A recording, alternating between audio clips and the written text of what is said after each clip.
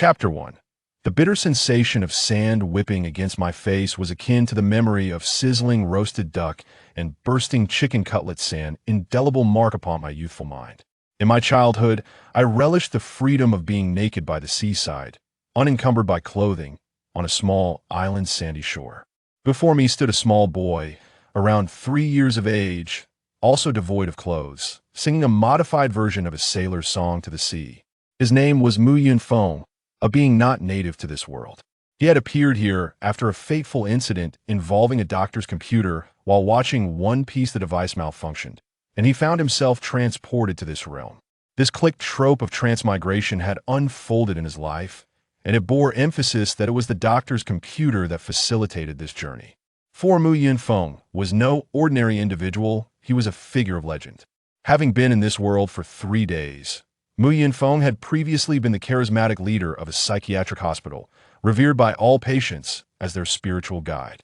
Whenever he issued a command, they would comply without hesitation, leading the doctors and the director to dub him the manager of oddities. His unique status granted him the privilege of using the doctor's computer to watch anime, a concession made by the medical staff in their desire for his cooperation. After all, indulging in anime was a minor concession in their eyes. Yet, unbeknownst to all, this revered leader among the patients was not a madman. Yunfeng had voluntarily admitted himself to the psychiatric facility.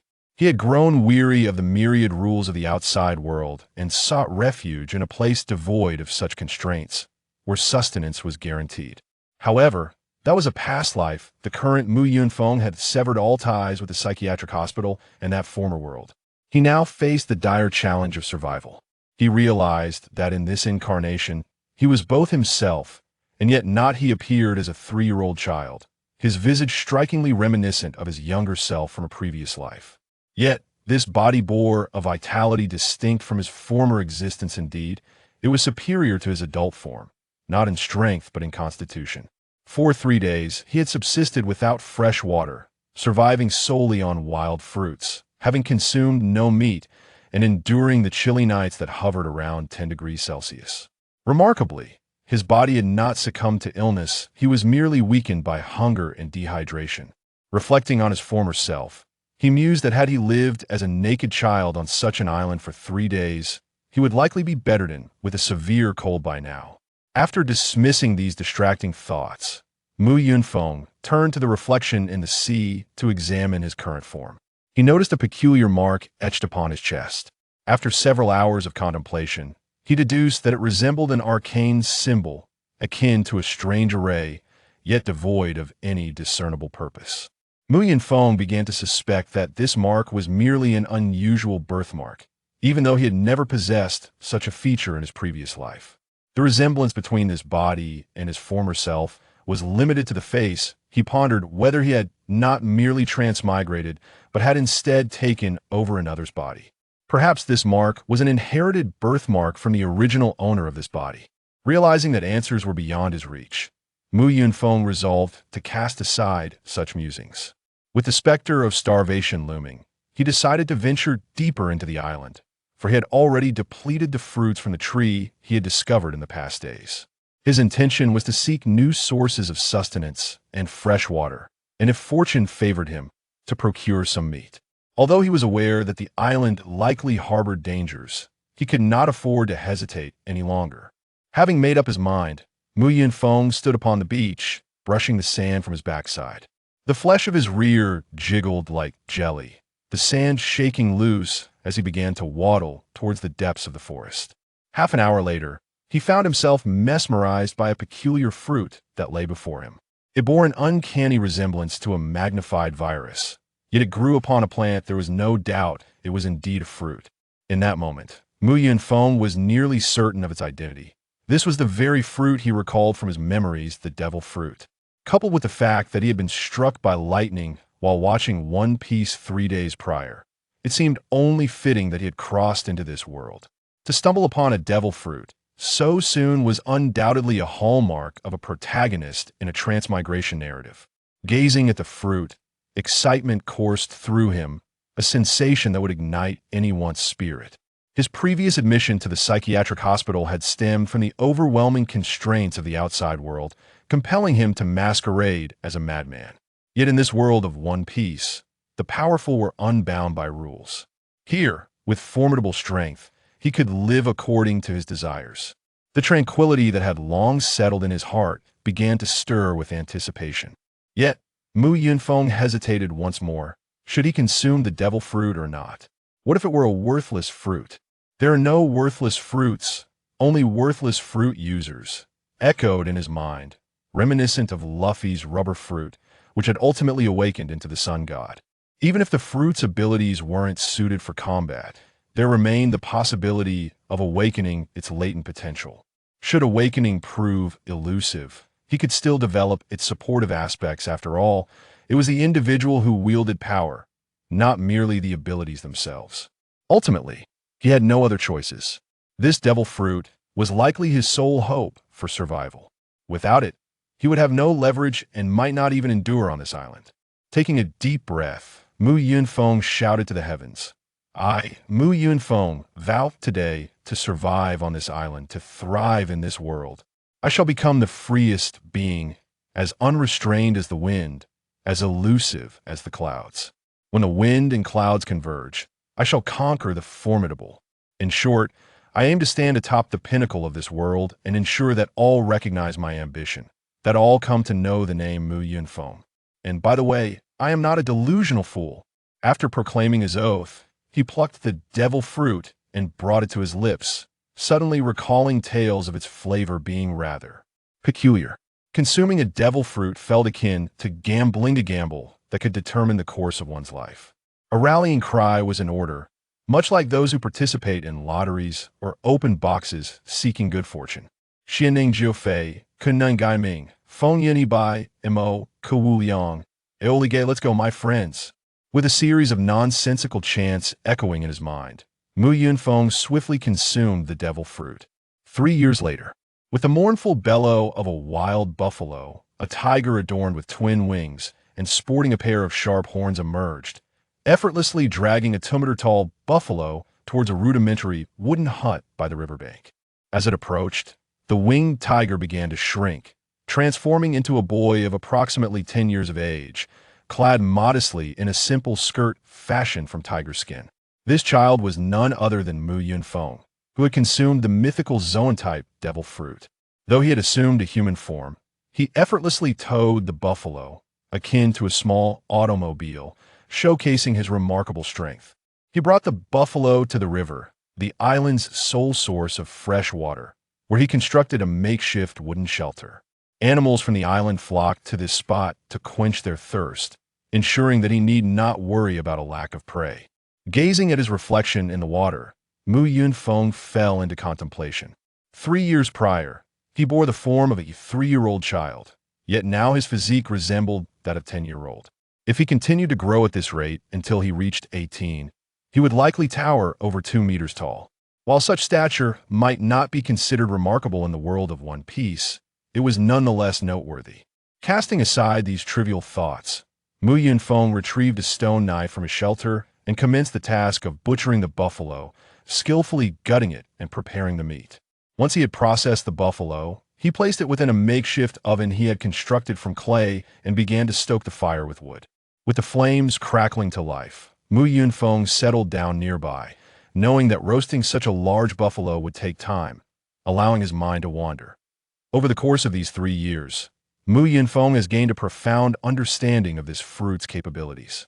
Undoubtedly, this fruit belongs to the Zoan-type of devil fruit, and it is indeed a top-tier variant. Having already mastered 2 unique abilities, he is nearly aware of the nature of the third. As for the existence of a 4th and 5th ability, Mu Yunfeng is confident they are present, albeit yet undiscovered.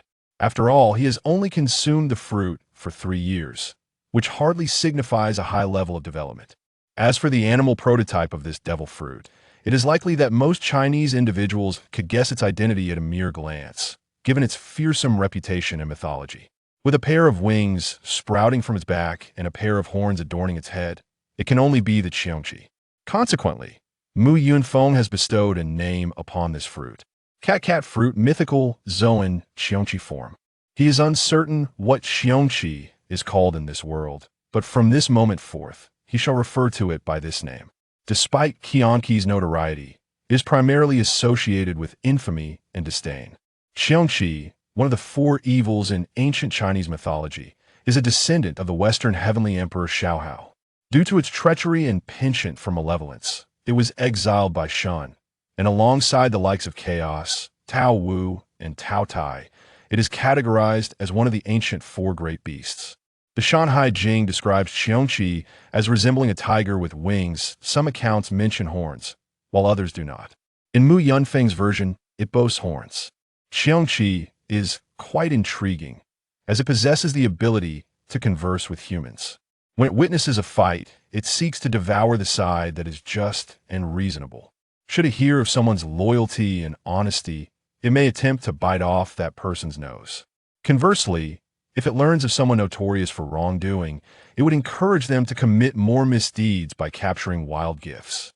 Thus, it is evident that it is a beast that punishes the virtuous and rewards the wicked. Consequently, ancient scholars referred to those who distance themselves from gentlemen while gravitating toward petty individuals as Qiongqi. Nonetheless, Mu Yunfeng pays little heed to these connotations. Despite Qiongqi's negative reputation, he is exceedingly pleased with the formidable strength of his Qiongqi form of the devil fruit. Generally, mythical Zoan-type devil fruits do not possess inferior qualities, and those with attribute-based abilities are typically exceptional. Moreover, flying abilities in devil fruits are usually advantageous. The cat fruit mythical Zoan Qiongqi form encompasses all of the aforementioned capabilities, particularly its flight ability, which surpasses that of Marco and Kaido in practicality. Marco's bird fruit mythical Zoan phoenix form requires him to transform his arms into wings, meaning he cannot use his hands while flying. Kaido, on the other hand, utilizes his fish fruit mythical Zoan azure dragon form to create clouds, thereby achieving flight. Mu Yunfeng's Qiongqi is distinct. It does not convert his hands into wings, but rather sprouts wings from his back. Thus, when he engages in combat in his hybrid form alongside Marco, he gains an additional pair of hands. Typically, mythical Zoan fruits possess special abilities, and Mu Yunfeng's Qiongqi is no exception, seemingly endowed with more than one. The first ability of Qiongqi is fire. The phrase burning fruit is not without merit. Yet, why would one who wields the power of flames still resort to kindling fire by friction? This is because his flames lack any temperature, or perhaps ice flames would be a more fitting description. Objects that come into contact with his flames do not ignite. Instead, they freeze, akin to a freeze fruit version of the burned fruit. Mu Yunfeng once named this peculiar flame Bone Spirit Cold Fire, but finding it somewhat juvenile, he subsequently renamed it Ice Flame. Let us set aside the matter of abilities for the moment. As Mu Yunfeng has made a momentous decision today, he intends to depart from this island. After residing here for 3 years, today marks his final day on this land, with plans to leave by tomorrow. Since consuming the Qiongqi fruit, he has possessed the capacity to leave at any time, for he has acquired the ability to fly. However, he has chosen not to depart immediately. The potential of this fruit is immense, yet potential does not equate to strength. Should he recklessly venture forth and be captured or eliminated by some insignificant foe, it would leave him with no recourse for lamentation. Thus, he has spent 3 years honing his skills on this island, engaging in no extraordinary training, merely focusing on fundamental aspects such as strength and speed. Each day, he would run while bearing stones and perform push-ups with weights upon his back. Over the course of these 3 years, his strength has grown remarkably. The power of this devil fruit is complementary to one's physique. As his body has become more formidable, even his beastly form boasts enhanced strength and speed. By the time the wild beef is roasted, night has fallen, and the meat, devoid of any seasoning, lacks in flavor. Nevertheless, Mu Yunfeng pays little mind to this. Having sustenance is already a blessing. He preserves the remaining beef by freezing it, intending to keep it as provisions for his journey. Subsequently, he plans to indulge in a restful slumber. Preparing himself to embark on his long-awaited adventure the following day, gazing upon the island before him, Mu Yunfeng reflects, "You have accompanied me for 3 years, yet we must ultimately part ways. Fear not. For I now possess the strength to protect myself.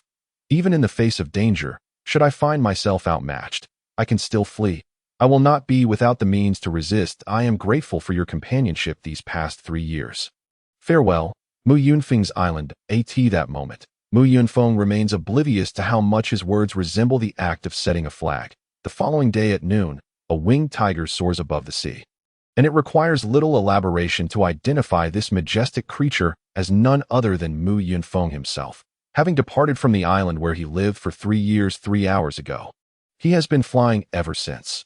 Although he has passed several islands along the way, he refrains from landing, for he seeks an island inhabited by people. After 3 years of solitude, he feels his linguistic abilities are on the verge of deterioration, driving him to urgently seek conversation with another. Suddenly, he spots a small island adorned with a plethora of blossoms, a veritable tapestry of colors, showcasing flowers from various seasons, regions, and differing environmental requirements, all blooming simultaneously on this island. From any vantage point, the scene is a kaleidoscope of hues, breathtakingly beautiful, compelling Mu Yunfeng to pause and admire. Delicate branches easily shed their blossoms, tender buds unfold with care, while the diligent bees buzz amidst the myriad blooms. A riot of reds and purples vie for splendor, effortlessly recognizing the gentle breeze of spring. The fallen petals are not devoid of sentiment. They transform into spring's nurturing soil, safeguarding the blossoms anew. Alas, the preceding lines seem somewhat disjointed, perhaps resembling a medley rather than a coherent poem.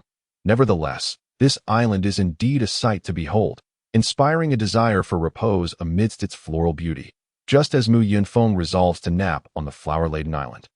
A voice interrupts his thoughts.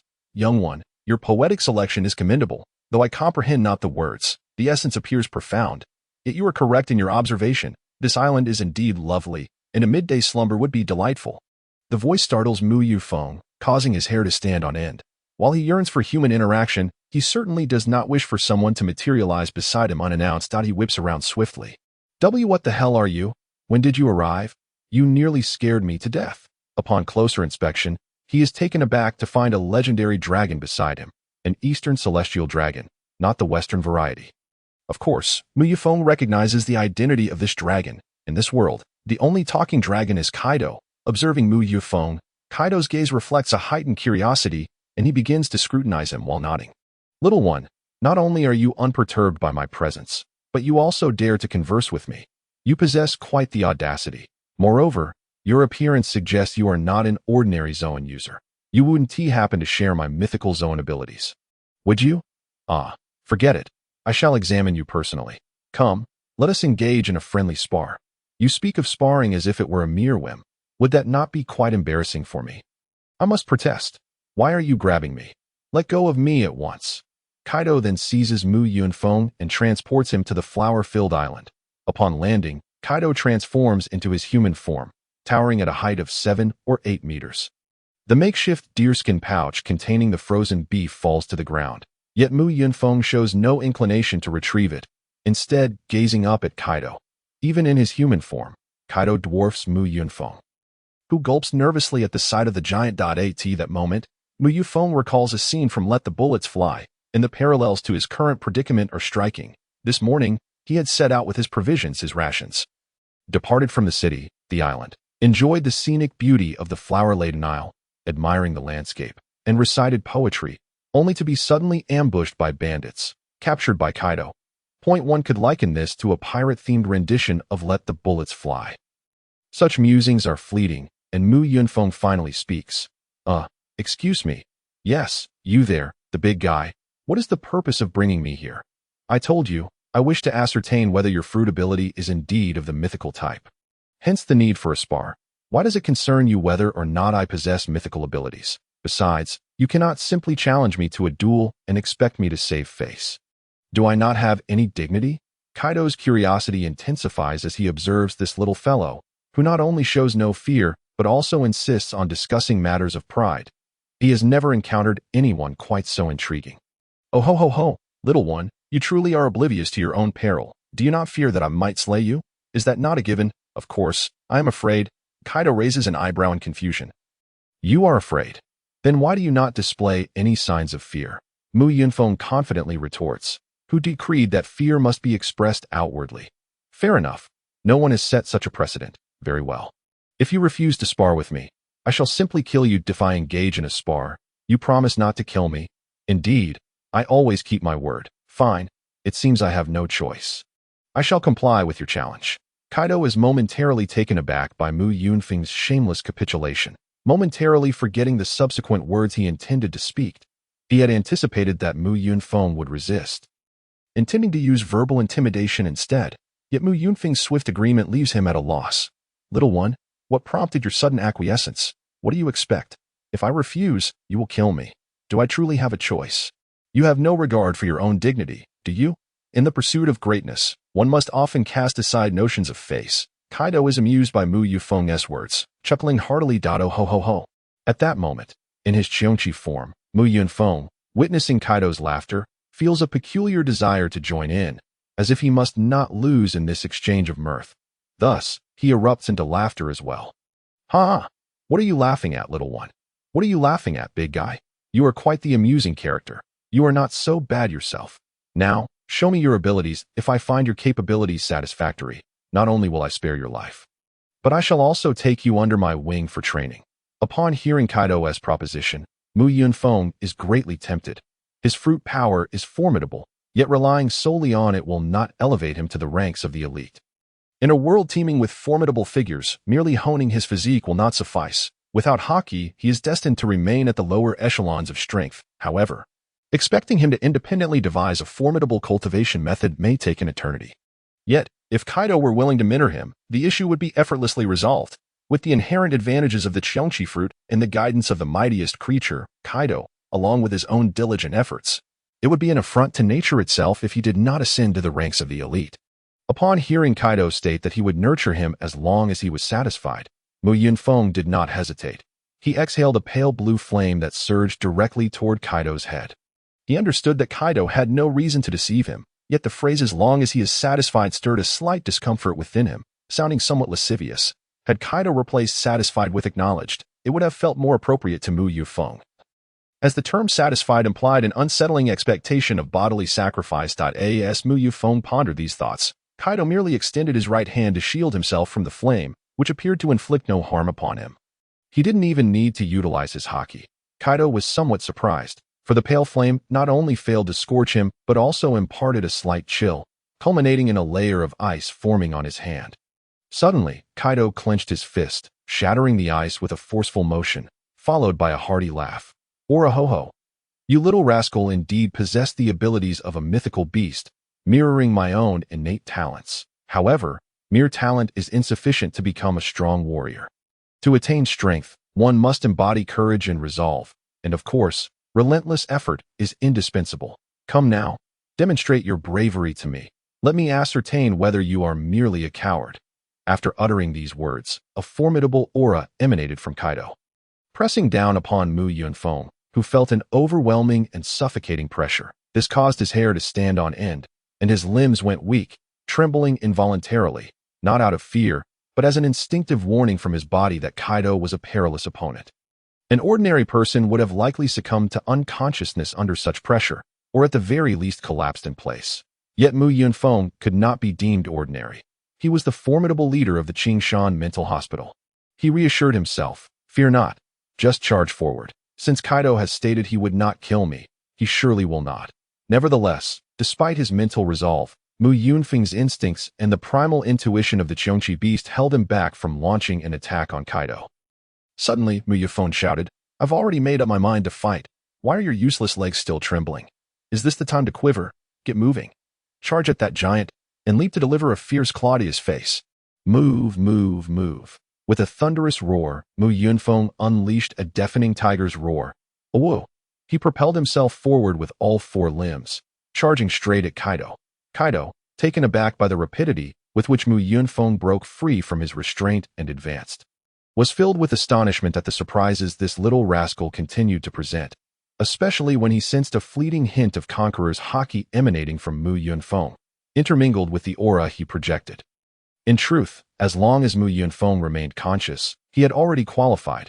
However, Kaido had not anticipated that Mu Yunfeng would not only remain upright, but also muster the courage to attack in such a brief span of time. To Kaido, Mu Yunfeng undoubtedly possessed the qualities of a king, coupled with the powers of a mythical beast. With the right nurturing, he could become a second Jin, if not surpass him entirely, while Kaido held high hopes for Mu Yunfeng's future. It was evident that he remained quite weak at present, and his attacking style was akin to that of a beast, devoid of any finesse. Thus, Kaido easily discerned Mu Yunfeng's approach and raised his left hand, intending to swat him aside. Indeed, Mu Yunfeng was casually brushed away by Kaido's dismissive gesture. Yet, Mu Yunfeng swiftly flapped his wings and returned, seizing Kaido's arm with his claws and sinking his teeth into Kaido's bicep. The biting force of a beast is formidable, and Mu Yunfeng's feral strength, coupled with his sharp teeth, pierced Kaido's skin. However, it merely broke the surface. Tearing away Kaido's flesh was an unrealistic endeavor, especially since Kaido had yet to activate his haki. Otherwise, Mu Yunfeng would have been unable to penetrate at all. Kaido instinctively tensed his muscles in response to the pain, causing Mu Yunfeng to release his grip, fearing that Kaido's taut muscles might ensnare his teeth. Just as Mu Yunfeng aimed to create some distance, Kaido swiftly grabbed his tail and forcefully slammed him to the ground, glancing at the 4 small blood spots on his right arm. At that moment, Mu Yunfeng, sprawled on the ground, looked up at Kaido and asked, "Hey, big guy, are you satisfied with my performance? Or a ho-ho? I am quite pleased with you, little rascal, though I did not employ my haki. I am astonished that you actually managed to pierce my skin. But why are you wandering alone at sea? Where is your family?" "I have no family left. I used to live alone on a small island. This time, I am aimlessly flying across the sea, hoping to find a place where people reside, lest I forget how to speak altogether. Is that so? A pitiful little rascal indeed. By the way, would you care to join my family and become one of us?" "Join your family? I want to recognize you as a father figure. How about this? You have a daughter in the future, and I will marry her. Then we will be family. Mu Yunfeng posed this question merely to ascertain whether Yamato had been born or how old she was, allowing him to determine the current timeline. Kaido erupted into laughter once more. "Or a ho-ho. I do indeed have a daughter. She is 6 years old this year." "Perfect. I am also 6 years old this year. Let us get married when I return." Thud. Kaido delivered a punch to Mu Yunfeng's head, sending him sprawling to the ground, and then he sat down beside him. "When did I say you could marry my daughter? You mentioned I could join your family. What I meant was for you to join my beast pirates. Why didn't you say so?" "I agree." Kaido looked at Mu Yunfeng with curiosity. "You accepted that easily. Do you know what being a pirate entails? What's there to be unaware of? Pirates are merely thieves of the sea, primarily engaging in murder, arson, and plundering. You know this and still wish to become a pirate? What's wrong with that? As the saying goes, murder and arson yield golden waistbands, while repairing roads and bridges leave no corpses. As long as I live freely, what does it matter if I become a pirate?" "Interesting. You truly possess the makings of a pirate, but you say you are only 6 years old, right? Quickly transform into your human form. I wish to see your true appearance." Mu Yunfeng then shifted into his human form, revealing a child roughly 10 years of age, clad only in a makeshift tiger skin skirt barely covering his modesty. Kaido stared at the transformed Mu Yunfeng for a moment before exclaiming, "So small." "I already mentioned I am only 6 years old. I am not referring to your age. Are you out of your mind? I am 6 years old. Of course I am small. Just wait 10 years. And I assure you, I will surprise you," Mu Yunfeng retorted, realizing the misunderstanding and then tentatively asking Kaido, "Big guy, what do you mean by so small?" "I am referring to your size. When you transformed into your smaller form, you were nearly 2 meters tall and 3 meters long. How is it that in human form, you are barely 1 meter?" To cover up his earlier peculiar thoughts, Mu Yunfeng quickly changed the subject. "That was not me. That was the winged tiger known as Qiongqi. The phrase adding wings to a tiger refers to Qiongqi. But to me, any creature that does not exceed 2 meters in height is small. If I were you, I would be a fish, a yellow eel, or perhaps a yellow eel bought by a female streamer. All right, I won't call you small anymore. So, the fierce beast Qiongqi, you are saying you consumed the cat fruit. Mythical type, Qiongqi form, that seems accurate. I only know this creature as Qiongqi." Kaido nodded, seemingly committing the name to memory, then addressed Mu Yunfeng. "But why are you running around without clothes, just draped in a rag? Are you a fool, you big oaf? If I had clothes, would I not wear them? But as you can see, I have none." Bang! Kaido playfully flicked the top of Mu Yunfeng's head, resulting in an exaggerated bump forming on the human-shaped Mu Yunfeng's head. Causing tears of pain to involuntarily escape from the corners of his eyes, Mu Yunfeng could sense an invisible force emanating from Kaido's finger, which must be hockey. Speaking of which, Kaido actually used hockey to flick his head. Given that his fingers were thicker than Mu Yunfeng's arms, it would be more aptly referred to as the cranial shock cannon. You lunatic, why are you flicking me? Have you consumed too many brainless pills? Bang.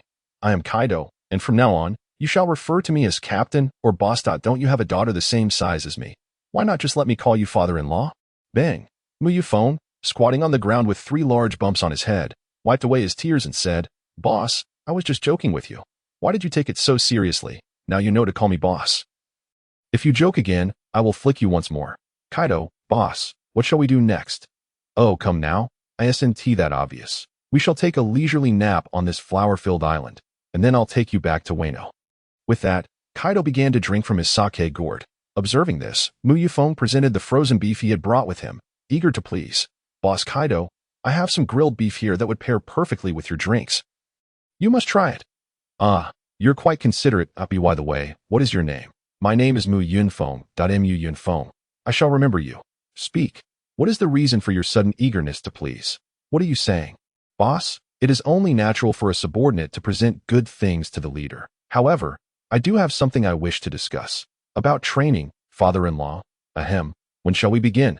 Kaido cast a satisfied glance at Mu Yunfeng. You possess a commendable drive for progress. Fear not. I will arrange for Jin to teach you upon our return. He is my most capable subordinate. But boss Kaido, I had hoped you would personally instruct me. If you wish to learn from me, you may, but my training method is akin to self-destruction. If you wish to join me, that is an option too. What kind of madness would lead me to train alongside you? The formidable and imposing Kaido, I am unworthy of such an honor. Kaido was well aware of what Mu Yunfeng had initially intended to say, yet he had no desire to bicker with the young one. Thus, he replied, All right, let us lie down and rest. When we awaken, we will head to Wano. This island is not only adorned with beautiful flowers, but the air is also filled with their fragrance. Lying here is pure enjoyment. And so, the two reclined on the island, basking in the warm sun, enjoying the gentle sea breeze, and inhaling the refreshing scent of blossoms, with Mu Yunfeng swiftly drifting into slumber on the battlefield above. One could see Akainu delivering a punch towards Luffy, only for Ace to leap in front of him. Just when everyone thought Ace was about to sacrifice himself, a hand grasped Akainu's magma-infused fist. And with a gentle flick, Akainu was cast aside. At that moment, Ace turned to the mysterious figure and expressed his gratitude. Thank you. Who are you? And why did you save me? Mu Yunfeng calmly responded. You need not wonder about my identity. I am Mu Yunfeng, merely a passing masked rider. But do you realize for whom you are blocking attacks? I am blocking for my brother. Foolish. You do not even know that your brother is the sun god Nika. Do you truly believe that the sun god Nika would fear mere magma? Awakening from slumber, it was a moment of reckoning. Hearing the voice, Ace abruptly turned around to find Luffy standing, equipped with a bow and arrow. Luffy then drew back the bow, releasing a giant bird that soared forth from the arrow. The last sun shall strike. The giant bird pinned a canoe to the wall. At this moment, Mu Yunfeng realized the absurdity of the situation. Surely this was a dream, for how else could Luffy employ the techniques of the renowned archer Hou-i? Although aware it was a dream, Mu Yunfeng remained curious about what would transpire next and approached Luffy. Who exactly are you? Are you Luffy or Hou-i? Turning around, Luffy looked at Mu Yunfeng and made a peace sign beside his ear. Indeed, I am Nico, but Nico. I must say, this dream of mine is remarkably creative. I might just laugh myself to death. Bang! Mu Yunfeng was jolted awake, and the identity of the one who struck him was all too apparent, for before him sat an enormous figure. It was none other than Kaido. Kaido looked at Mu Yunfeng with confusion. You little brat, what are you laughing about? You woke me up. Come on, it's time for you to accompany me to Wano. Recalling a scene from his dream, Mu Yunfeng burst into laughter. Haha, boss Kaido, you have no idea. I am nearly dying from my own dream. Although Kaido was somewhat perplexed by Mu Yunfeng's reaction, he did not inquire further and transformed into his dragon form. Preparing to depart, seizing the opportunity, Mu Yunfeng leaped onto Kaido's back. Little brat, what do you mean by riding on me? Boss Kaido, I am directionally challenged. If I were to fly alone, I might get lost. Since we are both headed to Wano, my weight should not be an issue for you, so please carry me along. Kaido was indifferent to such matters and soared into the sky. Mu Yunfeng. However, was brimming with excitement. Spreading his arms wide as if to embrace the air, Kaido's voice reached him. "What's this, little brat? You seem quite delighted." "I am indeed very happy. After all, everyone harbors a dream of being a dragon rider." "Oh, so you wish to be a dragon rider? Does that mean you consider me a mount?" "Boss Kaido, you are overthinking. I hold you in the highest regard and hope you will refrain from speaking of yourself in such a manner." Kaido shot Yunfeng a glare with his colossal dragon eyes. "You little brat. If you continue to be disrespectful, I shall teach you a lesson. But why do you aspire to be a dragon rider?" Yunfeng reflected for a moment, a slight smile forming at the corners of his mouth. In my hometown, there is a tale called the Condor Heroes, wherein a character named Yunfeng is a dragon rider. I hope that one day I can become like him. A dragon rider? I have not heard of such a thing, but it seems there was once a swordsman named Ryoma in Wano. However, that fellow has been dead for many years. Otherwise, I would have relished the chance to duel. My dragon rider does not ride a dragon. He rides something quite special. Alas, forget it. You would not understand. Kaido, naturally, did not grasp the meaning behind Yunfeng's words. Yet he engaged in a light-hearted conversation with him. They bantered back and forth, discussing various topics, seamlessly connecting their disparate dialogues. Suddenly, Kaido inquired, "By the way, little brat, what are your dreams?" Upon hearing Kaido's question, Yunfeng gazed up at the sky in silence for a few moments. "Dreams? Yes, I wish to overthrow the heavens." Kaido paused. "What do you mean by that? I am not well versed in such matters. Please speak plainly." "How should I put it? A few years ago, I wanted my name to resonate throughout the world. But now I find it to be a hassle. Perhaps I have reached a certain state of being. For now, I simply wish to be a laid-back person, enjoying the little things in life. Tending to birds, nurturing flowers, and exercising. Is that a dream?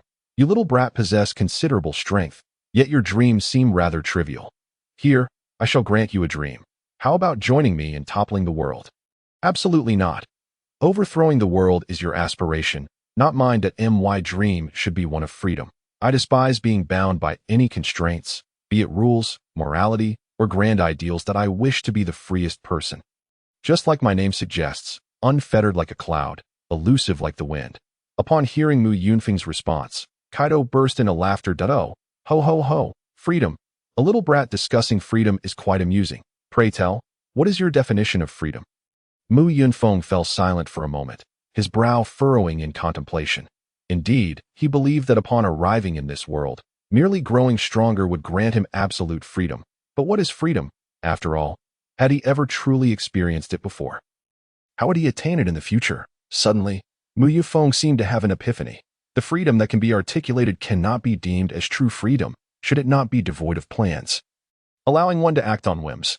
If I were to delineate how to achieve freedom, that would contradict its very essence. For instance, if just a moment ago I were dining on a ship, and in the next I felt an urge to swim, I would leap into the sea. That, indeed, is true freedom, acting without justification. At that moment, Kaido burst into laughter, exclaiming, "Oh, little brat, your thoughts are quite amusing. But do refrain from actually jumping into the sea. Those with powers cannot swim." Yunfeng gazed at Kaido, speechless. "Boss Kaido, a lack of education does not equate to foolishness. That was clearly a metaphor. How could I possibly jump into the sea?" Then, upon hearing Yunfeng call him a fool, Kaido executed a swift move, tossing Yunfeng off his back with a flick of his tail. Instantly, Yunfeng transformed into his Qiongqi form. "Boss, what are you doing? Do you not realize how perilous this is? If I fall into the sea, I shall surely drown. You little rascal, you've become rather arrogant. Riding on my back while calling me a fool. Once we arrive at Onigashima, I shall give you a proper thrashing." Yunfeng, his expression shifting dramatically, retorted, "Boss, I merely meant that metaphorically. The fool refers to myself. Besides, for someone of your stature, holding grudges would tarnish your image. Promise me you won't do that." After their playful banter, Kaido and Yunfeng soared toward Wano, a dragon and a tiger disappearing into the twilight as the sun set. Due to their swift flight, they reached their destination, Onigashima, around 8 in the evening. Before them loomed a colossal skull, its eyes glimmering with fiery light, clearly indicating a festive gathering. However, Kaido did not pause. He flew straight into one of the skull's eye sockets, with Yunfeng following suit through the other. Upon entering the skull's interior, they were greeted by cheers, welcoming Kaido back. The space inside the skull was vast, adorned with scattered buildings, but but the most prominent feature was the central square, from whence the glow of a bonfire emanated, as a lively gathering was underway. Soon, they noticed Mu Yunfeng in his Qiongqi form landing beside Kaido, yet none dared to speak. They merely gazed at Mu Yunfeng in unison. Firstly, as Mu Yunfeng was brought back by Kaido, they lacked the courage to inquire, suppressing their curiosity. Secondly, Mu Yunfeng's formidable appearance in Qiongqi form made them wary of his temperament. Should he take offense at their inquiries, it would be a most regrettable misunderstanding. While the average pirate would hesitate to ask, Kaido's trusted subordinates were boldered at a towering figure, over 6 meters tall and with a waist exceeding 12 meters. Approached Mu Yunfeng. Who else could it be but Queen? Knowing Queen's penchant for theatrics, Mu Yunfeng chose to ignore him. Queen began to circle Mu Yunfeng, finally unable to contain himself. "Little one, why do you have wings? What are you?" At that moment, Mu Yunfeng felt as if a herd of alpacas was frolicking freely in his mind. Although his Qiongqi form would grow with age, he was already nearly 3 meters long. And yet here was someone questioning his identity. Could it be that everyone in the pirate world was so large? If Kaido acknowledged him, he would not retaliate, let alone a mere calamity. Mu Yunfeng cast a meaningful glance at Queen. "I am but an ordinary little flower. What about you, Roundball? I've never seen such a spherical creature before." This scene left the surrounding pirates in shock. They had not anticipated the newcomer to be so audacious as to mock Queen. Queen, visibly displeased, relished in self-deprecating humor about his size, but resented others doing so. Until now, no one had dared to cross that line. Nevertheless, despite his irritation, Queen had no intention of reprimanding Mu Yunfeng. For the young one was brought back by Kaido, and Kaido's attitude towards him was rather ambiguous. Perhaps he was a secret child. "Oh, Queen," grumbling, retreated at that moment. Jean approached, asking the question that piqued everyone's curiosity. "Lord Kaido, is this your new capable aide?" "Capable aide? Hardly. This little brat is merely 6 years old. However, his potential is immense. He will be my capable aide in the future. Jean, do take some time to mentor him." Given Kaido's high praise, Mu Yunfeng's potential was indeed undeniable. Jean replied, "Leave the teaching to me, but whether he learns anything depends on him.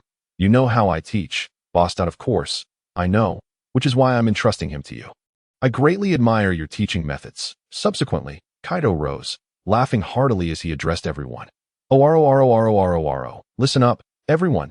This lad I brought back is named Mu Yunfeng.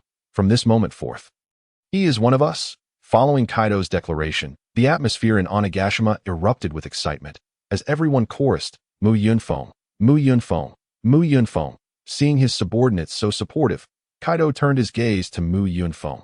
"Little brat, why don't you take on human form and greet them? They seem quite curious about you." Mu Yunfeng had yet to transform back for a reason. His makeshift skirt fashioned from tiger fur was rather rudimentary. Moreover, standing at such a height, with so many eyes fixed upon him, transforming into human form would undoubtedly lead to embarrassment. Thus, he grimaced at Kaido. "Boss, don't you think it would be rather awkward for me to revert to human form now? Could you perhaps find me some clothes to change into? I'd rather not have my sunflower partially exposed to their gaze. Oro. Where would I find clothes for a little brat? Go borrow something from someone down there." While Mu Yunfeng was contemplating which lady's attire he could wear, Jean approached, handing him a white vest and black pants. "This is new. You should wear it." Mu Yunfeng stared at Jean in astonishment. "Big brother, how do you carry a full change of clothes with you?" Jean coldly replied, "What business is that of yours? It's new. Will you wear it or not? Big brother, you're over 6 meters tall. This vest looks to be about 3 meters long. That I'm merely 6 years old. It will surely be too big for me. So you want to wear it? Then I shall take it back." "Fine, just give it to me. I'll make do with the vest. It's better to wrap myself in a vest than in a rudimentary skirt." Subsequently, Mu Yunfeng took the white vest from Jean and draped it around himself. Resembling a mummy with limbs, Jean, curious, asked, "Why are you only 1 meter tall? You appear nearly 3 meters long in your tiger form. Shouldn't you be at least over 2 meters tall?" Realizing he would be learning from Jean, Mu Yunfeng knew he couldn't treat him like he had with Queen. "Big brother Jean, my size is merely a result of my fruitability. Besides, Boss Kaido mentioned I'm only 6 years old. How tall can a 6-year-old be?" Jean then remarked, "We have another 6-year-old here, who was also picked up by Lord Kaido a couple of months ago. Jack, come over here." Upon hearing Jack's name, Mu Yunfeng immediately thought of the person, Jack the Drought, whose strength was mediocre but whose reputation was considerable. Soon, a towering figure over 4 meters tall approached, greeting Jean respectfully. "Big brother Jean, I'm here." Mu Yunfeng gazed at the 4-meter-tall Jack, unable to suppress his astonishment. "How old are you?" 6 years old. "This is utterly unbelievable." Jean then addressed Mu Yunfeng. "This lad is the same age as you. Go greet him. You'll be staying with him in the dormitory." Mu Yunfeng promptly rejected the idea. "I don't want to share a dorm with Jack. Boss Kaido said I could stay in his mansion." Suddenly, Kaido interjected. "When did I say you could stay in my mansion? Boss, don't you remember? You mentioned marrying your daughter to me. What kind of son-in-law would stay in a dormitory?" Kaido's fierce glare instantly silenced the raucous pirates, plunging the entire banquet into an unexpected hush. "Listen, kid, I warned you. One more joke, and I'll knock you out. Are you itching for a beating again?" Mu Yunfeng, ever the performer, attempted to lighten the mood with his dramatic flair. "Ha ha, I merely wish to enliven the atmosphere. However, I certainly do not wish to stay in the dormitory. The conditions there are undoubtedly inferior to those within your esteemed residence. How about this, boss? Allow me to reside in your home, and I shall assist you in looking after your child." "Looking after whose child?" Kaido retorted, his disdain palpable. "Of course, I mean your daughter, who is only 6 years old. I could be her playmate or even her rival. Surely, a suitable competitor could ignite her ambition, don't you think?"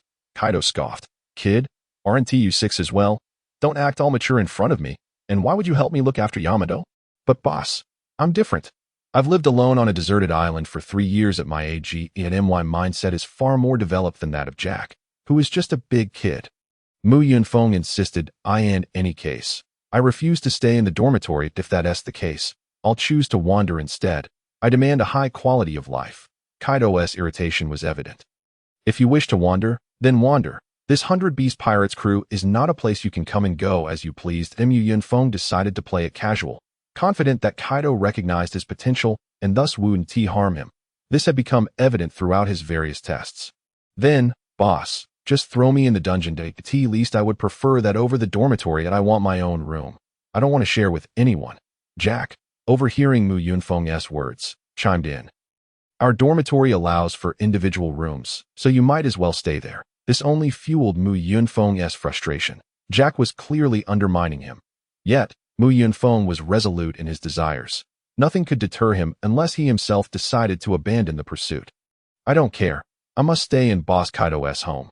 Jack, perplexed by Mu Yunfeng's insistence, asked curiously, "Why don't you want to stay in the dormitory? There are many peers there, and it's quite lively every day." Mu Yunfeng internally scoffed, listing numerous reasons for wanting to reside with Kaido, one being the relative tranquility due to the scarcity of children in Kaido's abode. Although Kaido's home did have one child, she was a little girl, a white-haired lowly whom Mu Yunfeng had always adored.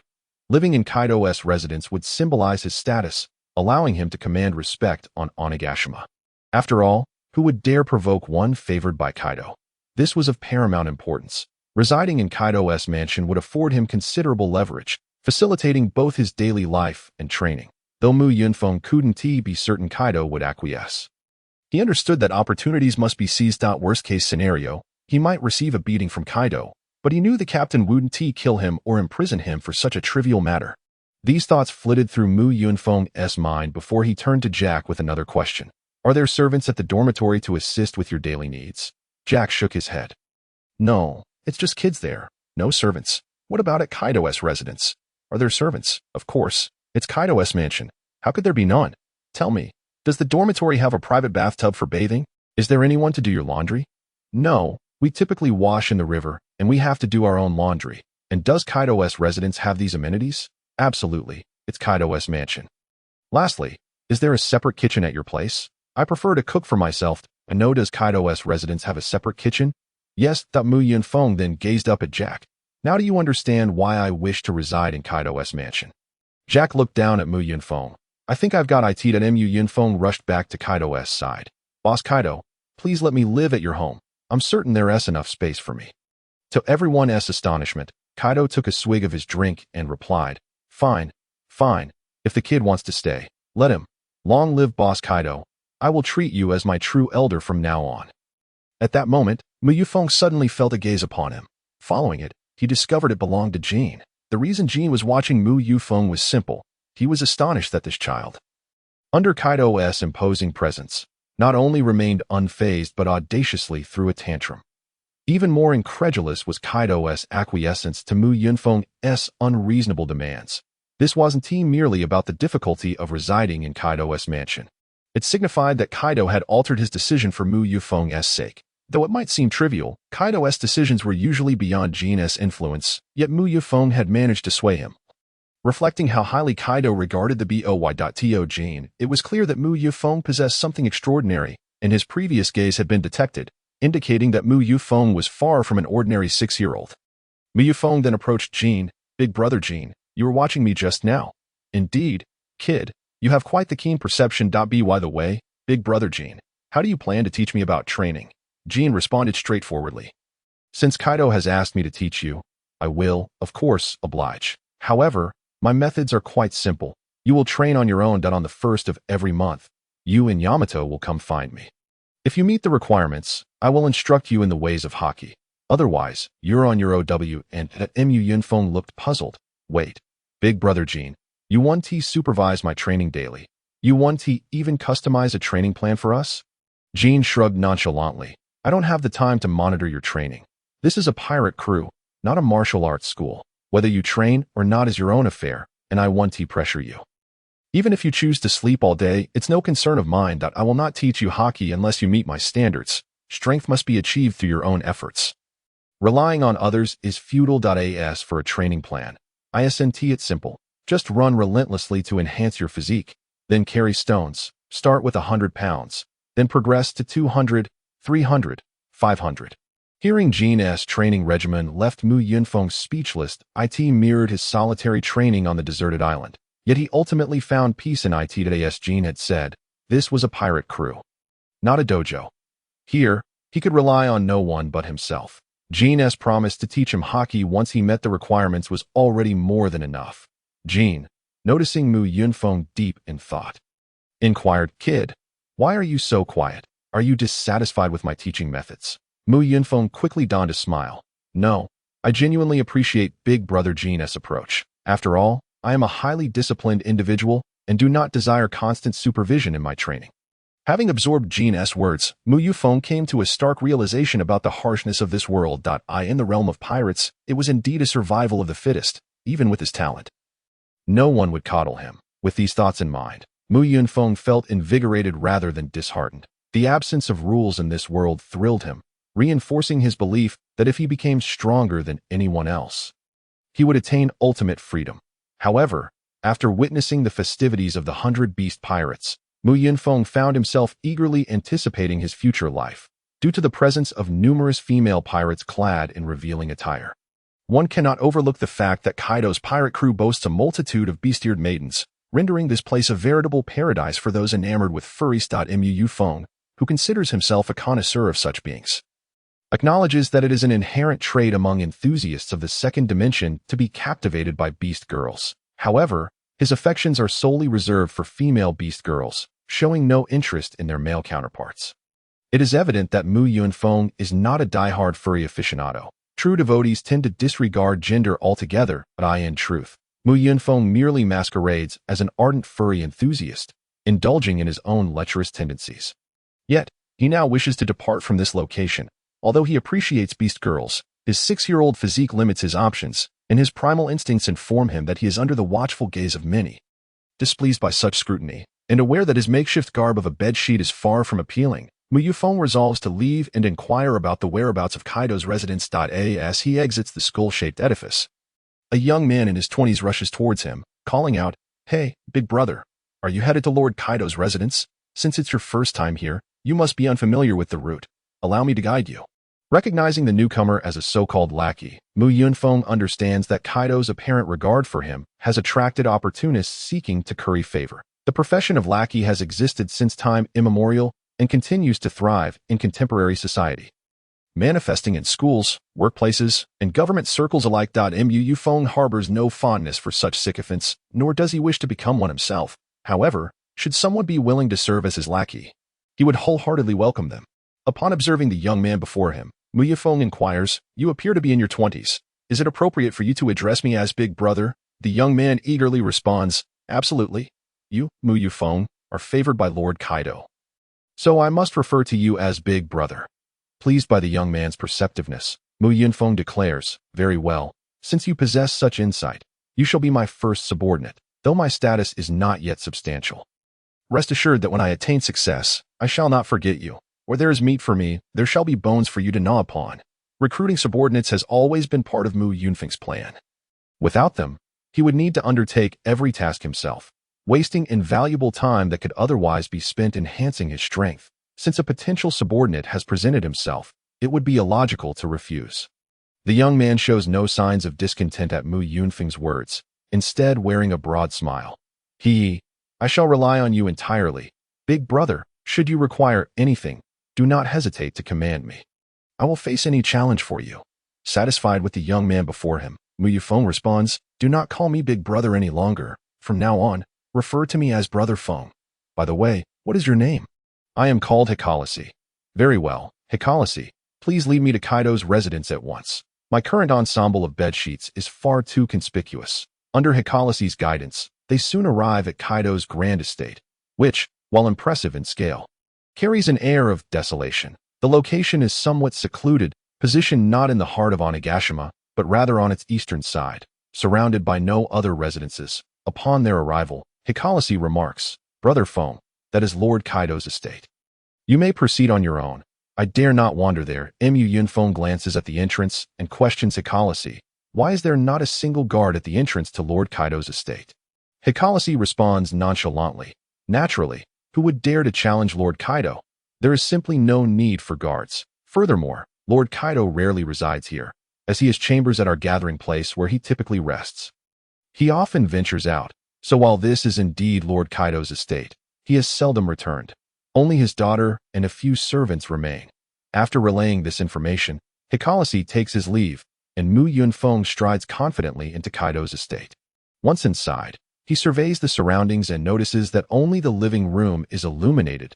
He makes his way toward it, pushing open the door to reveal the scene within the center of the room. A roasted lamb rests upon the table, while a small white-haired girl nibbles on a leg of lamb, flanked by two maids. Upon noticing Mu Yunfeng, the maids issue a warning. Who are you? And why are you here? This is not a place for someone like you. Leave at once. I am Mu Yunfeng, he declares. Lord Kaido has instructed that I reside here and that you assist in my care. Seeing the maid's skeptical expressions, he elaborates, you need not question me.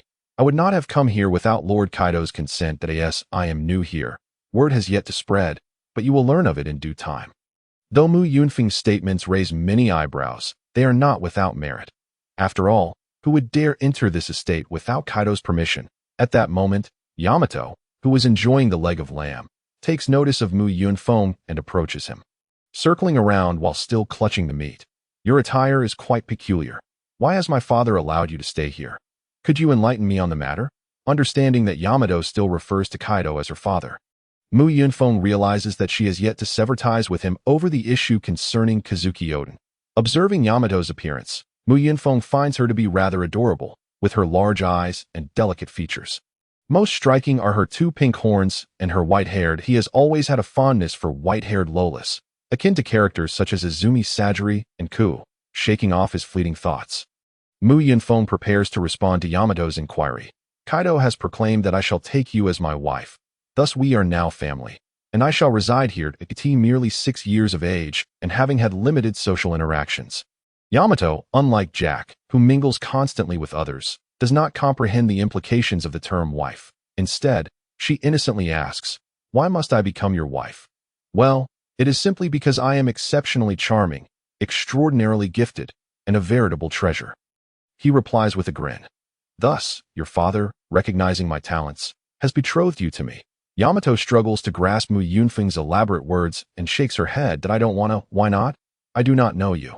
So why should I become your wife? Seeing that the young girl remains unyielding, Mu Yunfeng devises a new strategy. After all, he possesses the wisdom of an adult, easily outsmarting the innocent child. Suddenly, he recalls that Yamato seems to yearn for freedom and adventure, which is likely the reason for her estrangement from Kaido. You are called Yamato, correct? Would you care to hear a story about adventures in the outside world? Upon hearing the mention of stories and adventures, Yamato visibly falls into Mu Yunfeng's trap. That I want to hear. Please tell me a story. With a glint in his eye, Mu Yunfeng continues. However, this story cannot be shared lightly. It is our family tradition that such tales are reserved for my wife. If you agree to be my wife, I will gladly regale you with a story. Yamato ponders for a moment before responding. Are you trying to deceive me? Kambosu and Shappu have told me stories too. And they never said it must be for a wife. Mu Yunfeng, undeterred by her skepticism, counters, but this is different. My stories are of far-off lands. So, will you listen or not? Eventually, swayed by the allure of the tale, Yamato concedes. All right, you tell me a story, and I will be your wife. Very well, but you must not go back on your word. I won't. Now tell me quickly. Suddenly, Mu Yunfeng felt two disdainful gazes directed at him. He soon discerned the source of these scrutinizing stares. They belonged to the maid Campos and Sharp. Their expressions were rather peculiar, and under such scrutiny, Mu Yunfeng felt as though he had transformed into a dubious figure luring innocent young girls. Even though he indeed had enticed a little girl, that he chose to disregard their contemptuous glances, instead grabbing a leg of lamb from the table and indulging in it voraciously at that moment. Yamato, too, was unwilling, exclaiming, "That is my roasted lamb. Yamato, you must learn to share. You need to share your roasted lamb with me before I can share my stories with you. Oh, then tell me a story." As for the story, that can wait. First, let me eat something. I nearly starved after flying with your father. After satisfying his hunger, Mu Yunfeng turned his gaze toward Yamato, estimating that their heights were quite similar. Both around 1.40 meters, he then addressed Yamato. Yamato, you must have some spare clothes. Lend me an outfit, for I am dressed so strangely simply because I lack proper attire. Subsequently, Yamato turned to the two maids and instructed, "Please fetch him an outfit of mine." Upon hearing this, the maids departed, and Mu Yunfeng called out, "Also, kindly tidy up my room and place the clothes there at this moment." Yamato looked at Mu Yunfeng and asked, "Are you full now? Hurry and tell me a story." "Very well, let me share this tale with you. In the Eastern Victory Divine Continent, there exists a flower fruit mountain in the sea of the proud nation of Ally. On the summit of the mountain, a celestial stone gave birth to a stone monkey. The stone monkey found a cave named Water Curtain Cave at the source of the stream in which he resided, and was hailed as king by a multitude of monkeys. Meanwhile, in a secret chamber within a house inside a skull, only Kaido and Jin were present. Kaido broke the silence, saying, "Jin, feel free to ask any questions." Without much hesitation, Jin inquired, "What is your relationship with that little brat?" "Kaido, I sense that you have a particular fondness for him." "Indeed, particularly so. Oh, is it that obvious?" Kaido chuckled. "However, you are my most trusted subordinate, so it is permissible to confide in you. That little brat possesses immense potential. He shares the same talent as I do. He is a user of a mythical Zoan-type devil fruit, and his abilities are not to be underestimated. At the very least, his capacity for flight surpasses that of most devil fruit users. Yet, this is merely one of the reasons I regard him highly. The most crucial aspect is that he possesses the qualities of a king.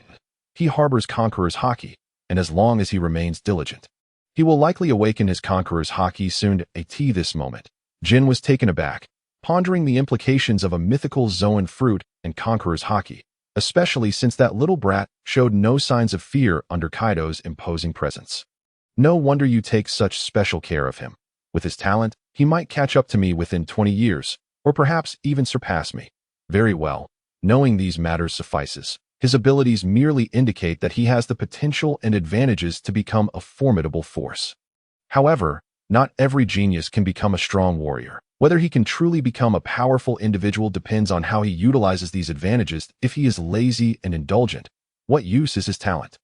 Meanwhile, in a room within Kaido's mansion, Mu Yunfeng lay in bed, cocooned in blankets, blissfully asleep. His slumber was remarkably sweet. The previous day, he had recounted 2 segments of Journey to the West to Yamato, and as one of the 4 great classics, it had captivated the little girl instantly, underscoring the inherent charm of the tale.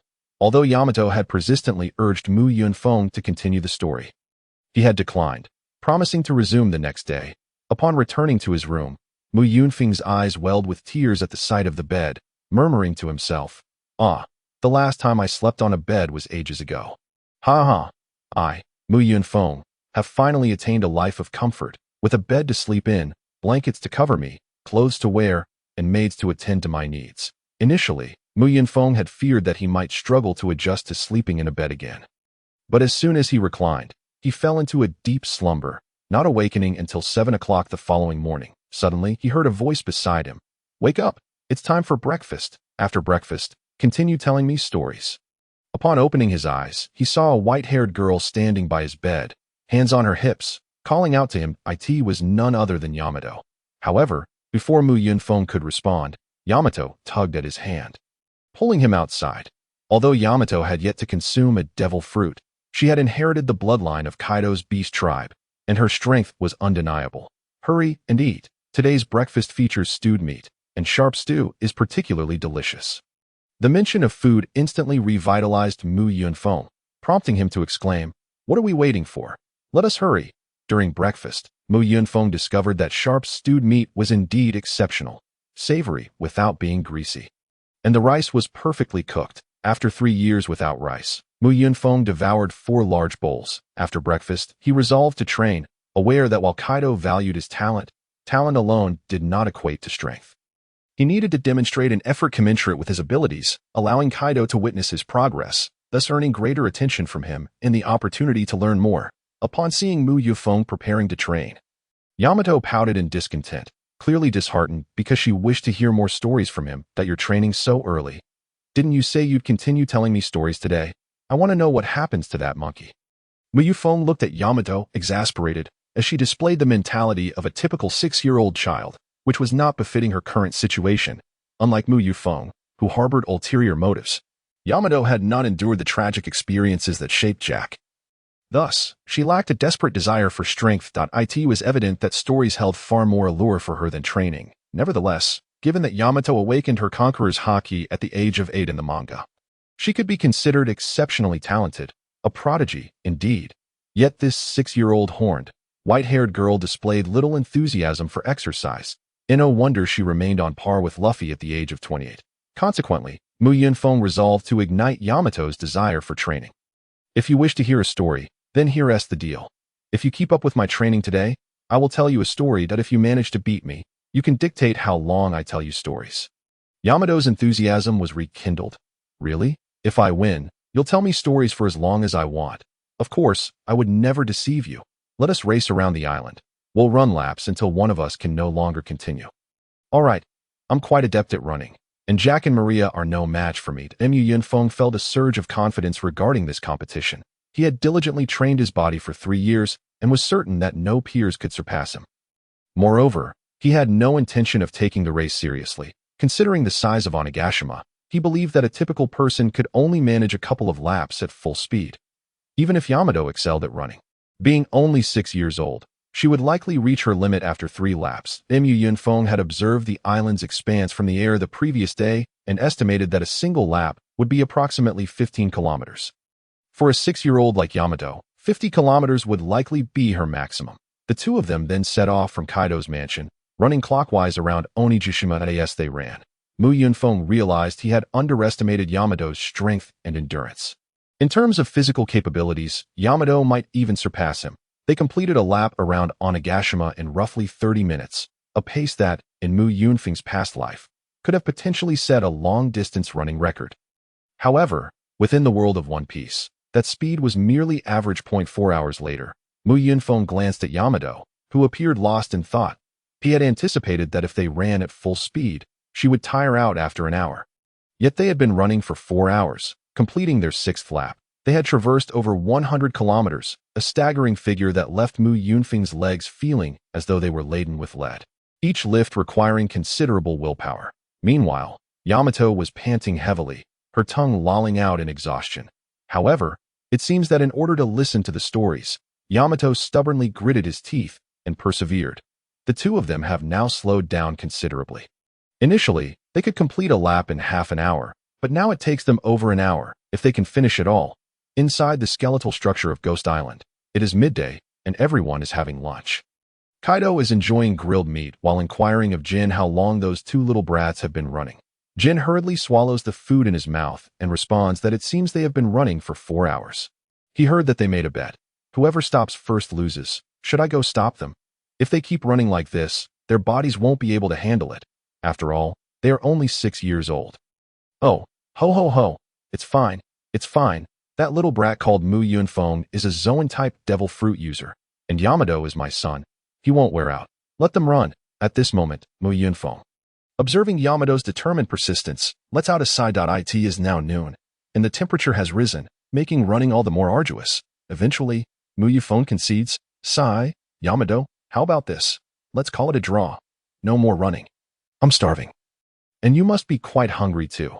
Yet, Yamato ignores him, laboriously lifting his legs to eye in Yamato's fiery eyes. Mu Yunfeng sees the words I must win. Subsequently, Mu Yunfeng decides to concede. He can always claim he didn't mean it later. If they keep this up, they will surely exhaust themselves. Such is human nature. The moment one entertains thoughts of giving up, one becomes laxed. Mu Yunfeng is no exception, and the strength in his legs is instantly drained. Smack. Mu Yunfeng collapses to the ground and shouts to Yamato, Yamato, you win. No more running. Upon hearing this, Yamato breathes a sigh of relief and thud. He too falls beside him. Although the contest has ended, neither stands up. Their stamina has reached its limit, and they lack the strength to rise. Mu Yunfeng slaps himself in disbelief. His first attempt at boasting has backfired, and he has indeed lost to the white-haired little girl. Yamato in a battle, Mu Yunfeng would undoubtedly prevail. After all, in his Qiongqi form, he could even breach Kaido's defenses. Thus, he believed he would never lose in a test of endurance, considering the Zoan-type inherently enhances physical attributes. Yet reality has dealt him a harsh blow, and he realizes he must temper his arrogant attitude. Otherwise, he risks a fall from grace at any moment. It is a cardinal sin to underestimate one's opponent in any battle. And from now on, Mu Yunfeng must maintain a cautious mindset, embarking on the path of a seasoned strategist. While Mu Yunfeng and Yamato lay on the ground, dusting themselves off, Jin swoops down from the air, grasping both of them and flying towards Kaido. Jin sets them down before Kaido, but for Yamato and Mu Yunfeng, it merely changes their resting place. They still do not rise to this moment. Kaido bursts into laughter. Oh, ho ho ho, what has gotten into you two little brats today, running wild outside? Upon hearing his voice, Mu Yunfeng instinctively raises his head, fixated on the meat in Kaido's hand. He hardly registers what Kaido has said. For he is ravenous. Food. Give me food. I'm starving. Hand over that meat. Upon hearing the word meat, Yamato regains a bit of strength, and the two charge towards the meat in Kaido's hands, observing their approach. Kaido lifts the meat high above his head. Although Kaido is seated, he is not someone Yamato and Mu Yunfeng can easily snatch from. Oh, ho ho ho, this is my meat. If you want it, come and take it. However, Mu Yunfeng has always been adaptable.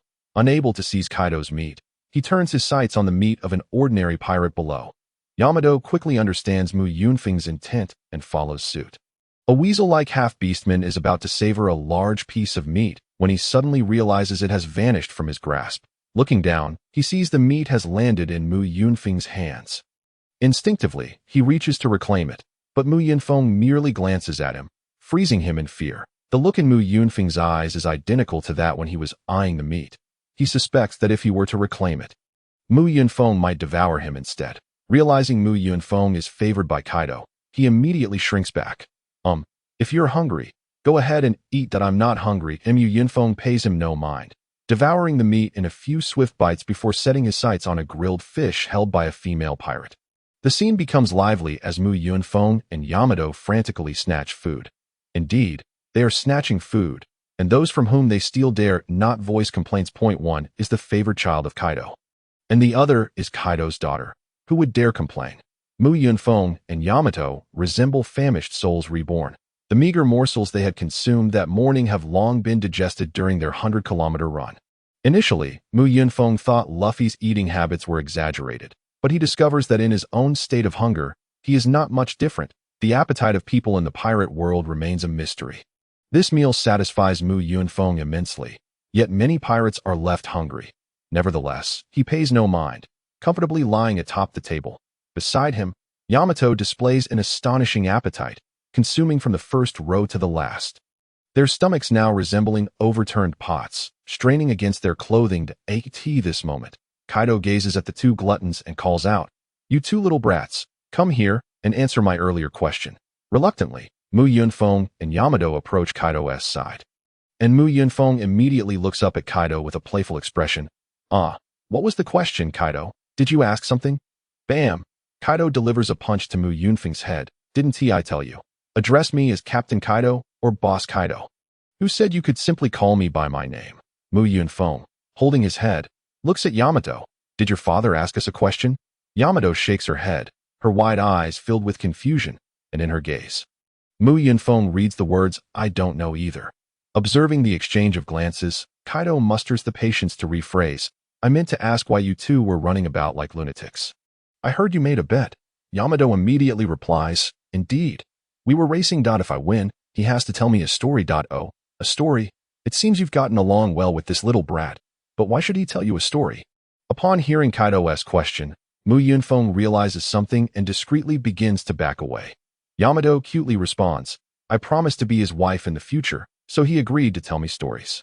Upon hearing this answer, Kaido's gaze locks onto Mu Yunfeng, who has by now retreated 10 meters away. With a sudden leap, Mu Yunfeng transforms into a winged tiger and soars out of the skeletal eye. Watching Mu Yunfeng flee, Kaido shouts, Little brat, get back here this instant. Humph, do you take me for a fool? If I return, I'll surely be beaten. Do you think avoiding me means you want to be punished? Kaido hurls his kanabo. Just as Mu Yunfeng prepares to retort, he sees the kanabo rapidly enlarging in his sight, resembling a rocket. Bang! The kanabo crashes down on Mu Yunfeng's tiger head, sending him tumbling to the ground. As Mu Yunfeng reverts to human form, he rolls on the ground, clutching his head in pain, an exaggerated bump forming, tears streaming down his face. Moments later, Mu Yunfeng stands resolutely, wiping away the tears from his eyes. His gaze fixed determinately on Kaido. 30 years in the east, 30 years in the west. Do not underestimate the young. Cursed Kaido, if I ever achieve my lofty aspirations, I shall thrash you thrice a day. After enjoying a delightful moment, Mu Yunfeng reclined on the grass, intending to indulge in a refreshing nap beneath the warm sunlight. After all, following an intense workout and a hearty feast, drowsiness quickly enveloped him. As the saying goes, eat well, drink well, and take a nap. Around 4 in the afternoon, Mu Yunfeng finally awoke from his slumber. The first thing he did was to touch the large bump on his head inflicted by Kaido, followed by a resigned sigh. Although the swelling had subsided from its initial severity, he could still feel a throbbing pain when touched. Kaido's strike had indeed been formidable. This only solidified Mu Yunfeng's resolve to give him a thrashing 3 times a day in the future. After performing a few simple stretches, he let out a comfortable groan, a testament to the extraordinary recovery boost granted by his beast-type ability. Most people would be utterly exhausted after such a rigorous workout. But he was able to rejuvenate himself with just a nap. Glancing at the sun's position, Mu Yunfeng gauged the approximate time. He estimated that dinner would be ready in a little over 2 hours. So he decided to train for a while longer. However, he did not feel inclined to run today, as he was nearly nauseated from the morning's exertion. Instead, he opted to perform some push-ups. 1, 2, 3, 998. 999, 1000. What a thrill. Exercising was truly exhilarating. After completing 1,000 push-ups, Mu Yunfeng swung his arms and proceeded to do sit-ups and some other basic strength training exercises. After spending 2 enjoyable hours training, Mu Yunfeng made his way back to his residence as it was nearly time for dinner. Upon returning, he found it was already past 6, and Date came rushing up to him. Where have you been today? We haven't seen you for ages. Did you go off to play by yourself? Mu Yunfeng glanced at Date with a hint of exasperation. Where could I have gone to play? I was knocked unconscious by your father's stick and have only just awakened. Date looked up at Mu Yunfeng with her adorable eyes. Why did my father hit you?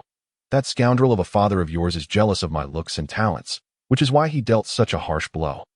However, you mustn't tell him again about your future promise to become my wife. Why not? Don't you want to? Why would I refuse something that comes free of charge? The main issue is that once he hears that, he will become envious of me, so please refrain from mentioning it to him again. Day nodded earnestly. Oh, I understand. Then tell me a story. You said Sun Wukong set out to sea yesterday. All right then. Since dinner isn't ready yet, I shall continue recounting the journey to the west. Sun Wukong set sail, aspiring to become the pirate king in search of One Piece. No, wait. He seeks out an immortal to learn the art of longevity. After enduring numerous trials, he finally crosses the sea and learns from a woodcutter about Ling Tai Fongsuan Mountain and the Xiaoyu Sanqing Cave. where immortals bestow their wisdom.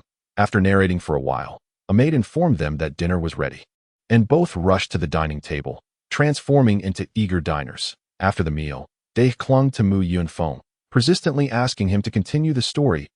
"Haven't I already told you this today? How about I tell you one chapter a day from now on? If I talk too much, it'll become tedious for me as well." They shook her head vehemently. "No way. You said that as long as I win, you would keep telling me." Seeing this, Yunfeng let out a resigned sigh. It seemed the little girl had remembered their wager. He silently apologized, as he knew that given Day's current temperament, the storytelling could go on indefinitely. He thought to himself that he could always make it up to her later. That wager from this morning was actually a ruse. Upon hearing this, Day was taken aback, her expression frozen in disbelief. After a few seconds, she processed the information. Tears welled up in her eyes as she looked at Yunfeng incredulously. "You mean everything you said this morning was a lie?" "Yes, indeed, a lie." Day, realizing she had fought so hard to win the contest only to be met with deception, felt increasingly wronged. The more she thought about it, the more aggrieved she became, and ultimately, she could no longer hold back her tears. Seeing the weeping little girl before him, Yunfeng stepped forward to console her. "Day, there's no need to be so upset. I promise to tell you a chapter every day from now on. All right? That way, you can finish it in 3 months." Yunfeng's attempt to comfort her only made things worse, as Day erupted into a loud cry. Watching the little girl sobbing because of him was unbearable, so he decided to step outside for a walk, muttering to himself, "Indeed, it was wise not to go to the dormitory with Jack. If I were surrounded by such weepy little ones, it would drive me insane to that moment." Yunfeng was oblivious to the fact that Day was crying precisely because of him. After Yunfeng left, Day wiped her tears and returned to her room, sulking on her bed. The following morning, as the first rays of sunlight graced Yunfeng's face, he stretched comfortably and made his way to the living room. Upon entering, he discovered Day already seated there, waiting for breakfast. However, when she saw Yunfeng, she turned her face away at him. Yunfeng approached her with a cheerful grin and tousled her hair. "Good morning, Day. Why didn't you wake me up for breakfast today?" Smack! Day swatted away Yunfeng's hand that was ruffling her hair. "Liar, fool, idiot, nuisance. I won't talk to you anymore. I won't wake you up for breakfast again." Seeing Day's lackluster threats, Yunfeng burst into laughter. "Uft! Ha! Can you not act like a child? Who do you think you can intimidate with such threats? I am a child. And you're a child too. What do you get to call me childish? How about this? If you don't talk to me or wake me up again, I will cease telling you stories altogether." Day hesitated for a moment before relenting. "If I wake you up for breakfast, will you stop lying to me?" "Of course I will. You scoundrel, you still plan to deceive me." Yunfeng's eyes glinted mischievously as he plotted. "Day, the truth is, I deceive you for your own good. You are far too naive. Such a personality will lead to misfortune in the future. That I only trick you to let you experience the harsh realities of society early on." "Really?" "Absolutely." "Then will you still tell me stories?" "That depends on whether you behave." After a moment of contemplation, Day nodded. "I will be good." "Then come over here and let me ruffle your head." Day walked over and sat down before lowering her head. Seeing the well-trained little girl, Yunfeng, like a victor, placed his hand on Day's head and playfully ruffled her hair. "All right, I will tell you a story after dinner every day from now on." After a brief session of hair tousling, Yunfeng released his grip. Not wishing to turn Day into a baldy, he then lay on the floor, awaiting mealtime. Children are easily placated. After finishing breakfast, Yunfeng spun a tale, and Day completely forgot about being deceived the previous day. After their meal, both Day and Yunfeng sprawled out on the living room floor, resembling two aimless fish without dreams. By the way, Yunfeng, you turned into a tiger yesterday, a tiger with wings. Are you a devil fruit user? Of course, but you, little fool, actually know about devil fruit users. It seems I've misjudged you. You must be quite clever. Of course, I know many things. What kind of fruit do you have? With a tone of pride, Yunfeng replied, I possess the Qiongqi fruit, the strongest beast-type devil fruit.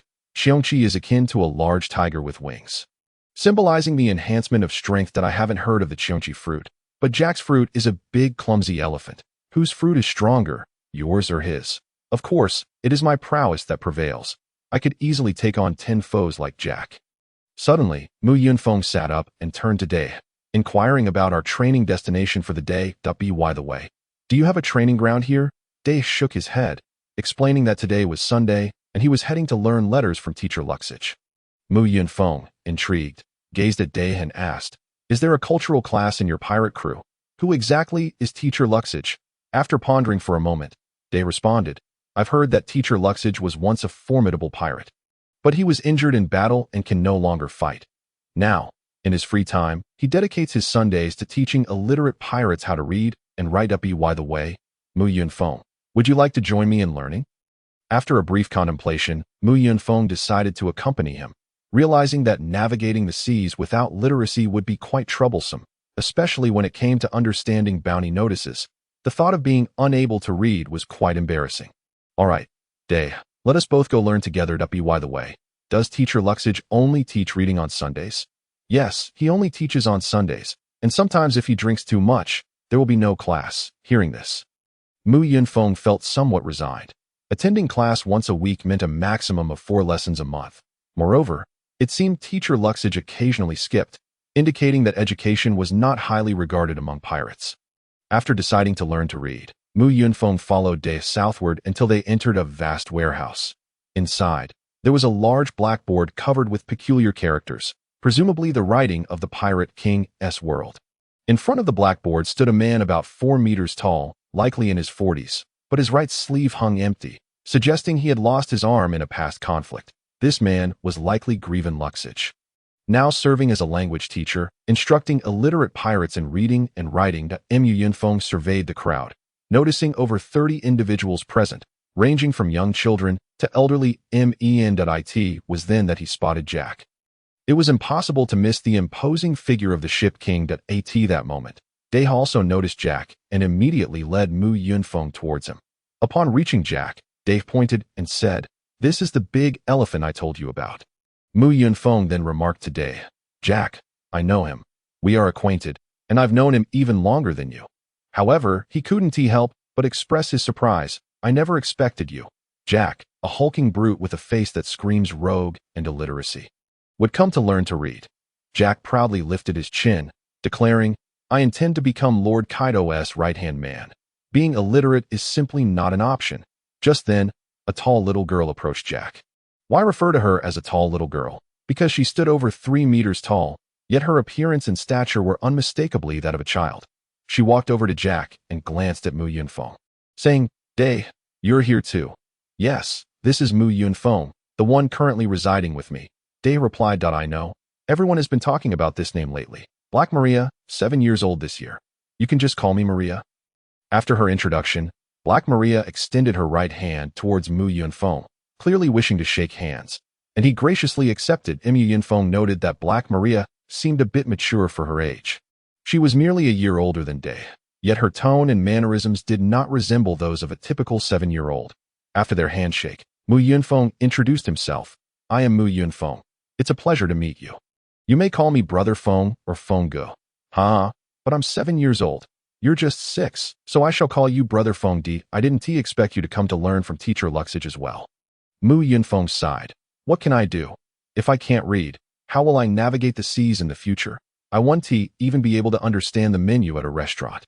The 4 of them began to converse, but while it was a conversation among 4, it was mainly Mu Yunfeng, Day, and Maria doing the talking, with Jack occasionally grunting to assert his presence. Suddenly, teacher Luxage, who had been writing on the blackboard, stopped, turned to face them, and bellowed, "You rascals, be quiet. Why are there so few of you today? Just over 30. It seems some fools are unwilling to attend my classes. Huh? Truly short-sighted. Life without literacy will be quite inconvenient. Now, let us proceed with today's lesson. As the day unfolded, Mu Yunfeng noticed that while teacher Luxage had a temper, he was quite earnest when teaching. He explained how to write each character, their pronunciations, meanings, and origins with remarkable clarity. At least he was dedicated to his role as a teacher. In the afternoon, after Luxage departed, Mu Yunfeng, Day, Maria, and Jack exited the warehouse together. Jack, however, appeared unusually haggard. Mu Yunfeng teased him.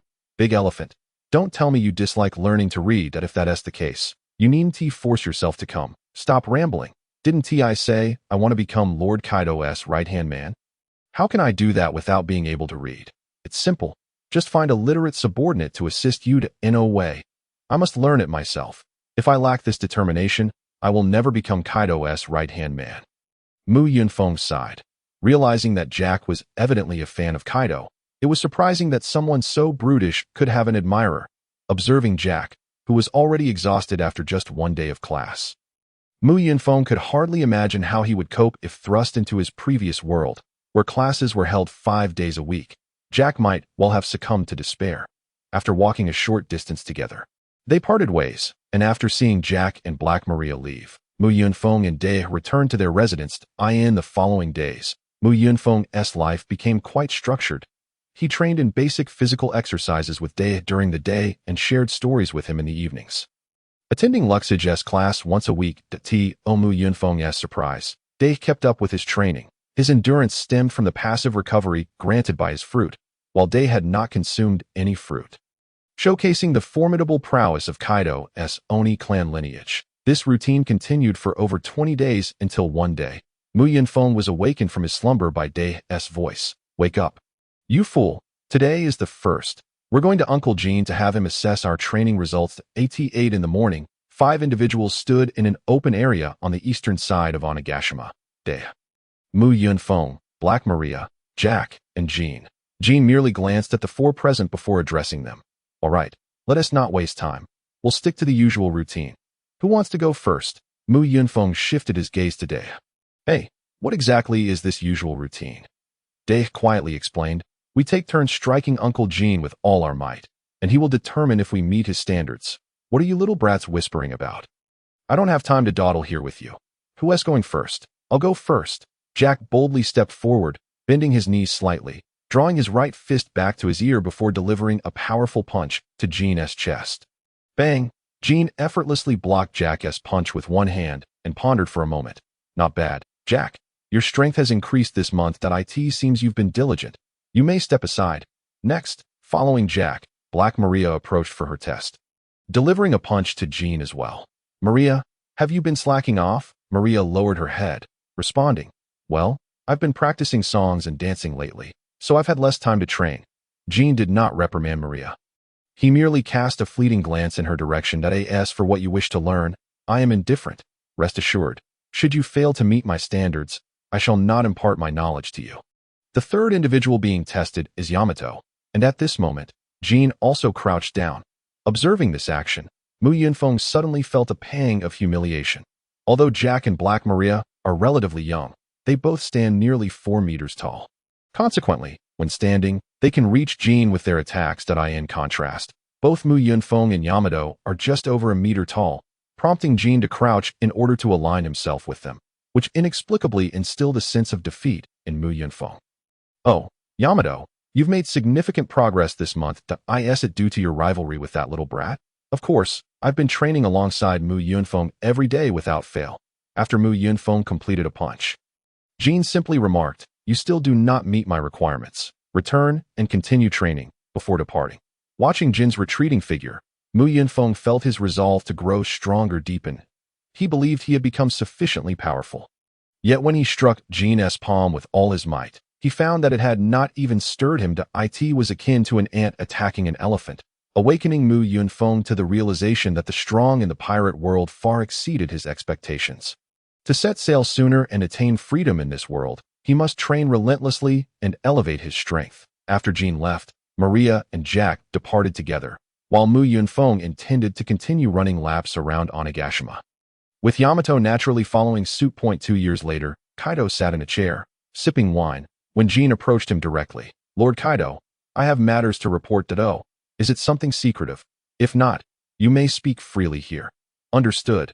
The physical prowess of those 4 little brats can now be tested for hockey training. Particularly Mu Yunfeng and Yamato. Their progress over the past 2 years has been astonishing. 2 years ago, their physical qualities were comparable, but now, Mu Yunfeng and Yamato have surpassed Jack and Maria significantly. Kaido erupted into hearty laughter at this news. "Ho ho ho. It was indeed wise to bring that little brat back. I never anticipated that Yamato would train with such fervor over these 2 years. What a pleasant surprise. Since they have reached the required standards, let us instruct them in Hakkai.as for the methods of teaching. That shall be your decision. Very well, I shall know how to proceed. With that, Jin took his leave once more. By the riverside of Onigashima that evening, a young boy was bathing in the water, while a barbecue grill on the shore sizzled with a roasting lamb. The boy in the river was Yunfeng, whose well-defined muscles were a testament to his 2 years of training. The results of his training during these 2 years far surpassed the 3 years he spent training alone on the island, as he had been engaged in extreme training, constantly pushing his limits. Moreover, with Yamato training alongside him, he had gained a competitive rival, making training far more enjoyable than solitary efforts. Suddenly, while bathing, Yunfeng noticed movement in the nearby bushes. Initially assuming it might be a small animal, with the intent of adding to his meal, he scooped up a stone from the riverbed and hurled it toward the thicket. As the stone flew, a figure tumbled out from within, and Yunfeng recognized who it was. Yamato, what brings you here? Shouldn't you be returning to prepare dinner at this hour? I figured since you hadn't returned for dinner, you must be out here cooking something delicious, so I came to find you. Over the past 2 years, Yunfeng had not always returned home for meals, knowing he would one day set sail and yearning for freedom. He did not wish to deal with troublesome crew members. However, if he didn't recruit crew members, he needed to learn various skills, such as cooking. Thus, he had been experimenting with cooking for himself over the past 2 years. In his previous life, he had navigated the intricacies of society, sampling many delicacies and developing a habit of cooking, making it no difficult task.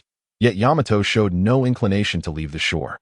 Instead, sitting beside the barbecue, ready to feast, Yunfeng had no choice but to say, "If you wish to join me for a meal, I have no objections, but could you kindly step away and grant me the opportunity to get dressed?" Yamato smirked slyly. "I won't leave if you're too shy. Then just stay in the river and soak while I enjoy this roasted lamb." Clearly, the current Yamato had acquired a touch of cunning, a result of Yunfeng's antics over the past 2 years. After being teased repeatedly, Yamato had learned a thing or two, yet her essence remained unchanged, still somewhat naive. Upon hearing Yamato's words, Yunfeng chuckled lightly. "So you wish to see me emerging from the bath? Do you? But do you truly have the courage to look?" "Humph, if you dare to come out, then I dare to look." Without hesitation, Yunfeng stepped out of the river and sat down opposite Yamato. She promptly turned her head away. "Are you a flasher? Why don't you put on some clothes? I'm wet all over. If I put on clothes, they'll stick to me, which is quite uncomfortable. Besides, didn't you want to see? Allow me to fulfill your wish. Gaze to your heart's content." At this remark, Yamato turned her head away in a huff, while Yunfeng flashed a smile, playfully forming a peace sign. "Is it pleasing to the eye? Are you satisfied?" Yamato held firm for only 2 seconds before turning back. "You are shameless. Do you not possess any sense of shame?" "Apologies, but I truly do not." Observing Yamato's reluctance to turn back, Yunfeng wore a victorious smile, inwardly thinking, "Little girl, you have much to learn before you can challenge me." Noticing Yamato's demeanor, Yunfeng decided to cease his teasing and walk to the shore to get dressed. "All right, you may turn back now. I am fully clothed. Let us dine." The two then each tore off a leg of lamb and began to feast heartily. After the meal, Yunfeng reclined by the riverbank, recounting the tale of the investiture of the gods to Yamato, having long since finished narrating the story of Journey to the West, including its sequel. The following morning, as the sun rose, Yunfeng and Yamato, who had been sleeping by the river, opened their eyes. After their meal the previous day, they had engaged in delightful conversation, ultimately falling asleep by the riverbank. They were aware that today was the 1st of the month, the day they would go to Jin for their test. After returning to their dwelling for breakfast, they made their way to the training ground. To Yunfeng's surprise, Jin had arrived at the training ground before them. Previously, he was always punctual or late, but had never arrived early. Upon Yunfeng and Yamato's arrival, Jack and Maria also joined them, and seeing everyone gathered, Jin took action that he surveyed the group and stated, "All right, there will be no tests today. You have all passed. From this day forth, you are to come here daily, and I will teach you the cultivation of Haki." Although the 4 present were still quite young, in such an environment, it was impossible for them to be unaware of what Haki entailed. Jin seated himself on the training field. "You may sit for a moment as well, before I teach you Haki. You must first understand what Haki is. There are 3 types of Haki: observation Haki, armament Haki, and conqueror's Haki. The ability to keenly perceive the presence of others is known as observation Haki. Once this power is enhanced, One can ascertain the location, number, and forthcoming actions of enemies beyond their line of sight. Armament Haki is a formidable ability that enhances both defense and attack, functioning like an invisible armor that can also transform into offensive power, allowing one to contend with devil fruit users. Users of Armament Haki can touch the physical forms of Logia-type devil fruit users, making it one of the means to counter them. Conqueror's Haki is a trait of kings. Those endowed with it can intimidate and petrify their opponents, even causing weaker foes to faint. Unlike Observation Haki and Armament Haki, Conqueror's Haki is innate, neither learned nor inherited, determined solely by one's own fate. In simple terms, Haki is the power that exists within a person. However, some individuals possess such frail physical constitutions that they are unable to withstand the augmentation of Haoshiku. Others may meet the physical standards, yet lack the requisite mental fortitude and willpower to mobilize the Haoshiku within themselves. To cultivate Haoshiku, one must first have a body capable of enduring its enhancement. One's physique serves merely as an energy station, providing the necessary vitality. Subsequently, it is essential to strengthen one's spirit and will. For only a robust will and spirit can harness the Haoshiku. Only when your resolve and mental prowess are formidable can you unleash the full potency of Haoshiku. Therefore, to wield Haoshiku, two conditions must be fulfilled: a body capable of bearing Haoshiku's weight. Only with a formidable physique can one's aura intensify, and the essence of the Haoshiku within grow stronger, and it will strong enough to command Haoshiku. For those with weak resolves cannot manifest its true power. Jean spoke at length, and the four present fell silent, gradually digesting this knowledge. Yunfeng, too, experienced a moment of enlightenment. He had long speculated about the nature of Haoshiku, and Jin's clear and straightforward explanation provided him with a sense of clarity akin to parting the clouds to reveal the sun.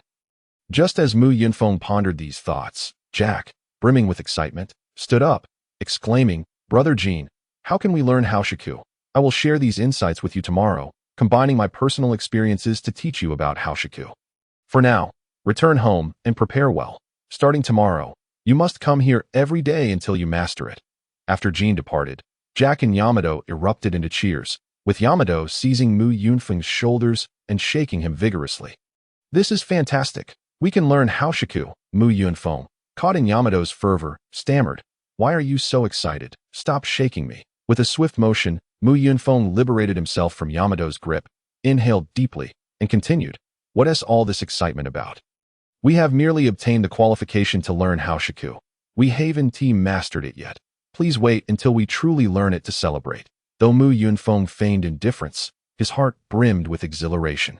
For the relentless training of the past 2 years had been in pursuit of Haoshiku. At this moment, he felt a weight lift from his chest, as if a burden that had long oppressed him had vanished. Jack approached Yunfeng, exclaiming, "I'm so thrilled. Shall we train together? Let's run a few laps." Through their 2 years of camaraderie, Jack and Yunfeng had forged a friendship, prompting Jack to wish to share his joy with him. Yunfeng shook his head in refusal. "We're learning Haoshiku tomorrow.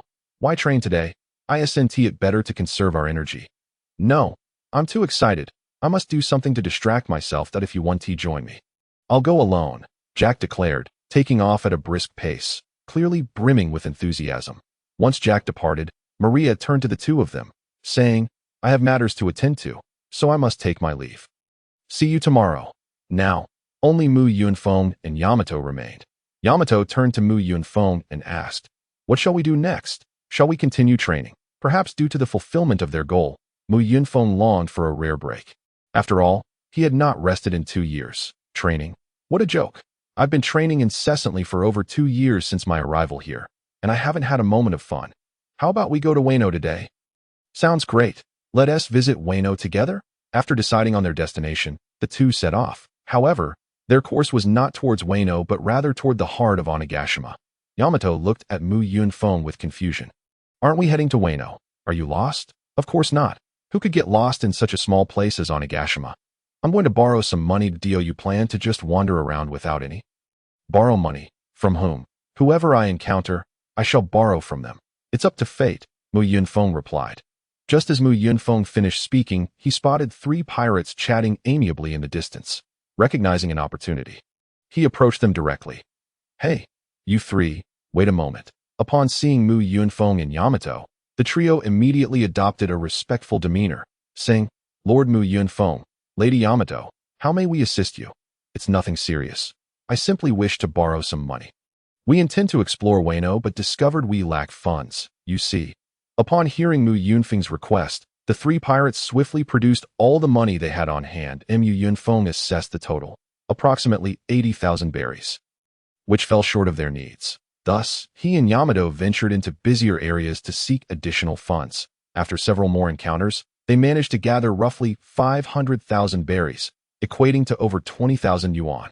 Due to Kaido's influence, Wano was currently accepting berries, with the exchange rates set at 1 platinum 10 million berries, 1 gold 100,000 berries, and 1 silver 300 berries. While this sum may not suffice for significant ventures, it should be adequate for food, drink, and entertainment. Mu Yunfeng transformed into his Qiongqi form and declared, "Yamato, hop onto my back. Today we shall indulge in revelry." "Great. Let us head to the flower capital.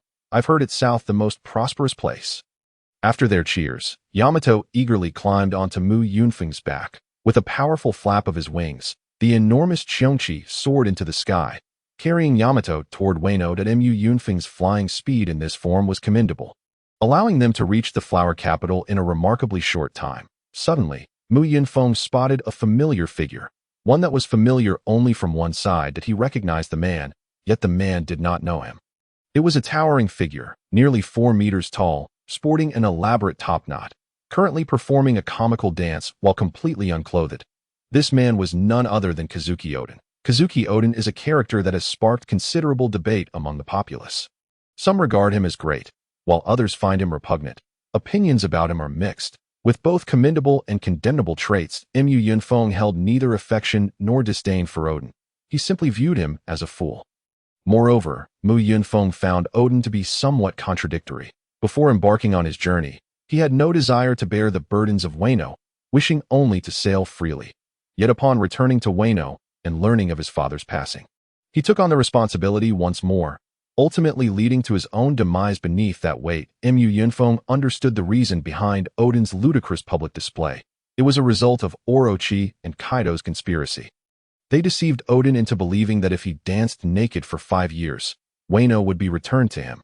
Such a blatant falsehood was one that Oden accepted, all in the name of avoiding bloodshed. Consequently, he found himself in this predicament, leading to the downfall of the Kazuki family's reputation and ultimately resulting in his failure against Kaido. Initially, Kaido's hold over Wano was tenuous. The prestige of the Kazuki family was deeply ingrained in the hearts of the Wano people. However, 5 years was sufficient time for Kaido to consolidate his power, while Oden's actions diminished the Kazuki family's standing, an exchange that naturally tilted the scales of victory in favor of Kaido and Orochi. Had Oden rallied the people at that time, many would have eagerly followed him, and facing Kaido during his period of weakness might have altered the outcome. Yet, in pursuit of a so-called bloodless war, he squandered a prime opportunity, misplaying a winning hand. Oden seemed oblivious to the fact that he did not only represent himself, he had a family to consider. That he failed to contemplate the consequences of his actions for himself and his loved ones. Even if he were willing to gamble his own life, he should not stake the lives of his family. At the very least, he should have ensured their safety. Without a doubt, Oden was an idealist. Yet Mu Yunfeng truly struggled to grasp how, after so many years as a pirate, Oden failed to comprehend the reality that a bloodless victory is a myth that in this world of pirates. Such a notion should not exist. The conflicts of ideology and stance must be bridged with blood and sacrifice. Yamato, naturally, also witnessed the scene below and exclaimed, "Look, there's someone down there dancing just like you." Upon hearing Day's words, Mu Yunfeng immediately began to tremble, causing Day to clutch tightly onto the pair of horns atop Mu Yunfeng's head. "Hey, how can you call me an exhibitionist when you're the one riding on me? Do you believe I could simply toss you off and let you fall?" Mu Yunfeng teased. "When did I ever become an exhibitionist? Don't you recall that you sat across from me last night, completely bare? Isn't that the very definition of exhibitionism? Wasn't that what you wanted to see?" Mu Yunfeng continued. "If you feel you've been wronged, then how about you strip down one day and let me have a look? That way, we'd be even." Day stuck out her tongue. "You wish, but did you stop just to gaze at that person? Do you know him?" With a sigh, Mu Yunfeng replied, I never expected you to have such a keen sense. To me, he appears to be a fool, a self-proclaimed hero who is nothing but a simpleton. A self-proclaimed hero. Mu Yunfeng. Do you know him well? Dai inquired, clearly interested. Well, I do find him rather irritating, his methods. The absurd notion of viewing himself as a hero. You're rather peculiar. Mu Yunfeng, don't you aspire to be a hero? Heroes are so admirable. Mu Yunfeng pondered for a moment before replying. I have no desire to be a hero, not even a little. Heroes bear too many burdens, which in turn restricts my freedom. Moreover, Dai, you must promise me that you won't aspire to be a hero either. Being a hero demands too many sacrifices, even the lives of oneself and one's companions. Dai looked at Mu Yunfeng with confusion. I don't quite understand what you mean, but isn't it admirable to be respected as a hero? Realizing Dai's different perspective, Mu Yunfeng thought to himself that Dai was just an innocent 8-year-old child, and such concepts were far too complex for her. Let me simplify it for you. Your identity is that of a pirate. Kaido's daughter. Even if you perform heroic deeds, your name won't be recognized as a hero. The world government won't acknowledge your achievements. Rather, they would cast aspersions upon you. Therefore, it is exceedingly difficult to become a hero while holding this identity.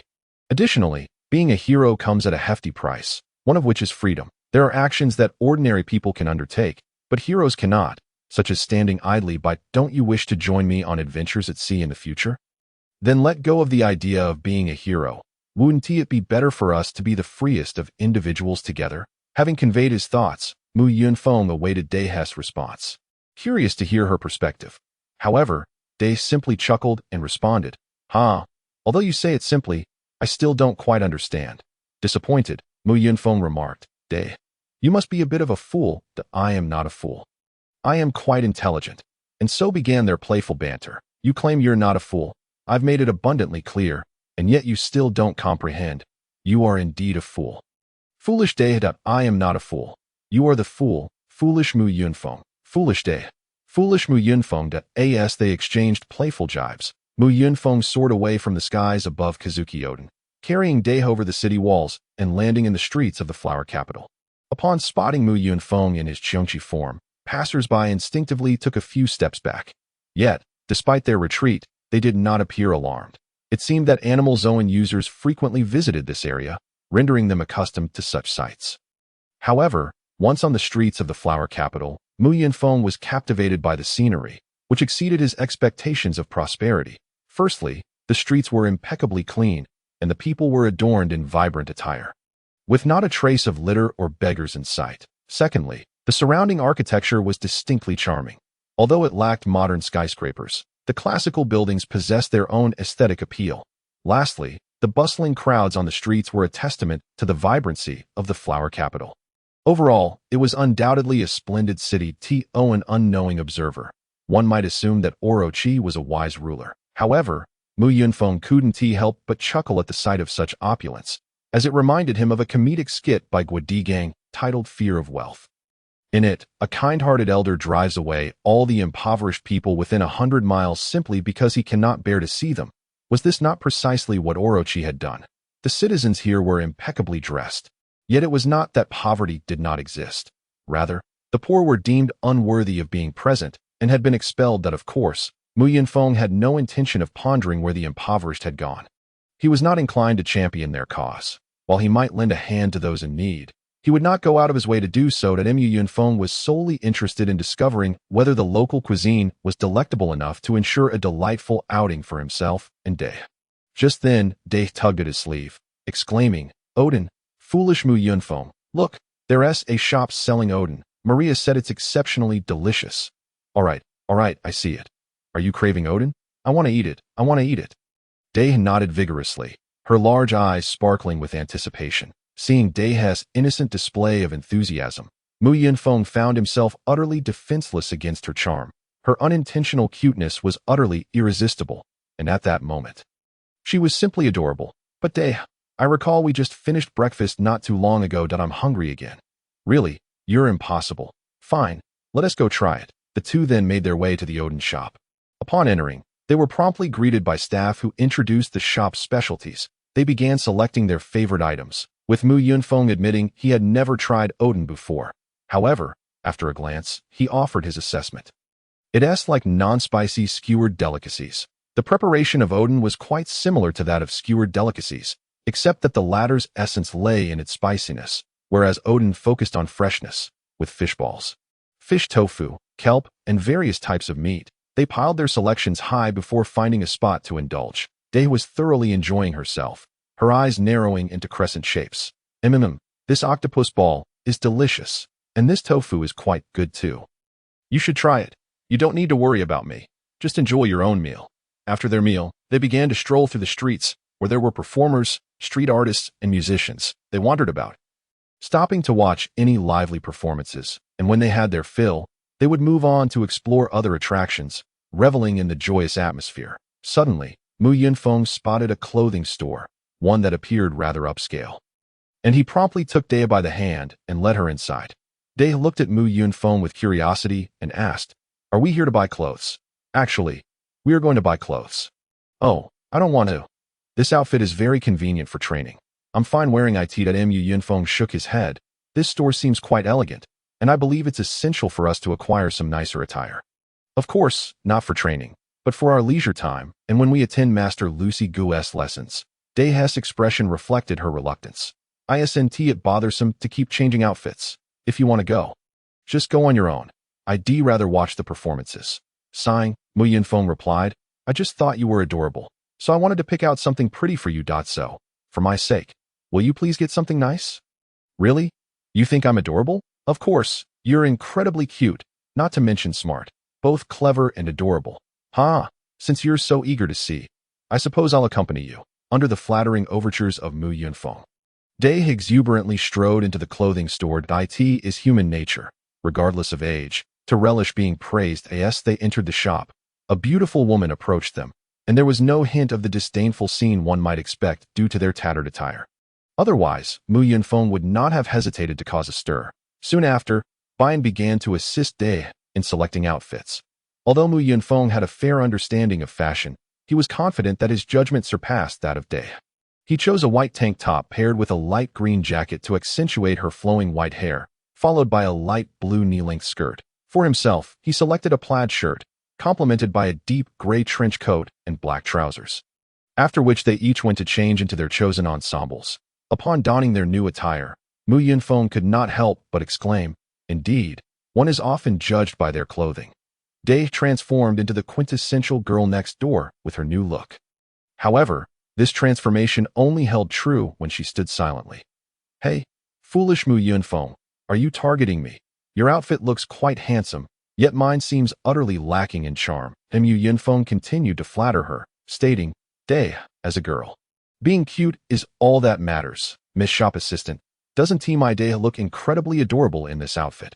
"Indeed, this young lady looks quite lovely in this ensemble," the shop assistant affirmed. "Very well, I trust the shop assistant's judgment. I shall proceed to pay." After selecting their clothing, Yunfeng and Dae dashed out to indulge in carefree fun, reveling until 7 in the evening. After nearly 10 hours of adventure, they had thoroughly explored Huadu, and their budget of 500,000 baileys had been almost entirely squandered. Yet, Yunfeng felt no pangs of regret, as they were spending someone else's money. Spending another's funds is indeed a delight. By the time they returned to their accommodation, it was already 9 o'clock in the evening.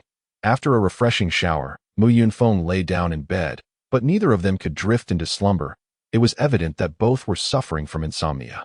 The first reason was the joy of their day's escapades, which left them quite exhilarated, and the second was their anticipation for the next day's training in hockey, which made even Yunfeng take 2 hours to finally fall asleep.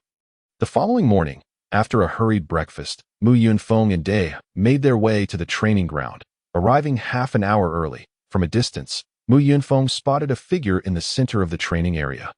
Unmistakably Jack due to his physique that he approached Jack directly, exclaiming, "Oh Jack, you're here so early. What time did you arrive?" Jack, scratching his head and chuckling, replied, "Hee, I woke up particularly early today. The thought of learning hockey compelled me to come. I've been here for several hours already." Yunfeng cast a disdainful glance at Jack. "Look at you, so unambitious. No matter how early you arrive, it's pointless if Brother Jean doesn't show up. No one will teach you." As Yunfeng spoke, Maria arrived, and the four of them formed a circle to sit together. While they shared their excitement and joy, Jean flew in from a distance and landed before the group. "Oh, you youngsters are here quite early." Eagerly anticipating the learning of Haki, upon seeing Jean, the four immediately stood up. However, Jean said, "No need to stand. First, I'll share my insights on cultivating Haki and discuss your training plans. So please sit back down." Jean then began imparting his knowledge and experiences regarding Haki training, speaking earnestly without a hint of reservation. After sharing, Jean commented, "Considering your current physical conditions, awakening armament Haki may be somewhat challenging. However, awakening observation Haki should pose no issues. As for Conqueror's Haki, that depends on your innate talent. Each individual has a unique awakening method. Do you have any questions?" "I do." Yunfeng raised his hand to inquire. "How should we practice Haki? Is there a systematic approach to training?" Jean replied, "I don't possess a systematic training method, but I have a simpler approach." "What is that method for you at this stage?" "The simplest way to cultivate Haki is through combat. Only in life and death battles can one grasp Haki the fastest. In combat, a person's focus instinctively sharpens, and in a heightened state of tension. Every attack or defense against an opponent's strike will cause your spirit to fluctuate and tense, making it easier to awaken observation Haki. If during battle, you suddenly realize you can perceive your opponent's moves more easily, congratulations, you may have unconsciously awakened observation Haki. The same applies to armament Haki. When you are in danger, your body's potential can be maximally unleashed, and your instincts will help awaken armament Haki to protect you. Listening to this rudimentary training plan, Yunfeng questioned, "Must one awaken Haki solely through combat? Is there no safer method of awakening?"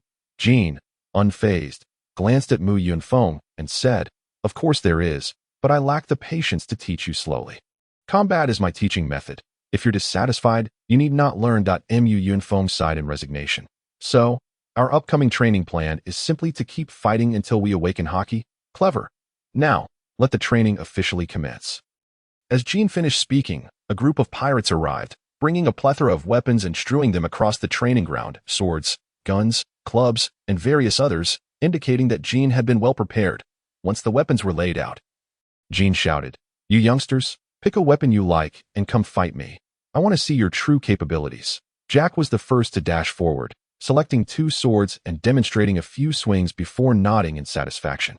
Maria chose a massive long-handled axe, swinging it a couple of times and appearing pleased as she retreated behind the others. Day, predictably, opted for a slender Wolfang club, seemingly wanting to wield the same weapon as Kaido.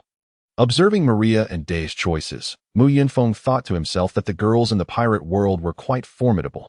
However, Yunfeng hesitated for quite some time, as he had never encountered cold weapons before, leading to his indecision.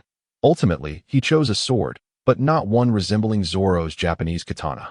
Rather, it resembled an ancient Chinese double-handed machete.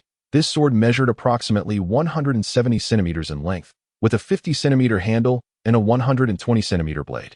Clearly designed for slashing foes. After the four selected their weapons, Jean stepped into the center, standing beside them. "You youngsters have chosen your weapons, so let us engage in battle. Remember, this is a fight, not a sparring session. You must approach this with the intent to defeat me, and I will reciprocate with appropriate killing intent.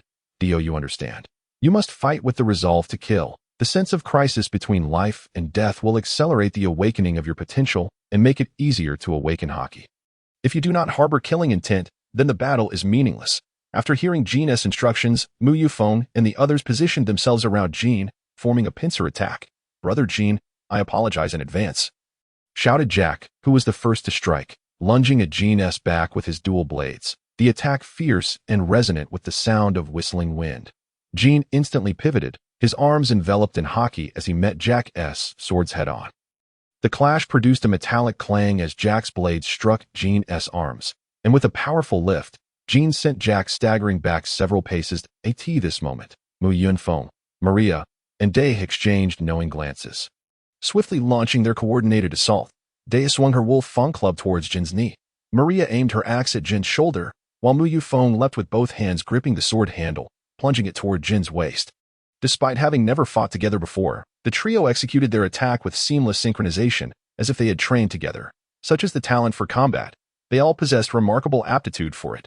Facing their onslaught, Jean did not evade. He braced himself to withstand their combined might. Clang, clang, crash.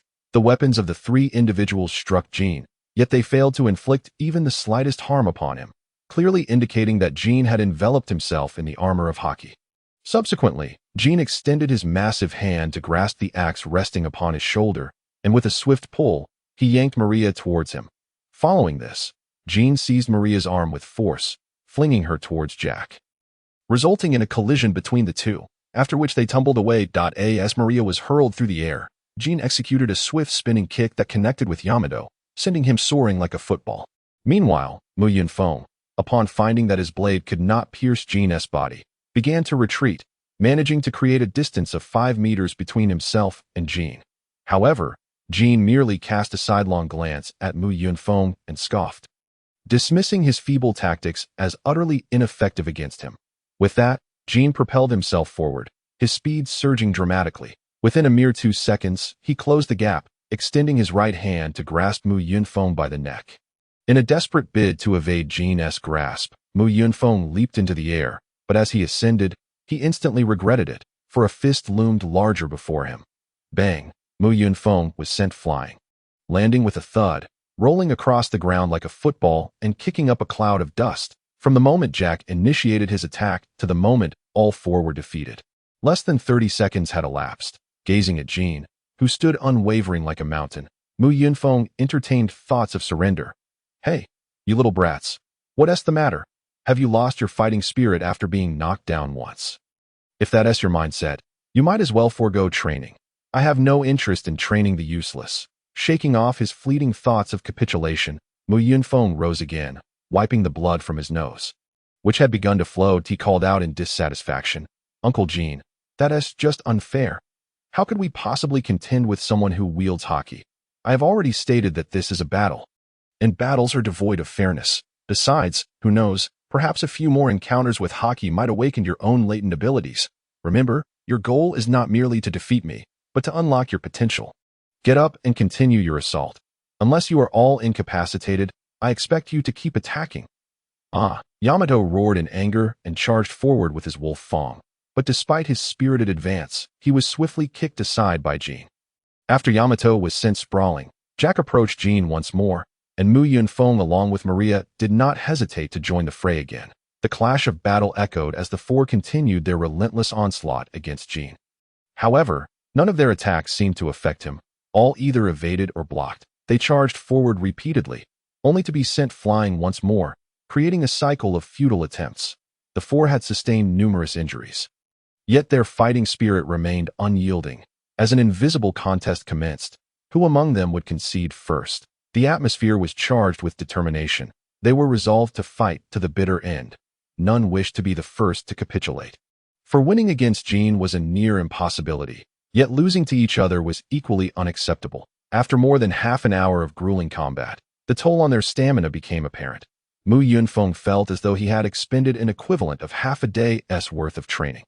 He could scarcely fathom the endurance of those in the pirate world who could battle for days on end. This moment, sweat drenched Yunfeng's back, and the remaining three were panting heavily, while only Jin remained unfazed amidst the chaos.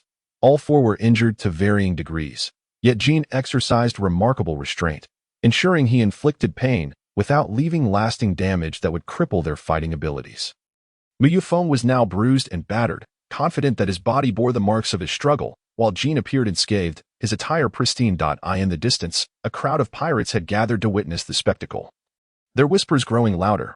"Isn't Lord Jin being a bit excessive? Those kids are still just children, after all, yet he strikes with such ferocity. Don't be foolish. Do those kids seem like mere children to you? You wouldn't stand a chance against them either. Lord Jin acts this way because they possess immense potential. Each one wields formidable devil fruit powers, and one even carries Kaido's bloodline. You should worry more about your own standing than about them." You're hilarious. Those kids are destined to become great figures, while you'll remain a nameless underling until your dying day. What gives you the right to critique them? After being sent flying once more, Yunfeng felt close to tears. No matter how he attacked, Jin effortlessly countered, leaving him in agony. At this juncture, Yunfeng began contemplating a transformation. However, he doubted that even turning into a Qiongqi would help, as he lacked the confidence to breach Jin's Haki defenses. His previous success against Kaido was due to the latter's lack of haki, but Jin, it seemed, had no qualms about employing haki against a child. Just then, after Jack was sent sprawling once more, he finally lost his temper. With a resounding trumpet, Jack transformed into a colossal elephant, charging towards Jin. Jin regarded the oncoming Jack with no intention of evasion. He reached out and seized Jack's tusks, forcibly halting his advance. However, the sheer force of Jack's charge caused Jin to slide back a short distance. Witnessing this, Yunfeng exhaled in relief. This was the first time Jin had been forced to retreat. As Jin and Jack stood at an impasse, Maria transformed into her hybrid form, sprouting 8 spider legs from beneath her. But in this state, she flung several strands of silk that ensnared Jin's waist, beginning to pull him backward, with Jack pushing from the front and Maria pulling from behind. Even Jin, formidable as he was, began to yield bit by bit. In an instant, Yunfeng too transformed into his Qiongqi form. Now standing at approximately 3.5 meters tall, slightly larger than before. However, he chose not to unleash his ice flames, as they might affect Maria's silk. Instead, he leapt onto Jin's back, aiming to sink his teeth into Jin's wings, simply because they were more accessible targets. Biting into Jin's wings proved easier than aiming for his shoulders, but Yunfeng nearly shattered his teeth against Jin's haki. Nevertheless, through sheer determination, he managed to penetrate Jin's defenses, leaving a few droplets of blood on Jin's wings. That at last, the trio's utilization of their devil fruit abilities began to trouble Jin, marking a departure from their previous existence as mere punching bags. However, unbeknownst to them, Yamato felt a tinge of disappointment. If none could contend with Jin, she would feel somewhat better, knowing they were all in the same boat. Yet, after witnessing the other 3 affect Jin with their abilities, Yamato felt as though she was lagging behind, lacking a devil fruit of her own, despite Yunfeng and the others causing Jin a modicum of trouble. It was merely a trivial inconvenience, perhaps driven by the discomfort from Yunfeng's bite. Jin retaliated by driving his knee into Jack's chin, lifting him effortlessly and tossing him away. Jack soared through the air like a cannonball, crashing into the crowd of pirates, scattering them in terror. Upon landing, Jack lost consciousness, reverting to his human form. Yunfeng watched Jack being flung away. He released his grip, intending to create some distance. However, just as he turned to flee, he felt his hind legs seized by Jin. With a powerful grip, Jin slammed Yunfeng to the ground. Thud! Yunfeng was directly slammed into the ground, his mouth bleeding slightly from the corner. He was uncertain whether this was Jin's revenge for biting his wings, but the blow he received was evidently far more severe than the one dealt to Jack. After dealing with Yunfeng and Jack, Jin reached for the web that was ensnared around his waist, gradually pulling Maria closer. Although Maria's beast form boasted 8 legs, she clearly lacked the strength of Jin, who had 2 legs and was being pulled over bit by bit. Seeing Jack and Yunfeng sprawled on the ground, Yamato yearned to assist, but her attacks proved futile, even without the powers of a devil fruit. I refused to simply stand idly by. As she watched Maria being dragged closer by Jin, a sudden surge of determination erupted within Yamato, prompting her to leap and strike Jin's head with her kanabo. Jin paused in surprise as he witnessed Yamato's leap. Conqueror's haki. Jin was not particularly surprised that Yamato possessed Conqueror's haki. What astonished him was that she had awakened it so suddenly. At that moment, Yamato was oblivious to the changes in her own body. Her sole focus was on proving her worth. Unwilling to be outdone by the other 3, Jin could only spare one hand to shield his head. As Yamato, now awakened with Conqueror's haki, struck with significantly greater force than before. Meanwhile, Yunfeng, lying on the ground, gazed up at Yamato in midair and felt an inexplicable sensation emanating from her. He sensed a familiarity in the aura surrounding Yamato and found himself pondering why it felt so recognizable. Suddenly, a flash of insight struck him. He recalled that during his battle with Kaido 2 years ago, he had unleashed a similar aura, just as Jin was marveling at Yamato's unexpected awakening of Conqueror's haki. Another surge of power rose from beneath him. Looking down, Jin was taken aback to see Yunfeng standing, having entered his beast form. This revelation left Jin even more astonished, muttering to himself, "Another Conqueror's haki? When did it become so commonplace to awaken it in groups?" At that moment, Yunfeng's mind was in disarray. He was not contemplating anything else, solely focused on his impending attack, his beastly fingers extended with claws, lunging directly toward Jin's groin. This startled Jin, who certainly did not wish for Mu Yunfeng to catch him off guard in such a manner, regardless of whether his haki could defend against it. He had no desire for anyone to invade that area. Jin swiftly severed the web binding Maria with flames, freeing his right hand before crouching down to grasp Mu Yunfeng's head. Forcefully pressing his face into the ground. At that moment, Maria, who had been engaged in a tug-of-war with Jin, stumbled due to the severed web and fell. The battlefield was now entirely under Jin's control. Jack lay unconscious in the distance, while Maria collapsed, too fatigued to rise. In the center, Jin held Mu Yunfeng's head pinned to the ground with one hand shielding against Yamato's kanabo. Oh ho ho ho. Is it quite lively here? What do I see? Conqueror's haki, two of them. Jin, you've done well. Upon Kaido's arrival, Jin released both Mu Yunfeng and Yamato, declaring, "All right, training is over for today. Your stamina has reached its limit." After Jin's words, Kaido transformed into his human form and approached Mu Yunfeng and Yamato. Oh ho ho ho. Indeed, it is you, little Mu Yunfeng and Yamato. You two have done remarkably well. Yamato beamed at Kaido's praise, as it was evident that he seldom complimented others. However, Mu Yunfeng was less than impressed. You flew all the way here just to say that. Can you provide something more practical? Little brat, what do you want that as practical? Do you have any devil fruit users capable of healing here? Or can you find a doctor to get me some ointment? That guy Jin hit me too hard. He knocked out one of my teeth. He then opened his mouth to reveal that one of his front teeth was indeed missing. Given his age, he was already transitioning to a new set of teeth, and when Jin had pressed his head into the dirt, it had simply knocked out the tooth. Yamato rushed over, exclaiming, "Ah, you really lost a tooth. What should we do? Will eating be less enjoyable now?" Mu Yunfeng stared at Yamato with a peculiar expression, realizing that she too was missing a front tooth.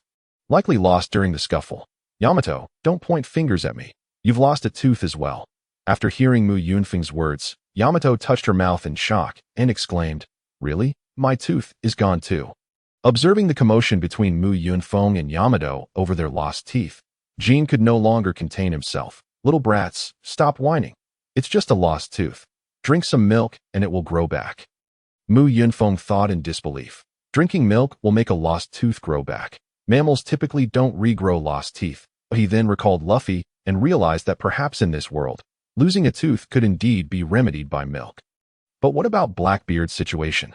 Kaido, oblivious to Mu Yunfeng's thoughts, lost interest after learning about the origin of Conqueror's haki and transformed into a dragon, flying off, unsure whether to indulge in drink or self-destruction. Jin addressed the three who had regained consciousness. "Wake Jack, then return to rest. Adjust your conditions well. Tomorrow, we will continue to fight." After Jin departed, Mu Yunfeng approached Jack and, without hesitation, began to slap him awake. After a few hearty slaps, Jack finally stirred. Once Jack was awake, Mu Yunfeng relayed Jin's message to him, and then he and Yamato made their way home. However, on the way back, Mu Yunfeng noticed that Yamato seemed somewhat distracted. He had a hunch as to why, as he vaguely recalled Yamato exclaiming, "Even without the powers of a devil fruit, I refuse to simply stand idly by." It was likely that Yamato felt somewhat overshadowed by the others who had showcased their formidable abilities thanks to their devil fruits. Yet, as the saying goes, a blessing in disguise. It was perhaps this feeling of powerlessness that had led her to awaken Conqueror's haki. It was also due to Yamato's sudden awakening that Mu Yunfeng had benefited as well. He was well aware that his own awakening of Conqueror's haki had largely resonated with Yamato's. Although Mu Yunfeng wished to comfort Yamato, he knew that with her personality, he could not be too direct, or it would only deepen her disappointment. However, over the 2 years they had spent together, he had become quite adept at understanding her character, and he could easily devise numerous strategies to engage her. Capable of providing a different approach every day for a month without repetition. "Yamato, why do you seem down? Is it because of your lost tooth? How about this? Let us play a game." Mu Yunfeng's strategy was to engage in a game, subtly guiding Yamato's thoughts as they played. Knowing Yamato's childlike nature, he understood that as long as they played, her attention would swiftly shift, a tactic that had proven effective over the past 2 years. Sure, let us play a game. But what game shall we play? We are all quite tired today, so let us avoid a physically demanding game. How about this? Each of us will share 3 wishes. Upon hearing the rules, Yamato's interest significantly waned. This game sounds so boring. Boring? It's actually quite fun. I'll go first. My first wish is to learn haki as soon as possible. I don't want to be beaten by that guy Jean every day. I've said my piece. Now it's your turn, Yamato. What is your first wish? I want a devil fruit. One like yours, an ancient Zoan devil fruit. Hearing Yamato's request, Yunfeng seized the opportunity to offer comfort. Yamato, did you wish for a devil fruit because you saw our battle today? After you transformed, you became so powerful. Jack even pushed Uncle Jean back, and you bit Uncle Jin's wing. Yamato, there's no need to envy Jack. You have awakened Conqueror's haki. You will have a devil fruit in the future. While Jack may not necessarily awaken Conqueror's haki, do not be disheartened. You are not inferior to anyone. But Yunfeng, you also have a devil fruit and Conqueror's haki. Yunfeng declared with an air of pride. I am indeed a genius. Now, let us continue our game. My second wish is to find a devil fruit for Yamato. Specifically one from the mythical Zoan category. At this moment, Yamato interjected, Yunfeng, you are quite cunning. This is clearly my wish. Yet, Yunfeng responded earnestly, indeed, while this is your wish, Yamato, it is also my desired. My wish is for your wish to come true. For your happiness brings me joy. Upon hearing his words, Yamato immediately embraced him, exclaiming, You, Yunfeng, are actually a good person that I will no longer call you foolish Yunfeng. It was evident that Yamato had emerged from her previous despondency, now filled with delight. However, Yunfeng felt a twinge of guilt, akin to a mischievous uncle deceiving a young girl. The reality was that, when combining their ages from 2 lifetimes, Yunfeng was nearing 30. A man courting an 8-year-old girl in his previous world, such behavior would surely have led to imprisonment. Nevertheless, his intentions were not malevolent. He merely wished to lift Yamato's spirits. All right, Yamato, please release me and share your second wish. He urged. Upon freeing him, Yamato began, My second wish is to gain my father's recognition, just like you, Yunfeng. Clearly, he values you greatly. Hearing this, Yunfeng was momentarily taken aback. Yamato was now a dutiful child striving for parental approval. He could scarcely fathom how this obedient Yamato would evolve into the future Thanos Yamato. What could have transpired to distort her development? Suddenly, a realization dawned upon him. It was not that Yamato had gone astray. Rather, her future values were entirely reasonable, embodying the essence of a righteous ally. Yet, how could she have become so in this environment?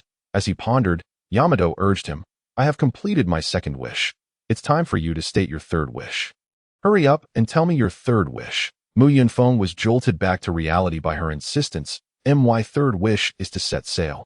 I wish to explore every corner of this world and live as the freest person. Yamato seemed captivated by his aspirations, seizing his arm and shaking it enthusiastically. That's wonderful.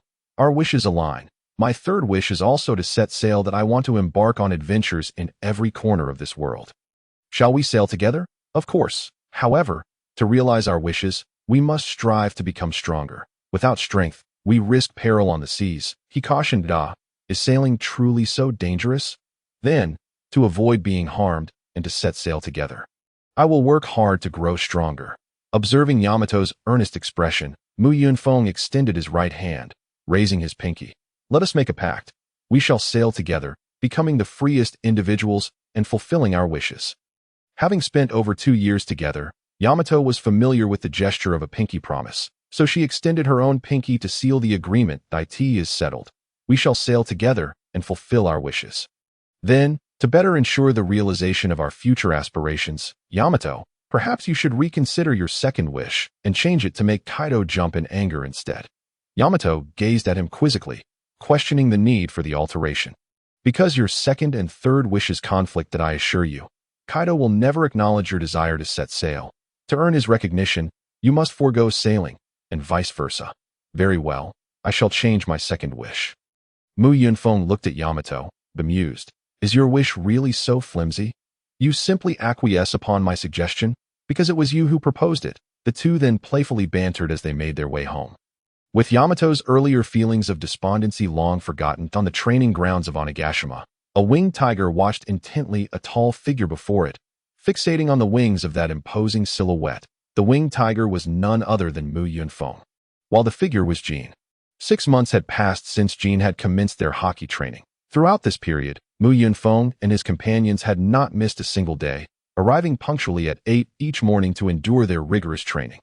Sometimes the sessions concluded at 11, other times at noon, depending on their endurance. Over these 6 months, they had been thoroughly tested by Jin, awakening their haki through intense combat. The first to awaken armament haki was Yamato, while Yunfeng was the first to awaken observation haki. Yamato, having honed her physique to its utmost potential, awakened observation haki in the second month of specialized training and armament haki in the third. Although Yunfeng, Jack, and Maria possessed devil fruits, granting them superior strength to Yamato to some extent, this also made their awakening more challenging, as they had not pushed their bodies to their limits. Yunfeng awakened observation haki in the first month, likely due to his exceptional talent, which could be attributed to his spirit surpassing that of his peers across 2 lifetimes, while he awakened armament haki in the 4th month. Jack and Maria both awakened observation haki in the 3rd month and armament haki in the 4th. Consequently, all 4 had awakened dual-color haki, with Yunfeng and Yamato achieving a trifecta of haki. Armament haki, Black Fang. This technique is Yunfeng's application of armament haki, covering his teeth with haki to enhance their sharpness and hardness. His Qiongqi form already granted him terrifying biting force and sharpness. And with the addition of armament haki, his power multiplied. Following the awakening of armament haki, each of them explored their unique techniques. Jack could apply armament haki to his weapons or parts of his beast form, enhancing his resilience. Maria could imbue her webs with haki, increasing their toughness. Yamato, being the first to awaken armament haki, demonstrated a slightly superior application, able to coat her kanabo with haki. Additionally, she practiced a technique reminiscent of Kaido's Thunderbagua, albeit without the thunder and lacking the full power of the original, achieving a level of approximately 0.4 of Kaido's technique according to Jin. Upon noticing Yunfeng, Jin intended to turn and strike him, as Yunfeng's sharp teeth were the only means to breach his defenses. Although the 4 young ones had awakened haki, the strength of their armament haki was insufficient to penetrate Jin's defenses, save for Yunfeng's Black Fang. If Yunfeng managed to bite Jin's wings, he could indeed inflict damage that while Jin's haki was stronger than Yunfeng's, it would not be enough to prevent injury. Moreover, Yunfeng had consistently targeted the same spot, leaving 4 faint scars on Jin. Just as Jin was about to turn, Maria ensnared his left arm with her webs, a technique she frequently employed in her half-beast form. Meanwhile, Jack, in his beastly form, wrapped his long nose around Jin's other arm. Though they could not hold Jin for long, they managed to create a brief distraction. Seizing the opportunity, Yunfeng bit down on Jin's wing once more, targeting the same spot. Jin suddenly exerted force, breaking free from Jack and Maria's grasp, intent on retaliating against Yunfeng, only to find Yamato swinging her kanabo towards his groin. Thunderbagua. Jin was compelled to prioritize blocking Yamato's attack, pressing his hands downward to intercept her strike. Yunfeng capitalized on this moment to create some distance. Surprisingly, Jin did not pursue him. Typically, after Yunfeng's bites, Jin would chase him down for a thorough beating. Yamato, who taught you that technique for striking below the belt? Yamato replied earnestly. Yunfeng taught me that if I strike Uncle Jin here, he will definitely defend. Upon hearing those words, Jack instinctively tightened his legs and cast a glance at Yunfeng. He could hardly fathom the scene that would unfold if he were struck in the groin by Day's mace. Alas, it was indeed one of those mischievous tricks concocted by that rascal Yunfeng. Well then, today's training has come to a close at this moment. Yunfeng had also reverted to his human form. Why is it over so soon? Shouldn't it conclude only after Uncle Jin has pummeled us into submission? What do you take me for, you little brat? I am not the type to derive amusement from thrashing you. Although it is undeniably entertaining, my primary purpose in doing so is to awaken your haki. It is evident that the 4 of you have already grasped haki. Your talent is remarkable that I did not anticipate that within merely 6 months, you would reach such a level of cultivation. Initially, I intended to continue your training for another 2 months, but we have pressing matters to attend to and cannot afford to waste time on you little scamps. The remaining training is up to you. Now that you have awakened haki, focus on strengthening your practice. Once your haki reaches a certain intensity, you will be able to learn advanced applications. Upon hearing Uncle Jin's words, the 4 of them felt a bittersweet mix of disappointment and joy. The disappointment stemmed from the inability to train with Jin any longer, as his expertise had accelerated their progress significantly. The joy arose from the fact that they were spared from further beatings. Despite their considerable potential, battling Jin was hardly a contest. It felt more akin to being a punching bag, and Mu Yunfeng had been perpetually bruised over the past 6 months. However, Mu Yunfeng noted another point. Jean had mentioned having matters to attend to, and it likely pertained to the affairs involving Kazuki Oden. After Jean departed, Maria and Jack prepared to leave as well, but Mu Yunfeng called out to them. Tomorrow, we shall not train together to celebrate our completion of special training today. Shall we dine together? My treat. Splendid. Let us go out for a meal. What shall we eat? The mention of dining brought joy to Dai, but it matters not. You may choose whatever you desired, and I merely suggested we eat together and treat you. But it ultimately depends on your preferences. Oden, I wish to eat Oden. The last time I had it was 6 months ago. It was Dai who proposed this, and neither Jack nor Maria objected. Thus, the four of them decided on dining at Ingting Oden in Huadu. Once the destination was confirmed, Dai turned to Mu Yunfeng and inquired, by the way, do you have enough money? It may cost quite a bit for the four of us to dine. Mu Yunfeng looked at Dai and gently ruffled her hair, saying, silly, we are pirates. Pirates do not pay for food. That is common knowledge, but you borrowed money last time. Back then, we were relatively weak, yet now we possess the strength to dine without payment. Why should we still pay? Maria chimed in. You plan to dine and dash and still claim it's on you. Huh? That is correct. I am indeed treating, but it's merely that I have no intention of paying. At a large table in Ingting Oden, the four of them indulged in a feast. Mu Yunfeng, Dai, Jack, and Maria. After savoring a bite of delicious food, Mu Yunfeng took a hearty swig from a nearby jug of alcohol. Indeed, these four mischievous youngsters, not yet 10, were drinking. However, this was quite normal in the world of pirates. In his previous life, Mu Yunfeng had seldom consumed alcohol, as he had no friends and thus no need to navigate social drinking scenarios. Over the past 2 years, every time he encountered Kaido, the latter was drinking, which piqued his curiosity about alcohol. Nonetheless, Mu Yunfeng would not indulge in drinking out of mere curiosity, for he did not wish to squander his time enhancing his strength due to a hangover. Yet today, he had come to relax, so he ordered several barrels of alcohol, intending to enjoy himself thoroughly. Dai sniffed the drink in her hand, then wrinkled her brow. What is this? The taste is so peculiar. Mu Yunfeng, you seem to be enjoying it. Is it really good? For me, it is quite acceptable. This is an adult beverage. Kaido typically drinks this. Hey, Mu Yunfeng, why do you call Kaido by his name so casually? Do not be so formal. Today, it is just the four of us here. Address him however you wish. Jack, why don't you try calling Kaido? Jack immediately shook his head in refusal. That I shall not. Kaido is my benefactor. I must show him respect. He then took a hearty gulp of his drink. Noticing Jack's familiar actions, Mu Yunfeng asked, Jack, have you ever drunk alcohol before? Of course. I intend to become Kaido's right-hand man in the future. How could I not know how to drink? Mu Yunfeng looked at Jack with a bemused expression. There is no rule stating that Kaido's right-hand man must be able to drink.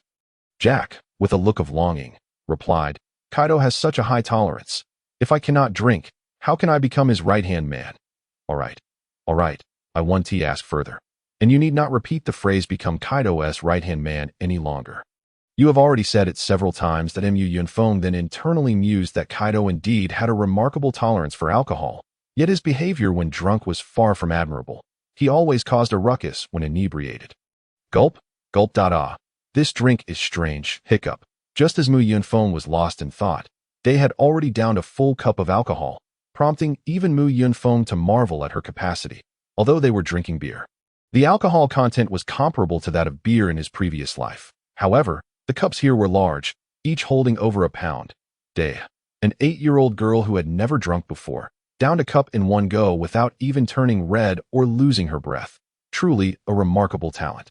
No wonder she was Kaido's daughter. The group then continued to feast, downing drink after drink and devouring dish after dish. Feeling a bit quiet, Mu Yunfeng decided to initiate a conversation. Uncle Jean mentioned that he had matters to attend to recently. What do you think it could be? Shall we take a guess? Ugh, I'm too full, Dai mumbled with her mouth full of food. All right, Dai seems to want to say, you don't know, right? Then Jack and Maria, do you know? Could it be that Uncle Jean has some business back home? Upon hearing Jack's response, Mu Yunfeng couldn't help but ponder that Jean likely had no family left at No. Their race appears to be on the brink of extinction. If Jean were to perish, the Lanali family would be extinguished. Their responses were as Mu Yunfeng had anticipated. After all, The thoughts of children were limited. He then decided to play the role of the wise one and present his speculation. I believe it is due to war. However, Mu Yunfeng's moment of grandeur was interrupted by Maria, who had uttered the word war do. Maria, you seem to know something. How did you come to know that war is imminent? I do not possess any insider knowledge. I merely frequently attend performances in Wano country. Thus, I arrived at such a conjecture. However, it seems you, Mu Yunfeng, know something more. Why are you so certain of my answer? Because your answer is indeed correct. What Uncle Jean and the others are likely preparing for is war, a war against Wano country, against Kazuki Oden. Kazuki Oden, I believe I have heard that name before. Ah, right. During our last visit to Huadu, that flamboyant uncle who resembles you, correct? The one who is quite the exhibitionist, Dea, clearly a bit tipsy, spoke in a disjointed manner, yet her words caught Maria's attention. Ah, Mu Yunfeng, why does Dea call you an exhibitionist? Did you do something to her at the river? I am quite curious about how you two interact to prompt Dea to say that. Hey Maria, please do not misconstrue me as a pervert. How could I possibly be that kind of person? Moreover, Dea is obviously intoxicated and merely babbling nonsense. I am not drunk. That day, you were by the river, Lu. Before Dea could finish her sentence, Mu Yunfeng swiftly stuffed a piece of octopus into her mouth, interrupting her. This action only piqued Maria's curiosity further. Hey, Mu Yunfeng, what happened between you and Dea by the river? Why didn't you allow her to continue? Mu Yunfeng promptly redirected the topic. Nothing happened by the river. However, the focal point is not the river but rather the war and Kazuki Oden. All right, Maria burst into laughter. Ha, you're changing the subject. Have you done something that makes you feel guilty? You two are quite amusing. I truly cannot comprehend what you usually do. However, you are right. I am indeed more curious about Kazuki Oden than about your matters. How do you know this person? In my impression, he is quite an eccentric individual. Mu Yunfeng organized his thoughts and began to recount the tale of Kazuki Oden. That I am familiar with Kazuki Oden. He is indeed a most peculiar character. Yet, he is also an immensely powerful individual, strong enough that Kaido must take him seriously. That is why Jean halted our training. In Mu Yunfeng's recollection, Kazuki Oden's age should be comparable to Kaido's. And during this period, a battle between Kaido and Kazuki Oden would yield an unpredictable outcome. At that moment, Yamato leaned in. Are you saying that Kazuki Oden is someone whom even my father must regard with seriousness? How do you assess his strength? I am uncertain of his precise strength, but he should not be weaker than Kaido. Jack was so astonished that he momentarily forgot about the Oden he was eating. Not weaker than Kaido, you say? Then if he were to fight Kaido, who would emerge victorious? I truly do not know the specifics, but I would estimate it to be a 50-50 chance. Yamato was particularly displeased with such vague answers. In his drunken state, he moved behind Mu Yunfeng and sat down, using Mu Yunfeng's back as a drum, his fists serving as the mallets. As Yamato playfully drummed, he whined, "You are too cunning. Your answer is as good as none. If you had to choose, whom would you predict to win?" Ah, stop that. It hurts. I'll tell you, but it depends on how you frame the question. In a war, Kaido would undoubtedly prevail. However, in a one-on-one duel, I do not believe Kazuki Oden would lose. Upon hearing this, Yamato grew even more frustrated, increasing the force and rhythm of his drumming. You big fool, this is still as good as saying nothing. You claim my father would win, yet also that Kazuki Oden would not lose. I don't understand. Feeling the impact of Yamato's fists against his back, Mu Yunfeng felt compelled to impart a lesson to these children, lest he provoke Yamato into a drunken frenzy. After all, she is Kaido's daughter, possessing the genes for such behavior. Taking a deep breath, Mu Yunfeng began to analyze the impending war. There's a reason I say this. Fighting and war are not synonymous. A fight involves two individuals, while war is a clash between two forces. Setting aside the 50-50 odds between Kazuki Oden and Kaido, even if we were to bolster Kazuki Oden's strength to surpass Kaido's, what would that achieve? Let us not forget that Orochi is also on our side. Our power far exceeds that of Kazuki Oden. Even if Kazuki Oden were to defeat Kaido in a battle, would our pirate crew remain idle? Would Uncle Jean and Queen simply stand by? Would Orochi do nothing? If Kazuki Oden were to triumph over Kaido, how much strength would he have left to confront Uncle Jean and the others? Thus, it is clear that Kazuki Oden is destined to lose in this war. Mu Yunfeng had more to say, for while it is not unheard of for one person to take on an entire pirate crew, Kazuki Oden was not that individual. for his responsibilities always bound him. Presently, Kazuki Oden has lost the people's support, while Orochi, who has gained their favor, is a despicable villain. Even if he were to expel Kaido, he might not be able to contend with Orochi.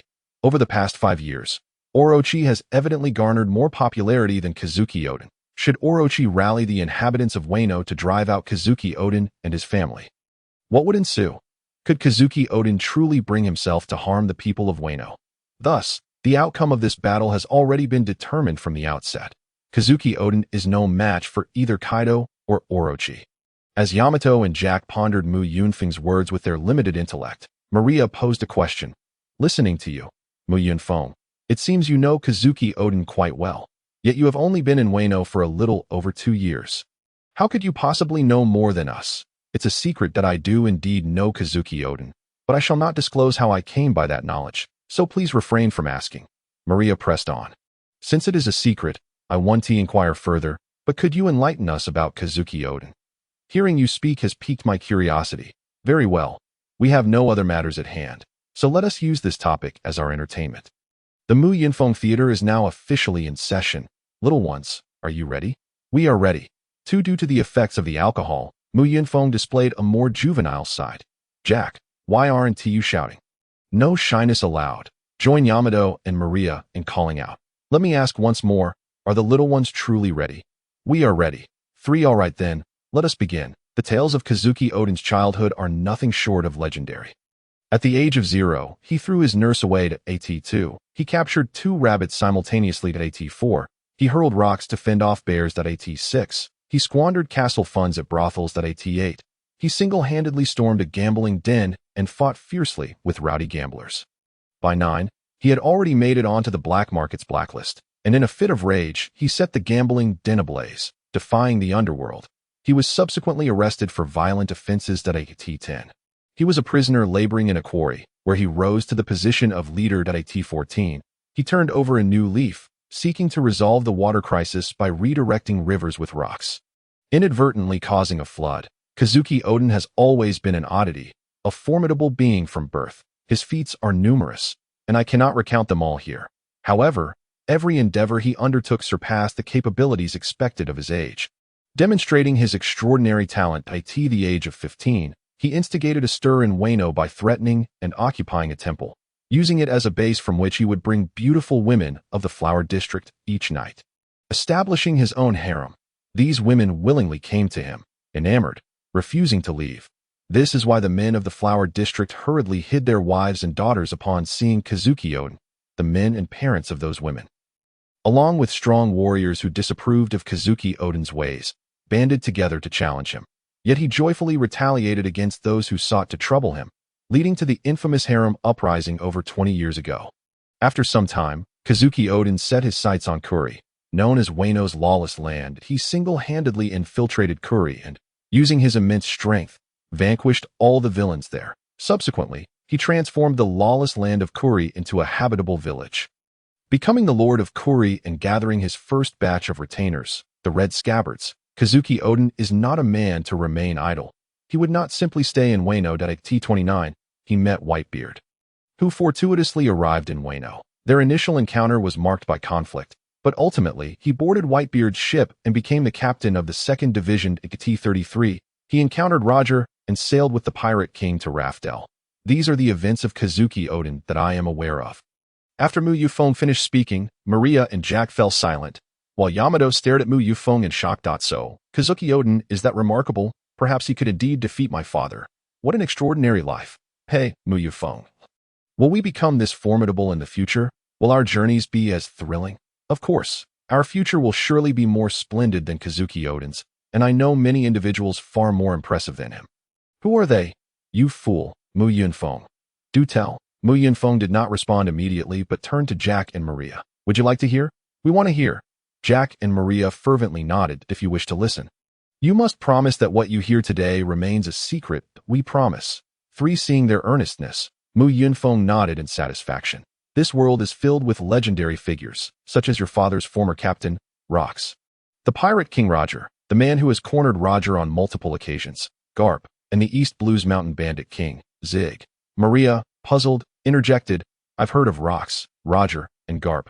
But who is this Zig? Why does a mountain bandit belong in such company? Well asked, Yunfeng responded with great satisfaction to Maria's inquiry if she did not question him. The ensuing jest would have been rendered futile. The prowess of Sig was beyond doubt. To my knowledge, he had single-handedly slain 56 formidable adversaries of Kaido's caliber. Yamato gaped in astonishment. Is that truly the case? Indeed, it was true, yet my understanding of the rumors surrounding Sig was rather limited, so I decided to discuss other matters for the time being. Subsequently, emboldened by the effects of alcohol, Yunfeng began to boast, and while one dared to brag, 3 dared to believe, creating a remarkably harmonious atmosphere. Within a magnificent palace, Yunfeng adorned in a dragon robe sat upon the imperial throne. While the courtiers bowed their heads, too intimidated to meet his gaze, embodying the essence of regal authority, suddenly, a guard rushed in, exclaiming, "Your Majesty, the envoy has arrived, bearing gifts, including the city defense map that you have long yearned for." "Let him enter," commanded Yunfeng. "With this map, I shall surely unify the realm and vanquish the 6 nations." Following his directive, the guard ushered in a strikingly handsome man, who held a scroll in his hands. The man then knelt before Yunfeng, presenting the scroll with both hands. "I am Qiongqi, here to present the city defense map of Yan to your Majesty, to assist you in unifying the world expeditiously." A city defense map? Shouldn't it be a mere map? Just as Yunfeng pondered this, Qiongqi unfurled the scroll before him, revealing a depiction of a fortification. Qiongqi pointed to the bastion. He began to elucidate, "Your Majesty, this is the stronghold of Yan, with minefields on both sides. Therefore, one can only breach it from the front. However, it is equipped with 2 large-caliber machine guns, imported from Germany by the Crown Prince of Yan. Intended to." Listening to Qiongqi's explanation, Yunfeng was utterly bewildered. "A stronghold, machine guns. Am I not Qin Shi Huang? By the way, do such things even exist in this era? Wait a moment. If I am indeed Qin Shi Huang, then this man, Qiongqi, must be here to assassinate me." These thoughts raced through Yunfeng's mind. The scroll was fully unfurled, and at its base lay a concealed dagger. Qiongqi seized the dagger and lunged toward Yunfeng. In that instant, Yunfeng grasped the significance of the phrase "the end of the map reveals the dagger." As he contemplated whether to flee around a pillar, he instinctively seized Qiongqi's hand. With a powerful toss, he hurled Qiongqi away, and with a resounding crash, Yunfeng opened his eyes. He soon recognized the identity of the individual he had thrown. It was a man clad in samurai garb, wielding a katana, who had crashed through the wall, half of his body now protruding into the street. "Lord Takashima, it is they. Not only did they dine without paying, but when I demanded payment, they threw me out. Look at their fierce demeanor. They are hardly children. You must teach them a lesson." At this moment, fragments of Yunfeng's memory began to resurface. He now understood the situation that he, along with Yamato, Jack, and Maria, had been indulging in merriment and libations, ultimately succumbing to intoxication and collapsing upon the table. The man lamenting was Ichiro Takahashi, the proprietor of Eagle's Kanto Dishes, and Yunfeng vaguely recalled the moment he had been asked to settle the bill, only to have the inebriated version of himself unceremoniously eject him. Upon recalling these memories, Yunfeng turned to his companions, Yamato and the others, who were now groggily awakening from the commotion he had caused. Surrounding them were numerous armed samurai, blocking their exit, and the leader approached within 3 meters of the group, presumably the Lord Takashima mentioned by the proprietor. "You little brats, I know not who you are. But how dare you cause a ruckus on Bing Yi's territory, dining without payment and assaulting the owner? Do you comprehend the consequences that await you?" At this moment, Yunfeng's response was still sluggish, merely echoing instinctively. "Bing Yi, Hanazono Bingaru. Indeed, it is Hanazono Bingaru. Now pay your debts, covering both the owner's medical expenses and the repairs to the establishment that I might consider forgiving you this once. Given your youth, money, we have no money. Have you ever seen a pirate pay for their meal?" Upon hearing Yunfeng's retort, the leader, Lord Takashima, seethed with anger. "Pirates? At such a tender age, you call yourselves pirates? What a disgrace." Yunfeng, never one to shy away from confrontation, shot back, "To call yourselves pirates at such a young age is a disgrace. Yet, to live as thugs like you is a source of pride? You insolent brat. You are quite audacious. Just wait until I capture you. I wonder if you'll scream for your mother." With that, Lord Takashima reached out to seize Yunfeng by the collar. Just as Yunfeng prepared to retaliate, Jack swung a spiked club, sending Lord Takashima flying. "Whoever you are, you shall not lay a hand on Yunfeng. He is mine," Jack declared, brandishing his twin blades. Yunfeng stepped forward, intervening to prevent Jack and Yamato from escalating the situation.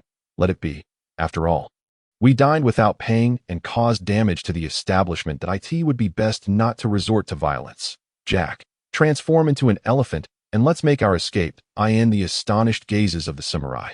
Jack morphed into a colossal elephant, and the trio leapt onto his back, crashing through the wall and bolting for freedom. It was evident that Jack was also inebriated, struggling to maintain a straight path. Instead careening in a wobbly S shape, toppling numerous innocent shops along the way. Yamato, perched atop Jack, expressed his discontent. "Why must we flee? We could simply overturn them." Yunfeng gazed at Yamato, unable to suppress his thoughts. Is this truly the Yamato I once knew, brimming with a sense of justice? Clearly, Yamato's character had undergone a transformation under Yunfeng's influence. However, observing the puzzled expressions of his comrades, Yunfeng took it upon himself to explain. That man was a subordinate of Hanazono Bingaru, who is no simple adversary. While not as formidable as Kaido, he would surely have no trouble dealing with us. Therefore, it is wiser to retreat for now. Avoiding trouble is preferable. After running a considerable distance, Yunfeng confirmed that the samurai had not pursued them and instructed Jack to halt. The four of them then sought refuge in the woods, finding a place to rest. Despite the cool weather, the extraordinary constitution of the four ensured they would not succumb to a chill. Indeed, apart from Yunfeng, the others were unfamiliar with the concept of catching a cold. The following morning, one by one, they awoke, with Yamato rubbing his forehead. "Why does my head feel so heavy? What is this about?" "Just a hangover. Nothing unusual. However, our escapades yesterday were rather significant. We must have wreaked havoc on half the street of Huadu." Truly, alcohol is a double-edged sword. In the future, we must moderate our intake. If we were to become as inebriated again, it could prove perilous, and we might not even realize if someone were to slit our throats. Subsequently, the four returned to Onigashima. Upon their arrival, Yunfeng distinctly sensed a shift in the atmosphere of Onigashima, markedly different from the usual ambience. This was evident from the expressions of the passing pirates, who, in the past, had appeared carefree and untroubled. Yet, in recent days, most displayed an unusual excitement, as if they were anticipating something. Yunfeng understood full well what they were awaiting. They were eager for the opportunity to openly dominate Wano country, freeing them from the confines of Onigashima. Observing the demeanor of these individuals, Yunfeng could not help but reflect, "This is the image of pirates I remember," rather than calling Luffy and his companions pirates. They are more akin to adventurers. Aside from hoisting the Jolly Roger, Luffy and his crew have hardly engaged in acts befitting of pirates, excluding, of course, the incident at Impel Down. Yet, when one speaks of pirates, one cannot overlook Blackbeard, cunning, treacherous, and utterly self-serving. He epitomizes the archetype of a villainous pirate. Following the completion of Jin's specialized training, Yunfeng and Yamato returned to their usual training regimen, determining the timing and content of their sessions independently. However, even the straightforward Yamato sensed something amiss within Kaido's pirate crew during this period, a situation that persisted for approximately a week. One morning, as was customary, Yunfeng and Yamato engaged in weighted running exercises around Onigashima, only to discover an influx of ships along the shore, laden with an array of weapons and armor. Upon witnessing this, Yunfeng surmised the imminent clash between Oden and Kaido would likely commence that very evening. "Hey, Yunfeng, have you noticed the increased number of ships by the shore, brimming with weaponry? Is it not as you predicted? A battle is about to begin." Yunfeng cast a surprised glance at Yamato. "Yamato, are you particularly astute today? How did you deduce that?" Upon receiving Yunfeng's affirmation, Yamato excitedly proposed, "Should we not inform father?" and asked to join. "You mentioned Oden's formidable strength. Surely, his battle with father will be a spectacle to behold." "You needn't say it. Kaido will undoubtedly refuse. We are still too young. We would be of no assistance on the battlefield, and could inadvertently attract trouble though," Yamato responded dejectedly, and Yunfeng sensed a dip in Yamato's enthusiasm for training. "Yamato, you're becoming disheartened too soon. I never said we wouldn't go. Even if Kaido disagrees, we could follow stealthily. After all, I can fly." But didn't Tiu just say that going to the battlefield would cause trouble? Do not fret. If trouble arises, Kaido and Uncle Jean will handle it. Worst case, we return home with a sound thrashing. That evening, after dining, Yunfeng and Yamato refrained from returning to their quarters to sleep.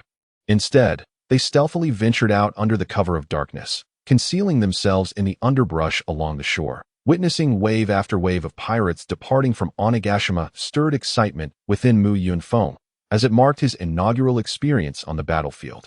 With keen eyesight, they could perceive the happenings aboard the ships several hundred meters away and clearly discerned Kaido, Jean, and Queen aboard the largest vessel. Notably, Kaido appeared sober this time. It had been ages since Yunfeng had seen him in such a state, indicating his seriousness regarding the confrontation with Kazuki Oden. Naturally, Yunfeng was not foolish enough to trail them directly. Kaido was no ordinary foe, and his observation haki was likely formidable. Recklessly following could lead to detection and a subsequent beating, resulting in their return to Onigashima. Hey, father and the others have departed. What should we do? Shoo. Keep quiet, we are dealing with Kaido here. I cannot afford to follow too closely. Just obediently heed my instructions. Or I'll leave you behind, though. I understand. Yunfeng waited until the ships were nearly obscured from view before transforming into his Qiongqi form, gliding low above the water to follow.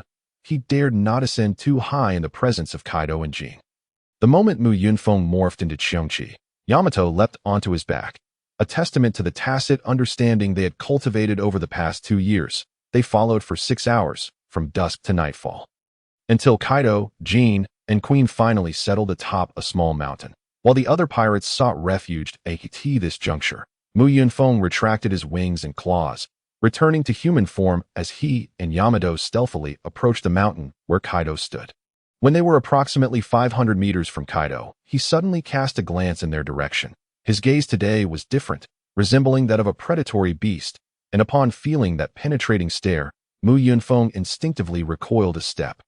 With a clatter, a stone the size of a soccer ball was dislodged by Yunfeng's foot, tumbling down the slope, the noise reverberating sharply in the stillness of the night. Foolish Yunfeng. How clumsy can you be? Yamato, are you daft? Now is not the time to speak loudly. Their commotion undoubtedly attracted Kaido's attention, and at his behest, Jean swiftly approached their location. While Kaido's observation haki was indeed potent, it could not detect the two unthreatening figures from 500 meters away. He had merely glanced back casually. Of course, this was a passive effect. Had Kaido actively employed his observation haki, he could have easily scanned the entire Onigashima. Upon seeing Jean approach, Yunfeng grasped Yamato and began to retreat.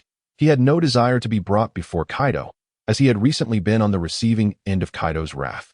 If captured, it was conceivable that Kaido might take the opportunity to flex his muscles before the battle, delivering a sound beating as a form of warm-up. However, Yunfeng and Yamato's current abilities were rather average, making escape from Jean's pursuit a near impossibility. Their speed was no match for Jean's, and they were swiftly apprehended.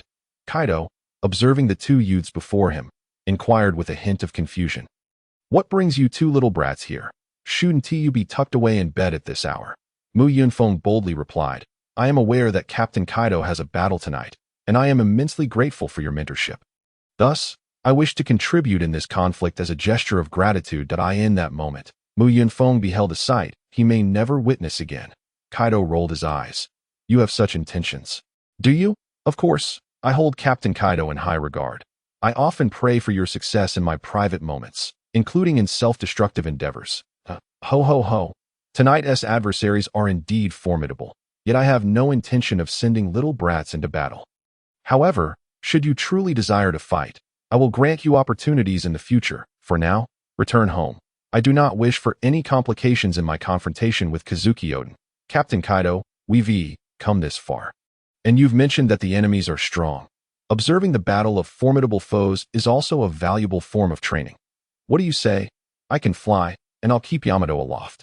We will not cause any disturbances. Upon hearing this, Kaido nodded slightly, conceding, if you wish to watch, then so be it.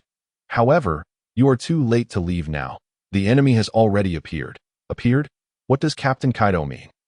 Kaido pointed toward a mountain in the distance. Yunfeng and Yamato turned to follow Kaido's gesture. Their keen eyesight, coupled with the bright moonlight illuminating the night sky, allowed them to see far into the distance. Soon, Yunfeng spotted several figures atop a distant peak. 10 in total. It was then he comprehended why Kaido had declared their departure was no longer an option. All right, you two little brats, stay far away. Today's battle is beyond your participation. Rest assured, Captain, we will keep our distance with Yamato. I value my life too much to recklessly endanger it in such a situation. With that, Yunfeng transformed into Qiongqi once more. And Yamato swiftly leapt onto his back as they ascended into the sky. Yunfeng intended to witness the battle from above, eager to gauge the true strength of the pirate world and the vast gulf between himself and the genuine powerhouses. Soaring to an altitude of nearly 100 meters, Yunfeng was acutely aware of his own limitations. He could hardly contend with Kazuki Oden, let alone the Red Scabbards. However, at this height, he felt secure. Even if Oden were to unleash a frenzied strike, he was confident he could evade the blade's trajectory. Hey, Yunfeng, aren't you flying a bit too high? I can barely make out the figures below. Ah, Yamato, do you find it too high? Perhaps I should just drop you. Don't. Falling from this height would surely be fatal. You're being quite cruel. Relax, I was merely jesting. However, being too close could lead to unforeseen complications. This distance is the most prudent at this moment. Kaido transformed into his dragon form, letting out a thunderous laugh. Oro oro oro oro oro. I have been waiting for you, Kazuki Oden. Upon seeing Kaido, Oden shouted back, Kaido, I had no intention of contesting our strengths, but your preparations are rather too thorough, aren't they? How did you know we were coming? Kaido responded with a chuckle. Oro oro oro oro oro. Perhaps there is a spy among you that I certainly did not wish to turn my newly constructed home into a battlefield. Hence I took matters into my own hands 0.5 years ago. That agreement between us. Was it all just a ruse? Kaido, indeed, it was all a fabrication. That I believe the circumstances were rather unfavorable. Had you returned to your homeland and allied with Kinemon, then all the samurai and warriors of Wano would have become our adversaries. At that time, my forces were still quite limited. If you were indeed the kind of madman rumored to be unyielding in the face of any sacrifice, we would have found ourselves in a bitter struggle. Yet, you chose to heed Orochi's words and opted for a path that spared others. Newgate and Roger were indeed such individuals. Though powerful, they were somewhat naive in certain respects, and you are no different. Consequently, you foolishly danced about, bare and exposed, mocked and scorned by others. Oro oro oro oro. Now you bear no semblance of the Kazuki family's majesty. However, Oden, despite your foolishness, I do not look down upon you. On the contrary, I hold you in high regard, but you are destined never to be my friend. So come tonight, let me bring this to an end.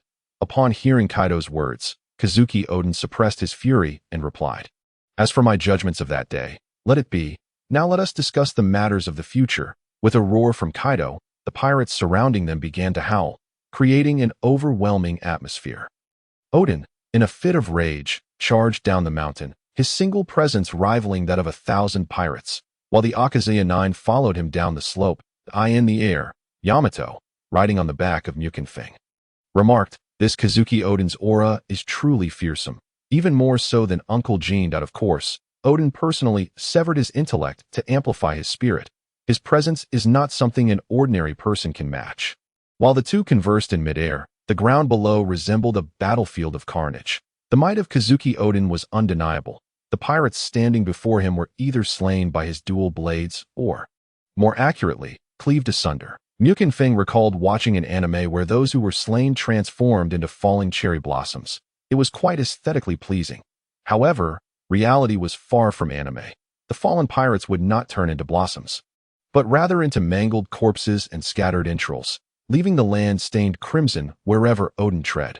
Fortunately, Yunfeng was no ordinary individual. Despite witnessing such scenes for the first time, he did not feel nauseous. Merely a bit uncomfortable. Upon witnessing Oden's formidable strength, the subordinates of the Kaido pirates displayed expressions of fear, yet none fled. Instead, they took their stances to block Oden's advance. The Akazaya 9, following closely behind Oden, were no ordinary characters. While they may not be classified as the strongest, each possessed power exceeding 100 million, making it effortless to deal with the lower-ranking pirates. Observing the overwhelming tide of battle, Kaido could no longer remain idle. He opened his colossal maw and unleashed several fireballs, which plummeted beside Odin, resulting in a tremendous explosion that engulfed the ground in flames. Father hit him. Do we win now? Yamato exclaimed. You underestimate Kazuki, Odin. Yamato, if it were that simple to defeat him, do you think Kaido would have prepared for so long? As Yunfeng had anticipated, Odin emerged from the flames, finally reaching Kaido's front. Looking at Odin standing before him, Kaido remarked, You are quite the troublesome one, but do you truly believe that a mere 11 individuals can topple my grand army? If you wish to challenge me, then come at me with everything you've got. The reason he mentioned 11 was because the charming version of Shinobu had also joined the fray midway. All right, I'm on my way. Suddenly, Odin erupted with Conqueror's Haki, causing the pirates in his path to faint. However, they were fortunate enough to escape with their lives. Kaido, I care not how vast your army is. All I desire is to sever your head. T. Jimbaro. Leaping into action, Kazuki Odin's twin blade struck against Kaido's dragon claws, the clash resonating with the sound of metal against metal, while Kaido seized the opportunity to unleash a sweeping tail attack, sending Odin crashing back to the ground. Kaido gazed down at Odin and declared, Kazuki Odin, I have long awaited someone like you. Kaido, you will never again have free reign in this land. Get out of my country. Odin, enveloping his blades with haki, readied himself as Kaido inhaled deeply T-Gen-J-Ken. Scorching breath. Kaido expelled a torrent of flames that struck Odin directly, yet Odin withstood the inferno and charged toward Kaido. In a flash of steel, Odin appeared behind Kaido, and with a scream, Kaido plummeted to the ground. Suddenly, Yamato on Yunfeng's back began to shake him by the horns. Odin did splendidly. Just 2 more strikes. Yunfeng exclaimed that Father has been slain. Father is dead. Yamato cried. Upon hearing Yamato's words, Yunfeng chuckled. Do not shout. Kaido is not so easily killed, that's good. But why are you cheering for that Kazuki Odin? Isn't he our enemy? It's nothing much. I merely thought of how often I get beaten by Kaido, and seeing him get pummeled by someone else brings me joy, hence I shouted. Yamato looked at Yunfeng with a perplexed expression and asked, But aren't you afraid that if Father returns, he will beat you again? What does it matter? It's just a beating from Kaido. It's nothing to fret over. I can endure it. When Kaido rose again, he had reverted to his human form, and Yunfeng knew that Kaido in his human form was far more powerful than in his dragon form. Furthermore, Yunfeng could distinctly sense that while Kaido's physical size had diminished, his aura had not waned in the slightest. Rather, it had become even more terrifying. The clash of Odin and Kaido's auras caused Yunfeng, even at a height of 100 meters, to feel his hair stand on end. An instinctual warning of the danger that lay below. However, one individual remained unaffected by Kaido's overwhelming presence, Kazuki Odin, who stood resolute in the face of Kaido, preparing for his next assault. After a brief pause, Kaido and Odin charged at one another, their combined forces creating the illusion that 2 ferocious beasts were battling, not mere M.N.A. As Yunfeng shifted his gaze behind Odin, he indeed spotted Orochi accompanied by a peculiar old woman. Before Yunfeng's eyes, the old woman gradually transformed into a character of considerable renown in the world of One Piece, Kazuki Momonosuke. Upon seeing Momonosuke, Yunfeng felt an overwhelming urge to descend and strike him down.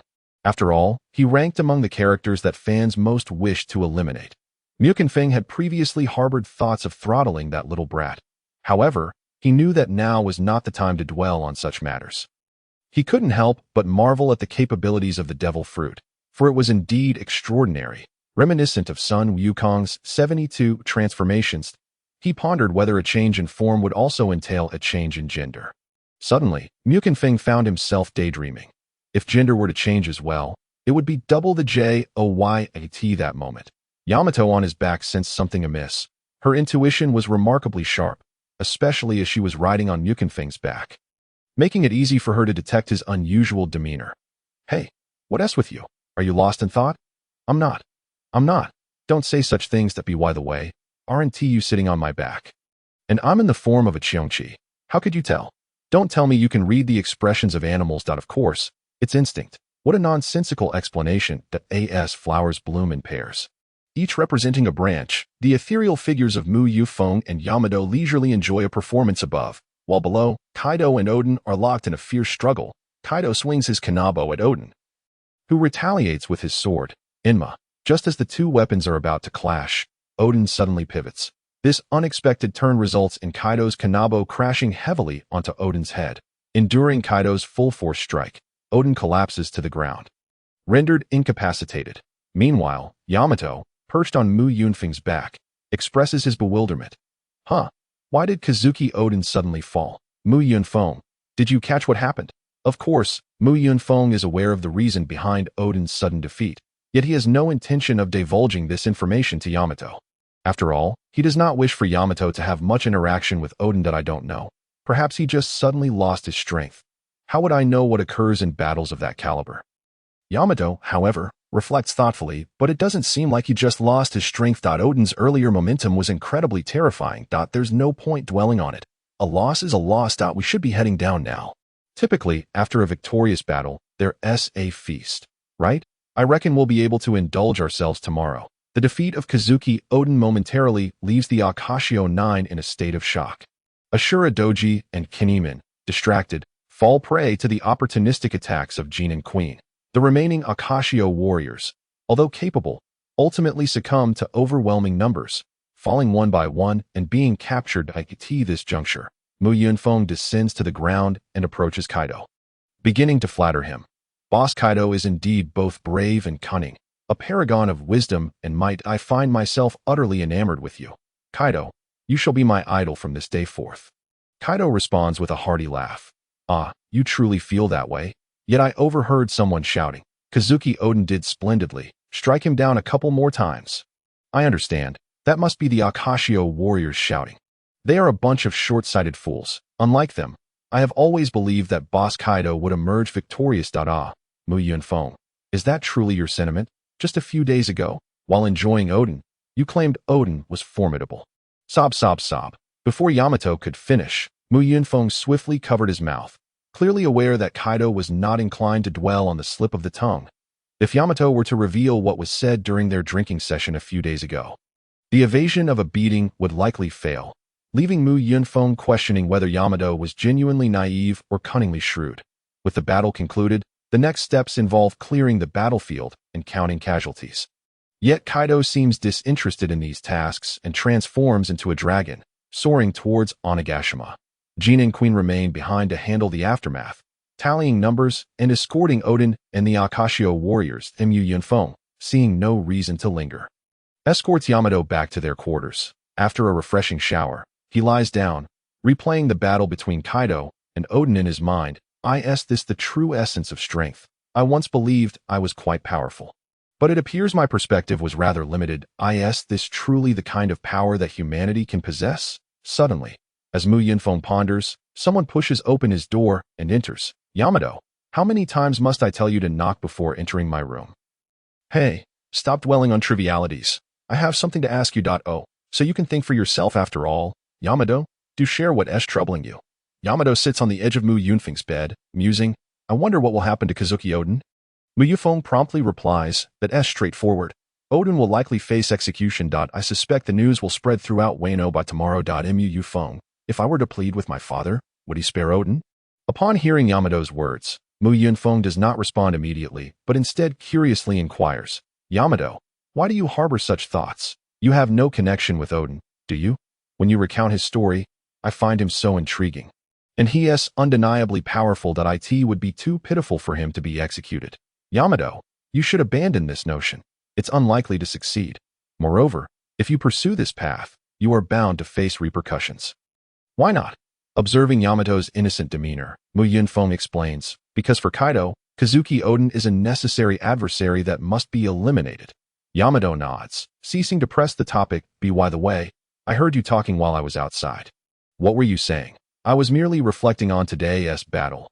Odin's strength was indeed formidable, and even though Kaido has a penchant for alcohol and a volatile temper, his strength is indisputable. Of course, my father is exceptional. Speaking of which, you haven't told me a story today. All right, you're quite insistent. Today, I'll share a new tale. Once upon a time, there was a village called Konoha, where a boy named Naruto resided. The following morning, as the sun's rays caressed Mu Yunfeng's face, he stretched and yawned, only to freeze in place. His left hand felt distinctly different as he instinctively reached out. He encountered a soft object. his fingers brushing against long hair and a cool horn at that moment. Yamato, who had been sleeping beside him, was roused. "Good morning." "Hey, why are you grasping my horn?" Yunfeng quickly recalled the events of the previous night. His excitement from witnessing the battle between Kaido and Oden had led him to recount stories to Yamato until late, causing him to fall asleep without realizing it. Instead of answering Yamato's question, he retorted, "Yamato, how did you end up in my room, sleeping on my bed?" "That's because you fell asleep while telling me stories yesterday. I was quite tired too, so I didn't return to my own room and simply dozed off here." Upon hearing Yamato's explanation, Yunfeng sighed in exasperation. "Yamato, you must understand, it's not appropriate for girls to share a bed with boys. Be cautious and avoid sleeping in the same bed with any man other than myself." "Does that mean I can sleep in the same bed as you?" "I have no objections to that. Though I would prefer to share a bed with you 10 years from now. That would bring me great joy." Yamato, utterly unconcerned, replied, "If that makes you happy, let us make a pact to sleep together in 10 years. Yunfeng shook his head in resignation. "Perhaps we should forego that agreement." "Why not? Didn't you say it would make you happy?" "I have a feeling that if we were to establish such a pact, I would lose something akin to principles. While my standards may be low, I cannot bring myself to deceive a young girl into making such a commitment." "What are principles?" Yunfeng, "do you possess any? Show me your principles, would you?" Gazing at Yamato's innocent expression, Yunfeng understood that her curiosity was genuine, devoid of ulterior motives, yet her words still struck a discordant note for both Yunfeng and Yamato. The day unfolded like any other, sharing breakfast and training together. However, during their morning run, they noticed that everyone was abuzz with a particular topic. "Hey, did you hear that Kazuki Oden is set to be executed in 3 days?" "Of course, and today there will be a grand banquet held on Onigashima to celebrate the complete victory of this war." After completing their morning training, Yunfeng and Yamato made their way to the skeletal structure of Onigashima to attend the celebration. As they entered the venue, they spotted Jack waving at them. Clearly having secured a spot, the banquet commenced swiftly, with Jack, now familiar with Yunfeng, venting his frustrations. "You two secretly went to the battlefield without telling us. Why didn't you invite me? Aren't we good drinking buddies?" "Jack, spare us the complaints that I wanted to bring you along, but your size made it impossible for me to carry you while flying. However, I can certainly share everything I witnessed." Soon, Yunfeng began recounting the events that had transpired on the battlefield. Just as the four were engrossed in their conversation, Quinn approached from behind Yunfeng and Yamato. "Hey, how did you two little brats end up on the battlefield yesterday? Who said you could sneak along?" Yunfeng, with a glint in his eye, replied, "I assumed it because of you, Quinn, that we went." "Ah, because of me? What does that have to do with me?" "Indeed, what does it have to do with you?" Upon finishing his sentence, Yunfeng burst into laughter, with Yamato, Jack, and Maria joining in, while Quinn's expression turned somewhat unnatural. Realizing he had been outwitted by these little brats, though he felt tricked, Quinn could not truly confront them, so he merely shook his head in resignation. "You really are an unlikable little brat. But why do you seem to always have such an unfriendly attitude towards me?" "Oh, that's quite simple. Who told you to call me small when we first met?" "Ah, just because of that. That was over 2 years ago. You're being quite petty. Don't worry. I've already forgiven you just now that we can get along well moving forward." Quinn did not linger long, exchanging just a couple of words before departing. But Yunfeng caught him muttering as he walked away. "This little brat is quite terrifying. He remembers something from 2 years ago so clearly. He holds a grudge far too well that I must keep my distance from him." After the banquet concluded, Yunfeng and Yamato went for a stroll, but Yunfeng soon noticed a prison card arriving from outside Onigashima, containing the elderly woman who had transformed into Momonosuke. Yunfeng sighed. "Kaido is rather stubborn. Isn't he? If he is so concerned, why not have a rematch? Is he unsure of defeating Oden? Killing this old woman is merely a gesture of apology to Oden. What a futile endeavor." Yamato, who had been following closely behind, overheard Yunfeng's words and curiously inquired, "What are you talking about? Why does father owe Oden an apology?" Haha, I was just rambling. Forget about it. Let us have a race to see who can get home first." "Sure, let us race. I will definitely reach home before you." Upon returning home, Yamato suggested visiting Kazuki Oden, but Yunfeng promptly dismissed the idea, as he did not wish for Oden and Yamato to have much contact. Although Kazuki Oden was indeed a good person, Mu Yunfeng had no reason to visit him. Firstly, he did not want to form any friendship with Odin. Secondly, he was not bored enough to seek amusement in humiliating Odin. The aftermath of Kazuki Odin's situation was resolved much quicker than Mu Yunfeng had anticipated. Within just 2 days, everything was settled, and soon the day of Kazuki Odin's execution arrived. In the center of the square outside the Flower Country's palace stood a boiling vat of oil, beside which stood Kazuki Odin and the red scabbards that ate the palace steps. Kaido and Orochi sat under a sunshade, clearly indicating that they were the victors of this war. Mu Yunfeng decided to take a break for the morning and did not train as usual. Instead, he squeezed into the crowd to witness the execution. Yamato, as Mu Yunfeng's little shadow, naturally followed along. However, even if Mu Yunfeng hadn't come, Yamato would have. After all, the one being executed was the renowned Kazuki Odin. Kaido quickly spotted the 2 little brats among the crowd, but did not intervene. On the contrary, he was pleased to see this situation unfold. He intended to use Kazuki Odin's fate as a lesson for Mu Yunfeng and Yamato, illustrating the consequences of failure and thereby encouraging the 2 little ones to grow stronger. Through their efforts, Mu Yunfeng and Yamato soon found themselves in the front row, observing the scene before them.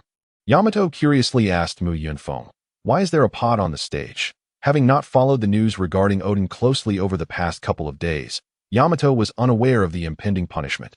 Only knowing that Odin was to be executed, Mu Yunfeng, possessing memories from his previous life, was well aware of Odin's fate of being boiled alive. With a mischievous grin, Mu Yunfeng replied, Yamato, don't you know?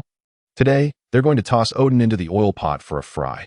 3 times, in fact. The first fry sets him, and the last 2 will make him crisp on the outside and tender on the inside. Ready to be served. Everyone here has come to feast on Odin. I want to try Odin's right hand. It looks quite robust and should taste delicious. What part do you want, Yamato? I'll go grab it for you.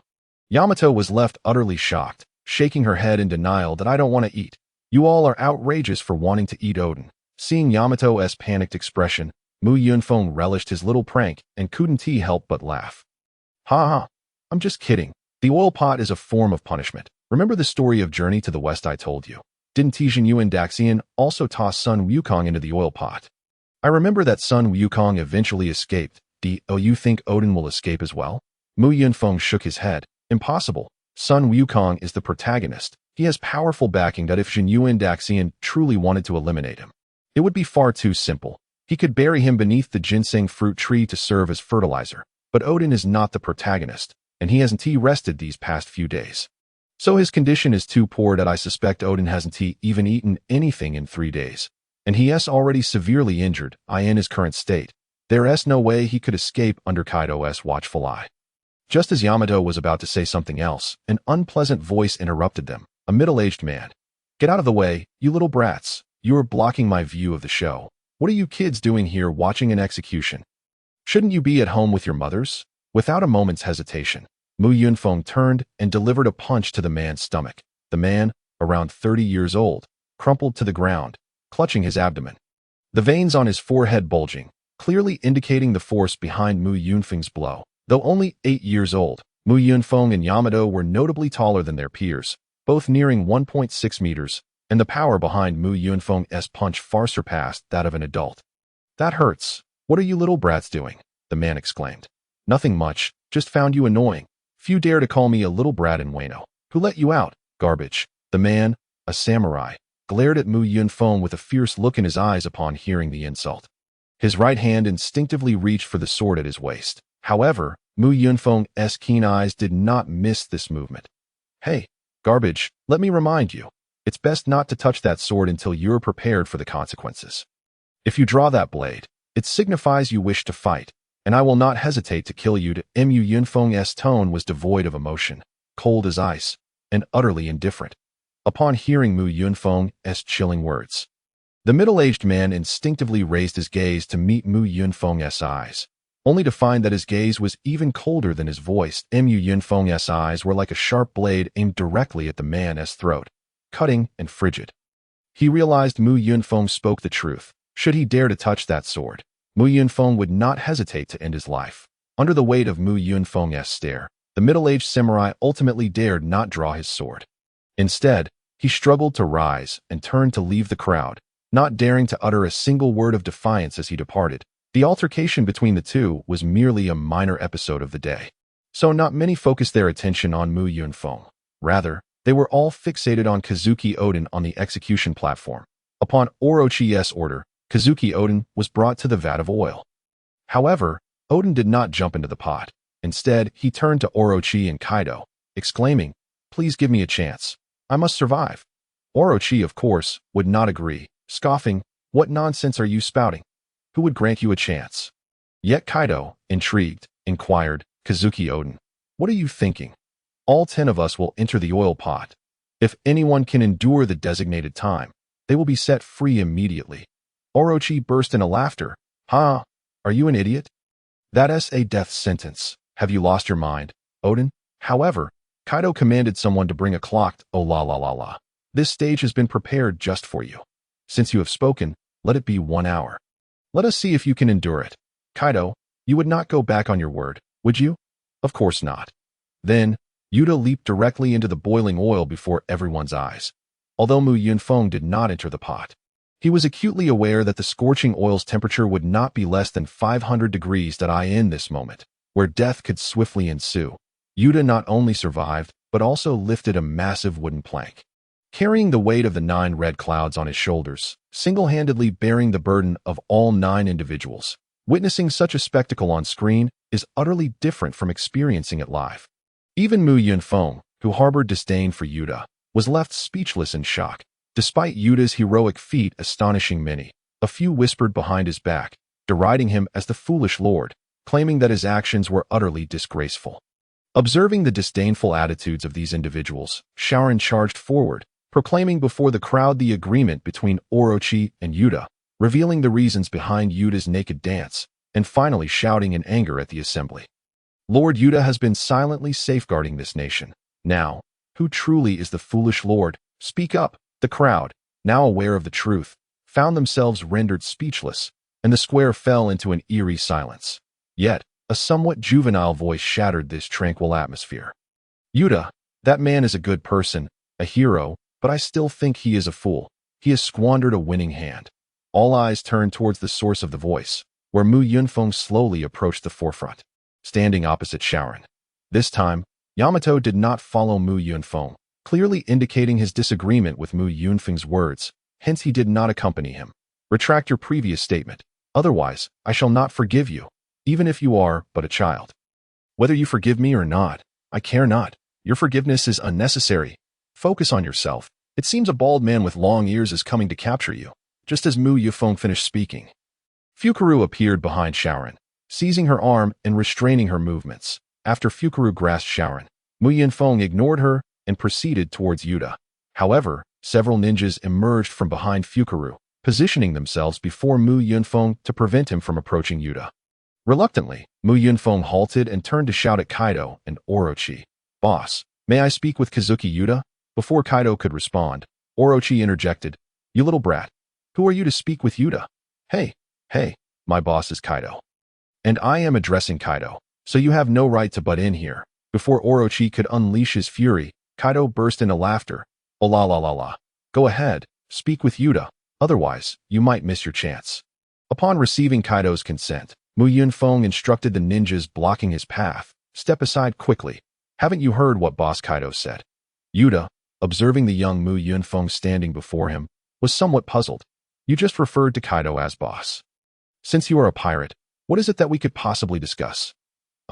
It's nothing much. I merely wanted to verify whether this pot of oil is genuine. How is it that you have remained unscathed within it for so long?" Hearing Mu Yunfeng's words, Viper's expression shifted instantly. "You little brat, how dare you speak to Lord Yuta like that? Do you believe I won't devour you?" Though Viper was furious, Yuta merely chuckled.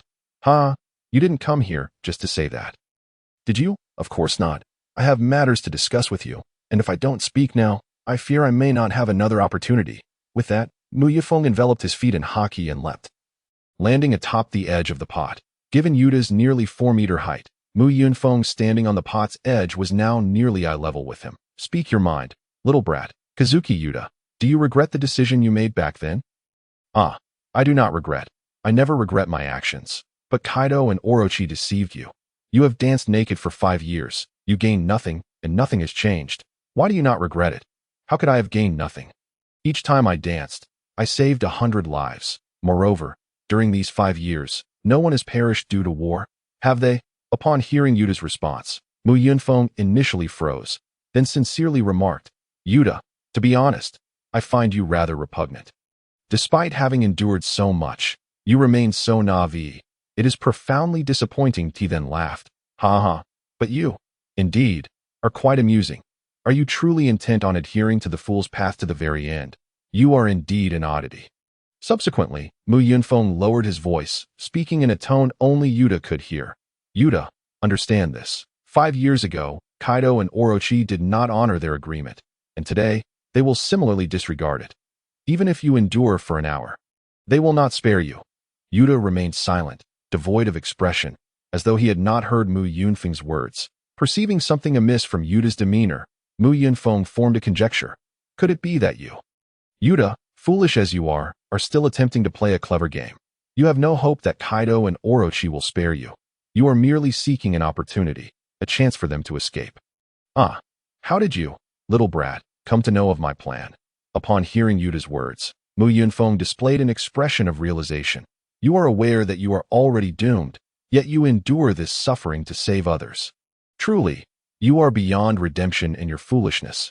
Yet, while you've been a fool all your life, you have shown a moment of clarity before your demise. However, your intellect is limited. People like you cannot save anything. I have said all I wish to say. Farewell. With that, Yunfeng leapt down from the edge of the pod and walked towards the crowd. Just before he blended into the throng, he turned back towards Yuta and said, Yuta, I do not like you. In fact, I find you somewhat detestable. However, today, you exhibit great spirit. Alas, relying solely on spirit will not sustain life. Sometimes, one must also use their wits. Reaching Yamato's side, Yunfeng remarked, Yamato, let us depart. There is no longer any reason to remain here. Yet, Yamato showed no intention of leaving. Standing still, Yunfeng was compelled to pause. Come on, Yamato, there is truly nothing left to see that I want to watch a little longer. Perhaps Yuta can endure for an hour, and then he may survive. Yamato, you are still too naive. Yuta might withstand an hour, but he will not survive today. Yamato asked in confusion. Why not? Did father not say that as long as Yuta endures for an hour, he would be set free? Kaido promised to leave Wano 5 years ago. Do you not remember, Yamato, when you sought to plead for Yuta's life a couple of days ago, and I stopped you? Of course I remember. How could I forget in such a short time? Then tell me, what did I say to you when I prevented you? Yamato pondered for a moment and replied, you said father would never spare Yuta because, for him, Yuta is a necessity to eliminate. Yunfeng gazed at Yamato and inquired, now do you understand? Yamato remained silent, merely following Yunfeng as they exited the crowd, leaving the square behind. Just as they departed from the flower capital, Yamato suddenly spoke. Yunfeng, shall we set sail? We have learned haki, so we need not fear villains even if we venture out to sea. No. First, although we have mastered haki, our strength remains feeble. Second, Kaido will never consent. Subsequently, Yunfeng and Yamato departed from the flower capital, journeying eastward until they reached the seaside. Yunfeng reclined on the beach, basking in the sunlight, while Yamato stared vacantly at the ocean, clearly still contemplating the idea of setting sail.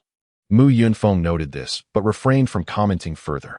Understanding Yamato's nature, he recognized her inherent stubbornness.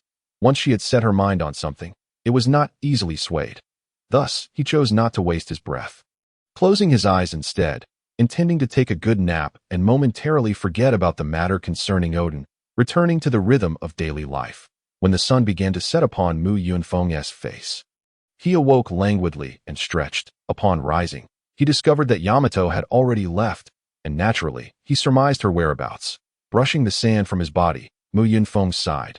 Indeed, she is just a child, so willful, engaging in actions that strike me as foolish.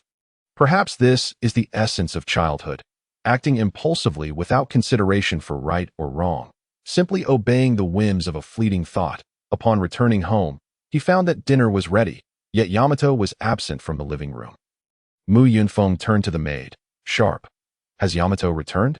She has. But as soon as she came back, she locked herself in her room, seemingly after having a quarrel with Lord Kaido, which is why she hasn't joined us for dinner. Sigh. I shall go call her for dinner. Kaido cannot comprehend the world of children. With that, Yunfeng made his way toward Yamato's room.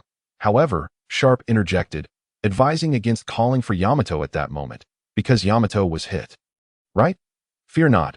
I am frequently on the receiving end of Kaido's blows, so I share a common language with Yamato. Arriving at Yamato's door, Yunfeng had no intention of knocking. He simply began to pull the door open. Click, click.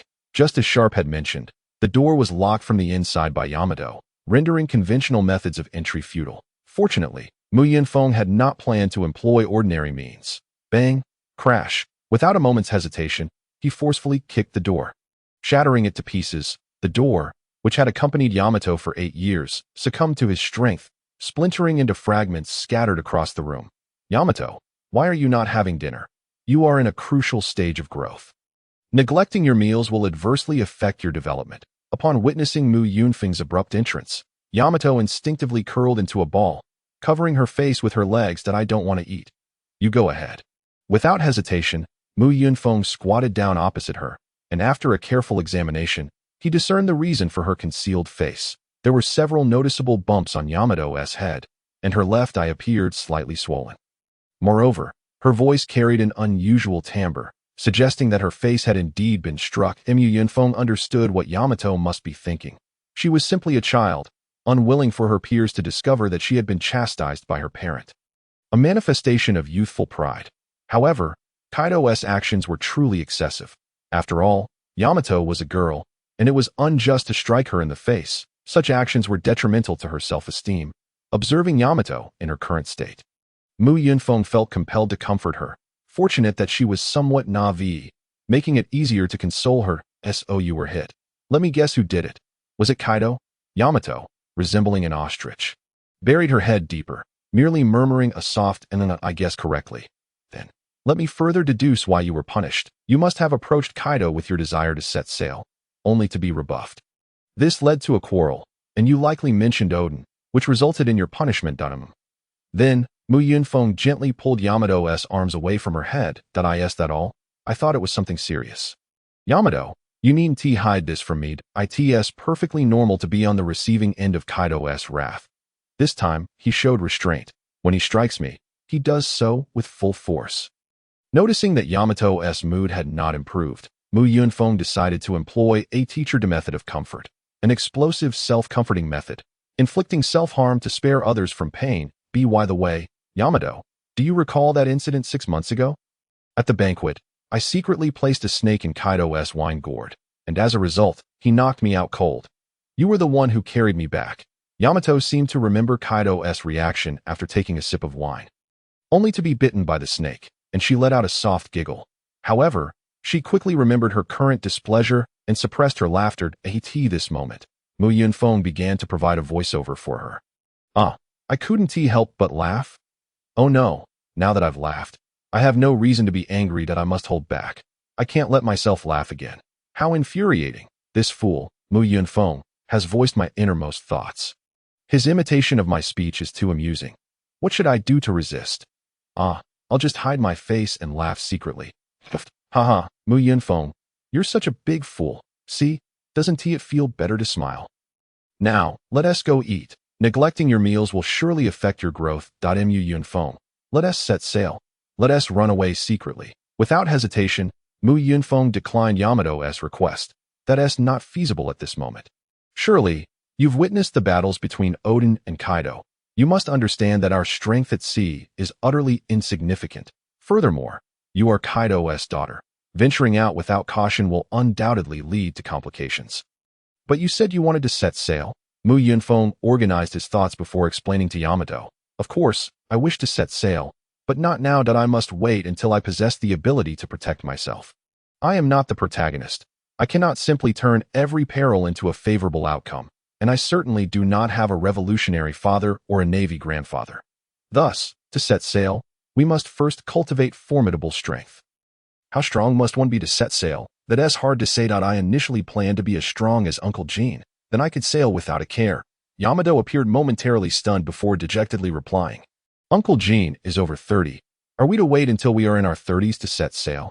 I meant we should be as strong as Uncle Gene to set sail, not that we must wait until we are his age.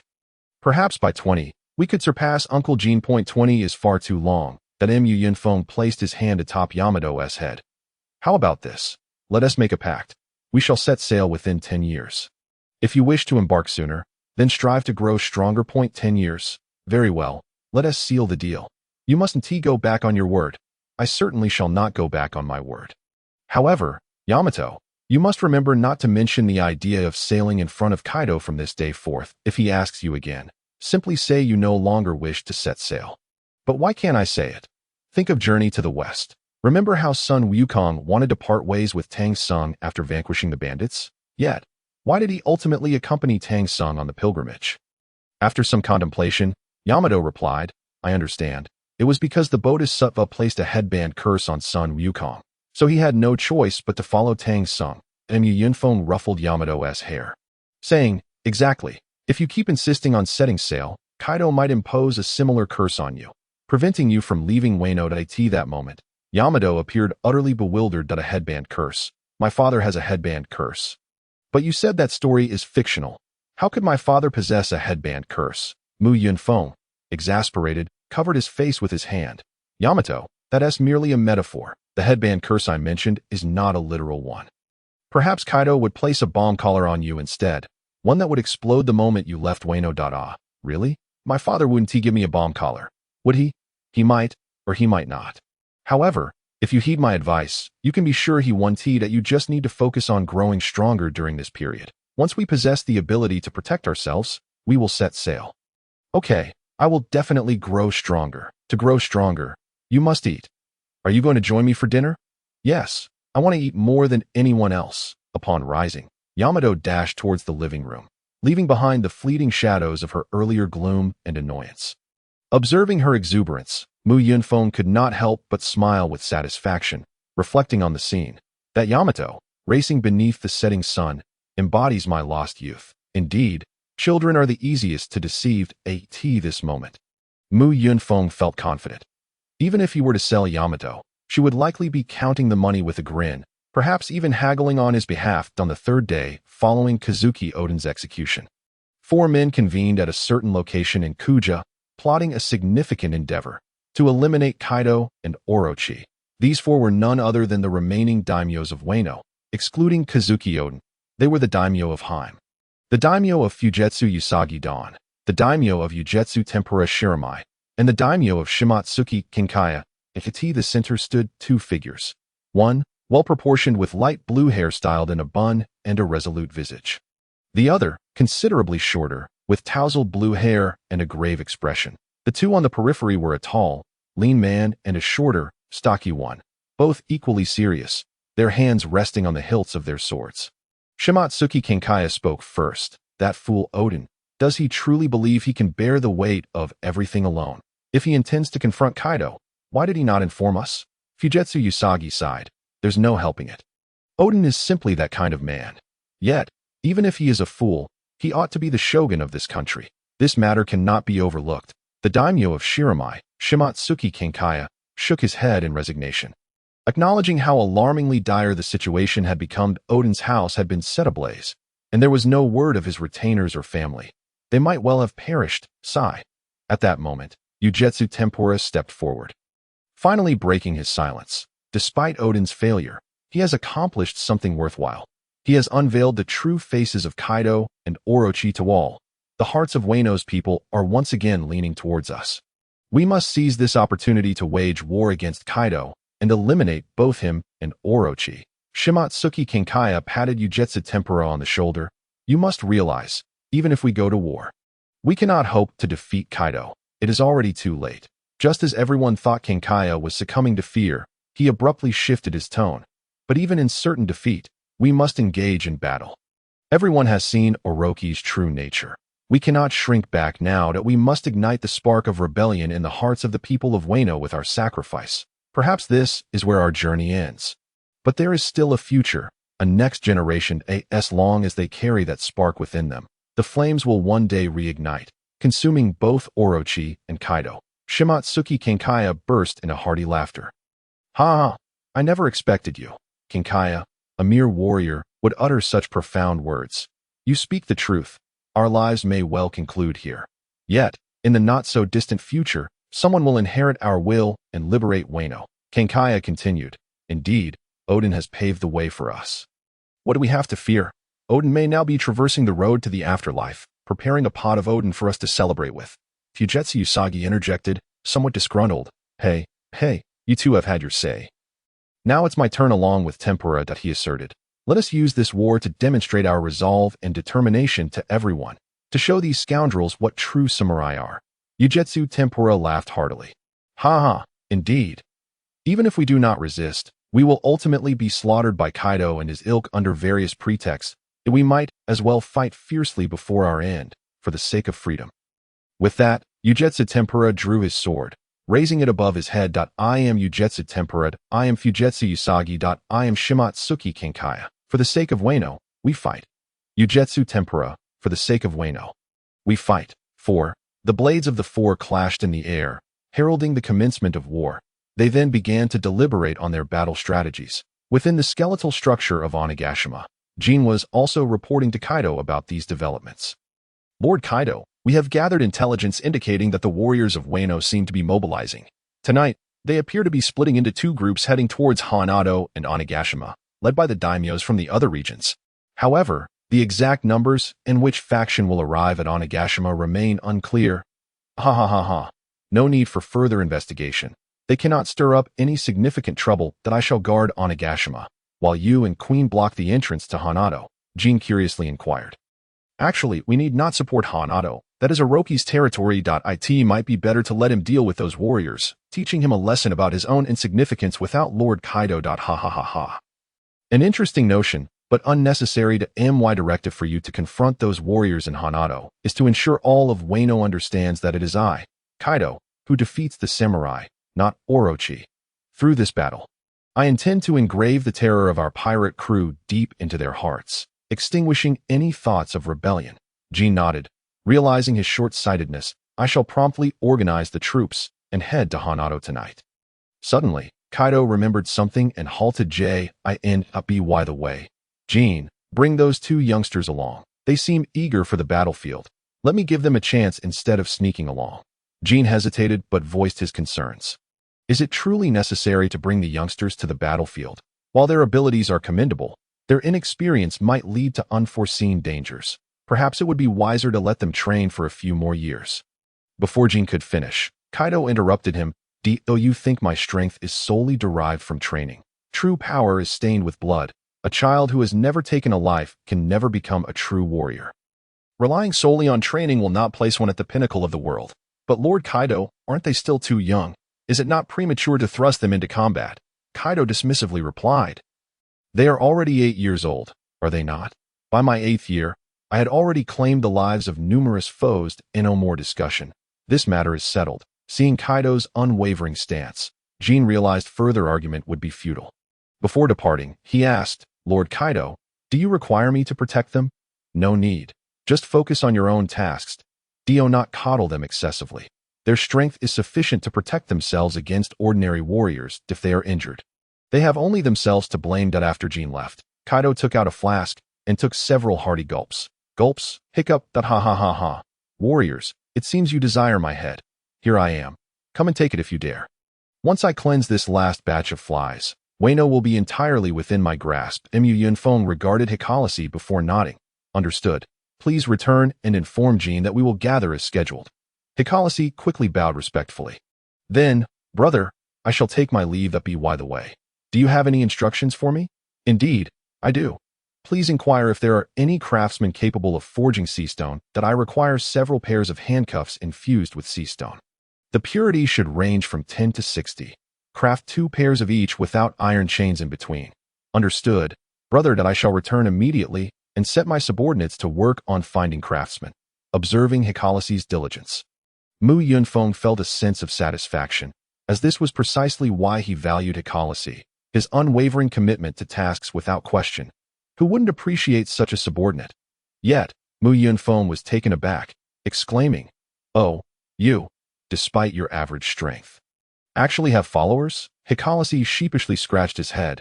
It's really thanks to your reputation, boss. Once they learned I was your subordinate, they were willing to follow me. I have no reputation of my own. There are many stronger than I. Hikari countered, you are mistaken, boss, to possess such strength at your age. Even Kaido respects you. As long as one is not foolish, it is evident that you, the captain, will undoubtedly become a pivotal figure in our pirate crew. Countless individuals aspire to associate with you. Hikari, your eloquence has certainly improved. Now, off you go. After Yunfeng returned to his quarters, Yamato approached with a curious demeanor. Hey, who was that person? What did they want from you? That individual is my subordinate, a lackey of sorts. He sought me merely to relay a message from Jin Do. I see. What does Jin wish from us? Yunfeng succinctly recounted the news brought by Hikari to Yamato. On the battlefield to slay enemies. Why did Jin say we shouldn't send kids to the front lines? Are Jack and Maria going as well? It appears Jack and Maria are not needed. This is Kaido's decision. He stated that since we relish the battlefield, he is granting us the opportunity to engage openly, rather than clandestinely. That foolish father of mine, is he angry because we secretly followed him last time? Is that why he is sending us to battle? Upon hearing Yamato call Kaido a fool, Yunfeng recognized that she had not yet moved past the beating she received 2 days prior. With a smile, he explained, I don't believe Kaido is one to hold a grudge for long. When he is angered, he typically takes it out on me right away. I think he acknowledges our strength. Which is why we are being sent to the battlefield for training.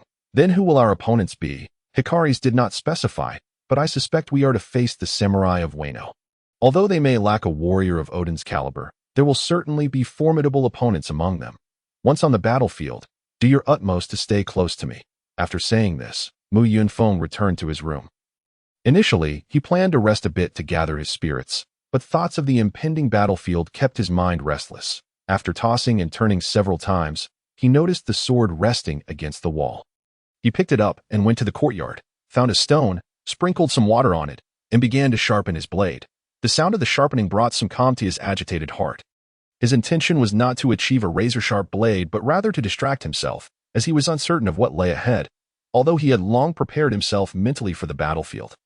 His nature was flawed, and the sudden prospect of wielding a blade against another human stirred a sense of unease within him.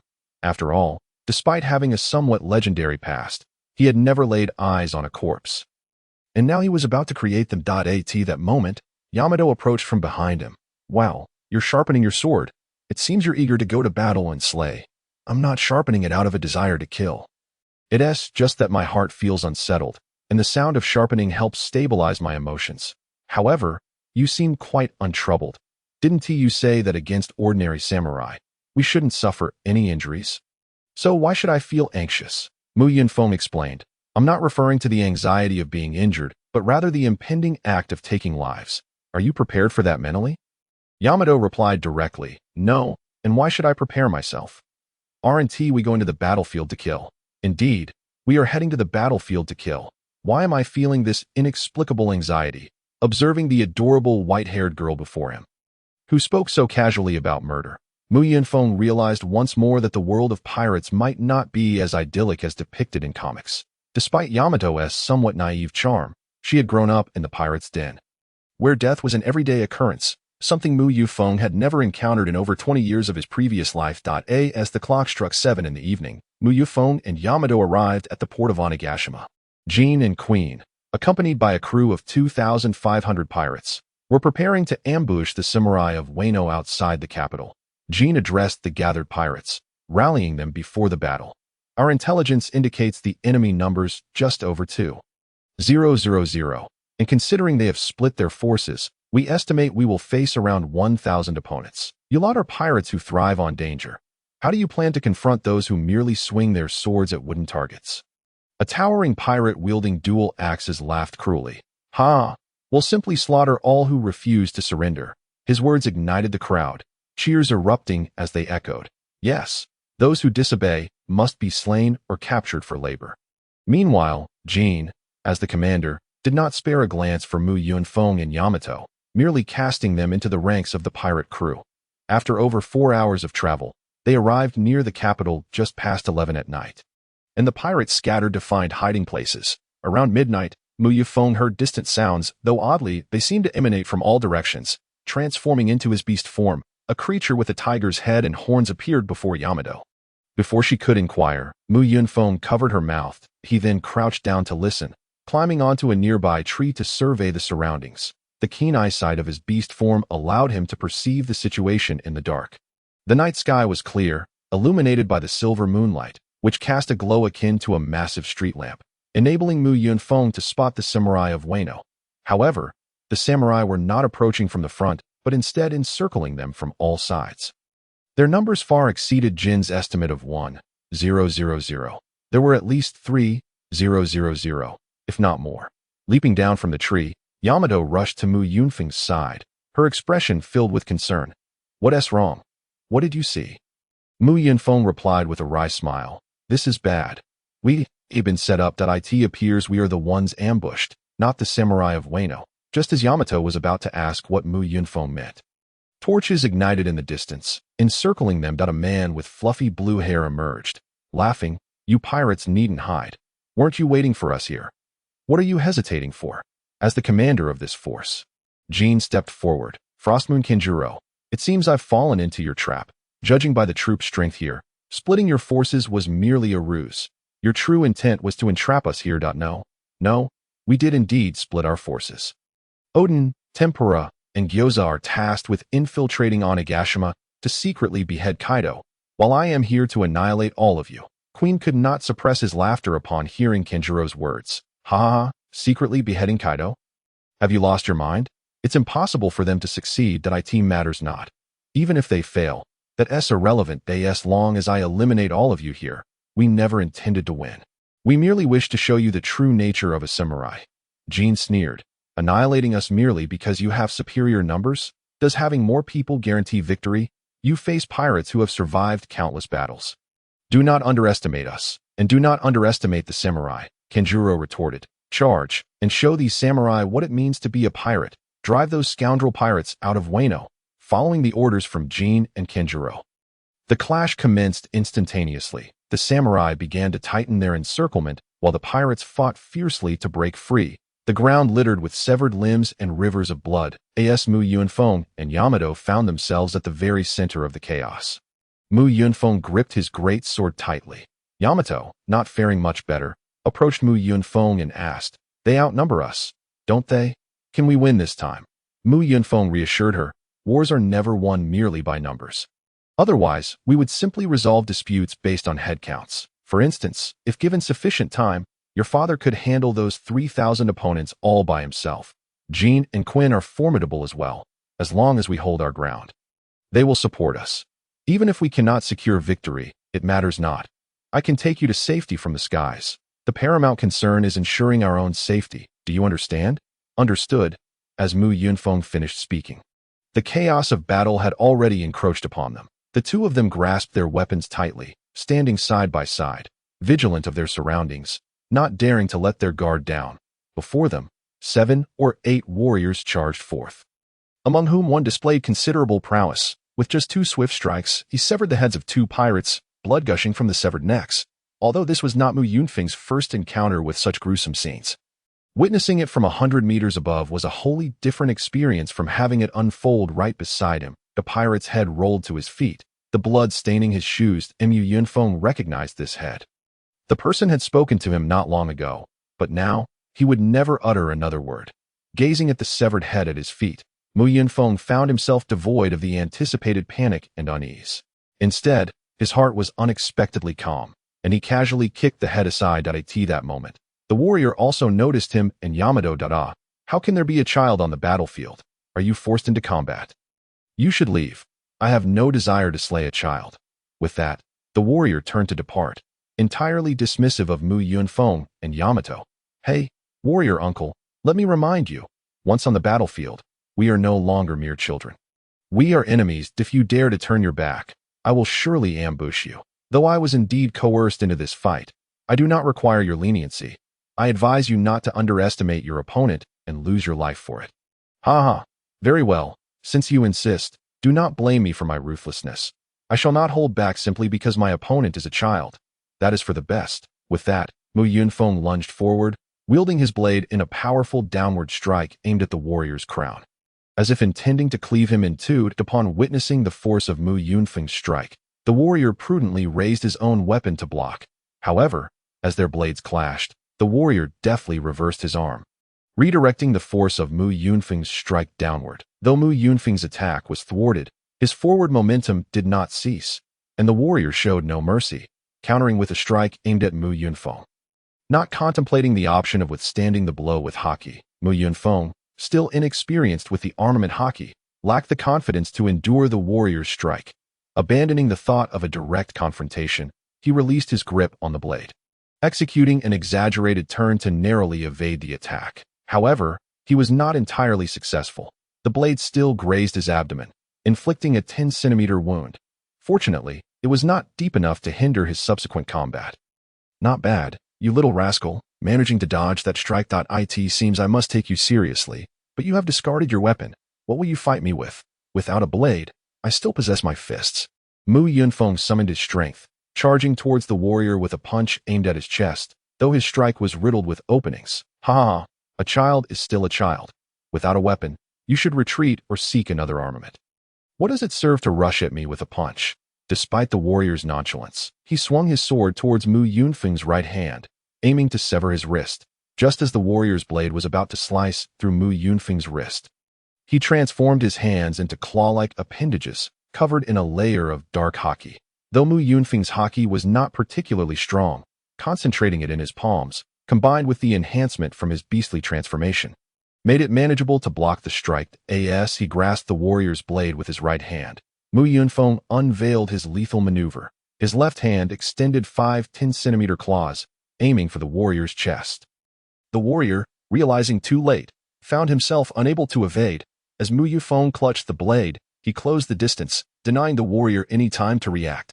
With a rip, the warrior's clothing was torn asunder, and the claws pierced through his flesh, blood spilling forth and staining both the warrior's and Mu Yunfeng's garments. At that moment, the warrior's chest resembled a split dumpling, his innards and intestines severed, and his life began its countdown.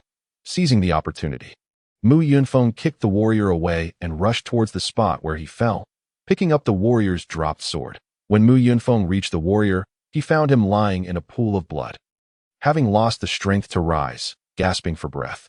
Yet, even in the face of death, the warrior showed no fear, instead offering a bitter smile. "Huh, cough cough, I never expected to fall to the hands of a mere child. But perhaps it is fitting.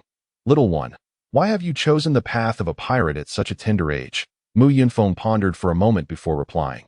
"In truth, becoming a pirate was not my choice. I was captured by Kaido. However, I harbor no aversion to being a pirate. If I could choose, I would wish to be a celestial dragon, for once one attains that status, there is no worry in life. Alas, such a fate is beyond my grasp. Yet, presently, I rather enjoy being a pirate, relishing the thrill of battle. Warrior uncle, do you know? This is my first time on the battlefield, and you will be the first life I take. But, warrior uncle, despite your defeat, you are no lesser than I. You ultimately underestimated me. Had you been more cautious and considered why I charged without a weapon, perhaps you would not lie here now."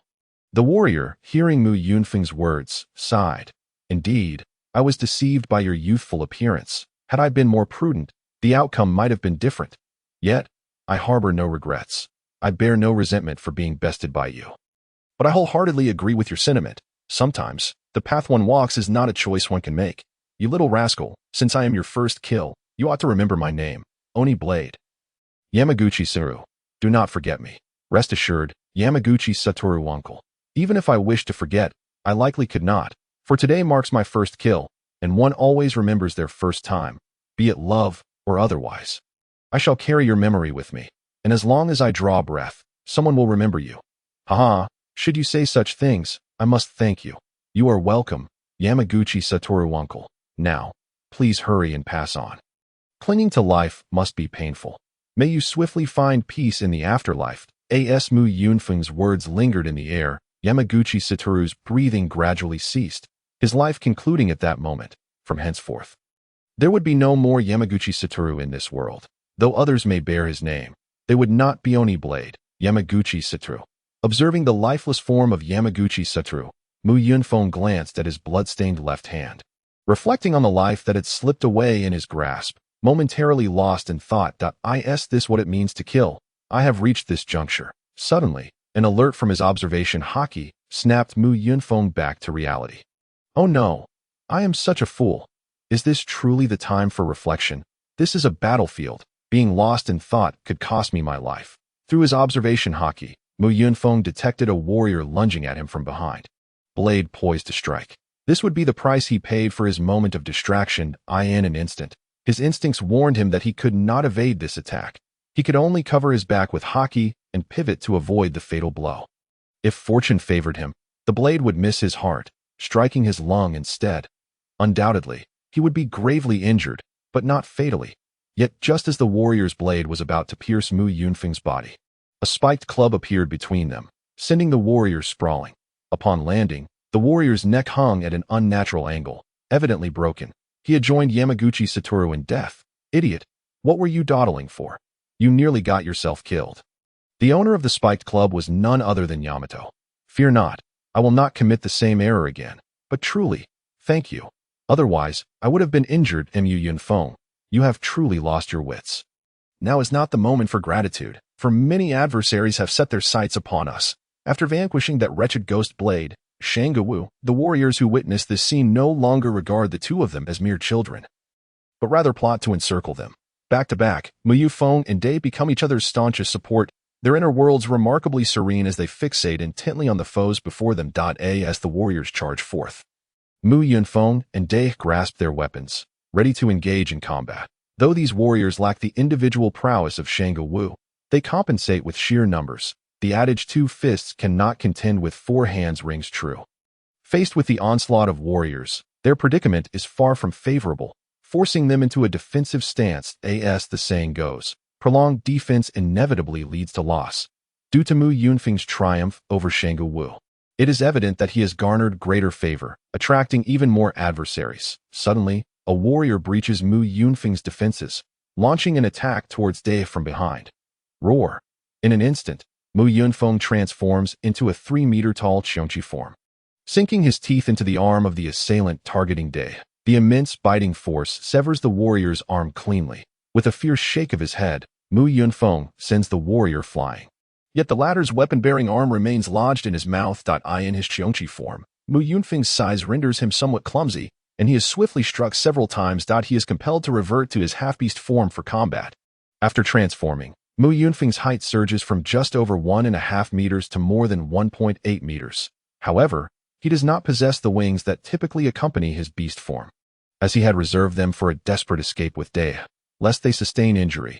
Discarding the severed arm, Mu Yunfeng brandishes his claws, swiftly dispatching a nearby warrior by crushing his throat. Of course, the battle rages on not just between Mu Yunfeng and Dai. The entire battlefield is rife with slaughter and cries of anguish, resembling a veritable hell on earth. Jean and Quinn find themselves ensnared, held captive by dozens of warriors, evidently belonging to the strongest faction, their intent to restrain the pirate crew's mightiest forces. Prior to the onset of battle, pirate numbers stood at 2,500, while warriors numbered 3,500. After 1 hour of combat, the pirates dwindled to 1,500, while the warriors decreased to 2,300. After 3 hours, the pirates were reduced to 800, with the warriors at 1,300. The relentless intensity of the conflict has left all but Jean and Quinn, the elite, utterly exhausted, with both samurai and pirates alike on the brink of collapse. Around Mu Yunfeng and Dai lie numerous corpses of those who sought to eliminate them, yet their own situation is dire.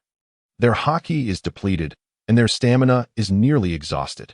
Were it not for the ongoing battle, they would likely collapse to the ground. Dai has lost the strength to wield his wolf fang club, while Mu Yunfeng, bolstered by the powers of his devil fruit, retains a modicum of combat capability. However, the warriors are similarly drained, struggling to lift their blades.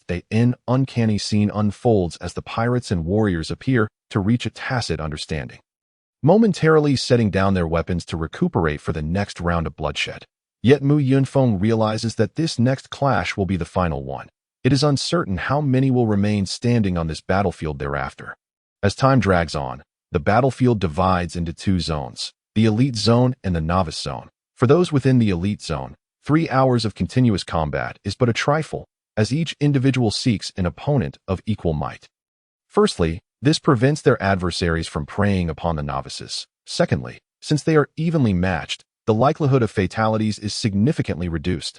Thus, their casualties remain minimal.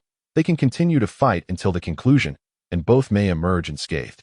Upon returning, they could boast, "That guy was truly formidable. Who would have thought we would end without a decisive victor? Next time, I shall personally slay him," and so forth.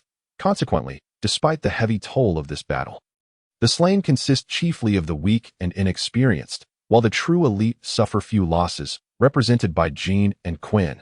Jean and Quinn have been entangled with those warriors for 3 hours, merely sustaining minor injuries. While only a few warriors have fallen in their skirmish, their battle persists. Meanwhile, Yunfeng and Dai find themselves in the novice zone.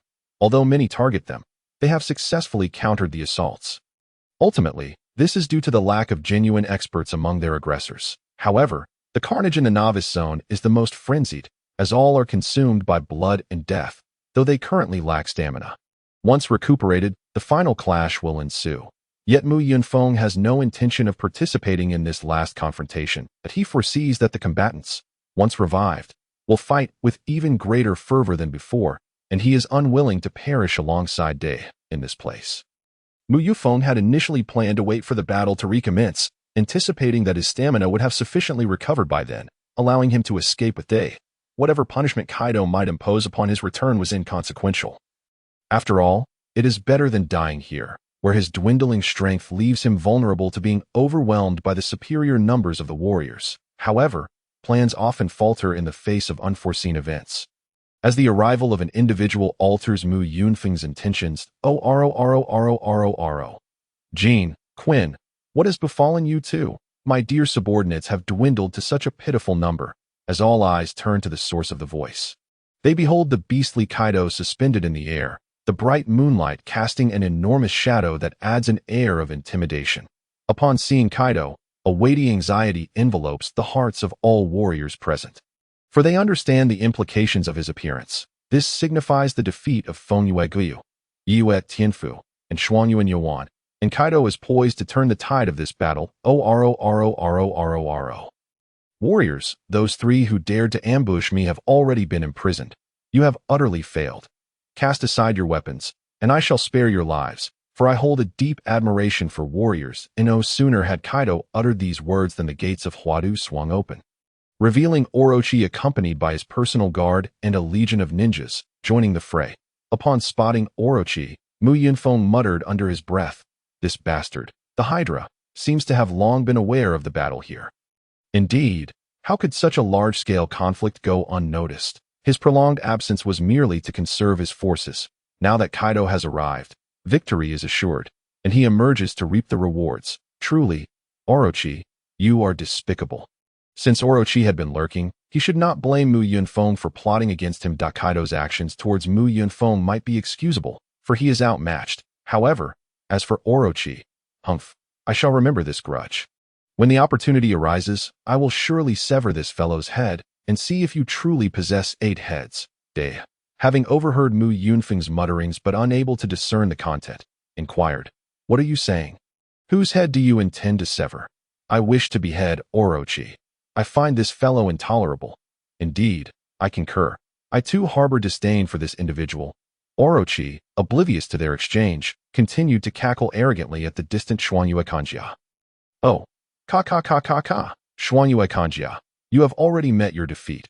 Abandon your futile resistance. If you are willing, I may grant you a chance to submit to me." The Shuangyue Kanjia, however, remained undeterred by Orochi's taunts. "Having set foot on this battlefield, we never entertained thoughts of leaving alive. Surrendering in exchange for our lives? Absurd. Who here fears death?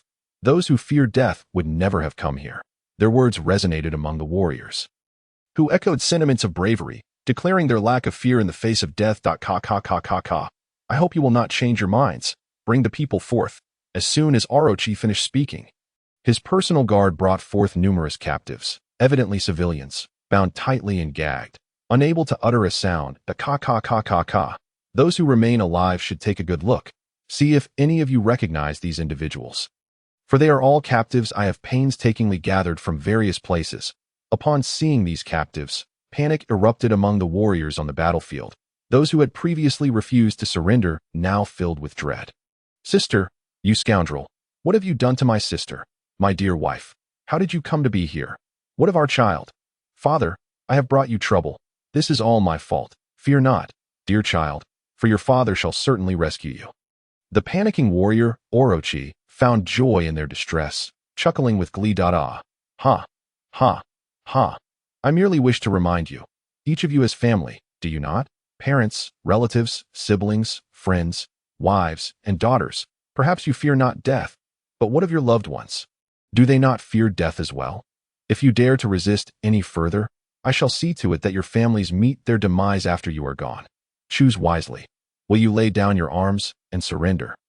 Or will you fight to the bitter end, leading your kin to their graves? Show me your resolve. Ha, ha, ha. Though these warriors fear not for their own lives, each one is bound by familial ties that they cannot sever. They may perish for their beliefs, yet their families should not pay the price for their convictions. They will not allow their loved ones to suffer for their choices. Clang. A warrior discarded his weapon, triggering a chain reaction akin to a row of dominoes. Clatter. All the warriors cast aside their arms, collapsing to the ground in defeat. Ha, ha. It seems you have surrendered your resistance. Felusho, take your men and imprison them all. They shall serve as laborers in due time. Understood, Felusho replied, leading Orochi's guards to capture the warriors. However, Mu Yunfeng scanned the area where Shuang Yuekang's family had been, yet he found no trace of them. Among those crouching on the ground, there was no sign of Shuang Yuekang. It appeared he had seized the opportunity to escape, unwilling to yield. After all the warriors had been taken away, Jean began to regroup. Leading the surviving pirates back to Ghost Island. As for those who perished here, Jean had no intention of burying their remains. Jean counted the survivors among the pirates. Kaido approached Mu Yunfeng and Yamato, surveying them with a hearty laugh. Oh, ho, ho, ho. Indeed, you two youngsters have changed significantly. It seems you've gained quite a bit from this encounter. Yamato turned away, avoiding Kaido's gaze, clearly still sulking over the beating from a few days prior. While Mu Yunfeng offered no friendlier reception. Changed, indeed. The wounds have multiplied. Kaido remarked, "Little one, by your tone, it seems you are quite displeased." "Not at all. I simply prefer not to see you. Besides, we are now like blood gourds. Which of your eyes perceives our transformation?" "Oh ho, ho, ho. I do not refer to superficial changes. Perhaps you have not noticed, but there is something new in your eyes, an aura of killing intent." Mu Yunfeng rolled his eyes. Whether or not there was killing intent was uncertain, but they had nearly perished here. You are truly heartless. After all, Yamato is your daughter. Do you not fear an accident by sending her to such a place? I have great confidence in you both. You shall not perish here. You, Mu Yunfeng, shall certainly escape with Yamato before exhaustion overtakes you. You will not truly fight to the death here. Yet, should an accident occur, it would merely indicate your limitations. The dangers you will face in the future will be numerous. Thus, you must learn to survive using your own strength. Having uttered these words, Kaido departed, not towards Ghost Island, but towards Floral City. Mu Yunfeng, now devoid of concern for Kaido's destination, transformed into his Qiongqi form, flying towards Ghost Island with Yamato.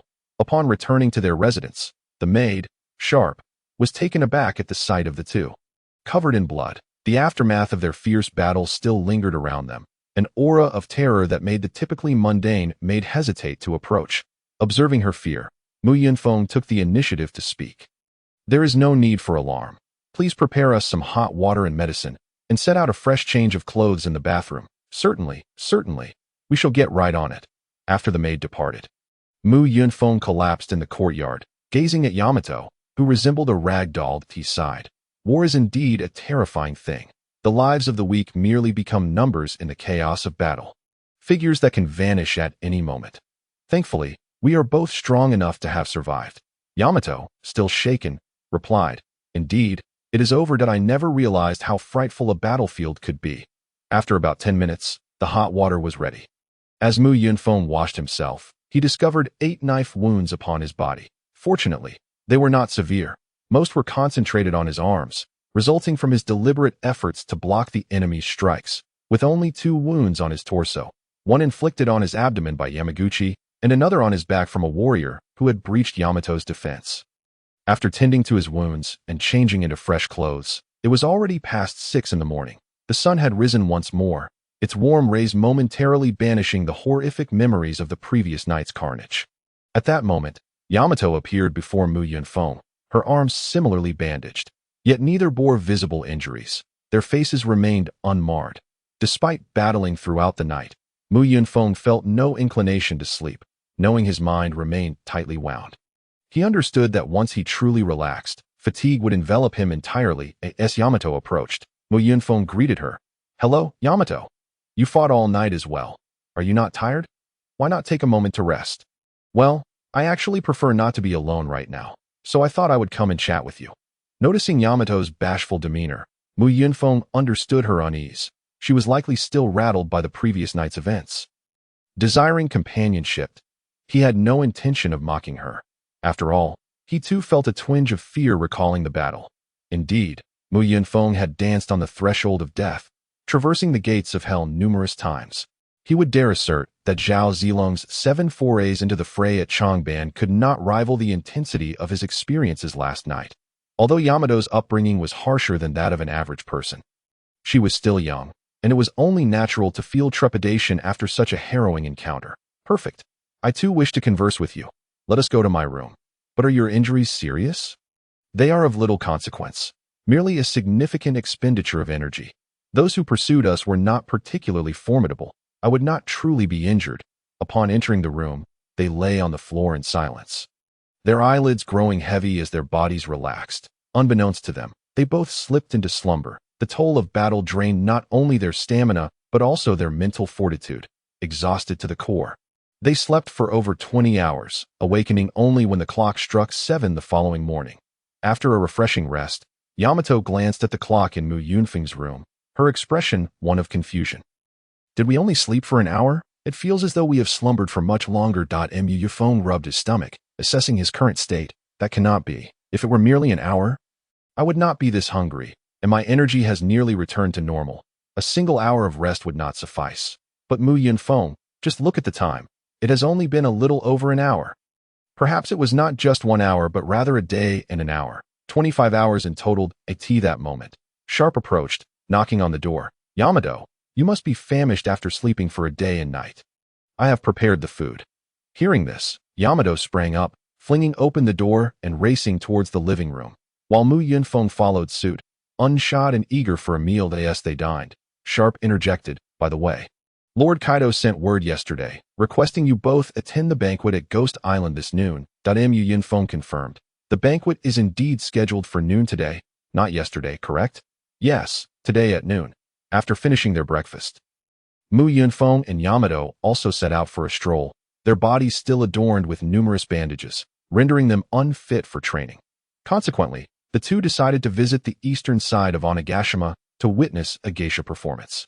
Upon arriving at the flower district on the eastern side, Yunfeng noticed that it had transformed into the most bustling area of Onigashima, bustling with a vibrant scene of people coming and going. Just a month prior, this place had been nothing but desolate land. The flower district had likely been established just over a month ago, and it was not just the flower district. Recently, several new establishments had sprung up on Onigashima, including taverns, restaurants, clothing stores, and tailor shops. The country had fallen entirely under the dominion of Kaido and Orochi, allowing Kaido to act with impunity. The geishas performing here were mostly coerced into their roles. In this era marked by a scarcity of entertainment, attending opera performances had become a popular pastime for many. Thus, the geisha houses in the flower district were naturally filled to the brim, as were the neighboring brothels. However, Yunfeng keenly observed that ever since he and Yamato arrived, all eyes were fixated upon them, with people deliberately avoiding his gaze. As they made their way to the stage where the singers were performing, those in front instinctively parted to create a path for the two, allowing them to reach the front row with ease. The behavior of the crowd piqued Yunfeng's interest, although they typically showed respect towards the two. Such a palpable sense of distance was unusual. Even amidst the crowded geisha house, no one stood near them. These individuals preferred to jostle with others or simply retreat to the back to watch the performance rather than occupy space beside them, as if they bore some sort of contagion or explosive. Yamato, though somewhat slow to catch on, also noticed the peculiar behavior of the crowd and curiously turned to Yunfeng. Hey, why do I feel like they are constantly watching us and avoiding us? Is it just my imagination, or do we have some strange odor? Yunfeng, equally baffled, had detected this oddity long before Yamato, but had yet to ascertain the reason that it's not your imagination. They are indeed deliberately avoiding us. Yet, we took a thorough bath yesterday, so we shouldn't have any odor. I can't quite grasp the situation either. Yunfeng. Do you also have things you don't understand? Of course, I'm not a deity with clairvoyance. Naturally, I have things I don't comprehend. Just as Yunfeng raised his sleeve to check for any unusual scent, a familiar voice rang out. Wow, boss, you were here too. But boss, I can't believe you're here to watch an opera. Have your injuries healed? The speaker was none other than Yunfeng's loyal subordinate, Shikali's. Upon seeing Shikali's approach, Yunfeng immediately pulled him closer. Tell me, do Yamato and I have any strange odor? None at all. Then is there anything peculiar about us, aside from the bandages? Boss, you are just as dashing as ever. Right now, I don't want to hear your flattery that I've noticed that everyone is deliberately keeping their distance from us. Has something happened? Shikali's pondered for a moment, then smacked his thigh in realization that I understand now. They are not distancing themselves from you out of disdain, but rather out of fear. No, it is respect. Boss, don't you know? You have become quite famous in our pirate circles over the past couple of days. Famous for what? Why hasn't anyone mentioned this to me? Faced with Yunfeng's string of confounded inquiries, Shikali's began to gather his thoughts to explain. Boss, you didn't go out yesterday, did you? No, I was utterly exhausted from the battle and slept until now. Yamato, growing impatient after listening to Shikali's ramble without getting to the point, interjected, Hey, Yunfeng's little subordinate, if you know the reason, hurry up and say it. If you don't get to the point soon, I might just hit you. Hearing Yamato's words, Shikali's immediately softened. That I got it, Lady Yamato. I'll tell you what I know right away. Everyone is avoiding you two today because of your achievements on the battlefield. The pirates who survived have been saying that you two were like deities in combat. Although I didn't participate in that battle, I've heard that you two were the ones who killed the most enemies, with the corpses of those warriors piling up at your feet. This, in turn, explained why people instinctively kept their distance from the two, as they likely feared inadvertently provoking them. After all, boss, you are known as the Mad Tiger. Upon hearing Shikali's words, Yunfeng couldn't help but chuckle bitterly and shake his head. For the pirates were indeed correct. If yesterday's battle were ranked by the number of kills, he and Yamato would undoubtedly be at the top, having slain more foes than even Ash and Queen.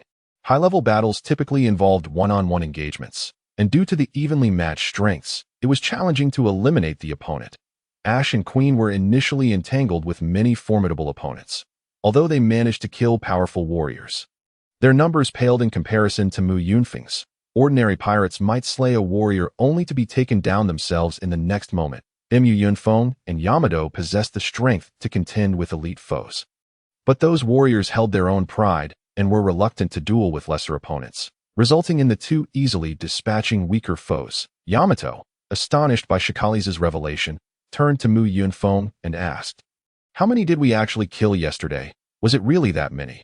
Yunfeng, uncertain, replied, Perhaps. After all, I was too focused on the battle to count that we fought for several hours straight, and countless warriors attacked us.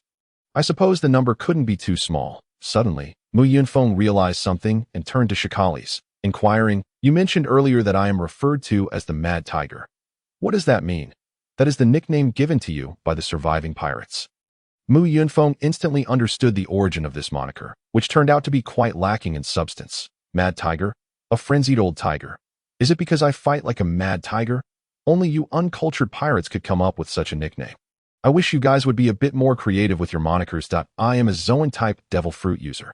This nickname sounds far too ordinary and devalues me. If you lack education, go study more with Rusi-ga, so you can come up with better nicknames. By the way, Kaido drinks every day. Why hasn't anyone called him Drunken Dragon? Is it out of fear?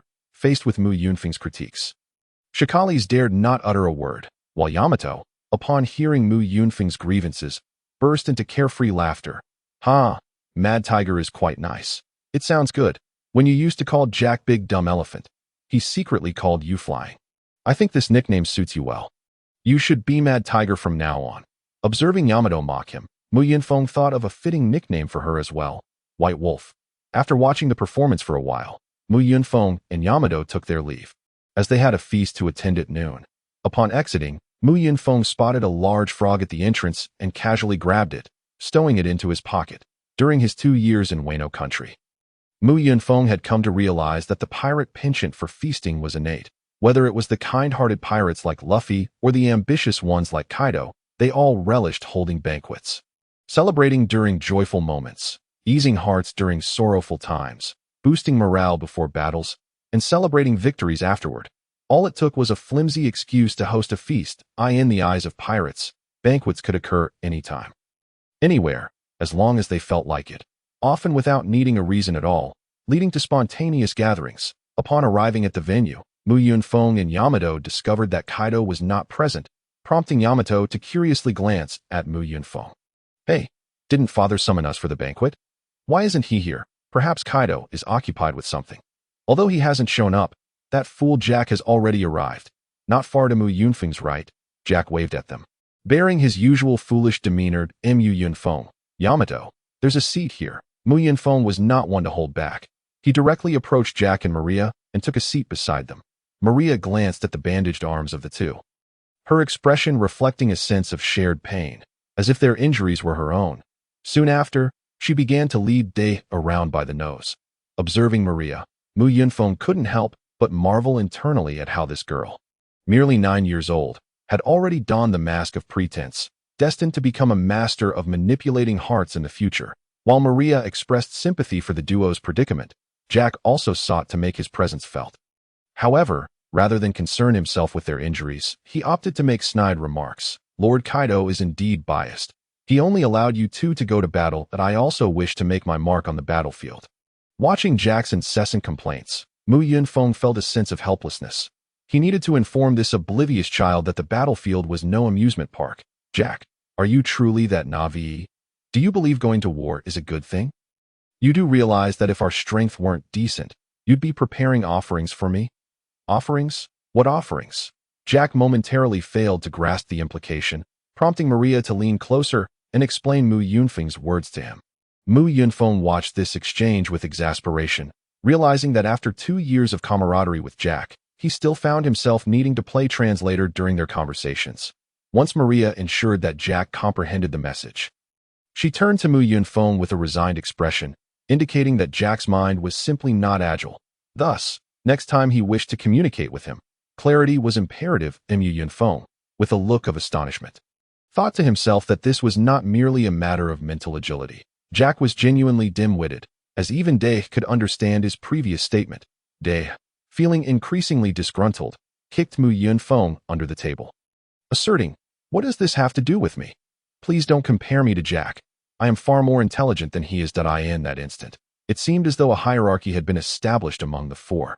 Resembling a pyramid, at the pinnacle stood Mu Yunfeng, who perceived the other three as mere children. The second tier was occupied by Maria, who could easily manipulate Jack and Day, yet found Mu Yunfeng an insurmountable challenge. Day occupied the third tier, occasionally displaying intelligence, yet more often than not, she was at the mercy of Mu Yunfeng and Maria. Jack, firmly positioned at the base of the pyramid, was there for one simple reason: he was genuinely foolish. Of course, this was not a final ranking. Should new companions join their circle, the order might shift, though it was likely that Mu Yunfeng and Jack's positions would remain unchanged. After Day's comments, Jack finally registered the situation. "Ah, so that's what you meant by offerings. Don't worry, Mu Yunfeng, that if one day you truly die, I will ensure your offerings are abundant." With a thud, Mu Yunfeng delivered a punch to Jack's kidney, the impact considerable. Yet Jack remained unfazed. Instead, Mu Yunfeng's hand tingled from the force. Observing Jack's remarkable resilience, Mu Yunfeng felt a sense of awe.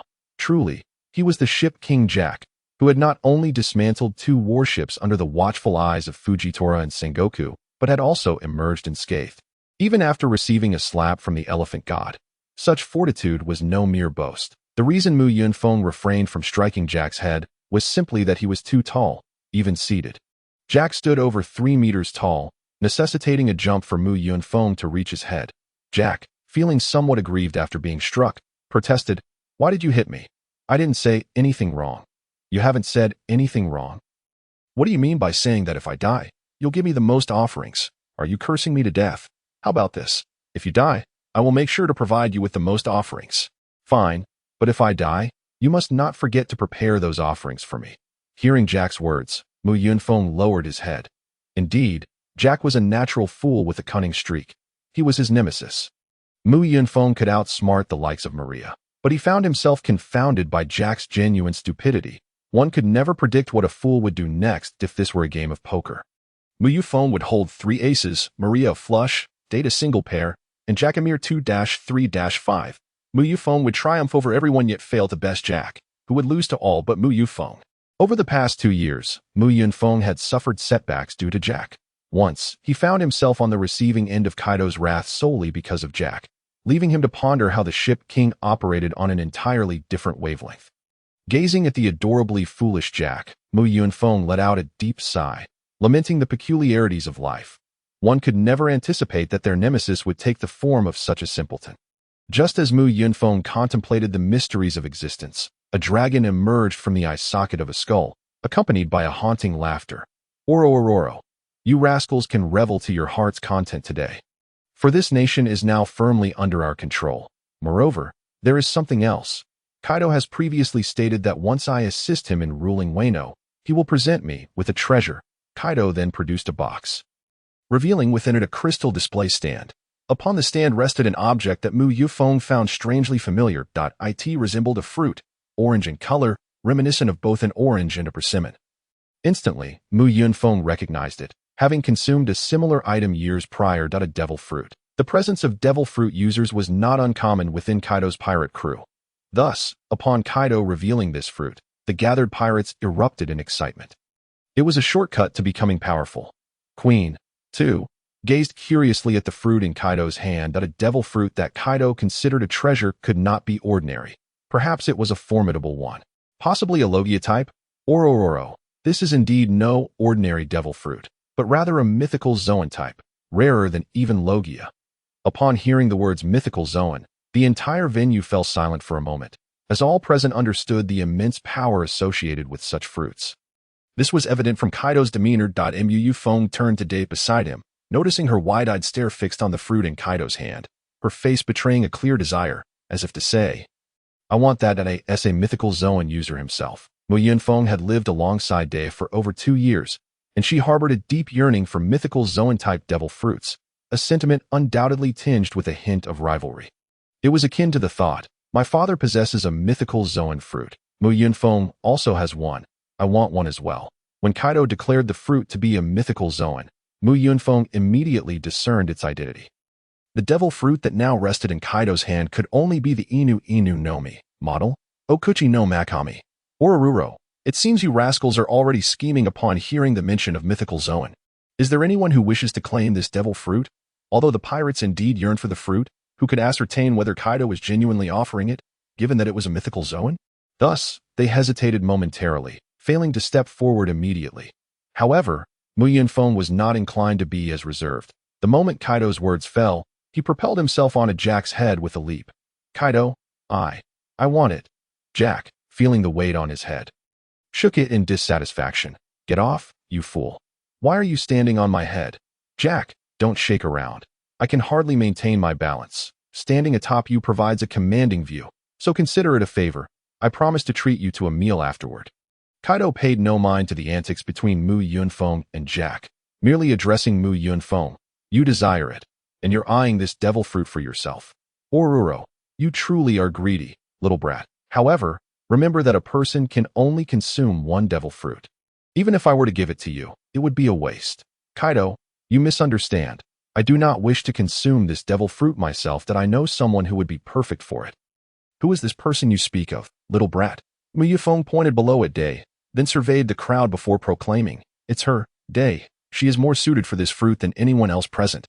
You know well, Kaido, that while devil fruits can enhance one's power, true strength lies within the individual. The same fruit, in the hands of a formidable individual, can render one invincible across the world. Yet, in the grasp of a feeble person, it is rendered utterly inconsequential. Ultimately, the potency of the fruit hinges upon the wielder. Thus, I advocate for Yamato. Although she may not currently be the strongest here, her potential surpasses that of anyone else. Myself included, at the tender age of 8. Yamato has already awakened the 3 forms of haki, and her prowess on the battlefield is evident to all, demonstrating the vastness of her potential. I firmly believe that only Yamato can truly unlock the full value of this devil fruit. And as a father, it is only natural that I would wish to bequeath such treasures to my own child. Yunfeng's final statement was not directed at Kaido, but rather intended for the others present, subtly reminding them that the rightful owner of this fruit had long been predetermined. This was not a baseless assertion. The original narrative states that Yamato inadvertently consumed the devil fruit out of hunger, a rationale that Yunfeng finds utterly unconvincing. Kaido, as a Zoan-type devil fruit user, cannot possibly be ignorant of the fruit's worth. It is inconceivable that he would neglect its safeguarding. It is evident that this devil fruit was prepared by Kaido for Yamato. But due to the complications arising from Oden's affair, Kaido and Yamato were at odds, prompting Kaido to allow her to consume it unwittingly. Yunfeng has been under Kaido's tutelage for 2 years now. Although Kaido often punishes him and throws him into the fray of battle against the samurai, Yunfeng has indeed acquired a plethora of skills during his time here, and he enjoys a comfortable stay at Kaido's estate. Overall, he harbors gratitude towards Kaido. Even if Kaido nurtures him because of his potential, one must ponder whether anyone would selflessly dedicate themselves to your advancement. Yunfeng is not a champion of justice. He cares not whether Kaido is a virtuous man or a villain. All that matters to him is whether Kaido has shown him kindness. Thus, Yunfeng proposed that Kaido bestow the fruit upon Yamato. And over the past 2 years, through Yunfeng's efforts, the relationship between Kaido and Yamato has not remained as antagonistic as depicted in the original narrative. Currently, Yamato does not harbor animosity towards Kaido. As long as Kaido seizes the opportunity to present the fruit to her, she will undoubtedly be elated. There were no opposing voices raised against Yunfeng's suggestion to give the fruit to Yamato. Naturally, none dared to voice dissent. Following Yunfeng's reminder, they all realized that Kaido had evidently already resolved to grant the fruit to Yamato, and their involvement was negligible. Having conveyed his sentiments, Yunfeng left no room for Kaido to be coy, as he directly gestured for Yamato to step forward. Oro, Yamato, you are my bloodline. Of course, I shall think of you in matters of fortune. Now, let me ask you, do you desire this devil fruit? As Kaido beckoned. Yamato was already in motion, and by the time Kaido finished speaking, she had approached him. Father, I want it. Very well, this devil fruit is now yours. It is a rare Zoan-type. Do not squander its potential. I will certainly make good use of it. I wish to become stronger than Yunfeng. Oro, splendid. Become stronger than that little brat, and give him a good thrashing. However, Yamato shook her head. I do not wish to fight Yunfeng. I want to grow stronger so we can be together. Her words trailed off, for she recalled Yunfeng admonishing her not to mention their aspirations of setting sail in front of Kaido. Kaido, curious, gazed at Yunfeng, seemingly intrigued by their intentions. Noticing Yamato's slip of the tongue, Yunfeng laughed heartily to defuse the situation. Ha ha ha. So Yamato, you still remember our pact to become officers in a pirate crew. However, there is only one position among the 3 disasters, and I shall not yield it to you. Oro. So you too aspire to become officers. What difficulty lies therein? As long as you both attain disaster-level strength in the future. I shall elevate the 3 disasters to 4. With Yunfeng having smoothed things over, Yamato took a bite of the devil fruit she cradled, her expression shifting oddly, amidst the envious gazes of onlookers. Yamato struggled against her queasy sensation and consumed the fruit entirely, evidently unaware that a mere bite sufficed. Witnessing Yamato devour the fruit, Kaido burst into laughter. Oro, let the feast officially commence. Revel, my children. Once the banquet began, a variety of delicacies were served, and Kaido removed his empty sake gourd from his waist, casually handing it to a pirate. The pirate, fully aware of his intent, dashed off towards the back that moment. Yunfeng leapt from Jack's head and followed suit. Hey, Yunfeng, what brings you here? Yunfeng waved his hand dismissively, signaling the other not to be anxious. No need to worry. I'm merely assisting in fetching sake for Kaido. Correct? Indeed. I'm off to fetch sake for Kaido. Perfect. I'm headed to the wine cellar. Just hand me the gourd, and you can enjoy the festivities. How can I allow you to do such menial tasks? I can manage this. Just give it to me. No need for all this chatter. Quickly, realizing Yunfeng's irritation, the pirate surrendered the gourd and retreated to indulge in the feast. As the pirate departed, A large frog materialized in Yunfeng's right hand, a smirk forming at the corner of his mouth. Humph, Kaido, I have not forgotten how you cast me into the battlefield. Today, I shall prepare a little appetizer for you. While Yunfeng ventured to fetch sake for Kaido, Yamato returned to her seat, scanning for Yunfeng. Upon Yamato's return, Maria embraced her, exclaiming, "Congratulations on acquiring a Zoan fruit. You shall surely grow even stronger." Yamato, without a hint of modesty, replied, "Of course, I will not allow this fruit to bring me shame. Where has that rascal Yunfeng gone?" At this moment, Jack looked up in surprise. "Yes, where did Yunfeng go?" "He was just on my head." Maria sighed. "I truly wonder what occupies your thoughts. Have you only just noticed Yunfeng's absence? Do you possess any intelligence in that large head of yours?" "He is not lacking in intelligence. He is merely innocently foolish." Upon seeing Yunfeng return, Yamato dashed over to question him. "Where did you just go? Why didn't you wait for me?" "I simply went to prepare some appetizers for Kaido. To express our gratitude for sending us to the battlefield for training." "Yamato, you are now a devil fruit user?" "Yes." "Humph, indeed. Moreover, like you, I am a Zoan-type devil fruit user. Congratulations. But do you know what type of fruit you consumed?" This question left Yamato momentarily stumped. She shook her head. "I do not know. Father only mentioned it as a Zoan fruit, without specifying its abilities, and no need to fret. With animal-type fruits, one merely needs to transform to understand their nature. I too only realized my fruit was a Qiongqi form after transforming." "Yamato, do you feel something new within you? As if an additional limb has manifested?" Yamato promptly closed her eyes to sense. "Wow, indeed. I truly feel something has emerged within me, though it does not resemble an arm." Yunfeng explained helplessly. "When I referred to an arm, it was a metaphor. Visualize this newfound entity within you as an arm. Then use your will to grasp it." Yunfeng's analogy proved vivid, and Yamato followed his guidance, soon transforming before his eyes into a magnificent white wolf. Witnessing Yamato's transformation, Maria immediately embraced her, exclaiming, "Wow, Yamato, you look so adorable in this form. I wish to take you home and cuddle with you." Yunfeng chimed in. "Indeed, Yamato's transformed appearance is undeniably charming, but I shall not allow you to take her home for slumber. Have you considered me? My beast form is quite adorable as well." Maria looked at Yunfeng with disdain. "I would never take you home. Your beast form is not cute in the slightest. Rather, it appears rather ferocious." "Where is Jack?" "His beast form is not fearsome. It resembles a large, clumsy elephant. Jack, too, is of no help, for my bed is not nearly large enough." The commotion caused by Yunfeng and his companions cannot escape the notice of others. However, those onlookers can only gaze longingly. Kaido has certainly taken note of the situation there and inquired of his companion, Jean. "After witnessing Yamato's transformation, do you have any thoughts? Care to venture a guess as to what fruit it is?" Jean decisively shook his head. "There are simply too many varieties of devil fruits, and my understanding of the Zoan-type is quite limited, rendering me incapable of guessing. Yet, since Lord Kaido has posed the question, does he harbor an answer within?" "Oro. I was initially uncertain. However, upon witnessing Yamato's transformation, I now know. That fruit is the Inu no Mi, mythical Zoan model, Daikokutten." Quinn also approached, eager to flatter, exclaiming how impressive Lord Kaido is to know the name of that devil fruit. "Oro. Yet all I know is the name. I am unaware of its specific abilities, and the development of this fruit must rely on Yamato's own efforts. Nevertheless, the capabilities of this devil fruit are undoubtedly top tier.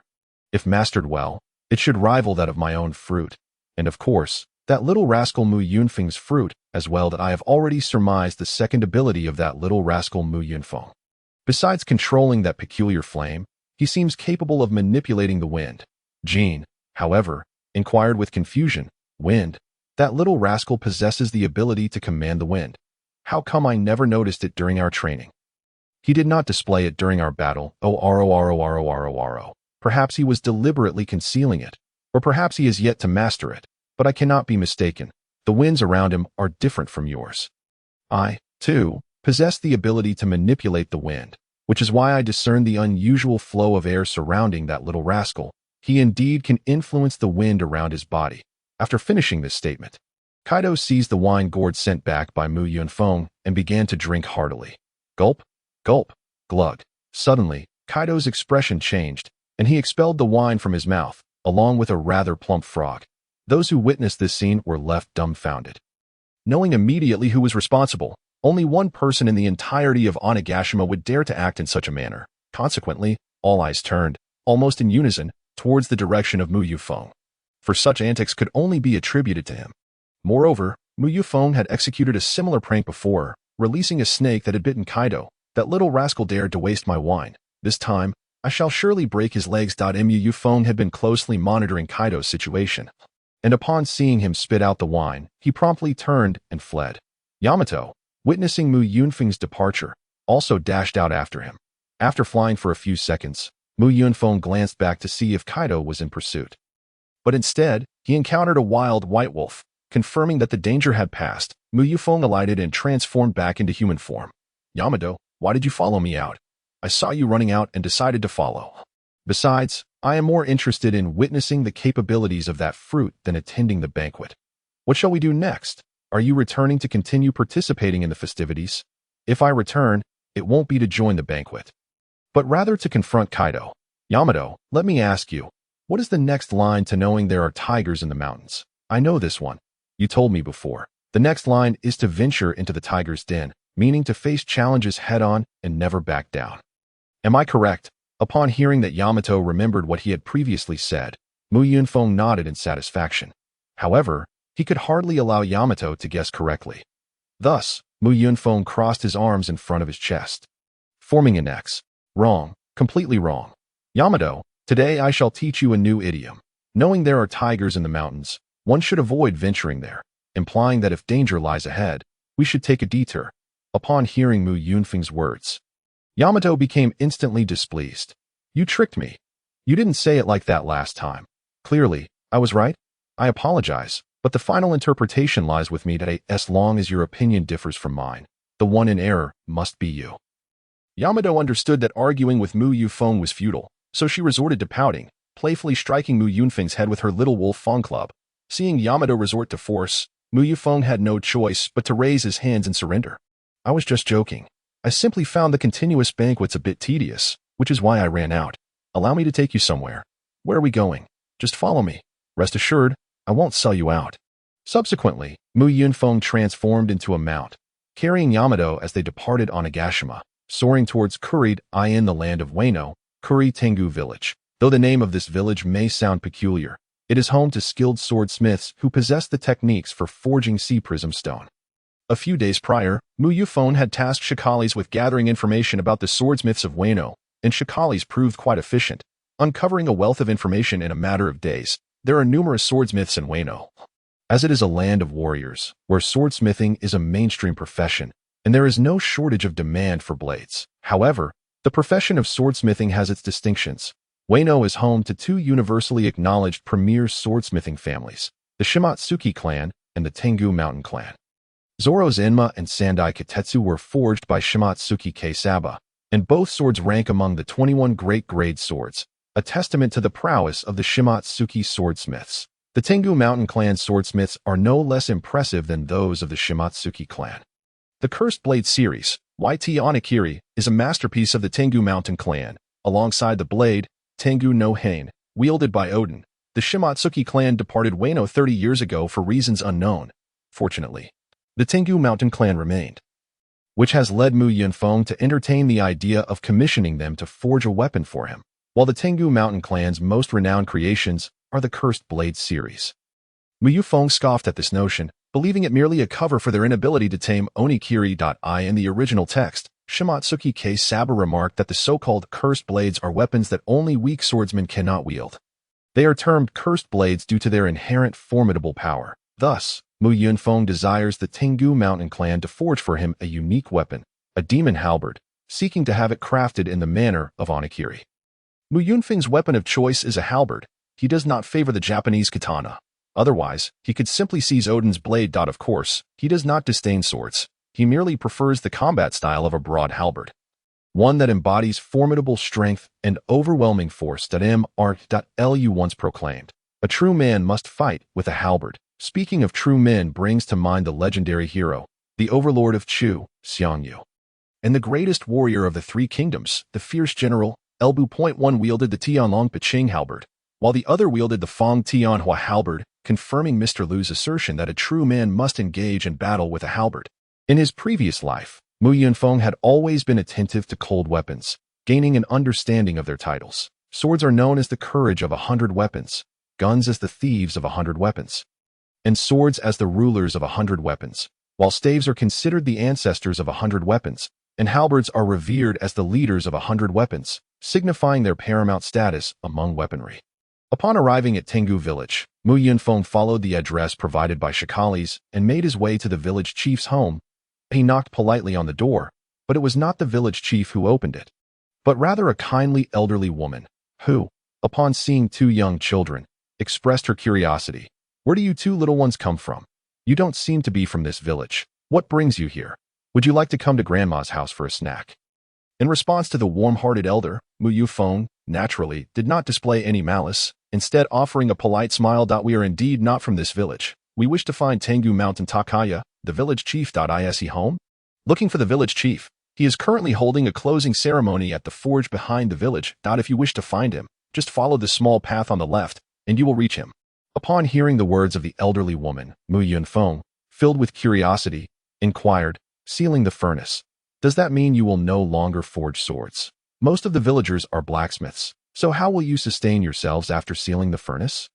The elderly woman, with a hint of resignation, replied, "I am unsure. I do not pry into the affairs of the men. If you wish to know, it would be best to ask them directly." After bidding farewell to the woman, Mu Yunfeng, accompanied by Yahiro, ventured along the narrow path towards the rear of the village, eager to discern the intentions of Takuya from Tengu Mountain. Along the way, Yahiro, intrigued, asked, "Is this the place you mentioned? Do you intend to forge a weapon here?" "It is not merely my desire to forge a weapon. We all seek to create one. A fine weapon enhances one's prowess. But haven't they sealed the furnace?" "I shall persuade them to reopen it. Oh, Mu Yunfeng, why do you think they sealed the furnace? Who can say? Perhaps it is due to the recent sword prohibition issued by Orochi, or perhaps they do not wish to craft weapons for pirates. However, there is no need to dwell on this matter. We shall inquire directly soon." As Mu Yunfeng and Yahiro arrived at the mountains behind Tengu village, a striking scene unfolded before their eyes. A group of individuals was bowing before a furnace. Over 20 men were engaged in a ritual at a pavilion, where a finely carved furnace stood at its center. Both understood that this must be the so-called sealing the furnace ceremony. Without hesitation, they approached the blacksmiths, who remained engrossed in their tasks, seemingly oblivious to the newcomers. After approximately 5 minutes, it appeared that the ceremony had concluded, and finally, someone turned their attention towards Mu Yunfeng and Yahiro. A blacksmith in his 30s stepped forward, asking, "Whose children are you? Do you not know this place is off limits?" "No. Wait, I recognize everyone in the village. Who are you two?" Mu Yunfeng stepped closer to the blacksmith. As such delicate matters were best handled by him. Yahiro would likely complicate things. "I am Mu Yunfeng, that we have come to seek Takuya, the village chief. I have something of great importance to discuss with him. May I inquire as to his whereabouts?" Upon hearing Mu Yunfeng's intention, the blacksmith did not create obstacles for them. After all, who would harass children for no reason? He guided them to an elderly man with graying hair. Upon seeing the elder, Mu Yunfeng spoke first. "You must be Chief Takuya. My name is Mu Yunfeng, and I have specifically come to speak with you." "Takuya, you say? I do not recall meeting you before. Were your parents acquaintances of mine? What brings you here? Has something happened in your family?" "Chief Takuya, you need not speculate further. We are strangers. However, I heard that you held a sealing the furnace ceremony. Is that indeed the small furnace?"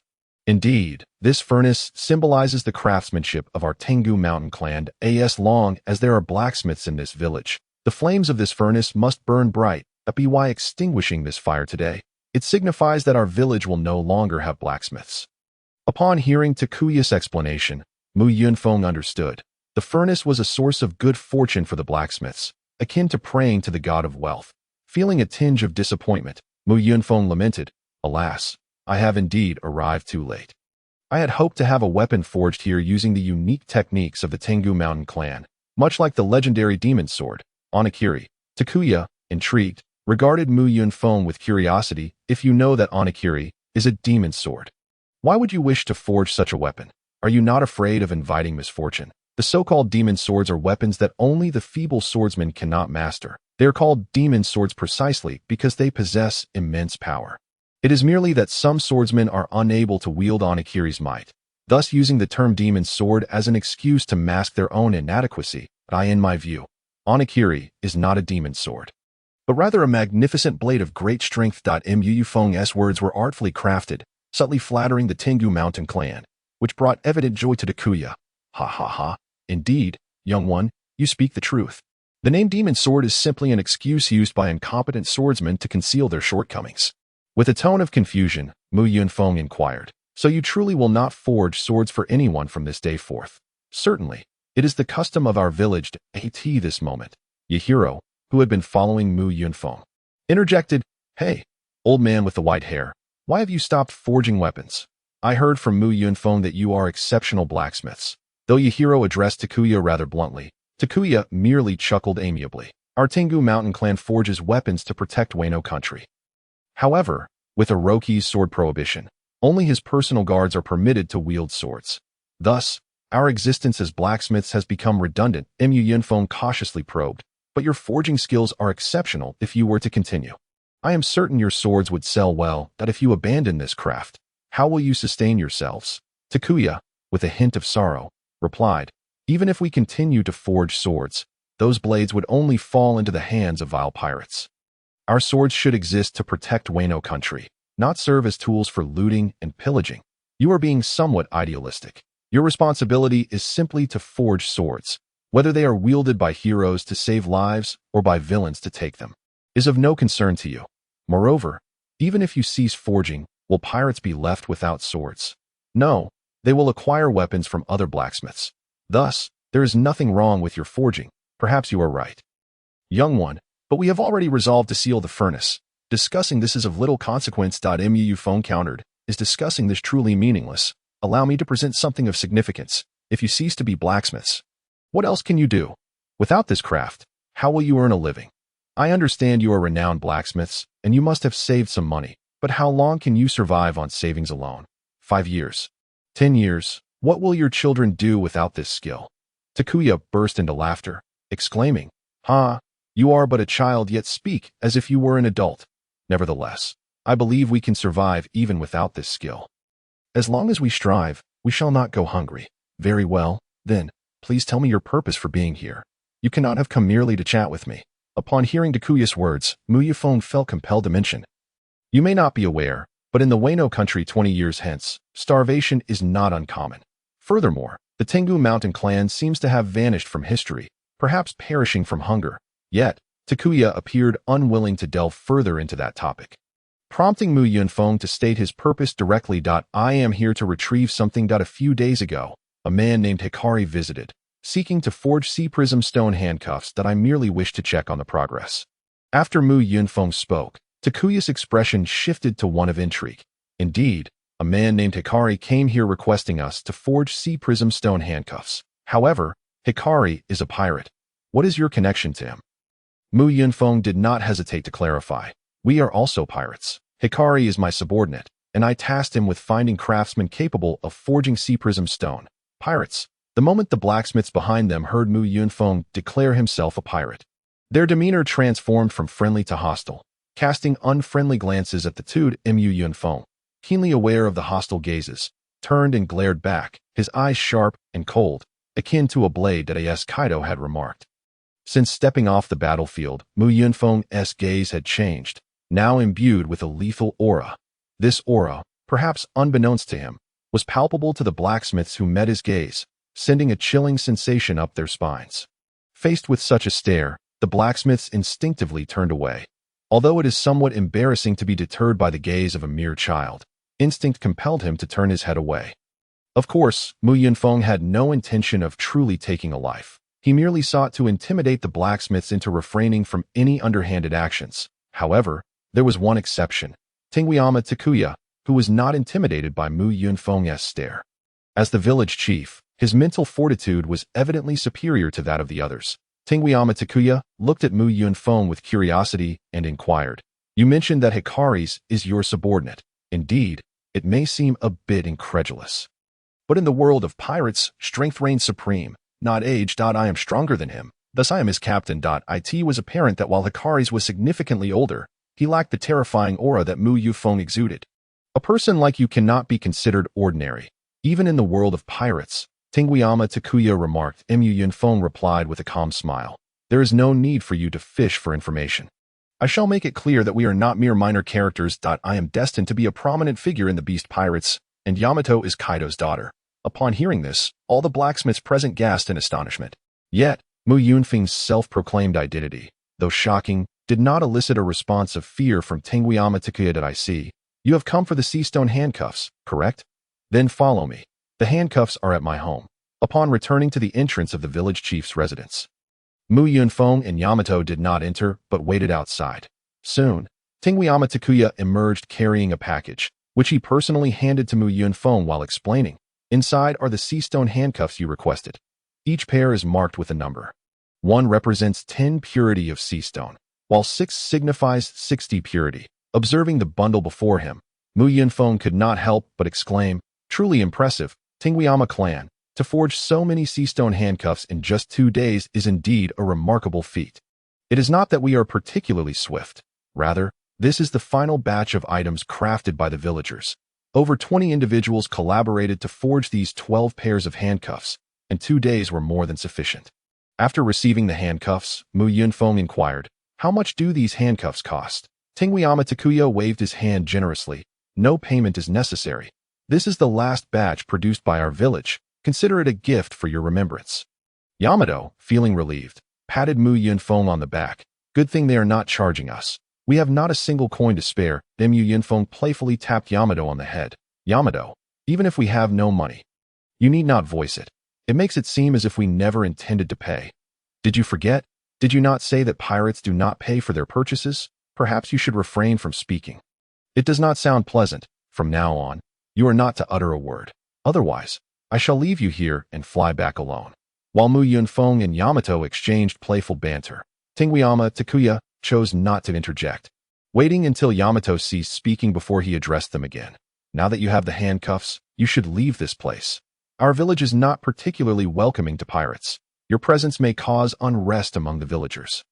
It was evident that you did not disguise your disdain for pirates. However, I must ask you, Chief, is it truly impossible for you to forge weapons for me using the method of crafting cursed blades? That is not an option. We do not wish to forge instruments of slaughter for pirates, and we have already sealed the forge.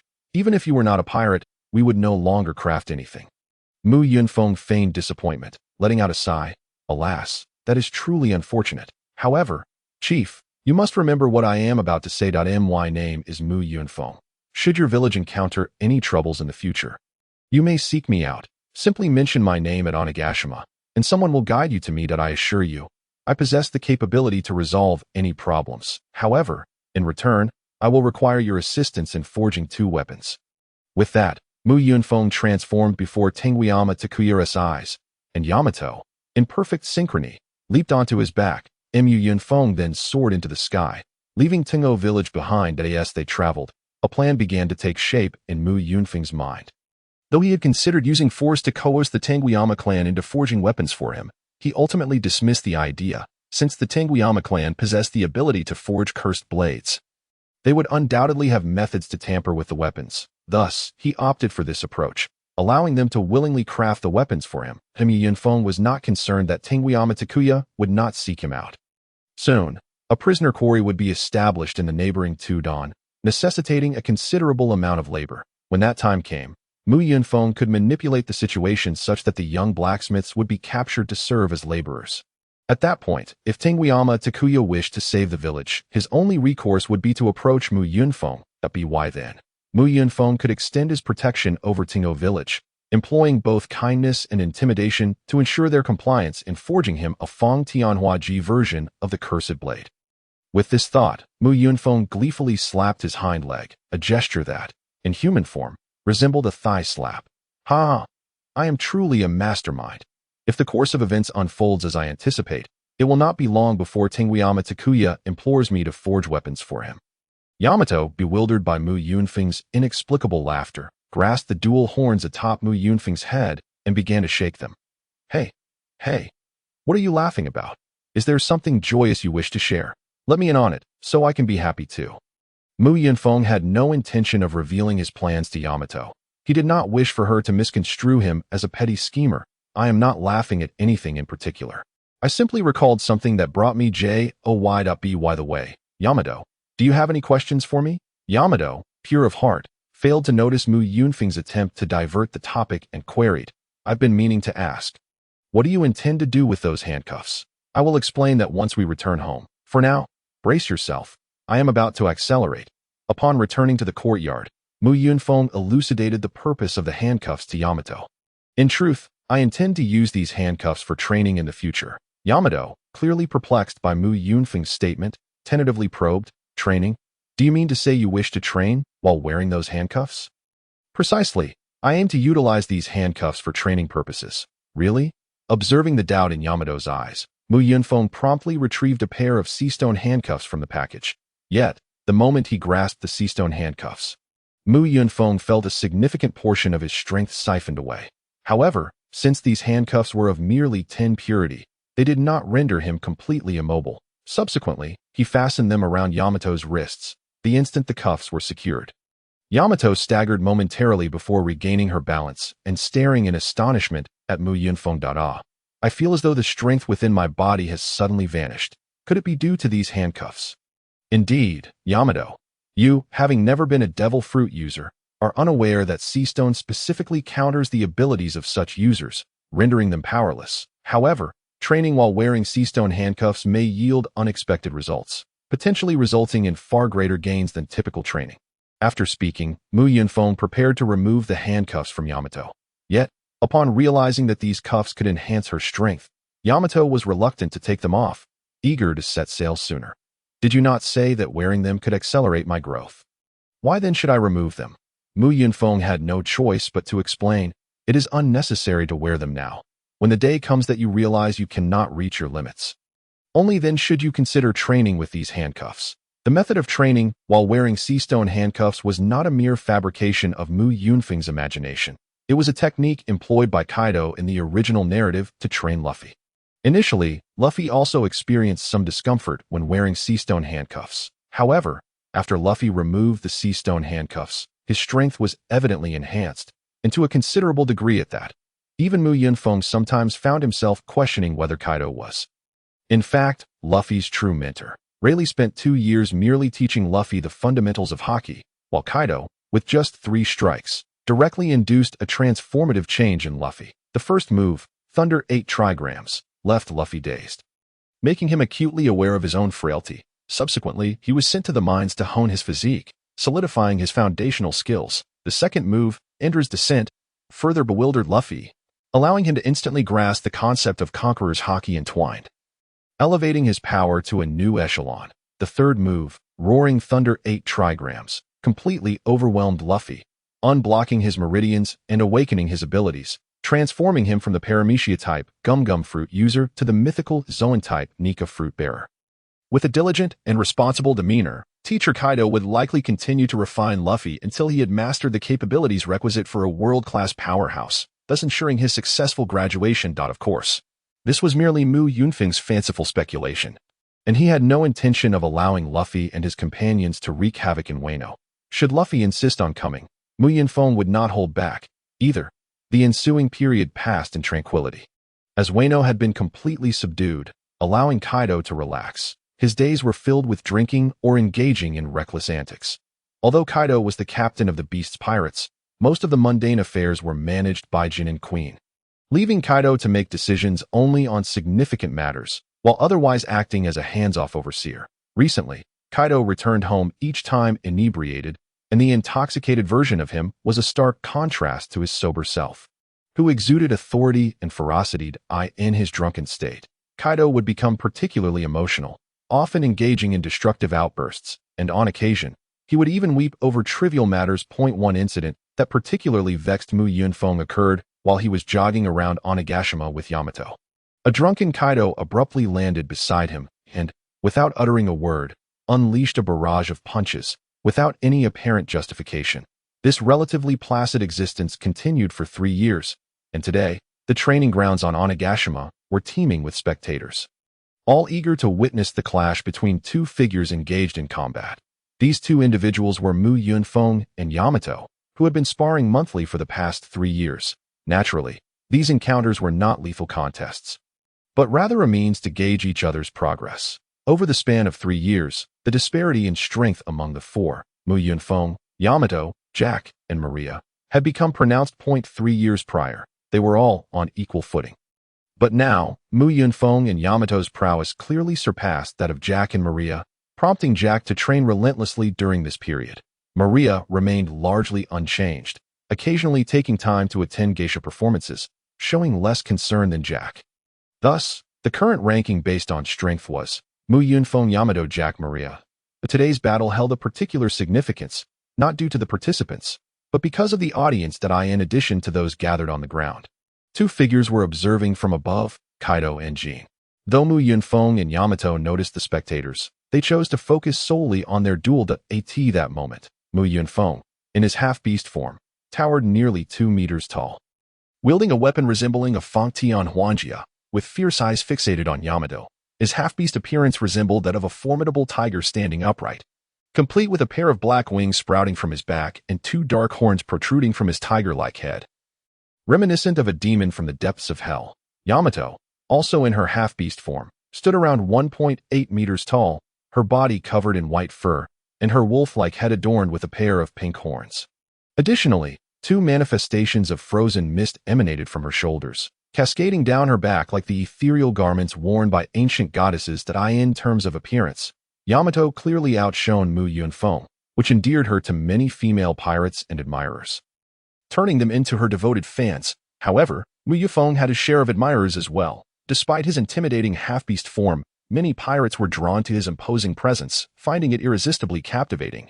Unbeknownst to them, Yunfeng and Yamato's battles had morphed into a spectacle akin to an outdoor film, attracting throngs of spectators eager to witness the encounters, with fans cheering passionately for their idols. For those pirates, watching the two engage in combat had become a favored pastime. Yet Yunfeng and Yamato remained undeterred by the audience's presence, pouring their hearts into each clash. After yet another exchange, Yunfeng and Yamato retreated to a distance, gathering momentum for their next strikes. Frosty Fong of the Unarmed. After a brief moment of recuperation, Yamato expelled a massive surge of icy mist, intending to encase Yunfeng in frost. However, after 3 years of combat, spanning 36 matches, Yunfeng had long since deciphered all of Yamato's techniques, and the feeling was mutual. As Yamato prepared her Frosty Fong of the Unarmed, Yunfeng was not idle.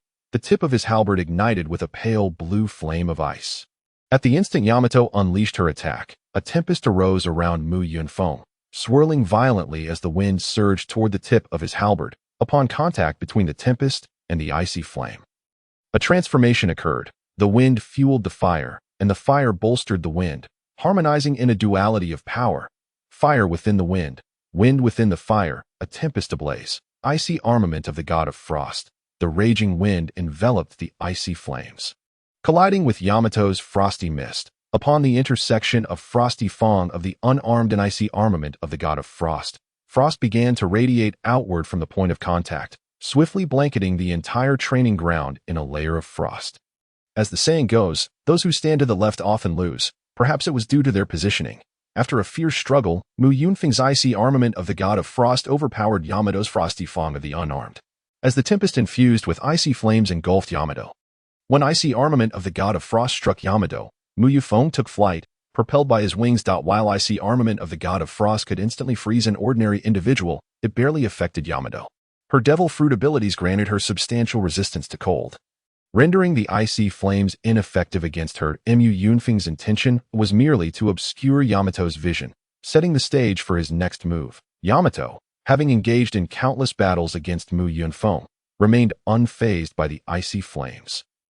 Maintaining her focus on Yunfeng, whom she had pinpointed with her observation haki, noticing that Yamato paid no heed to the icy flames, Yunfeng seized the moment, flapping his wings to dive toward her, utilizing the momentum of his descent to swing his halberd with all his might, shattering mountains and rivers. As Yunfeng descended, Yamato opted not to evade. Instead, she enveloped her club with haki and icy mist.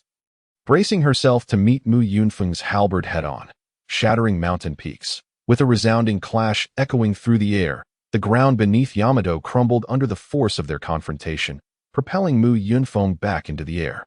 Yet neither sustained any injuries. Upon landing, Mu Yunfeng turned to Yamato, acknowledging that they had reached an impasse.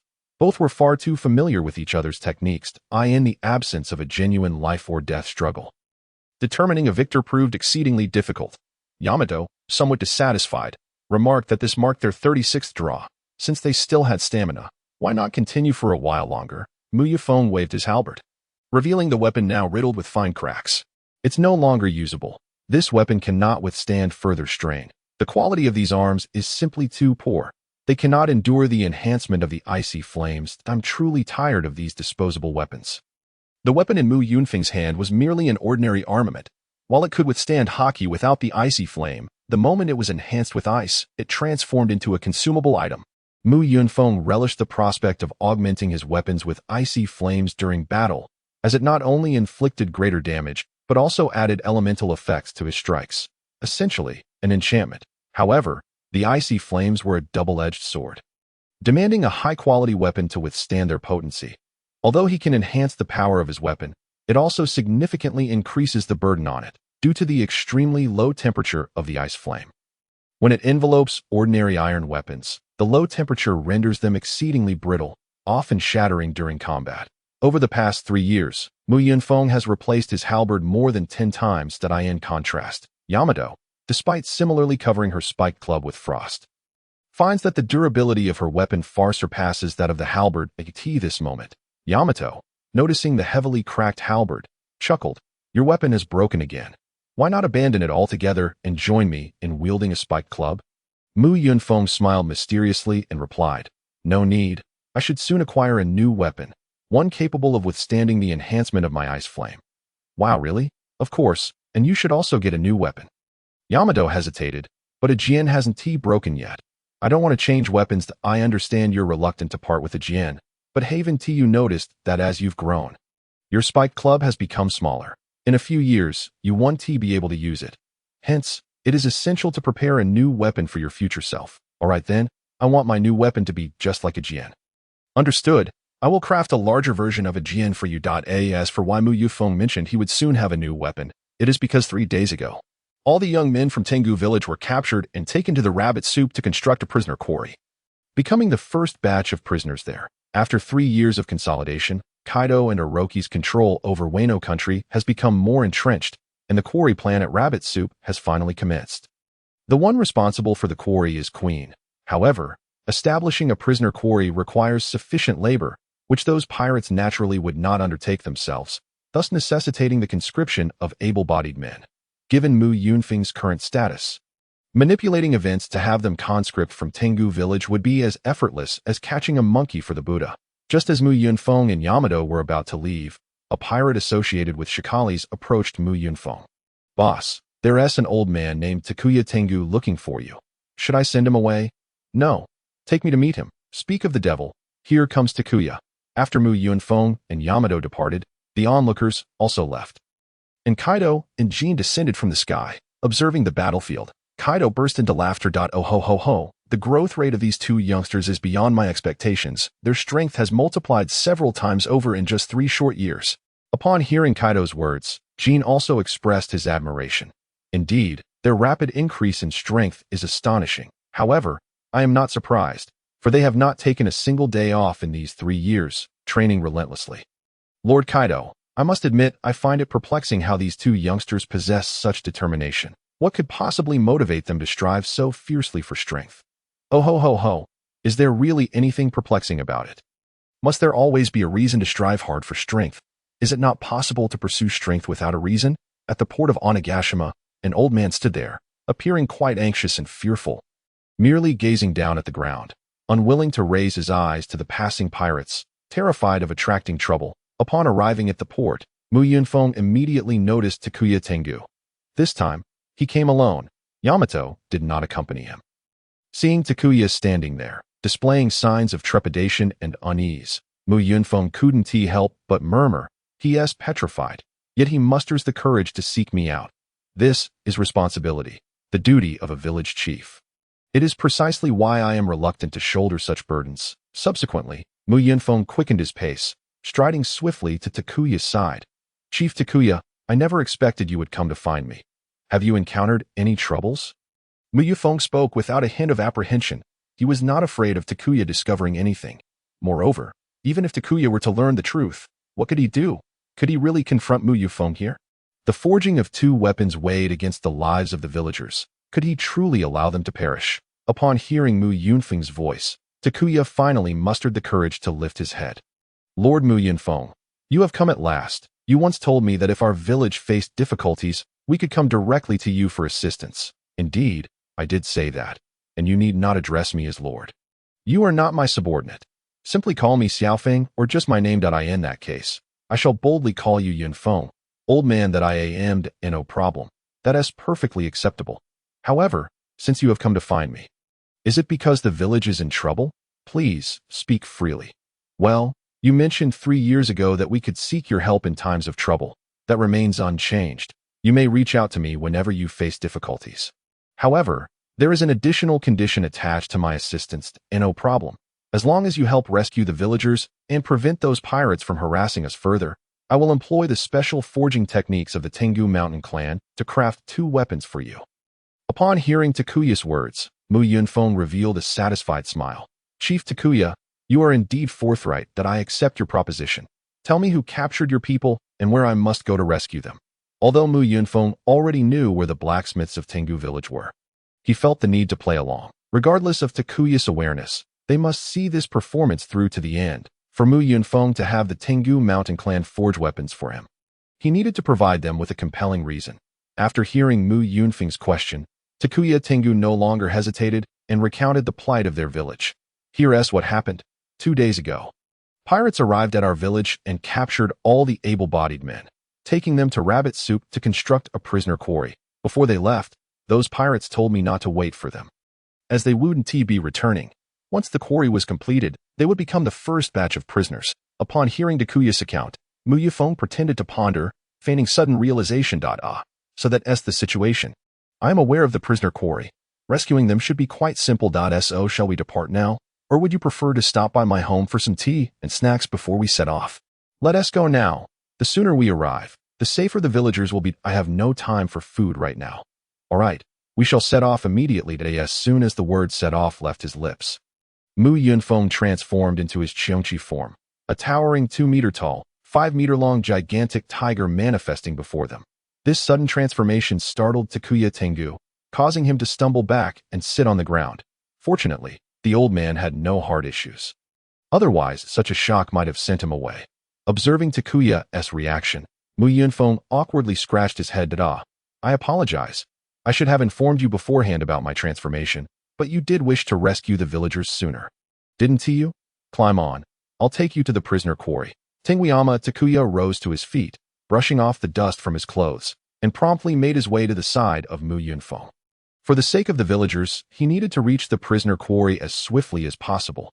However, an awkward situation arose. Mu Yunfeng, in his beast form, stood at an impressive height of 2 meters, while Tenguiyama Takuya barely exceeded 1 meter 80 given Takuya's advanced age. Unless Mu Yunfeng crouched down, he would be unable to mount him.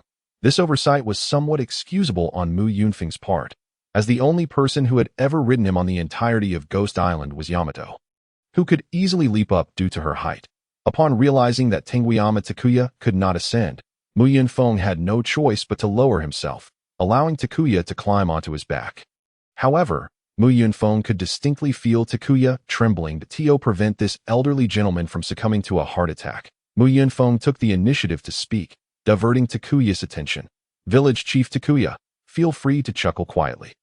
Currently, only 2 individuals have ridden on my back. One is Yamato, a delightful white-haired girl, and the other is you, the first man to do so. The moment those words left his mouth, Mu Yunfeng regretted them.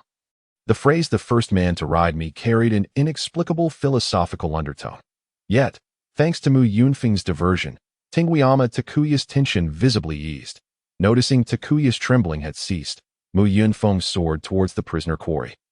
Mu Yunfeng's flight was swift, and considering the diminutive size of Wano country, it wasn't long before they arrived at the mining site. Gazing down from the heights, The scene below was etched clearly into Mu Yunfeng's mind. The quarry was still in its nascent stages of construction, with many structures merely taking shape. Completion would require at least several more months. After a cursory count, Mu Yunfeng estimated there were approximately 700 individuals present, over 100 of whom were pirates wielding whips to lash at the laborers. The laborers numbered around 600, all of whom were common folk captured from the vicinity. Upon identifying the leader, Mu Yunfeng descended with Tanguiyama to Kuya. Mu Yunfeng's approach did not escape the notice of those below. All heads turned toward the slowly descending tiger. Many laborers were struck with awe, instinctively seeking places to hide. However, a flurry of whips soon lashed against them. What are you dawdling for? Get back to work. That is Lord Mu Yunfeng. He won't harm you. The overseeing pirates, unlike the laborers, were well versed in Mu Yunfeng's form. Having witnessed it countless times on Ghost Island, and some were even his admirers. As Mu Yunfeng and Tanguiyama de Kuya touched down, a local lieutenant approached them. Mu Yunfeng recognized him as Dilafranchi, one of Queen's favorite subordinates. Otherwise, he wouldn't have been entrusted with the quarry's operations. Dilafranchi inquired curiously, Lord Mad Tiger, what brings you here? Is there something amiss? Indeed, within the ranks of Kaido's pirate crew, only a select few of Mu Yunfeng's friends and acquaintances dared to call him by name. Most referred to him as Lord Mad Tiger, although Mu Yunfeng had previously requested others to refrain from using that title. Its popularity spread rapidly, and eventually he grew weary of correcting them. After hearing Dilafranchi's question, Mu Yunfeng conveyed his purpose. I have come merely to escort a few individuals away. I understand this is under Queen's jurisdiction, and I will explain everything to him afterward. I assure you, it will not cause you any trouble. Dilafranchi responded courteously, by all means, Lord Mad Tiger, take as many as you wish. Boss Queen will not concern himself with such trivial matters. Just provide me with their names, and I shall summon them forth. Turning to Tanguiyama Takuya, Mu Yunfeng asked, Chief Takuya, do you have a list, or anything of the sort? If so, please present it, so Frankie can bring them here. Takuya waved his hand dismissively. No need for a list. The names of the villagers are all in my mind. There are a total of 38 individuals, and their names are, after Takuya recited the names. Dilafranchi promptly gathered the individuals, who appeared somewhat fatigued, but bore no serious injuries. With the blacksmiths from Tanguiyama village in tow, Mu Yunfeng began their journey back to the village, yet the atmosphere was eerily quiet. The released blacksmiths, realizing that Mu Yunfeng's mere word had freed them, understood that he was undoubtedly a formidable presence. Fearing to utter anything that might provoke him, they opted for silence. Upon returning to Tanguiyama village, Mu Yunfeng discovered all the villagers waiting at the entrance, suggesting they had been there for an entire day. Uncertain of when their chief would return, they had remained there to welcome him home at the first opportunity. Among them were parents, spouses, children, brothers, and sisters. Witnessing this scene, the blacksmith's pent-up emotions finally erupted. Tears welled in their eyes as they rushed to embrace their families. This poignant moment stirred something within Mu Yunfeng, despite orchestrating the entire affair himself. Tanguiyama Takuya seized this opportunity to discuss his agreement with Mu Yunfeng, mentioning the reopening of the forge. Upon learning that as long as 2 weapons were crafted, Mu Yunfeng would protect them from pirate harassment, the villagers unanimously agreed to resume forging, unwilling to subject themselves and their families to further suffering at this juncture. Mu Yunfeng retrieved a small notebook from his pocket, containing designs for a wolf fawn club and a halberd, weapon schematics he had refined over the past 3 years whenever time permitted. Every detail, from the patterns on the halberd to the protrusions on the wolf fawn club, was meticulously crafted by his own hand. This blueprint had only been completed a month prior, drawn with great precision, including annotations for length, width, and weight. An inexperienced blacksmith like Tanguiyama Takuya could discern how to proceed with merely a glance, and he raised no questions, simply nodding in acknowledgement that I know what to do. Just looking at this blueprint, I can tell you've invested considerable effort. I will deliver a satisfactory result. However, you truly do not follow the conventional path. Mu Yunfeng chuckled lightly, Chief Takuya. From where does this remark stem? Takuya replied, because you have consistently mentioned wanting a sword. I had assumed you desired one. Yet you presented me with designs for a wolf fawn club and a halberd. I have always stated my intention to forge 2 weapons. I never specified I wanted 2 swords, Mu Yunfeng clarified. With the business concluded, Mu Yunfeng prepared to depart the village. However, a little girl approached him, offering an apple. Brother, thank you for bringing my father back. I give you this apple to eat. Yunfeng stared at the apple momentarily. Had he truly done as the girl claimed, he could have accepted it with a clear conscience. Yet, the truth was that he had orchestrated the entire scenario from behind the scenes. His act of saving was a fade, but this little girl was genuinely expressing her gratitude. Yunfeng bore no qualms in accepting malice, as he would repay it with greater malice. However, he found it uncomfortable to accept goodwill, especially when derived from deception. He would not betray the sincerity of a young girl. Nevertheless, this scene undeniably warmed Yunfeng's heart. A pure little girl, smiling as she presented an apple in gratitude. Was a touching moment as the girl's parents emerged from their joyous reunion. They hurried to apologize for their daughter's impetuousness. That Yunfeng, however, responded with a warm smile. No need to concern yourselves. How could I possibly be upset over such a matter? In fact, I am quite pleased. Accepting the apple, he crouched down and gently patted the little girl's head. Now, brother will accept this apple. What is your name? The girl chirped in a sweet voice. My name is Shui. Tingweama Shui, and I am 5 years old. Shui, what a lovely name. Since brother has accepted your apple, I shall gift you a present in return. As the words fell from Yunfeng's lips, he reached out and unfastened a button from his garment, placing it gently into the little girl's hand. This button was a token of his brotherly affection. As long as she held it and sought him out in the future, he would assist her with the task, one that would neither jeopardize his interests nor exceed his capabilities. Observing the little girl lost in thought as she gazed at the button, Yunfeng couldn't help but chuckle. Snow, do not underestimate this button. My brother is destined for greatness, and its worth far surpasses your imagination. After ruffling the girl's hair, Yunfeng transformed into his impoverished chief form and took flight, leaving the girl clutching the button in place. That moment, none of the onlookers could fathom that this seemingly inconspicuous button would one day bring about the demise of the black charcoal serpent. Upon returning to his dwelling, Yunfeng found Dai staring blankly at a pair of sea prison stone handcuffs, seemingly contemplating whether to don them. Approaching Dai from behind, Yunfeng inquired, "What troubles you? Are you considering wearing them for training?" Dai turned and nodded. "I've noticed that I no longer tire easily during training. Didn't you mention that if I felt unexhausted while training, I could wear them?" Yunfeng reflected carefully and realized that he hadn't felt the bone-deep fatigue from training in quite some time. After all, their training regimen over the past 3 years had been nothing short of daunting. With the astonishing resilience granted by the phantom beast devil fruit, coupled with their almost frenzied enthusiasm for training, their strength had skyrocketed. Sensing that the time had come to utilize the cuffs, Yunfeng snatched them from Dai's grasp and fastened them around his own wrists. Indeed, the moment has arrived to put them to use. Although wearing them will intensify the difficulty of our training, and you'll once again experience that overwhelming fatigue. Dai, are you prepared for this? With a decisive click, Dai remained silent, merely producing another pair of handcuffs to adorn her wrists, her actions conveying her choice to Yunfeng. 5 years later, on a moonlit night with stars twinkling in the sky, two figures stood by a stream. Yunfeng and Dai. They tossed the handcuffs into the river. They reclined on the riverbank. Beside them lay a large halberd and a spiked club, while a campfire crackled nearby. Roasting a goat, the two were indeed Yunfeng and Dai, and the items cast into the river were the sea prison stone handcuffs. Possessing a purity of 60. Yunfeng had proven through his own experience that training while wearing the sea prison stone handcuffs did yield better results.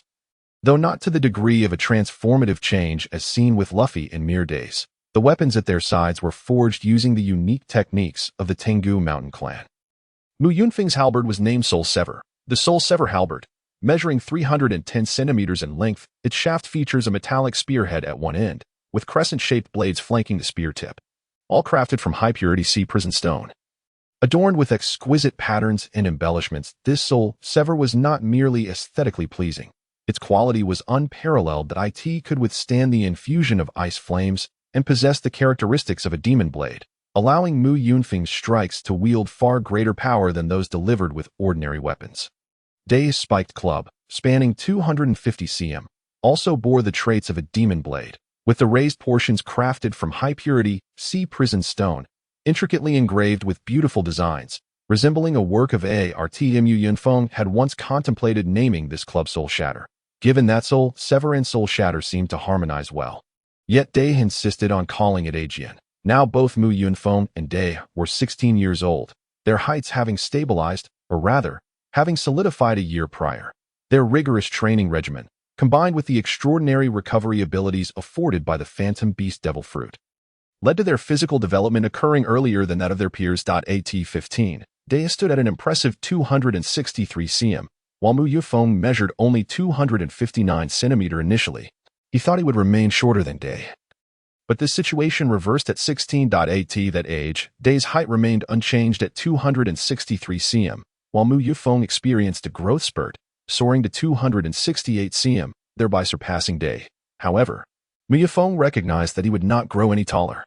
Although a height of 268 centimeters could be deemed giant-like in his past life, in the world of pirates, it was hardly remarkable. After lying in silence for a few minutes, Day broke the stillness. "Hey, Mu Yunfeng, you said that once we gained strength, we would set sail. Can we embark now?" Mu Yunfeng affirmed. "Certainly. While we may not be invincible on the seas, we can certainly ensure our own safety." "Then when shall we depart?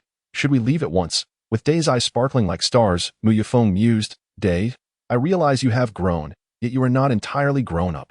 Day looked perplexed. "Mu Yunfeng, you're still the same. Always uttering nonsensical things. What do you mean by partially grown up?" Mu Yunfeng scrutinized Day for a moment. "When I say grown up, I refer to the physical aspect. Undoubtedly, your body has matured, and in all the right places." "I cannot dispute that." He then pointed to his own head. "What remains unrefined is your mind. If we are to set sail, we must wait until Kaido is absent. Otherwise, we risk being captured and forced to wear explosive handcuffs before we've gone far. Day, you need to engage your brain more. It, like muscle, will atrophy if neglected. That I have no desire to think. Just let me follow your lead," Day retorted, causing Mu Yunfeng to feel both exasperation and gratitude. Exasperated that he would have to ponder both their futures alone, unsure of how many brain cells would perish in the process, yet grateful for Day's unwavering trust in him, a trust that was unconditional. Unlike the typical tsundere characters from anime, for Day had generally followed his guidance. As they lay by the riverbank counting stars, a small girl's voice rang out from not far behind. "Hey, why are you too late for dinner?" Hiding here to feast on roasted lamb, Mu Yunfeng turned to see two familiar little figures in the distance, Runty and Paijuan, siblings who would later become the Flying Six. The pair was currently residing with him and Day. The elder sister, Runty, age 10, was clever, lively, talkative, and fiercely protective of her younger brother. Paijuan, 8 years old, was reserved, shy, and silent, exuding a cool demeanor that concealed his admiration for his sister. The siblings' father had been a friend of Kaido during his time with the Rocks Pirates. After their father's demise, Kaido took them in to raise them. However, these two little ones were not to be underestimated, particularly Runty, who recognized that without family to rely on, survival in such an environment necessitated self-reliance. Thus, she pilfered 2 devil fruits from Kaido, each sibling consuming one. Runty became the wielder of the Zoan-type dragon fruit, ancient species, long-headed dragon form, while Paijuan acquired the Zoan-type dragon fruit, ancient species, spiked-back dragon form. Upon recognizing the two little ones, Mu Yunfeng chose to ignore them, resuming his stargazing. Runty, feeling snubbed after Mu Yunfeng merely glanced at her, stomped over to where he lay, arms akimbo, glaring at him while Paijuan clung to her side, appearing small and helpless. "You idiot, Mu Yunfeng. You just looked back, didn't you? You saw me, right? Why did you ignore me? Is it because you're a fool?"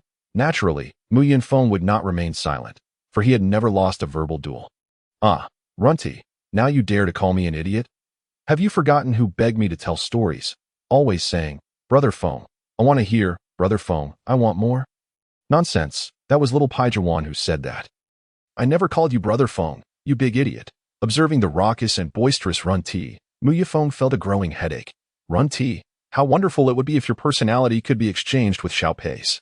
You are a girl, yet you lack the cuteness that Xiaopei possesses." However, Runty was entirely unconvinced by Mu Yunfeng's remarks. "Nonsense. Clearly, I am far more adorable. Xiaopei, don't you agree?" Upon hearing Runty's words, Paijuan timidly chimed in, "Indeed, elder sister is very cute. Cute my foot. You prattle on like a mother monkey all day long. Even Day was cuter than you when he was young, Xiaopei. Stop indulging her. Otherwise, you'll be the one to suffer later." Before Paijuan could respond, Day unceremoniously pulled Runty into his embrace. "But Mu Yunfeng, you have gone too far. Runty is undeniably adorable, and yet you dare to liken her to a mother monkey." "She is, in fact, A delightful little sparrow. Yunfeng could only roll his eyes. Day, have you misunderstood the concept of cuteness? Run-T is decidedly a little rascal, if we are to talk about cuteness. Xiao Pei is far superior. Subsequently, Yunfeng reached out and pulled Pei Jivun into his own arms, beginning to fondly pinch her cheeks. Now this is what one calls cuteness. Just look at how well-behaved Xiao Pei is. Only such a naive and endearing boy can truly be deemed adorable. Initially, Run-T remained unperturbed by Day's embrace, but upon witnessing Pei Jivun being cuddled by Yunfeng, her composure shattered. You scoundrel Yunfeng. Release Xiao Pei this instant. You shall not pet his head. You are a pervert. So remove your hands at once. Seeing that Yunfeng had no intention of letting go, Run-T forcefully broke free from Day's grasp and charged at Yunfeng. Delivering a headbutt, bang. Scoundrel, you dare to use Haki. Run-T was well aware of the existence of Haki. She had awakened both observation Haki and armament Haki, and her recent headbutt had been infused with the latter. Yet, the strength of Run-Ti's Haki paled in comparison to Yunfeng's. Watching Run-T crouched on the ground, nursing her forehead, Yunfeng couldn't help but chuckled at, oh dear, you instinctively activated armament Haki. Didn't you? Are you all right, Run-T? Does it hurt? Despite the tears streaming down her face, Run-T stubbornly shook her head. It doesn't hurt. Not at all. If it doesn't hurt, then why are you crying? I am not crying. My eyes are merely sweating. Alas, I am indeed a sinful man, causing a mere 10-year-old girl to shed tears for me. How about this? To make amends, I shall treat you all to roasted lamb. I refuse to eat. You will eat regardless. Yunfeng effortlessly hoisted both Run-T and Pei Jivun, leading them toward the bonfire. Day followed suit, and the four of them soon gathered around the fire, indulging in a hearty feast. The following noon, Yunfeng and Day were engaged in a game of volleyball on the playground. Yunfeng had resolved to embrace a life of leisure henceforth. After all, mere training no longer yielded significant power gains. His previous relentless efforts had been directed toward acquiring formidable strength, only to enjoy a leisurely existence afterward. In simpler terms, Yunfeng had worked tirelessly in the past to secure a future of idleness. Such is human nature. Once a goal is achieved, one tends to become complacent. Day was no exception. She had trained fervently with the aspiration of setting sail. However, now that she possessed the strength to embark on her journey, she joined Yunfeng in his newfound lethargy. The two were merely a chance away from setting sail, a single opportunity for Kaido to leave Onigashima. Of course, the volleyball they were playing with was no ordinary ball. It was a large stone measuring over a meter in diameter. Yet, in their hands, it felt as weightless as a feather. Glancing at the time, Yunfeng called out to Day, "We should return for our meal. Let us conclude our play for today." Day nodded in agreement and dealt a single punch, shattering the stone into pieces with ruthless efficiency. Every day like this is dreadfully monotonous. When will father finally leave? I do not know, but for now, our priority is to return for our meal. That if we linger too long, Run-T will likely devour all the food. Just as they were about to head home, a battered individual rushed before Yunfeng, exclaiming, "Boss, trouble is afoot. Hikari has been captured." Upon hearing this news, Yunfeng's curiosity was piqued. Who dares to target pirates in Wano? Those injuries were inflicted by them, weren't they? Tell me who they are. Could it be that they belong to Ashura's band of thieves? No, we went to the brothel in Hanamachi to drink, and due to a lack of funds, we clashed with the staff there.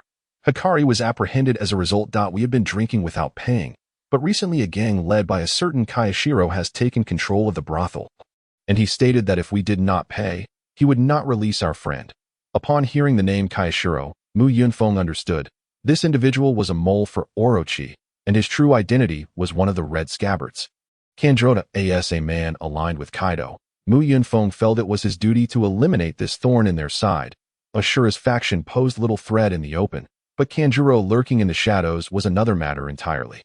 Thus, Yunfeng resolved to personally deal with this nuisance, fully aware of the saying, "A 1,000-mile dike collapses from an ant's burrow." After clarifying the situation, Yunfeng turned to Day. "Seems we shan't be returning for lunch. Let us go to the brothel instead." Day, somewhat reluctant, replied, "That fellow was apprehended for not paying for his meal. Isn't it only natural? Must we specifically rescue him? We should lend a hand. Although Hikari may not be particularly strong, he has accomplished many tasks for us over the years, and I cannot feign ignorance to his plight. Moreover, our visit to the brothel is not solely to rescue Hikari. There is a thorn embedded within our ranks that must be removed before we set sail." Upon hearing Mu Yunfeng's words, Dave picked up her weapon, ready to accompany him to the brothel in Hanamachi. This was why Mu Yunfeng asserted that Dave was not tsundere.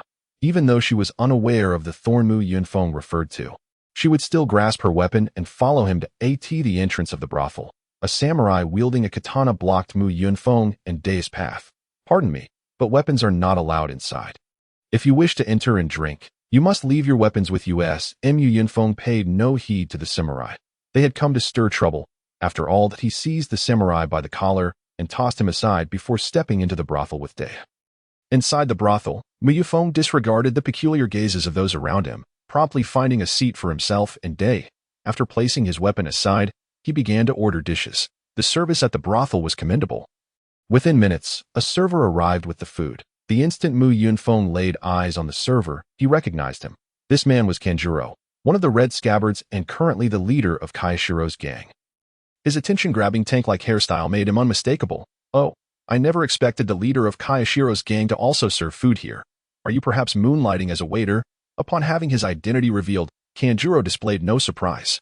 Instead, he calmly set the dishes Mu Yunfeng had ordered on the table. "That I believe it is necessary for me to personally serve esteemed guests such as Lord Mu Yunfeng and Lady Day, to demonstrate the respect Kaishiro's gang holds for you both." Once the dishes were served, Day began to eat with gusto, revealing her genuine hunger. Mu Yunfeng was quite curious. Did Day not fear that the food might be poisoned? Noticing Day was solely focused on her meal, Mu Yunfeng turned to Kanjuro. "Ha ha ha. As expected of the leader of Kaishiro's gang, your intelligence network is quite impressive, having uncovered our identities so thoroughly. Lord Mu Yunfeng, you jest. Given the high recognition of both of you, there is no need for an intelligence network. Anyone from Wano would surely recognize you. Might I inquire what brings you both here today? If you require assistance from Kaishiro's gang, please feel free to ask. I will certainly cooperate. Initially, we intended to return home for lunch, but a friend of mine named Akari has been detained here.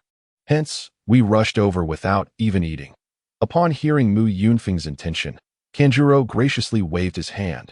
That individual was captured for failing to pay his tab. Under normal circumstances, we would not release him without payment. However, since you both have come in person, he may leave, and I shall cover the bill. This is truly splendid. However, we pirates are rather impoverished, and I find myself devoid of any money. Were it not for Chuanzi Lang covering my bill, I would indeed be at a loss as to what to do. Not at all. It is a pleasure to make your acquaintance. This moment, Kwang Sila's voice abruptly ceased, for he had just heard the name Chuanzi Lang, signifying that Mu Yunfeng had recognized him. Nevertheless, Kwang Sila intended to maintain his facade. "You must be mistaken. My name is Kwang Sila, not the Chuanzi Lang you mentioned. It seems you have confused me with someone else." Mu Yunfeng did not interrupt Kwang Sila. Instead, he smiled slightly at his performance. After all, when he had watched the anime, he too had been deceived by the two masterful actors, Kwang Sila and Kanjuro Lang. After Kwang Sila concluded his act, Mu Yunfeng spoke coolly. "No, you are not mistaken. You are indeed Chuanzi Lang.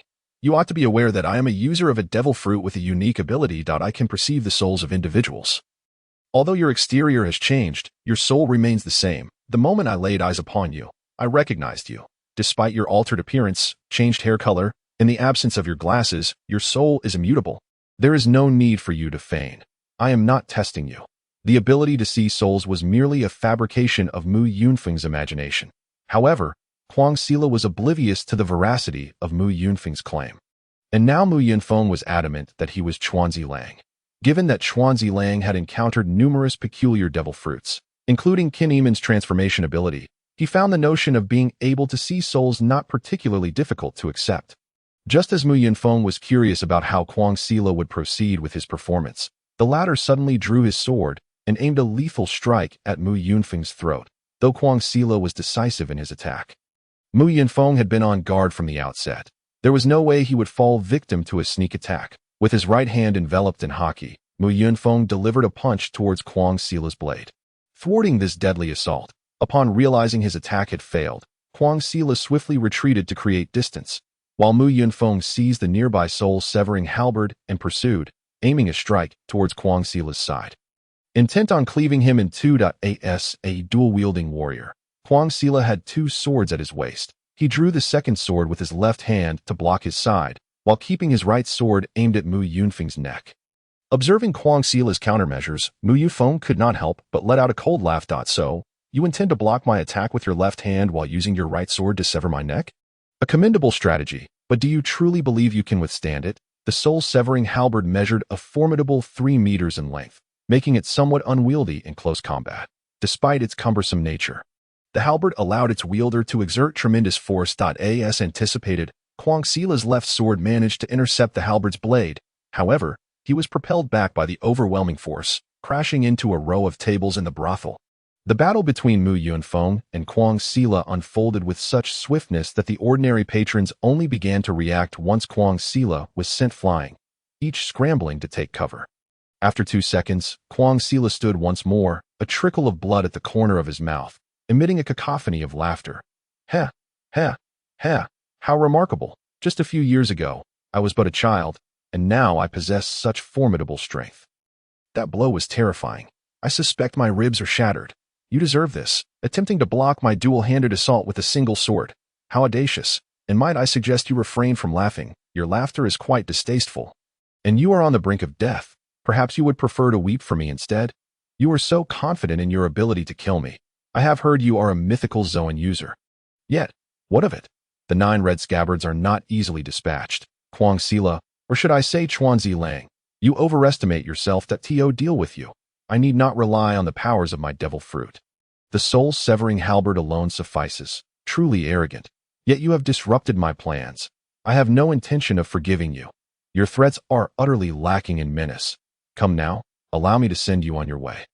As Mu Yunfeng and Qiongqi faced off, Yamato had finally finished his meal, setting down his bowl and picking up his kanabo, approaching Mu Yunfeng from a short distance behind. Shall I lend a hand in dealing with that tank-headed fellow? No need. You should focus on the minions. Chuanzi Lang is mine to slay. No sooner had Mu Yunfeng uttered these words than over 30 individuals began to file into the brothel's hall. All members of Qiongqi's clan. No problem. It's best to stretch my legs after a meal. Watch as I send them all flying. With tasks assigned, Mu Yunfeng directed his focus back to Qiongqi, raising the soul-severing halberd with its tip aimed directly at him. Qiongqi also held his swords crossed over his chest, his back arched, his taut body resembling a bowstring drawn to its limit. Mu Yunfeng had stated he would refrain from using his devil fruit abilities, thus he merely coated the soul-severing halberd with haki and lunged towards Qiongqi's chest. Qiongqi crossed his dual swords before him, intercepting the sharp tips of the crescent-shaped blades that Mu Yunfeng, gripping the halberd's handle, forcefully rotated it, dislodging Qiongqi's swords, then transformed the thrust into a slash aimed at his shoulder. In response, Qiongqi stomped his right foot down, utilizing the recoil to withdraw rapidly. Although he evaded the soul-severing halberd's range, the tip still managed to unleash a slicing attack that pursued him. Seeing this, Qiongqi unleashed a wave of sword energy from his right hand to counter it. The two attacks collided in mid-air, canceling each other out. As the debris from the shattered table rained down, Qiongqi emerged, attacking Mu Yunfeng's shoulders with both swords. Yet, Mu Yunfeng remained motionless, drawing the halberd over his head with his right hand to effortlessly parry Qiongqi's dual swords. Although Qiongqi's strike was swift, its force was significantly less than Mu Yunfeng had anticipated. Perhaps due to his ongoing battle with Yamato, Mu Yunfeng had misjudged the strength of an average person. Assuming everyone possessed a power akin to Yamato's, initially Mu Yunfeng suspected Qiongqi's apparent weakness was a ruse, but he soon realized that the truth was indeed that Qiongqi's strength was merely that feeble. Mu Yunfeng first bent his arm, and then forcefully straightened it, sending Qiongqi hurtling through the air. After several exchanges, Mu Yunfeng's feet remained firmly planted, clearly demonstrating that even without employing his devil fruit powers, his strength surpassed Qiongqi's by a considerable margin. Noting that Qiongqi remained still upon landing, Mu Yunfeng began to taunt him. Oh, what do we have here? You, standing over 3 meters tall and nearly 20 years my senior.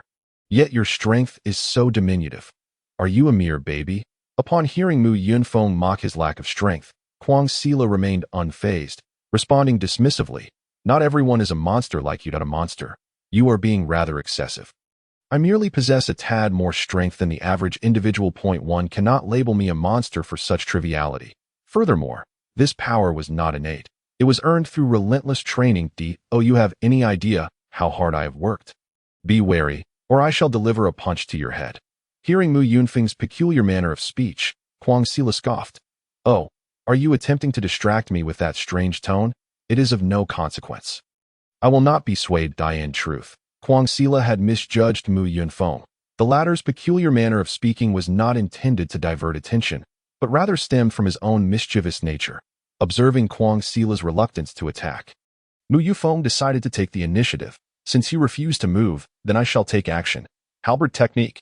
Sweep the 1,000 armies." As the final character left his lips, Mu Yunfeng's muscles tensed instantaneously, and the technique known as sweeping the 1,000 armies was executed with the force and momentum its name implied. Fearful of Mu Yunfeng's terrifying strength, Qiongqi dared not confront the sweeping strike head-on, opting instead to leap high into the air to evade the powerful blow. Observing Qiongqi's ascent, a cunning smile crept across Mu Yunfeng's face. For he knew Qiongqi had fallen into his trap. "You have been deceived, Qiongqi," he thought. Typically, when faced with a horizontal sweep from a weapon like the halberd, one could easily evade by jumping or crouching. This was due to the halberd's unwieldy nature, which lacked the swift adaptability of swords. However, Mu Yunfeng had capitalized on this very psychology, having meticulously trained a technique specifically designed to counter those who attempted to evade by leaping or crouching. It was the secret art known as the 90-degree death strike. As Mu Yunfeng's soul-breaking halberd swept beneath Qiongqi's feet, he flexed his arms, reversing the halberd's trajectory from a sweep to an upward thrust. The halberd was flung in an exaggerated arc, aimed directly at the airborne Qiongqi, and should he fail to respond appropriately, he would be cleaved in two like a watermelon. Had Qiongqi chosen to crouch instead of leap, Mu Yunfeng would have similarly reversed the halberd's motion into a devastating downward strike, an attack that offered no recourse but to retreat or endure the blow. Fortunately for Mu Yunfeng, his halberd was forged by the Tengu mountain clan using techniques reserved for crafting demonic blades. Ensuring its quality was unrivaled, a lesser weapon would have likely shattered under such momentum. Seeing the halberd's sudden change in direction, Qiongqi had no choice but to perform a somersault, raising his dual blades defensively beneath him. His reflexes were swift, successfully interposing his blades against the halberd's blade, thus avoiding being severed in twain. Yet, the sheer force of the impact sent him flying, crashing through the roof and into the open sky. At this moment, Mu Yunfeng found himself in a predicament. The airborne Qiongqi had no ground to leverage, rendering him a stationary target. Mu Yunfeng contemplated whether to unleash a series of aerial strikes upon Qiongqi or to deliver a decisive chop to Mount Hua. Fortunately, he dismissed any notion of hesitation and swiftly resolved his course of action that he crouched low, then propelled himself upward with tremendous force, causing the ground beneath him to fracture, and in an instant, he burst through the roof in pursuit of Qiongqi. Mu Yunfeng's speed far surpassed that of Qiongqi, and in mere moments, he found himself directly above him, wielding the soul-breaking halberd and preparing to deliver a downward strike. Chop to Mount Hua. This technique was deceptively simple. It entailed raising the halberd behind him and then bringing it down with all his might, akin to chopping wood. This maneuver required no finesse, only raw, unadulterated power. Qiongqi, suspended in the air, had no means of evasion and hastily raised his right-hand blade in defense. Thereafter, he plummeted to the ground like a meteor. As he fell, Mu Yunfeng recognized his victory was assured. Such was the nature of combat. One misstep could lead to a cascade of errors. Qiongqi had underestimated the adaptability of Mu Yunfeng's sweeping strike, leaving him perpetually on the defensive. Had he anticipated the maneuver, his fate may have been different. Yet, it was Mu Yunfeng's keen timing that had turned a slight advantage into a decisive victory. My brethren, the author is quite disheartened. The rating has plummeted from a commendable 9.2 to a mere 7.4. Dear friends, if you find a moment, please leave a 5-star review in the comments section to help elevate the score. The author would be most grateful. As the dust settled, Qiongqi rose once more, though his right hand hung limply at his side, devoid of a blade, blood trickling from his nostrils and ears. Yet, with his left hand, he defiantly brandished a knife, pointing it at Mu Yunfeng's chest, seemingly preparing for another attack. Observing Qiongqi's disheveled state, Mu Yunfeng shook his head. The outcome is clear. Accept reality. Your right shoulder is shattered, and your internal organs have sustained significant trauma, even if you refuse to concede. You lack the strength to alter the course of this battle. Surrender and discard your weapon. Ha ha ha ha. I still stand here. How can you declare the outcome decided? As long as I possess this knife, our fight is far from over. Very well. I shall escort you on your journey. Do you have any final words? After a brief silence, Qiongqi spoke. I hope you spare the remaining members of the Qiong family. Not a problem. I am no murderer. My singular aim today is to eradicate the remnants of the Red Sky 9 heroes. In the next moment, both Mu Yunfeng and Qiongqi surged forward. Yet Qiongqi's movements had lost their earlier agility due to his injuries. Mu Yunfeng gripped his halberd and aimed for Qiongqi's neck, unleashing the sweeping the thousand armies once more. This time, Qiongqi opted to block with his left-hand blade. Fully aware that evasion was futile, whether by jumping or crouching, even attempting to retreat would be in vain, as his wounded body could not outpace Mu Yunfeng. Thus, he had no choice but to withstand the onslaught. Clang! As the halberd clashed with the katana, Qiongqi's blade shattered in two, and so too did his neck. As he collapsed to the ground, a headless corpse, Mu Yunfeng flicked the remnants of blood from his halberd and slung it over his shoulder. Making his way back to the brothel, upon his return, the scene that greeted Mu Yunfeng was striking. Day sat at a table, surveying the room with an air of authority. Members of Qiongqi's family were either unconscious or cowering on the ground, too afraid to meet his gaze. The moment Mu Yunfeng entered, all eyes turned towards him. A young man in his 20s instinctively rose, inquiring, "Why are you back? Where is Lord Qiongqi?" Mu Yunfeng regarded him with a look of disbelief. "Do you not understand? I stand before you. That man is dead. Unless his head remains intact, he cannot survive." Upon hearing of Qiongqi's demise, the young man's eyes dulled, as if a dream had been shattered, and he slumped to the floor like a despondent fish. Clearly, he had held great affection for Qiongqi, perhaps to the point of an unhealthy obsession. However, not all shared his loyalty. This group was ultimately comprised of underworld thugs, and upon learning of Qiongqi's death, many immediately began to plead for mercy to Mu Yunfeng. However, had no intention of annihilating them completely. He commanded, "Bring Hikaris to me, and then you all may leave." Minutes later, Hikaris was brought into the brothel. Upon seeing Mu Yunfeng, he rushed forward like a chastised puppy, tears streaming down his face. "Boss, you finally come. I knew you would rescue me, following someone as formidable as you. I shall have no regrets in death." Hikaris's words. Mu Yunfeng let out a chilling laugh. "No regrets in death, is it? Then I shall send you on your way." Hikaris's legs buckled, and he fell to his knees. "Boss, I was wrong, though I know not how I erred. I was wrong. Please, do not kill me." Seeing Hikari so thoroughly terrified, amused Day, who chuckled heartily to "Ha. You fool. If Mu Yunfeng intended to kill you, why would he bother to come here to save you? Your fear is utterly comical." Mu Yunfeng, too, smiled at Hikari's. "Enough of your theatrics. Now that you are unharmed, let us return to Ghost Island. I am quite famished."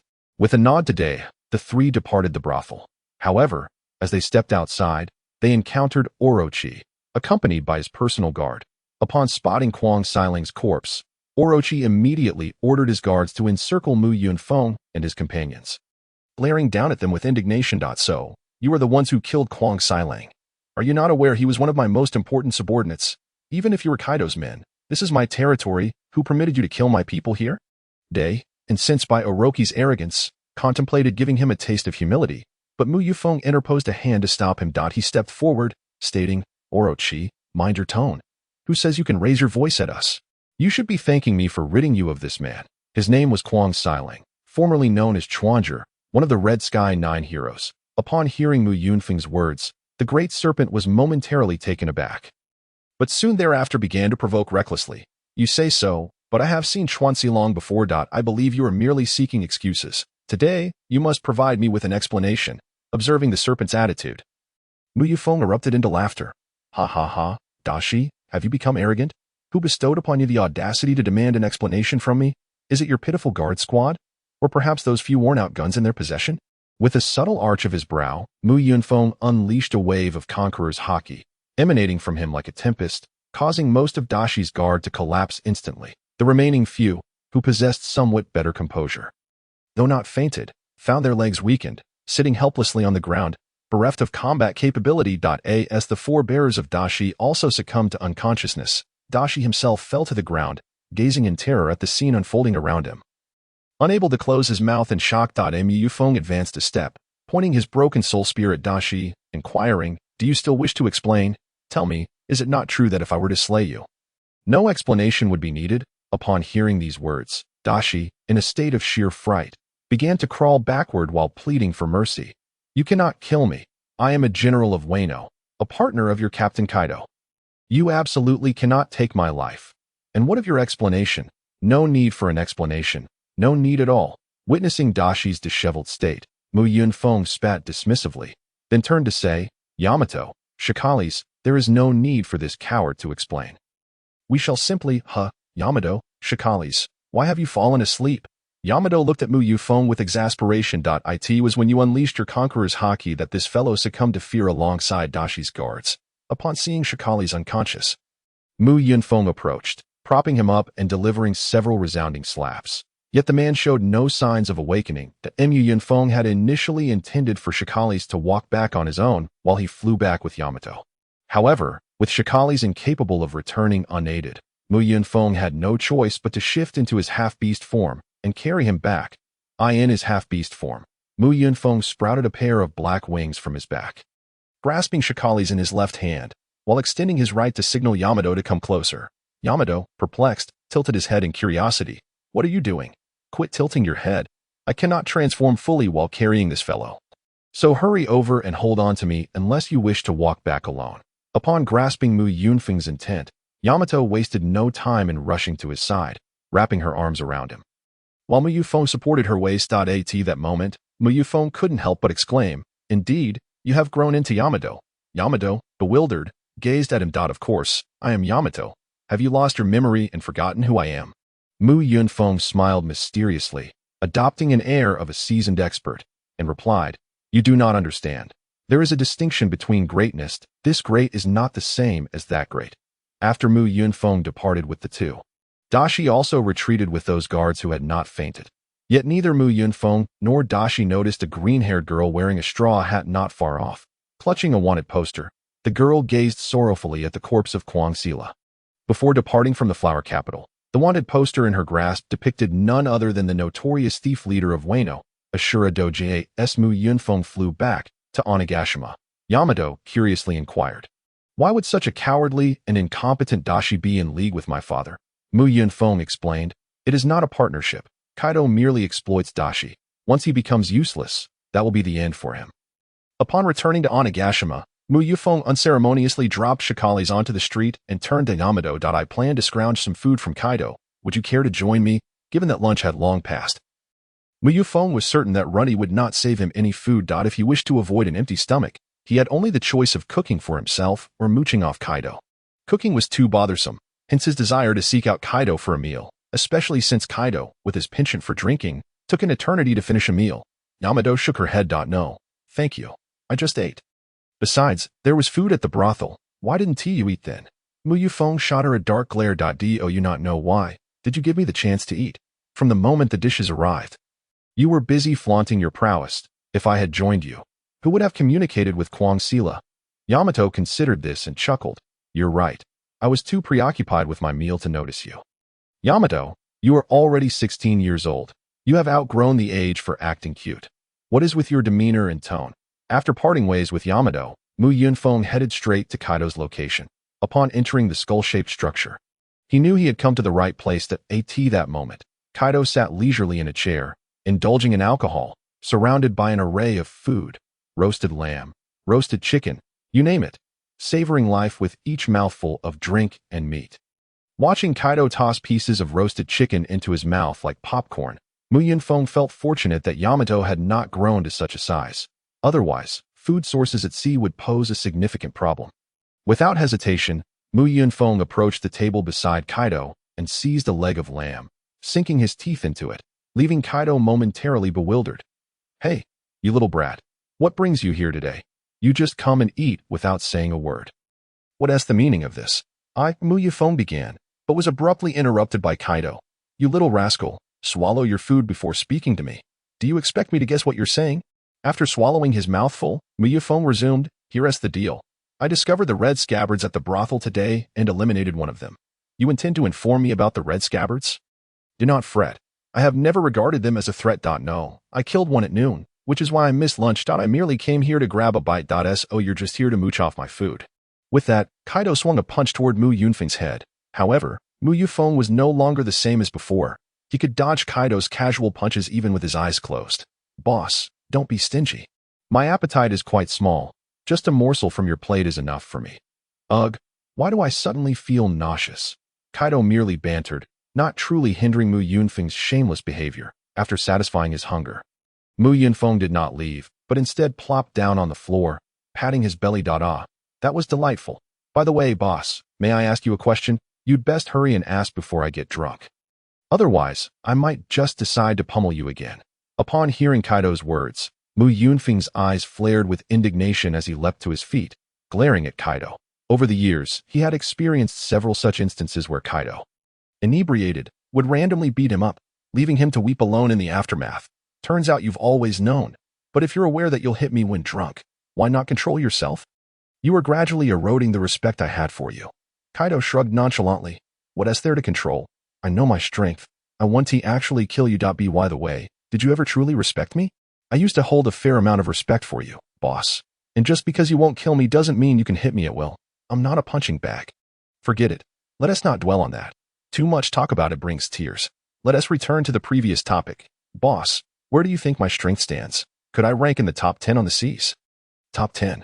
Have you lost your mind?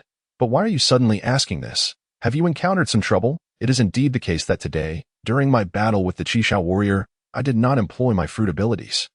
Rather, I relied solely on my physical prowess to secure an effortless victory. Initially, I had anticipated a grueling struggle without the use of my abilities, yet I discovered that my strength far exceeded my expectations. Oh, ho ho ho, the Qishao warriors are hardly formidable. Defeating them is no great feat. Before I respond to you, I wish to ascertain my own understanding of my capabilities. How do you perceive your own strength? Upon hearing Kaido's question, Mu Yunfeng fell silent for a moment, grappling with his own understanding of his power, as he had engaged in too few battles to make a true assessment.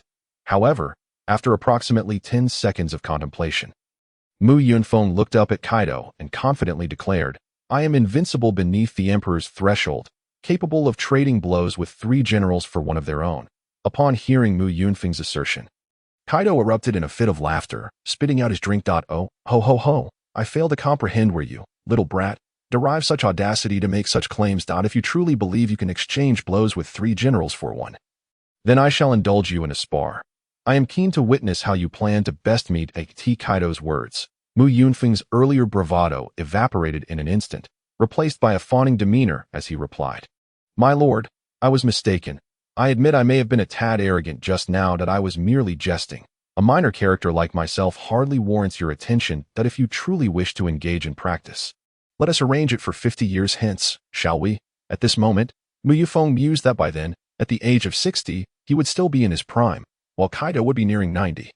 At that time, if he did not obliterate him, it would be a testament to Kaido's cleanliness in that regard. 50 years, little brat. Are you already plotting your revenge for then? It appears this notion has long been festering in your mind. My lord, you jest. What revenge could there be? You have only shown me kindness, and any repayment would merely be gratitude. Let us not dwell on that topic. Please, enlighten me regarding the level of my strength. Very well, I shall tell you. Your strength is still considerably distant from that of the Emperor class, and you do not even rank in the top 10 upon the seas. Your abilities are more akin to that of a vice-emperor. Upon hearing Kaido's classification of his strength as that of a vice-emperor, Mu Yunfeng was not particularly surprised. After all, he was still quite young, barring unforeseen circumstances. He would likely attain emperor-level prowess before the age of 20. Even the world's chosen one, Pirate King Luffy, only managed to contend with Kaido in his 20s. Possessing such strength at this age certainly marked him as a prodigy among prodigies, having received his power classification from Kaido. Mu Yunfeng bid farewell and returned home, now filled with renewed confidence about setting sail. As a vice-emperor, he knew that Day also possessed similar strength, and with 2 vice-emperors embarking together, they could navigate the seas confidently unless they encountered the 4 emperors or admirals. Moreover, even against the 4 emperors or admirals, Mu Yunfeng had a plan. He could fly, and at a remarkable speed. He could simply flee if faced with insurmountable odds. Even if trouble arose, returning to Wano, Kaido would surely cover for them, at worst facing a beating afterward. After all, even if he refrained from causing trouble, Kaido would still likely strike him when intoxicated. As the saying goes, as one flower blooms, another withers. While Mu Yunfeng was busy devising his plans for departure, another scene unfolded elsewhere, where a green leaf remained in a state of sorrow. At the base of the Kuroki bandits, a girl with green hair was conversing with a stout boy with pink curls. These two were Kazuki Hiyori, daughter of Odin, and Ashura Doji, one of the Chisao Nine. After hearing Hiyori's account, Ashura Doji sighed. I see. So Kurizumi came in is indeed the same as Tenshiro. I did not expect his transformation to be so profound, managing to deceive Orochi. However, to think that Tenshiro met his demise at the hands of Mu Yunfeng. I recall him well. He even came to converse with Lord Odin during his execution, though he was just a child then. Hiyori, you witnessed the entire battle, did you not? Please recount the details of their confrontation to me. The more elaborate, the better. Kazuki Hiyori nodded and proceeded to relay every minute detail of the battle between the two, her account meticulous and without a single flaw. Ashura Doji was left astonished. What? To think Tenshiro was slain in such a short span of time, and that Mu Yunfeng did so without resorting to his devil fruit abilities. Has he truly grown to such a level in just a few years? Who knows, he may well become another Kaido in a few years. Initially, Ashura Doji had entertained thoughts of avenging Tenshiro, given their decades-long friendship. However, after Hiyori's detailed account, he abandoned that notion, realizing that he was no match for Mu Yunfeng. While Ashura Doji was confident that his strength surpassed Tenshiro's to a degree, it was still insufficient. He was aware that Mu Yunfeng was a devil fruit user and bore the moniker of Mad Tiger. Yet, the fact that Mu Yunfeng had dispatched Tenshiro solely through physical combat in such a brief time frame left Ashura Doji questioning the wisdom of confronting him. Would he merely be adding to Mu Yunfeng's accolades? Ashura Doji was not a fool. He recognized the necessity of prudence in his current situation, that he must protect the lineage left by Odin, safeguarding Kazuki Hiyori above all. Meanwhile, upon returning to his residence, Mu Yunfeng was met with a heartwarming sight. Day was in the courtyard instructing Runmi and Paijuan in their training. Both Runmi and Paijuan approached their training with utmost seriousness. Runmi leapt and delivered a headbutt that sent Paijuan tumbling to the ground, clutching his head. Even Mu Yunfeng could hardly bear to watch. Runmi, little Paijuan is your younger brother. That was rather excessive, don't you think? Look, you've made him cry. Runmi merely turned her head and replied defiantly. I won't heed your advice. If I coddle Peiji during training, how will he fare against real enemies? They certainly won't show him any mercy. Mu Yunfeng suddenly realized the validity of Runmi's argument and found himself at a loss for words. If he were to go easy on Peiji during training, he would undoubtedly suffer when faced with adversaries later on. However, Mu Yunfeng quickly shifted his tone. Runmi, I suggest that next time you employ a headbutt, you might consider wearing a mask. Otherwise, if the opponent pouts, you might end up kissing that. Mu Yunfeng's suggestion. Runmi paused for 2 seconds, then turned to Paijuan, saying, Little Peiji, let us wear masks together tomorrow, shall we? Paijuan timidly replied, Can I not wear one? I want to use headbutts on others, nor am I afraid of kissing anyone. Seeing Paijuan's reluctance, Runmi dashed over and embraced him, pouting, Runmi wants to wear a mask. Runmi wants to wear a mask with little Peiji. How could you not be willing to do this for your sister? Runmi is so pitiful. Runmi is crying. Upon witnessing Runmi's display of affection, Paijuan reluctantly surrendered. All right, I'll agree to wear masks together with you, sister. With Paijuan's compliance, Runmi joyfully spun him around, exclaiming, Little Peiji, you're the best. Runmi is so happy. At this moment, Mu Yunfeng pondered. Could it be that in the original story, Runmi and Paijuan always wore masks for this very reason? Just as the siblings were reveling in their merriment, a sarcastic voice cut through the air. Runmi, although you are the older sister, you constantly pander to little Peiji. And it is often Peiji who accommodates you. Alas, how unfortunate for Peiji to be burdened with such an immature sister. Upon being labeled as an immature sister, Runmi, a devoted sister herself, exploded in anger. Mind your own business, Mu Yunfeng.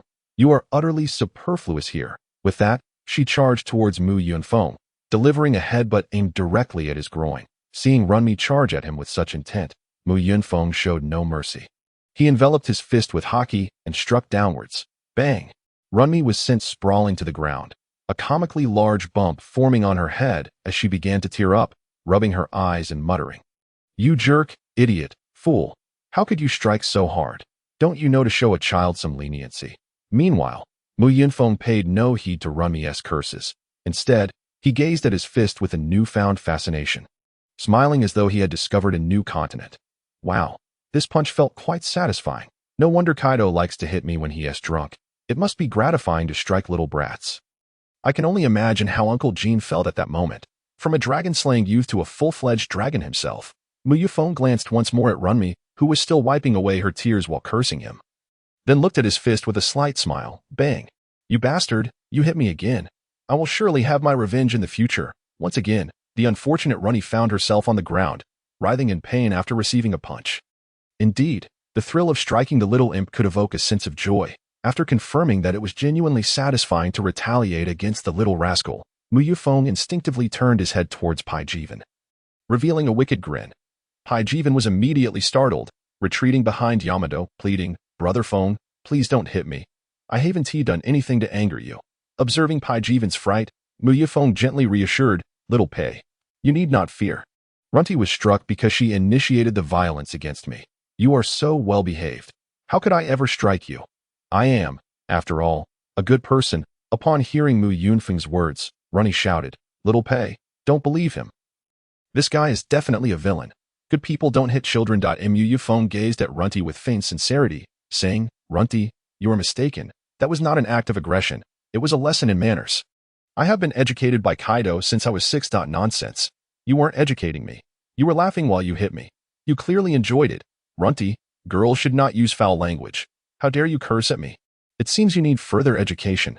Seeing that Yunfeng intended to strike her again, Runny promptly hid behind Yamato, seeking refuge. Yamato, looking at Yunfeng, said, Just let it go. Don't hit Runny anymore. With an expression of righteous indignation. Yunfeng retorted, I never intended to hit Runty. She was the one who struck me first. I was merely acting in self-defense. But Runty is still a child. This statement inevitably led to moral coercion, a tactic that countless individuals had experienced. Yet Yunfeng was not one to be swayed by such tactics. He firmly believed that as long as he lacked morality, others could not morally bind him. Yamato, you know I am a staunch egalitarian. Should anyone attack me, be they a woman or a child, I will retaliate without hesitation. Ultimately, with Yamato's intervention, Yunfeng refrained from striking Runny again. Following this incident, Runty understood that Yunfeng's limits were exceedingly low, and she dared not provoke him in the future. A week later, a divine dragon soared from the eastern shores of Wano, while a small boat quietly set sail from the western side of the country.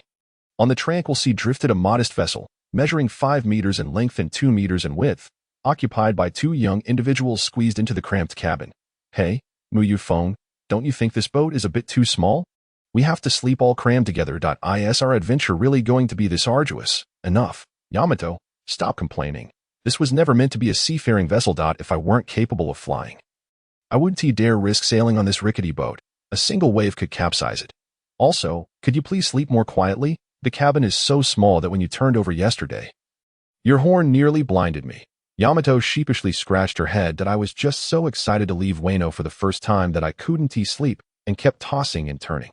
Yunfeng, where are we going for our adventure? Should we head to Flower Fruit Mountain first, or to Konoha Village? Flower what? Konoha what? Those are just stories. Besides, our destination will be entirely determined by luck. We lack any navigational skills. Wherever the currents take us, that is where we shall go. As soon as Yunfeng finished speaking, Yamato's mood soured. This adventure sounds so dull. Yunfeng, I don't want to be on this tiny boat anymore. Can't you just fly us instead? Absolutely not. I'm not your mount. Besides, we currently have no destination. If you want me to fly, where should I take you? I'll just remain on the boat. And wherever it goes, I will follow. And one more thing, Yamato, could you please refrain from eating? We only brought enough provisions for 5 days, and you've already consumed half of it in just 1 day. If you finish it, we'll have to resort to eating raw fish. Yamato looked at Yunfeng with a forlorn expression. But I'm so bored. What am I supposed to do if I don't eat? Yunfeng sighed and explained that that's just how sailing goes. Perhaps those peculiar islands will prove entertaining. However, most of the time, we will be at sea, engaged in this monotonous journey. Yunfeng, where is your snail phone? I want to call Runtai. No way. This snail phone is a rare find. It can communicate over any distance. I worked hard to procure it, and it's not a toy for you to play with. Meanwhile, on Ghost Island, Runty, having not seen Yunfeng and Yamato for an entire day, went directly to their room in search of them. However, she found no one, only a letter and a snail phone. After reading the letter left by Yunfeng, Runty rushed to Pai Jivan. Little Pei, bad news. Yunfeng and Yamato have run away. They've gone to sea for an adventure. Without waiting for Paijivan to respond, Runty dashed out of the courtyard, muttering to herself, "Humph, foolish Mu Yunfeng, you bullied me, and now I shall deliver this letter to Lord Kaido, so he can bring you back." Inside the skeletal structure of the ghost fight, Jean and Quinn were discussing a letter. Quinn looked at the letter, his expression perplexed. "Kaido will probably be furious when he returns. Why don't you, Jean, go after them? Runny mentioned they were still on Ghost Island yesterday, so they can't have gone far. You should be able to catch up." Jean shook his head decisively. "What good would it do to catch up? Those two little rascals are nearly as powerful as I am. It would be me getting captured instead. If they team up, I would surely be the one taken." Letter. "Kaido, I have set sail with Yamato that if there comes a day when you can no longer endure, use the snail phone I left to contact me, and I will bring Yamato to see you one last time." After reading the letter, Kaido burst into laughter. "Orolo rolo rolo rolo. That little rascal Mu Yunfeng has actually taken my Yamato away. The next time I see him, I'll make sure to give him a good thrashing." Seeing Kaido not in a rage, Quinn curiously asked, "Boss, why are you laughing? Aren't you supposed to?" Before Quinn could finish his sentence, he was interrupted by Kaido. "Am I supposed to be angry? Why would I be angry? They broke my orders by going out to sea." "But boss, you said they weren't allowed to go out to sea. And now they've sneaked away. Previously, I forbade them from sailing because they were too weak. Now, however, they possess sufficient strength to venture into the ocean. Besides, how can they become disasters of the beast's pirates without experiencing the sea?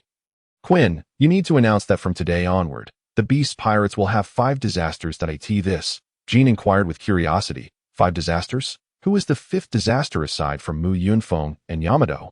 Orolo rolo rolo rolo. The 5th disaster is Jack. Although he is still a bit lacking, I won't misjudge him. It won't be long before Jack is fit for the position, so I'll count him among them. On Jeremiah Island, Yamato was haggling with a merchant. "Why is this fruit meat so expensive? You must be a swindler." The merchant confidently replied, "This is a specialty of Jeremiah Island. The price is naturally high. Only we have fruit meat in the entire world." After 4 days of drifting, Mu Yunfeng and Yamato arrived at this place known as Jeremiah Island, where fruit meat was indeed the local specialty. Fruit meat is a type of fruit called meat tree, which has the exact taste and texture of meat but lacks the unpleasant odor. With simple cooking, it becomes a delicacy. As food enthusiasts, the two could not possibly pass up such a treat. However, they only had 1,000 berries between them, which is why Yamato was bargaining with the merchant. After a few minutes of negotiation, Yamato ultimately lost the battle and returned dejectedly to Mu Yunfeng's side. "Mu Yunfeng, what should we do? He won't lower the price. We can't even afford a portion of fruit meat." Mu Yunfeng patted Yamato on the shoulder. "Yamato, haggling isn't done like that.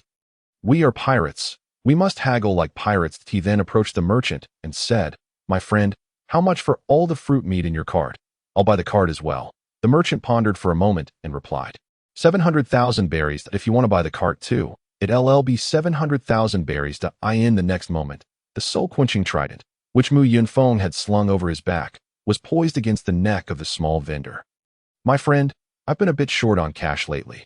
Could you lend me 700,000 berries? The vendor, having never encountered such a situation, felt the sharp blade at his throat and dared not move. Brother, I don't have 700,000 berries on me right now." Mu Yunfeng's gaze turned icy as he scolded. "You little rascal, are you willing to risk your life for berries? If you don't give it to me, I shall end you. Please, don't kill me. I'll get it for you. I just don't have that much on me at the moment. How about I go back and fetch it?" "Going back is too much of a hassle. Let us do this. Consider yourself in debt to me for 700,000 berries. All right, I owe you 700,000 berries." Upon hearing this, Mu Yunfeng sheathed his weapon and smiled. "Perfect. You owe me 700,000 berries, and this cart of fruits and meats is also worth 700,000 berries. If you give me this cart, we'll be even."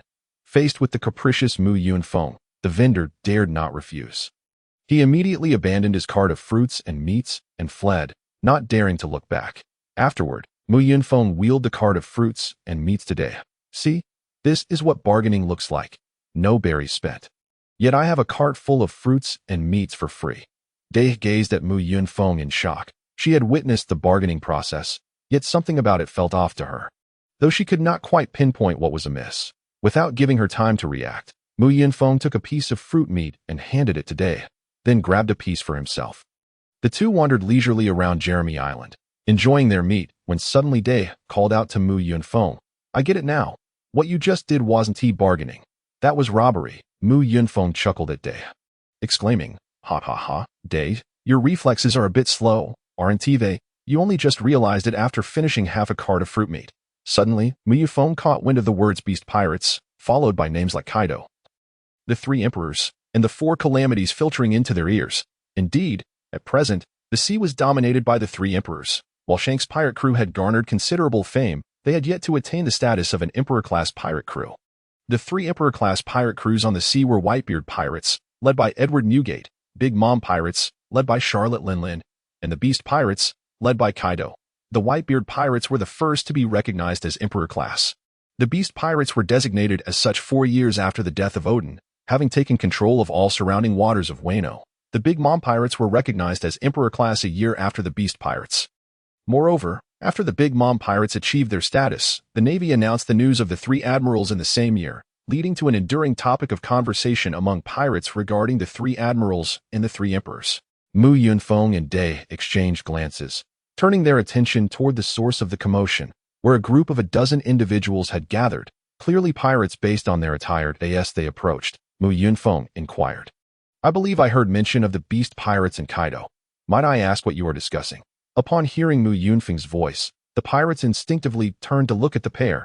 Upon recognizing Mu Yunfeng and Day, they fled in terror, as if they had seen a ghost. However, one pirate remained, engrossed in reading a newspaper, completely oblivious to their presence. Seeing this, Mu Yunfeng approached him and asked again, I believe I heard the names of the Beast pirates and Kaido.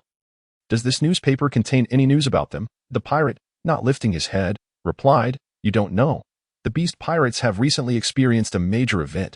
Day, intrigued, pressed for details. What major event? Do tell. You should know. The Beast pirates were recognized as an Emperor-class pirate crew 4 years ago. Aside from Captain Kaido, there were only 2 high-ranking officers. However, this newspaper clearly states that the Beast pirates have added 3 new high-ranking officers.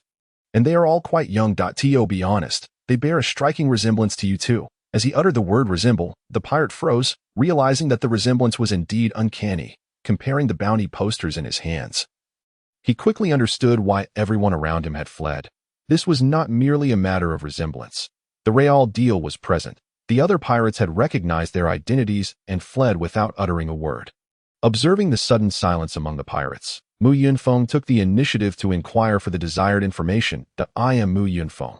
May I ask your name, and from where you acquired this information? Our reporting, sir. My name is Ibu Crouch, 29 years old, born on Adriato Island, and I currently serve in the Loot Pirate crew. Upon hearing Ibu Crouch begin to introduce himself, Mu Yunfeng had to interrupt. In the short time it took. Crouch had even mentioned his cousin. Stop. Your name is Crouch, correct? You needn't be so nervous, and I'm not interested in your romantic preferences. Why are you telling me about your cousin? My cousin? Yes, her name is Nixiani, also born on Adriuto Island. She is 21 years old and works at our family's bank. Mu Yunfeng was taken aback. His previous comment had clearly been a jest. Yet Crouch genuinely began to introduce his cousin. Mu Yunfeng started to question whether he possessed any sense of humor at all. Enough? I don't want to know about your cousin. Just tell me where you got your information about the Beast pirates and what exactly has transpired. At that moment, Crouch finally seemed to grasp the situation. The news? Yes, the news. I read it in the newspaper. It's all written there, through the reactions of those around him and the mention of the 4 calamities. Mu Yunfeng had begun to piece together the situation. Still, he pointed to the newspaper in Crouch's hand. Have you finished reading it? If so, may I take a look? Crouch immediately stood at attention, handing the newspaper to Mu Yunfeng. I have finished reading it. Here it is for you. I just remembered I have something to attend to at home. I'll take my leave now. With that, Crouch turned and bolted, prompting Mu Yunfeng to call after him. Crouch, you're going the wrong way. This is Jeremy Island. ISNT your home on Adriato Island. If you have something to attend to, shouldn't you return home right away? Oh, I got so excited that I forgot. I'll swim back now.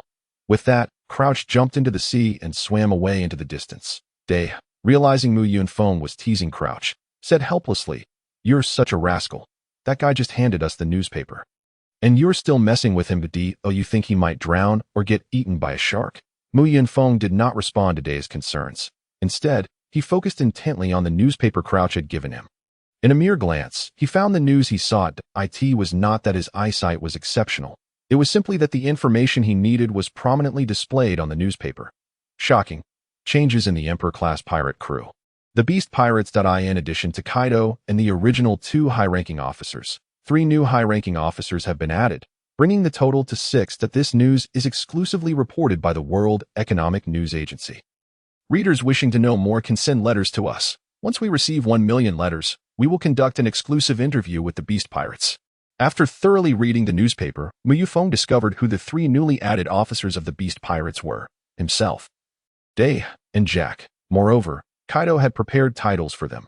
Jack was the drought, while he and Day were the wind and frost calamities, respectively, and all 3 had bounties listed. In the middle of the newspaper were 3 bounty posters, featuring photographs clearly provided by Kaido. Their initial bounties were all set at 200 million berries. Seeing this development, Yunfeng sighed in resignation. He had set sail with the intention of merely enjoying a leisurely outing. Yet here he was, embroiled in a bounty of 200 million berries for what was essentially a harmless venture. Initially, he had intended to enjoy a carefree adventure. However, Kaido had evidently raised the stakes. Forcibly branding the 2 as high-ranking officers of the Beast Pirates. Yunfeng pondered Kaido's motives behind such actions. Was it to prevent them from forming their own pirate crew, to deter them from joining other crews? Or was it a strategy to compel their return to Wano? Originally, the 2 of us could have enjoyed our adventures to the fullest, but now, with this newfound identity, we are bound to encounter a myriad of troubles. Not to mention the pirate hunters. If an admiral were to cross paths with us, he would undoubtedly take pleasure in apprehending us for a little chat and impel down. Yamato, having seen the contents of the newspaper, reacted in stark contrast to Yunfeng. With uncontainable excitement, Yamato lifted her bounty notice and cheered. "This is fantastic. Yunfeng, did you see? We have bounties on our heads. It's our first time, and we've been valued so highly. We've become disasters, just like Uncle Gene."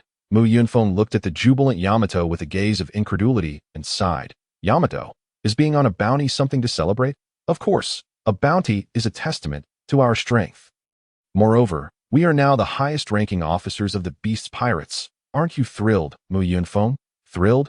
Not at all. We could have roamed the seas freely, indulging in adventures, but now, as top officers of the Beast Pirates, our movements are severely restricted. Oh, I see now what my father intended. How wicked.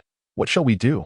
What shall we do? Simple. We're their SA policy, their SA countermeasure. We'll buy 2 masks, and when we need to conceal our identities, we'll wear them to prevent others from recognizing our true selves. While these masks may not fool those who target us, they will certainly help us blend in with ordinary folk, preventing panic wherever we go. Furthermore, we should change how we address each other. When wearing the masks, you can call me Feng, and I shall call you. This should help us avoid detection." Yamato, somewhat reluctant, replied, "Isn't that too much trouble? Do we really need to go to such lengths? Besides, we are quite strong. I would fear being recognized." Seeing that Yamato was oblivious to the gravity of their situation, Yunfeng had to elaborate further. "It's not that I fear being discovered. It's simply that it would be quite a hassle. Just like earlier, those people ran off and fried upon recognizing us. Many nations do not welcome pirates, and we might find ourselves unable to secure lodging. Even if we force our way in, that would likely alert the Navy. You wouldn't want to be disturbed in the middle of your rest, would you? Imagine this. You're starving, you find a restaurant, but as you're ordering, the owner recognizes you, and he and the chef flee in terror. You'd be left to suffer hunger. How terrifying would that be?" Yamato pondered for a moment and exclaimed, "Wow, that sounds truly terrifying. I don't want to be left starving." As the clock struck midnight, the author, having labored through the night, completed the 3rd installment. Surely, no one would complain about the author's brevity this time. The author, feeling the weight of fatigue, lamented the dwindling readership and ratings, wishing for support from loyal readers during these late-night writing sessions. Upon realizing the inconveniences brought by their identities, Yamato joined Yunfeng in seeking masks.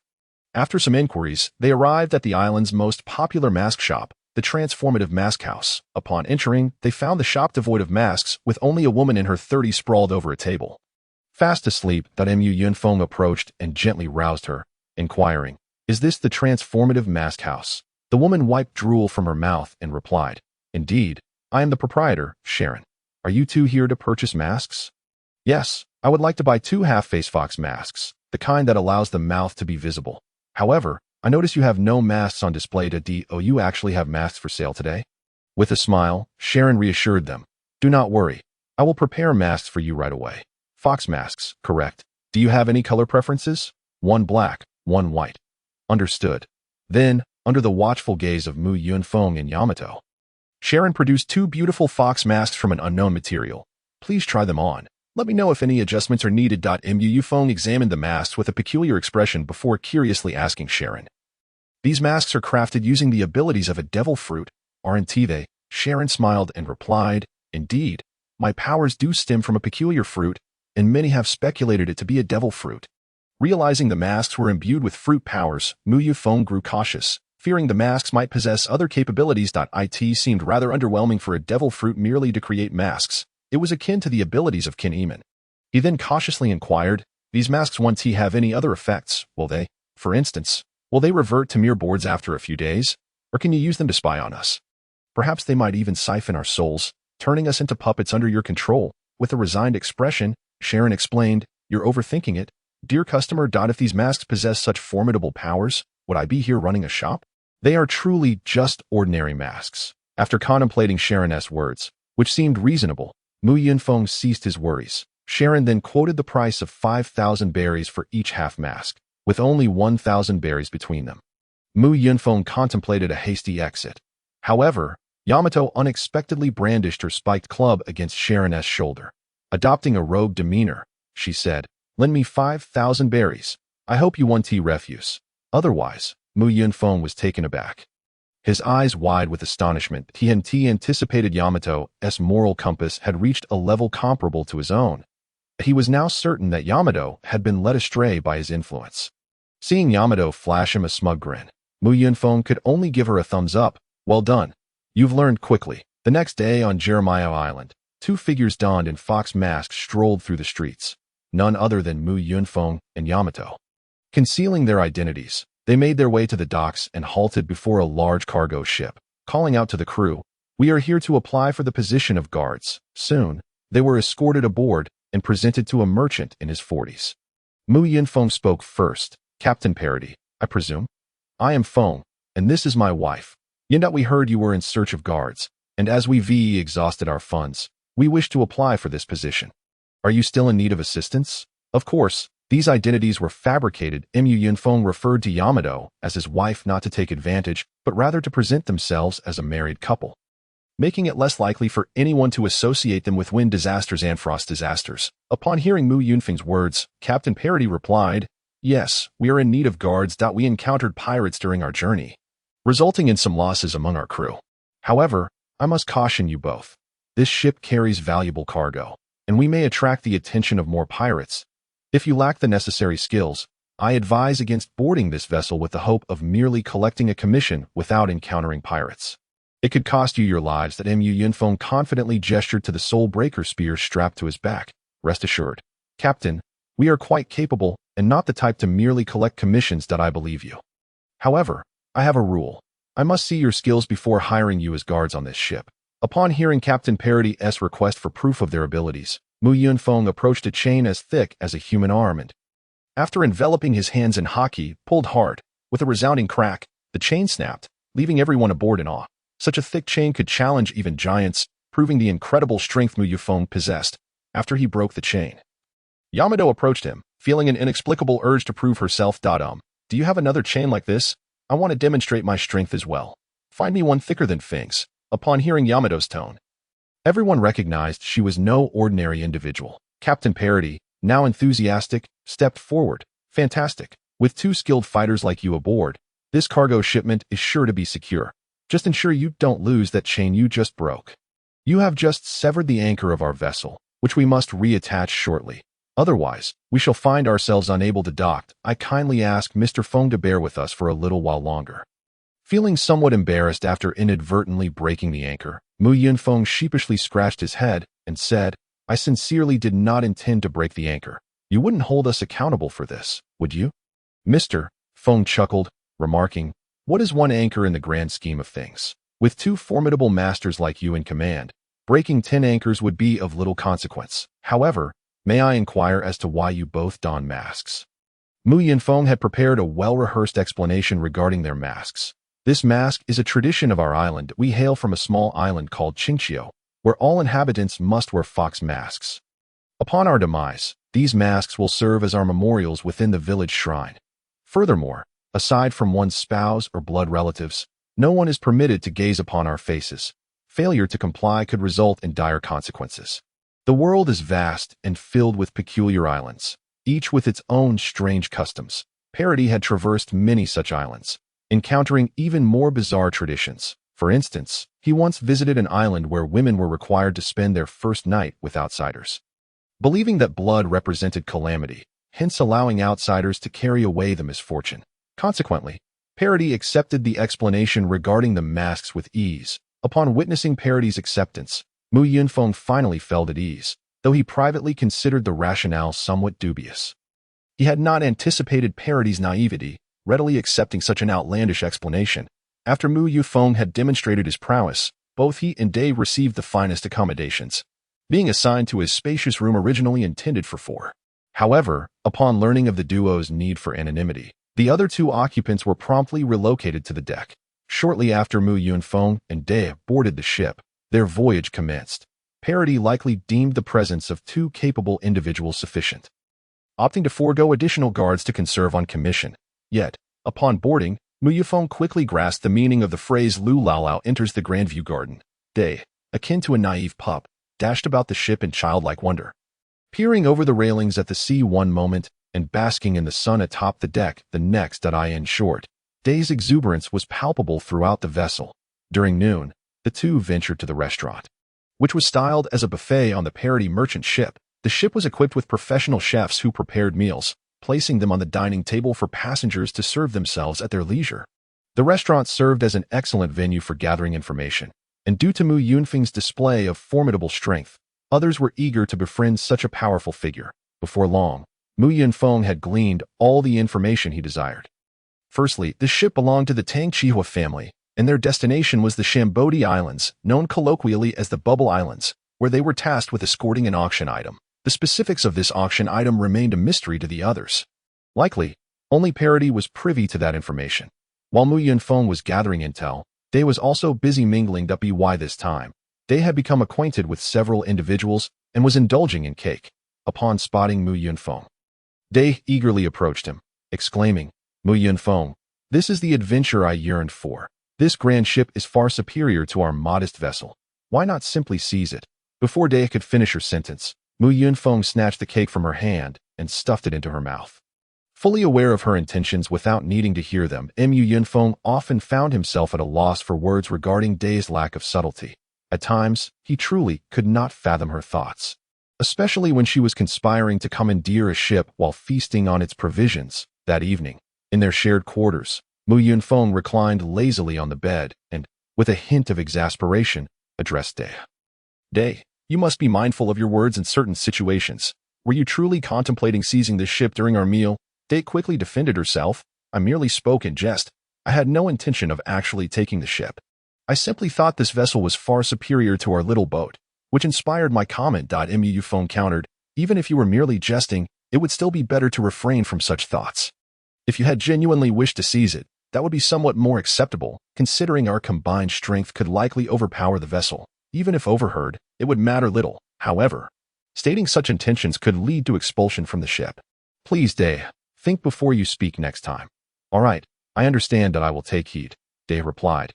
"But Mu Yunfeng, you are quite the nag, akin to an old woman." Upon hearing Day's complaint, Mu Yunfeng's expression darkened. "Nagging? An old woman?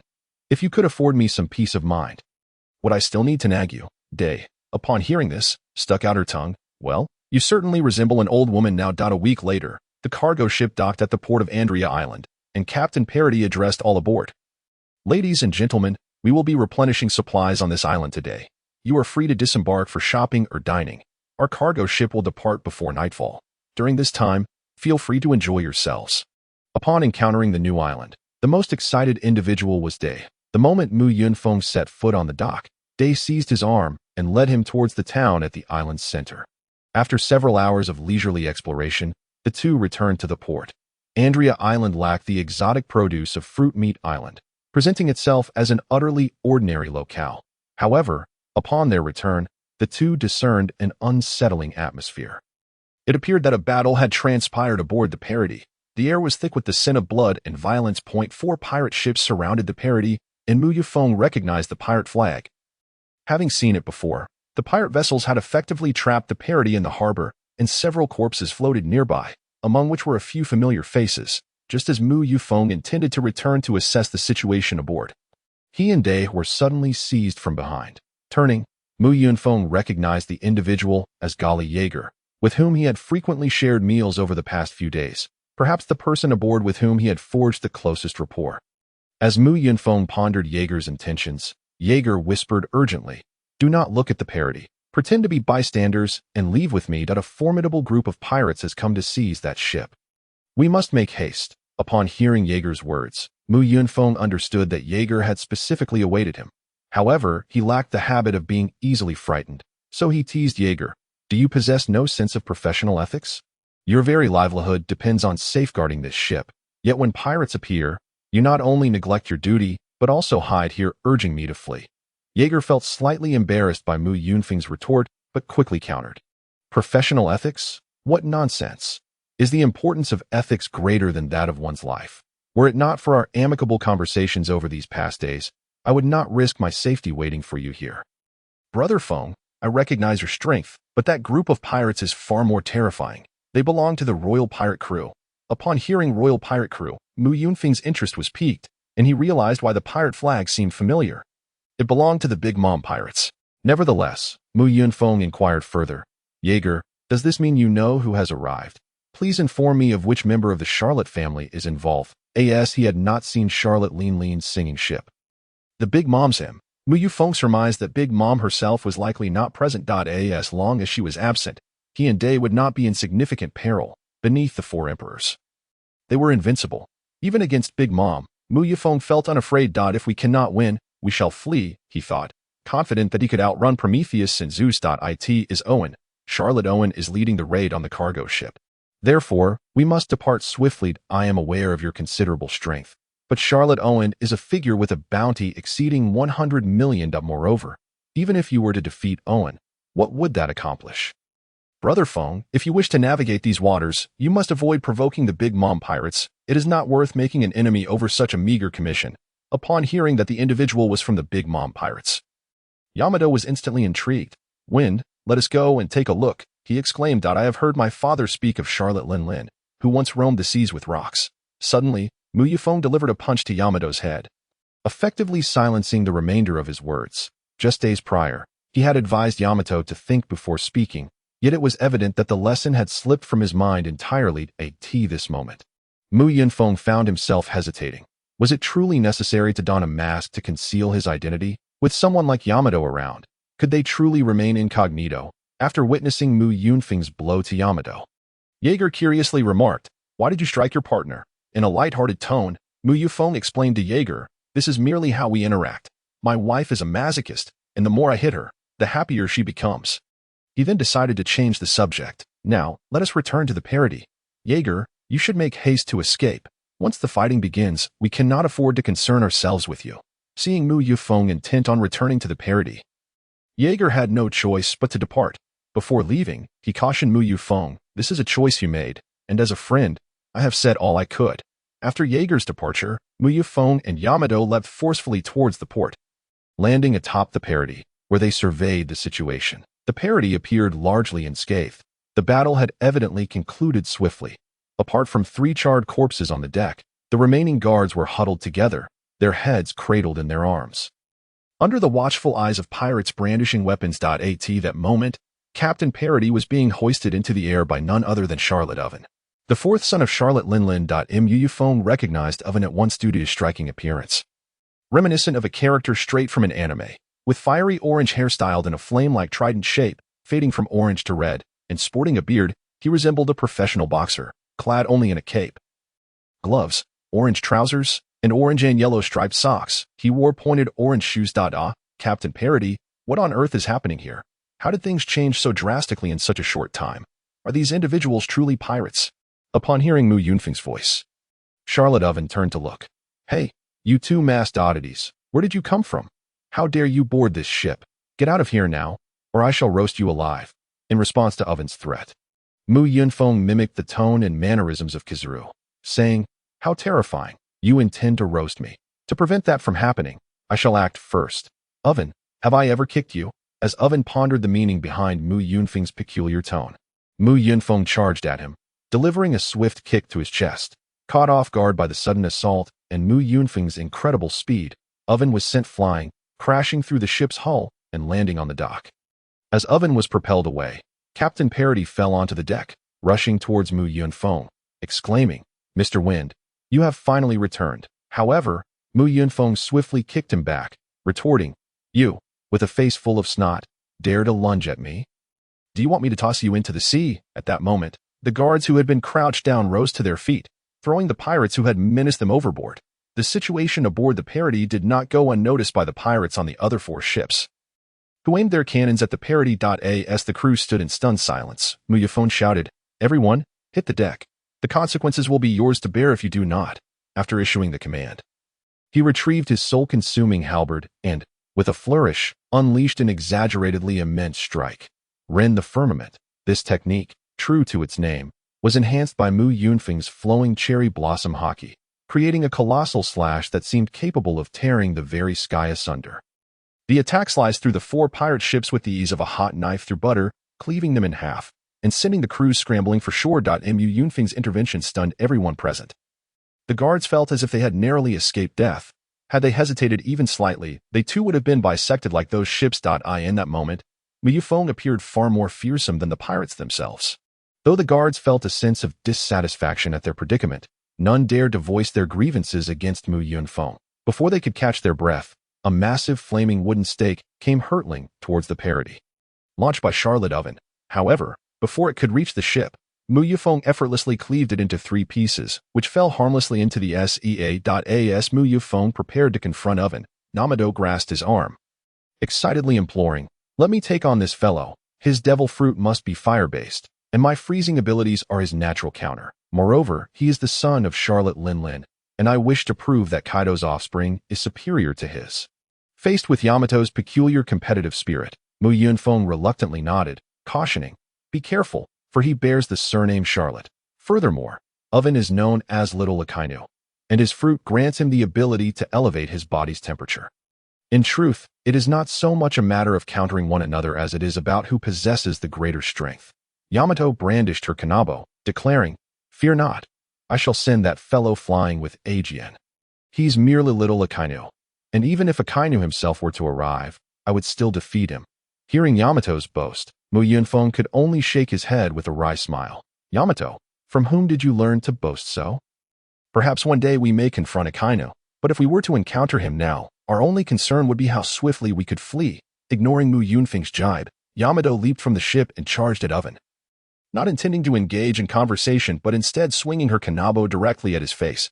Oven raised his arms to absorb the blow, but he had clearly underestimated Yamato's strength as he was sent flying once more. After colliding with several trees, Oven halted, clutching his arms in pain. Ouch, your strength is formidable, and that kanabo is embedded with sea prism stone, isn't it? As Mu Yunfeng and Yamato observed the scene, both were taken aback. They noted that when Oven had blocked Yamato's strike, he had not coated his arms in haki, he merely raised his hands to defend. Although Yamato had not exerted her full power, her strike had sufficient force to shatter a massive boulder. Even Mu Yunfeng, were he to receive such a blow without haki, would likely sustain injuries. Yet, Oven had only cried out in pain, indicating that his physical resilience surpassed that of both Mu Yunfeng and Yamato. Mu Yunfeng muttered to himself, given the current circumstances, it seems that Oven may have inherited Charlotte Linlin's physique, though I wonder just how much he has inherited, after being knocked away by Yamato. Oven wasted no time and activated his devil fruit powers, transforming into a being akin to a red-hot iron. The air around him grew increasingly heated. Subsequently, he charged at Yamato, engaging her in combat. Their clash was not one of elegance, as swordsmen might display. Instead, it was a brutal exchange of blows, each trading strikes without the adornment of fancy techniques. Oven's formidable physique allowed him to endure several of Yamato's attacks without even employing haki. A feat Mu Yunfeng knew he could not replicate. Yet he still possesses room for growth, as both he and Yamato are still quite young. After a period of engagement, Yamato's spiked club became crimson at the front due to its contact with Owen's body. Following a series of tentative exchanges, both combatants gained a general understanding of each other's abilities, gradually abandoning mere basic attacks in favor of more skilled maneuvers. After yet another clash, Yamato took a few steps back to create some distance, then wrapped his spiked club with a formidable aura and charged towards Owen with great speed. Fist of high heat, thunderous 8 trigrams. When Owen's fist collided with Yamato's spiked club, a shockwave emanated from the two, causing even the guards aboard the ship to stumble, though this did not include Mu Yunfeng. Observing intently, Mu Yunfeng discerned that this exchange could only be deemed a stalemate, and after the two distanced themselves once more, Owen regarded Yamato with approval. That you're quite impressive. Even if you are a masked oddity, your strength is on par with mine, and you appear to be younger than I am. Someone like you surely must have made a name for themselves upon the seas. Despite the affirmation in Owen's words, Yamato scoffed dismissively. Oh, so you think we are evenly matched? I must apologize, but I have merely been warming up. The real battle is just beginning. Upon hearing Yamato's boastful declaration, Mu Yunfeng nodded in satisfaction, for in the original narrative, Yamato was not one to boast, indicating that this newfound bravado was entirely his accomplishment. However, upon hearing Yamato's disdainful tone, Owen felt a surge of indignation, his anger reaching its peak. Very well, if that is how you choose to play, do not blame me for being ruthless. Should you perish, it is not on my conscience. Blazing furnace. Upon proclaiming blazing furnace, a terrifying heat radiated from Owen, causing the surrounding air to shimmer with an oppressive warmth, as if the area within several dozen meters of Owen had truly transformed into a furnace. Suddenly, Mu Yunfeng seemed to grasp something. Perhaps Yamato was not merely posturing, but rather had identified Owen's character flaw, provoking him with words to incite a loss of composure. Nevertheless, witnessing Owen's blazing furnace, Mu Yunfeng was somewhat taken aback, for Owen's power exceeded his expectations. Ordinary individuals would find it nearly impossible to contend with him. The temperature of the air surrounding Owen had risen to alarming levels, capable of scorching the lungs of anyone who dared to breathe it in. Those of average strength could not even approach Owen, let alone engage him in combat. The one who felt the impact of this technique most acutely was Yamato, who understood that without exerting his full strength, he could not hope to win this battle. While Blazing Furnace posed a significant challenge to others, it was not the same for Yamato. Thus, he utilized the powers of his devil fruit. Entering a state of half-beast transformation, in this form, Yamato sprouted snow-white fur, his nails sharpened to a lethal point, and his hair, tied behind him, grew wildly, cascading down his back in an instant. A mantle of freezing aura surrounded Yamato's shoulders, rapidly lowering the temperature of the air around him. Immediately upon transformation, Yamato wrapped the freezing aura around his spiked club, restoring its former appearance. Witnessing this, Mu Yunfeng couldn't help but think that Yamato, having never studied physics, was unaware that such a drastic temperature drop could easily damage the spiked club during battle. He resolved to remind Yamato of this later. After his transformation, the effect of Owen's blazing furnace on Yamato was minimized, and he vanished from sight, wielding the freezing aura-imbued spiked club to strike at Owen. In this transformed state, Yamato experienced significant enhancements in strength, speed, physique, and reflexes. Yet as Yamato charged forward, Owen did not evade. Instead, he charged back with equal fervor. Frosty 8 trigrams. Fist of scorching winds. The two collided once more, but this time the advantage clearly lay with Yamato, who sent Owen staggering back several paces, while he himself did not retreat an inch. Yet, Owen's intelligence was entirely mismatched with his power. Rather than recognizing the gravity of the situation, he rushed towards Yamato once more. Impossible. I am Owen, the Great. How could I be repelled by someone like you? Masked weirdo, prepare to face my burning fist. Observing Owen's reckless charge, Mu Yunfeng couldn't help but comment. Truly, you are a man who mimics Whitebeard's style only to be trampled in return. Your intellect is even less reliable than Yamato's. As Yamato faced the approaching Owen, he spread his feet slightly, adopting a stance akin to a martial arts stance, gripping his spiked club and preparing to swing. This time, not only had he enveloped the club in freezing aura, but he had also infused it with flowing cherry haki and conqueror's haki. In truth, both Mu Yunfeng and Yamato had mastered the conqueror's haki long ago, taught personally by Kaido. However, they had yet to wield it with the same finesse as Kaido or grasp it as effortlessly as Luffy. Nevertheless, even if their mastery was not complete, it was more than sufficient to deal with Owen. Burning fist, shattering mountain. When Yamato's strike connected with Owen, the ground beneath them shattered from the force of their clash, sending Owen reeling and spitting blood. Yamato emerged victorious over Owen. Although Owen bore a higher bounty than Yamato, the latter managed to knock him out with just 2 strikes while fully engaged, revealing the disparity between their bounties and actual strength. When Owen finally regained his footing, his right hand was contorted and clearly broken, and blood streamed from his forehead. Yet despite such severe injuries, Owen stood tall, gazing at Yamato. "Huff, you have some skill, but I am Charlotte Owen, and I will not be easily defeated by someone of your caliber." Observing Owen's struggle to remain upright, Yamato calmly stated, "You have lost. You can barely stand. It is time to surrender. Continuing this fight will only lead to your demise." "Nonsense. I am Owen. How can I be defeated by someone like you? I have not lost."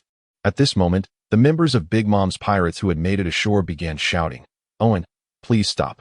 If you continue, you will truly perish." However, their pleas fell on deaf ears, only serving to further incite Owen's rage. With a furious roar, he charged once more at Yamato. Seeing Owen rush forward again, Yamato tightened his grip on the spiked club, preparing to deliver a final blow. Suddenly, Yunfeng noticed something. A ship adorned with the Big Mom pirate flag was approaching, and a figure leapt from it, soaring towards the battlefield where Yamato and Owen clashed. Squinting to see more clearly, Yunfeng recognized the figure, with short wine-red hair, a scarf wrapped around his neck. Clad in black jeans and leather boots, Katakuri. Upon recognizing the identity of the newcomer, Yunfeng quickly deduced that Katakuri was undoubtedly coming to rescue Owen. Without hesitation, Yunfeng entered his half-beast form and charged towards the battlefield of Yamato and Owen. Just as Yamato and Owen were about to clash again, Katakuri, still several dozen meters away, took aim at Yamato and launched an attack. His arm elongated, and at its tip appeared a spinning trident. Aimed directly at Yamato's back, as expected of little Luffy. "But Katakuri, you are overly optimistic. I will not allow you to succeed." Sticky dough stab, dragon strike. Yunfeng flapped his wings, positioning himself in front of Yamato, just in time to intercept the thrust of the trident with his own weapon. The soul piercer. Bang! The force of the impact sent Yunfeng stumbling back several meters, while Katakuri's momentum was halted. Yet, Katakuri's left hand had already transformed into a sticky mass, wrapping around Yunfeng and directly pulling Owen back.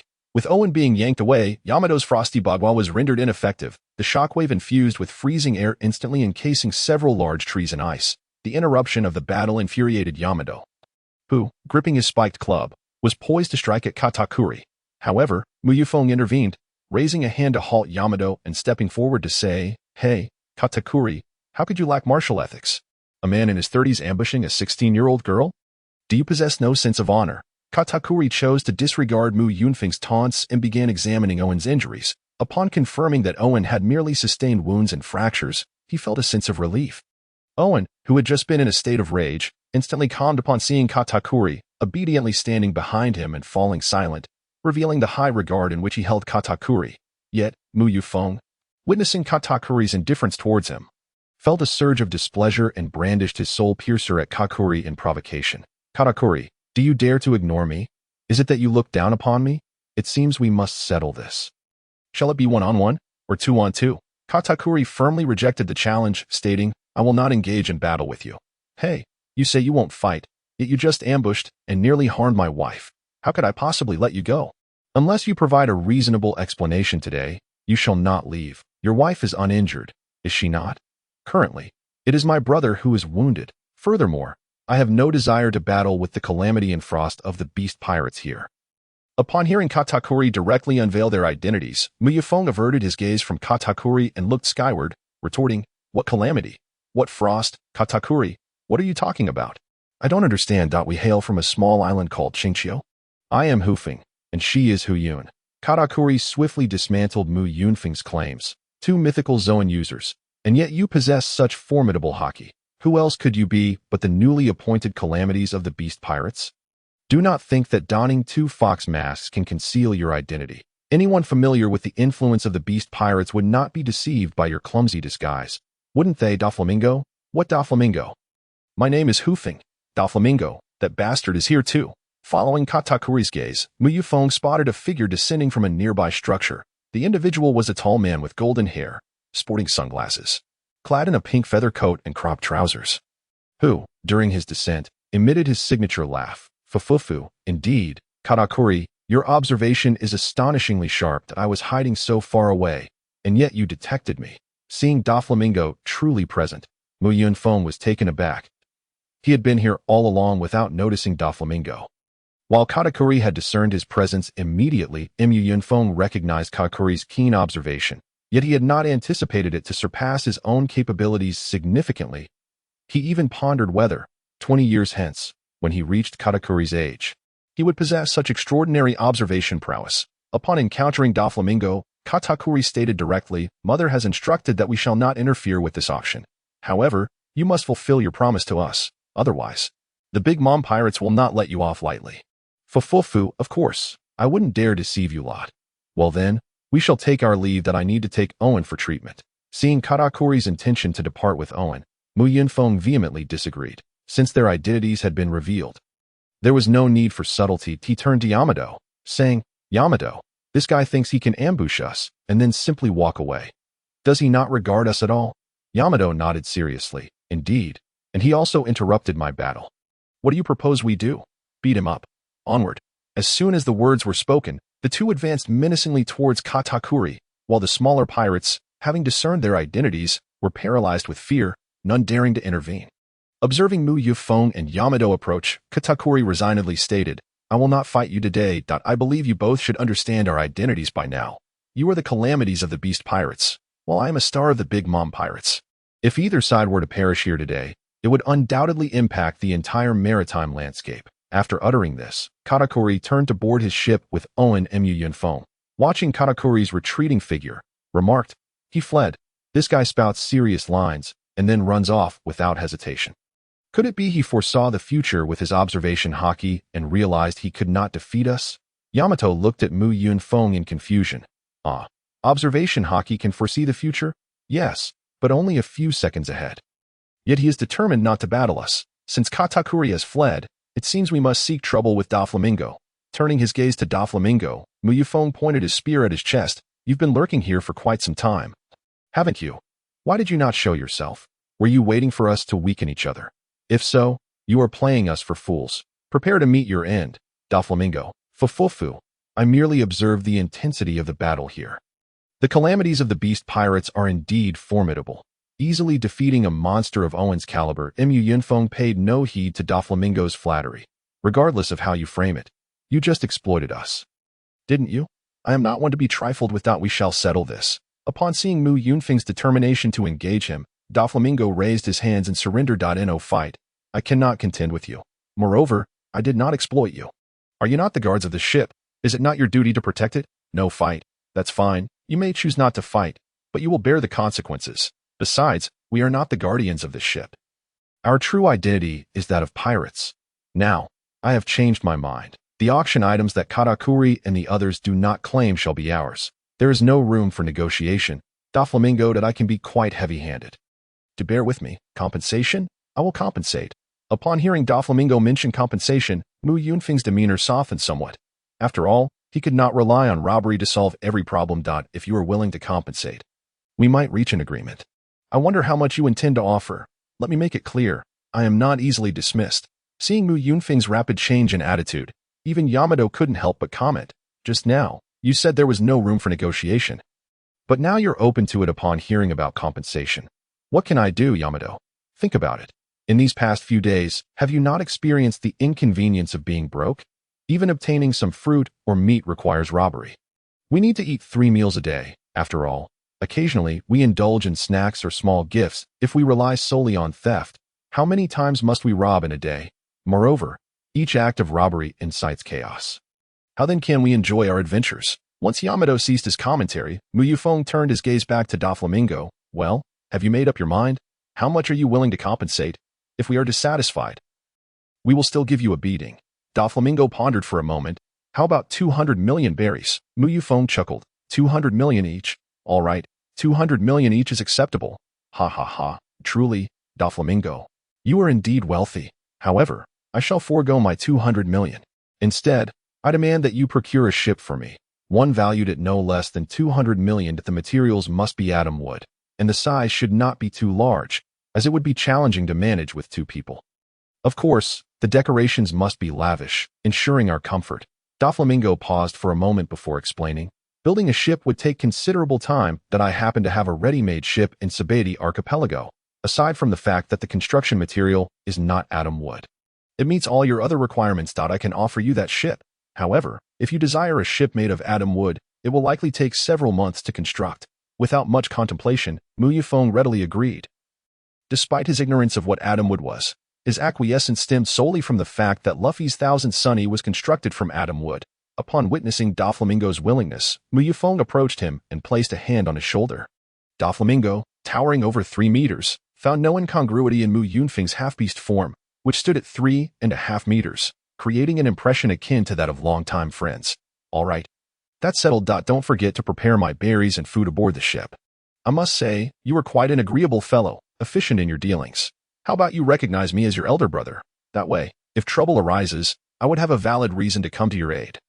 Doflamingo promptly declined. Given his age, it was inconceivable for him to acknowledge Mu Yunfeng as an elder brother. Upon witnessing Doflamingo's refusal, Mu Yunfeng feigned regret, saying, Doflamingo, you shall one day lament your decision not to recognize me as your elder brother. You can hardly fathom what you have forfeited today. After finalizing their agreement, Mu Yunfeng reverted to his normal state, and, alongside Doflamingo, made their way toward the Parido ship.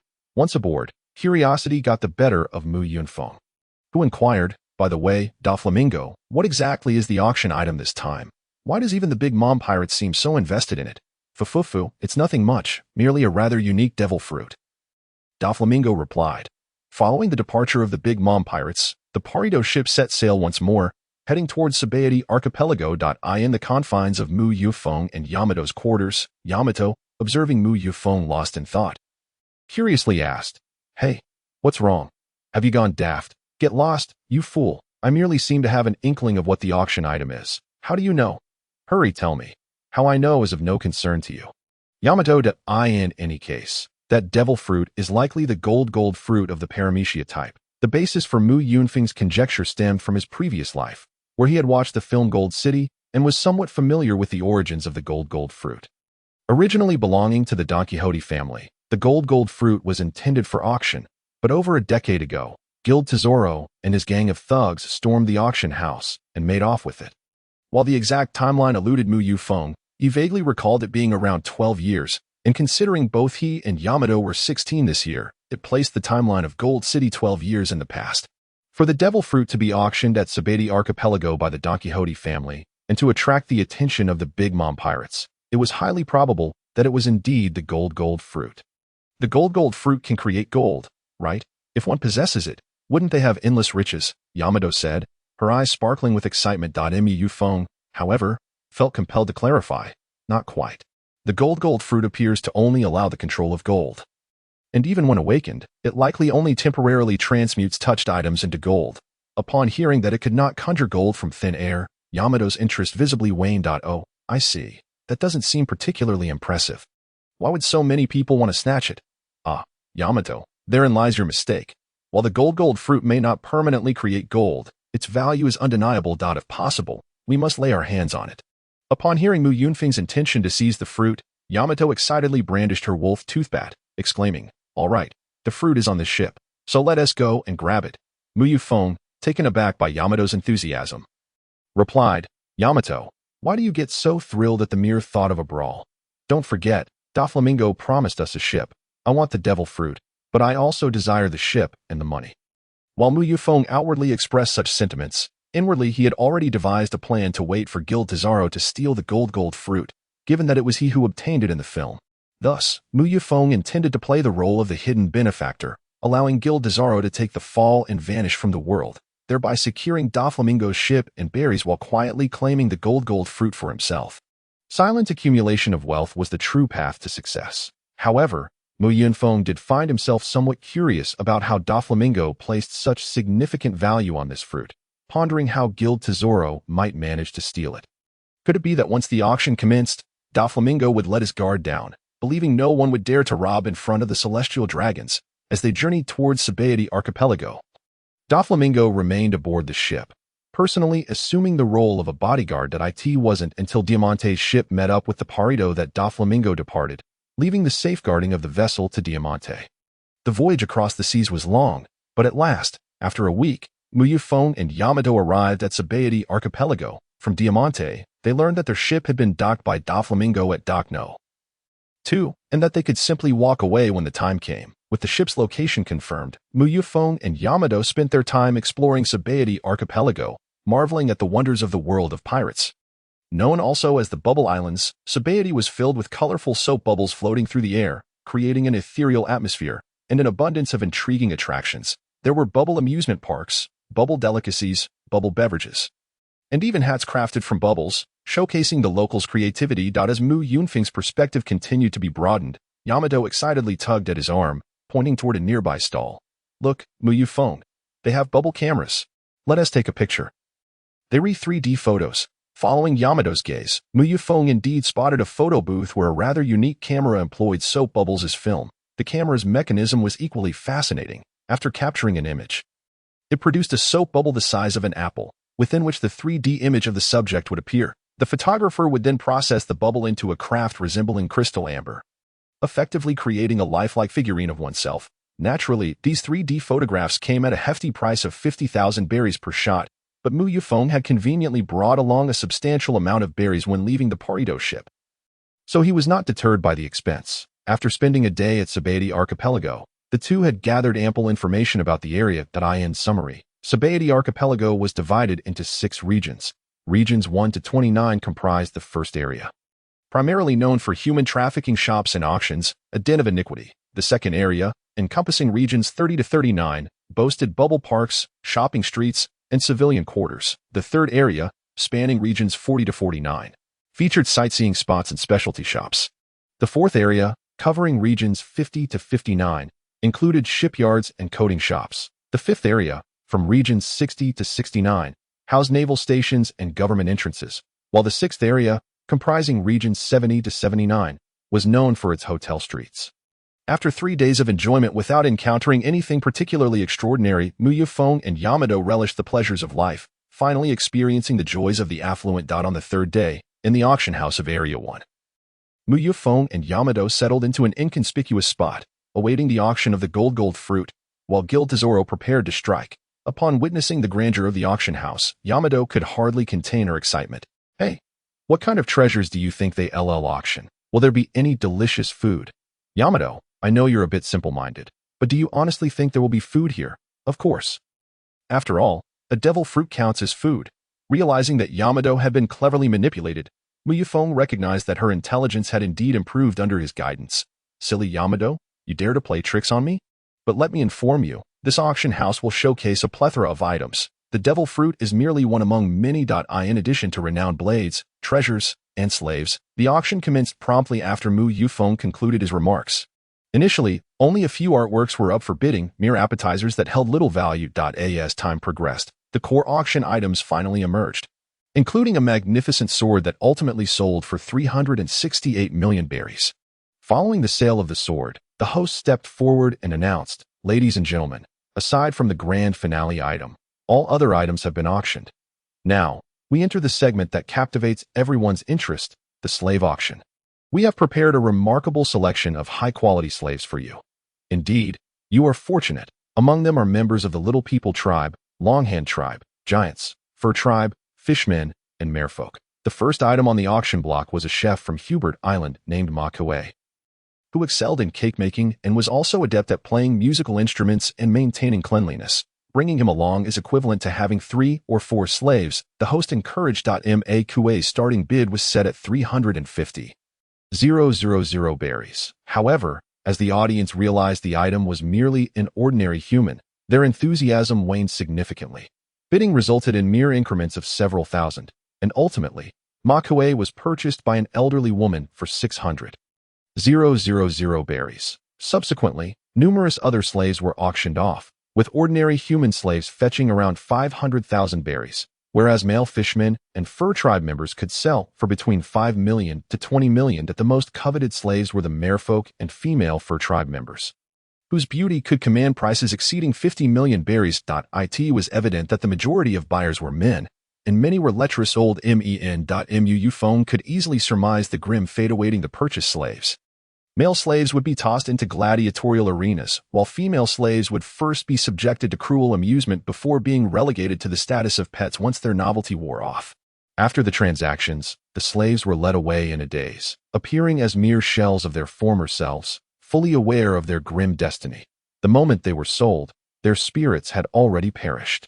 Their bodies might still be alive, but they were mere soulless husks, their lives effectively over. Witnessing this scene, Yamato felt discontent and tugged at Mu Yunfeng's sleeve, expressing her desire to confront those individuals. I dislike them intensely. May I not throw them away? Yamato, why do you wish to do so? Because I detest these people. They auction off humans as if they were mere commodities.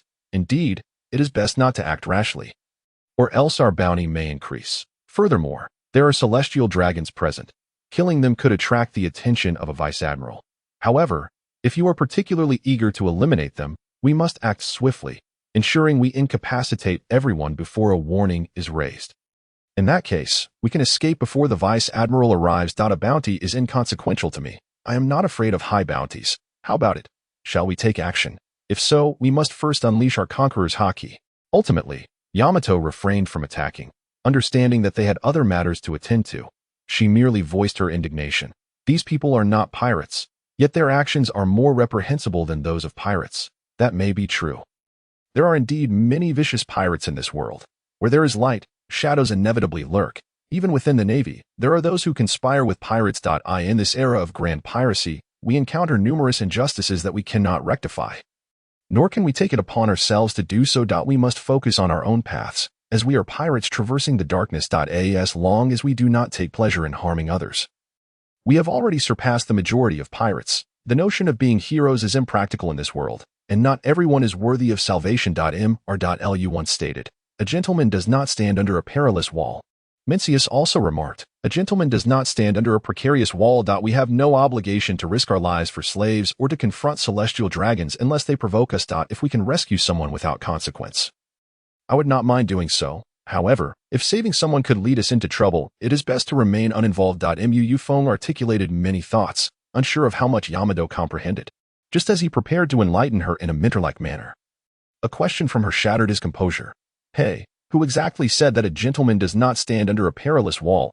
This inquiry nearly caused Mu Yunfeng to choke on his words. "Yamato, that is not the crux of the matter. After all we've discussed, is that the only question you have?" "Yes, that is the sole thing I wish to know." "Who said it? Does it truly matter?" "I said it." Mu Yunfeng said it. "Remember that? Or else I shall slap myself for uttering such nonsense again." Observing Mu Yunfeng's sudden anger, Yamato pouted and remarked, "Your points of irritation are quite peculiar. What caused you to become so flustered?" "My irritation is peculiar. You completely missed the point." Mu Yunfeng retorted. "Forget it. I shall not argue with someone so foolish." As Mu Yunfeng and Yamato conversed, the auction was drawing to a close, with a young girl from the Dongdada tribe, Little People tribe, currently being auctioned. Her price reaching 90 million berries. Just as a celestial dragon was about to bid 100 million, an explosion and sounds of struggle erupted from the auction's backstage, with bullets even piercing the curtain and striking the auction stage. The affluent patrons and celestial dragons, accustomed to lives of luxury, were quick to flee under the protection of their guards, exiting through the front entrance. Meanwhile, two individuals remained remarkably calm amidst the chaos. Mu Yunfeng and Yamato. Subsequently, Mu Yunfeng turned to Yamato and instructed, "I will wait at the back door. You stay here.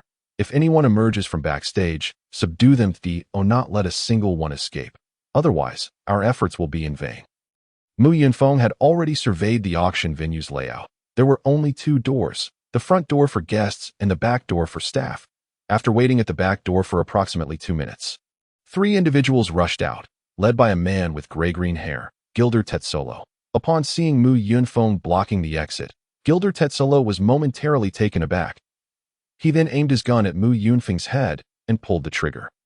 Mu Yunfeng, unfazed, raised his right hand and caught the bullet between 2 fingers, casually tossing it a meter in front of Gilder Tetsolo.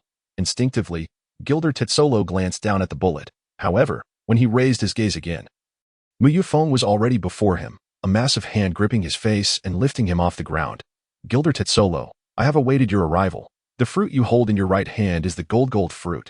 I desire that fruit, and for my plan, I must regrettably condemn you to death. Bear the weight of my sins as you perish. Gilder Tetsolo's mouth was clamped shut, rendering him unable to utter a sound.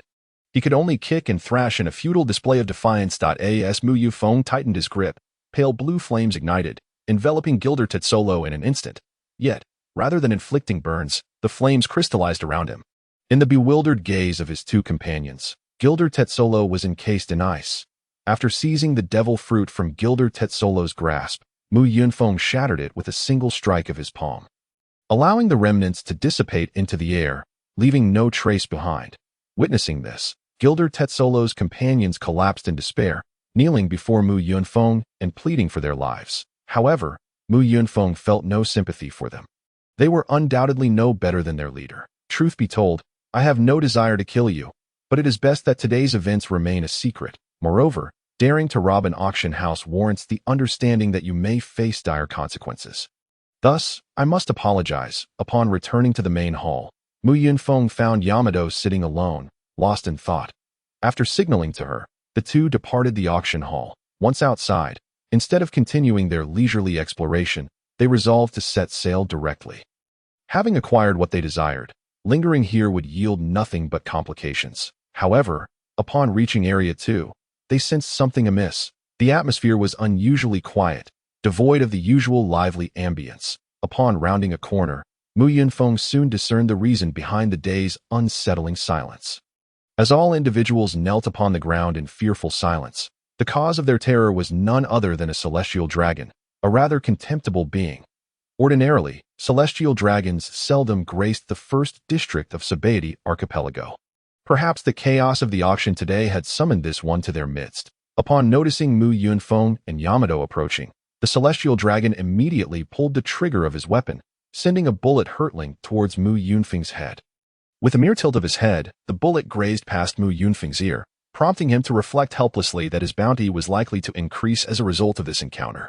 Given Mu Yunfeng's nature, it was inconceivable for him to evade the celestial dragon or to kneel like the others. In the eyes of the celestial dragon, failing to kneel equated to disrespect, thus making conflict inevitable. While others cowered before the celestial dragon, Mu Yunfeng and Yamato remained undaunted. Setting aside Mu Yunfeng's identity as a traveler, their status as calamities of the beast pirates rendered them no less formidable than a celestial dragon. They had long been adversaries of the world government.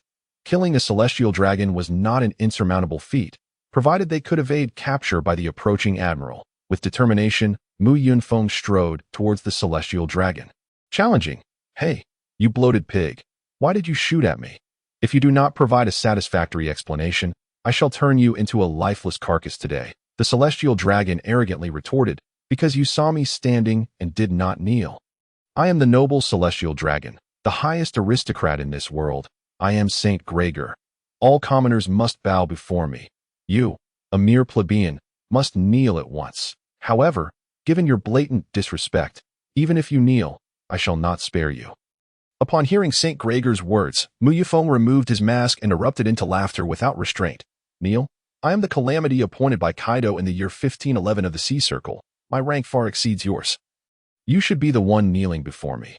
His proclamation left the assembled crowd bewildered, their heads filled with question marks. It was no wonder they were confused. Mu Yunfeng had just made a reference to a popular phrase. Although most were left dumbfounded, two individuals reacted distinctly from the rest. The first was Yamato, who removed her mask and stepped beside Mu Yunfeng, fully aware that he was preparing for combat. The second was a guard beside Saint Gregor.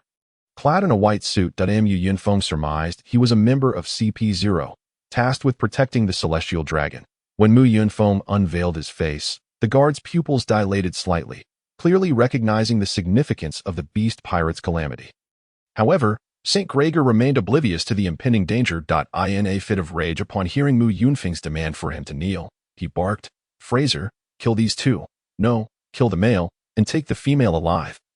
I want her locked in a cage as my pet." Fraser, internally cursing his predicament, understood that despite the youthful appearance of Mu Yunfeng and Yamato, their status as calamities of the beast pirates implied undeniable strength. Confronting them alone would be tantamount to suicide. Yet, with the celestial dragon's command, he had no choice but to comply. steeling himself as he approached the toothed St. Gregor, is a celestial dragon. If you do not wish to be imprisoned and impelled down, you should flee while the admiral has yet to arrive. Surely, you do not wish to attract his attention. Fraser's words were an obvious attempt to provide an escape route. However, Mu Yunfeng had no intention of taking it. And in an instant, St. Gregor thwarted Fraser's proposition. What are you saying, Fraser? Do not let them escape. I desire that woman. Her horns indicate she is a rare specimen, and I must take her as my pet. Upon hearing this, Yamato's fury erupted, and she charged forth, wielding her kanabo to strike at St. Gregor's head. Fraser, desperate to prevent harm to the celestial dragon, swiftly intervened with a shave, placing himself in front of St. Gregor. Recognizing Fraser's impressive speed, Yamato understood he was no ordinary foe. In response, she infused her swing with haki, transforming her simple attack into a skill. Iron Block. Ironclad Thunder Bagua. Upon witnessing Fraser employ the Iron Block technique, Mu Yunfeng foresaw the outcome. The Iron Block was no trivial matter. It was said that strong individuals often met their demise through its usage. In Mu Yunfeng's recollection, those who utilized the Iron Block seldom enjoyed favorable outcomes. Unsurprisingly, Fraser's Iron Block was shattered by Yamato's onslaught, sending him crashing backward, blood spurting from his mouth. Seeing Fraser sent reeling, St. Gregor fell into a panic. Fraser, get up, kill these two. Mu Yunfeng was certain that if Fraser had the opportunity to eliminate St. Gregor at that moment, he would not hesitate.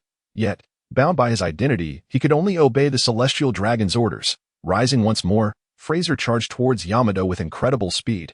Yamato swung her kanabo again, but just as Fraser reached her, he lowered his head, allowing her strike to connect with his skull. He was promptly knocked unconscious, and Mu Yunfeng nearly applauded in approval. Clearly, Fraser was a cunning strategist. He had feigned vulnerability, understanding he could not best them in combat. Recognizing his impending defeat, he had deliberately allowed himself to be incapacitated to preserve his life. After all, his opponent was a calamity of the beast pirates. Losing was entirely plausible. Even if interrogated later, he could assert that he had merely been knocked unconscious, not out of cowardice, but as a tactical retreat, for fleeing and being knocked out were not equivalent. While St. Gregor remained in a daze, Mu Yunfeng approached him, brandishing his soul-reaping trident towards the celestial dragon's neck. Kneel, if you wish to live, kneel before me. At that moment, St. Gregor was paralyzed by fear. He dreaded death, yet the act of kneeling would render him a laughingstock among his fellow celestial dragons. However, a thought struck him. If he were to eliminate all witnesses to his humiliation, no one would ever know, and even if he were mocked, he preferred to live.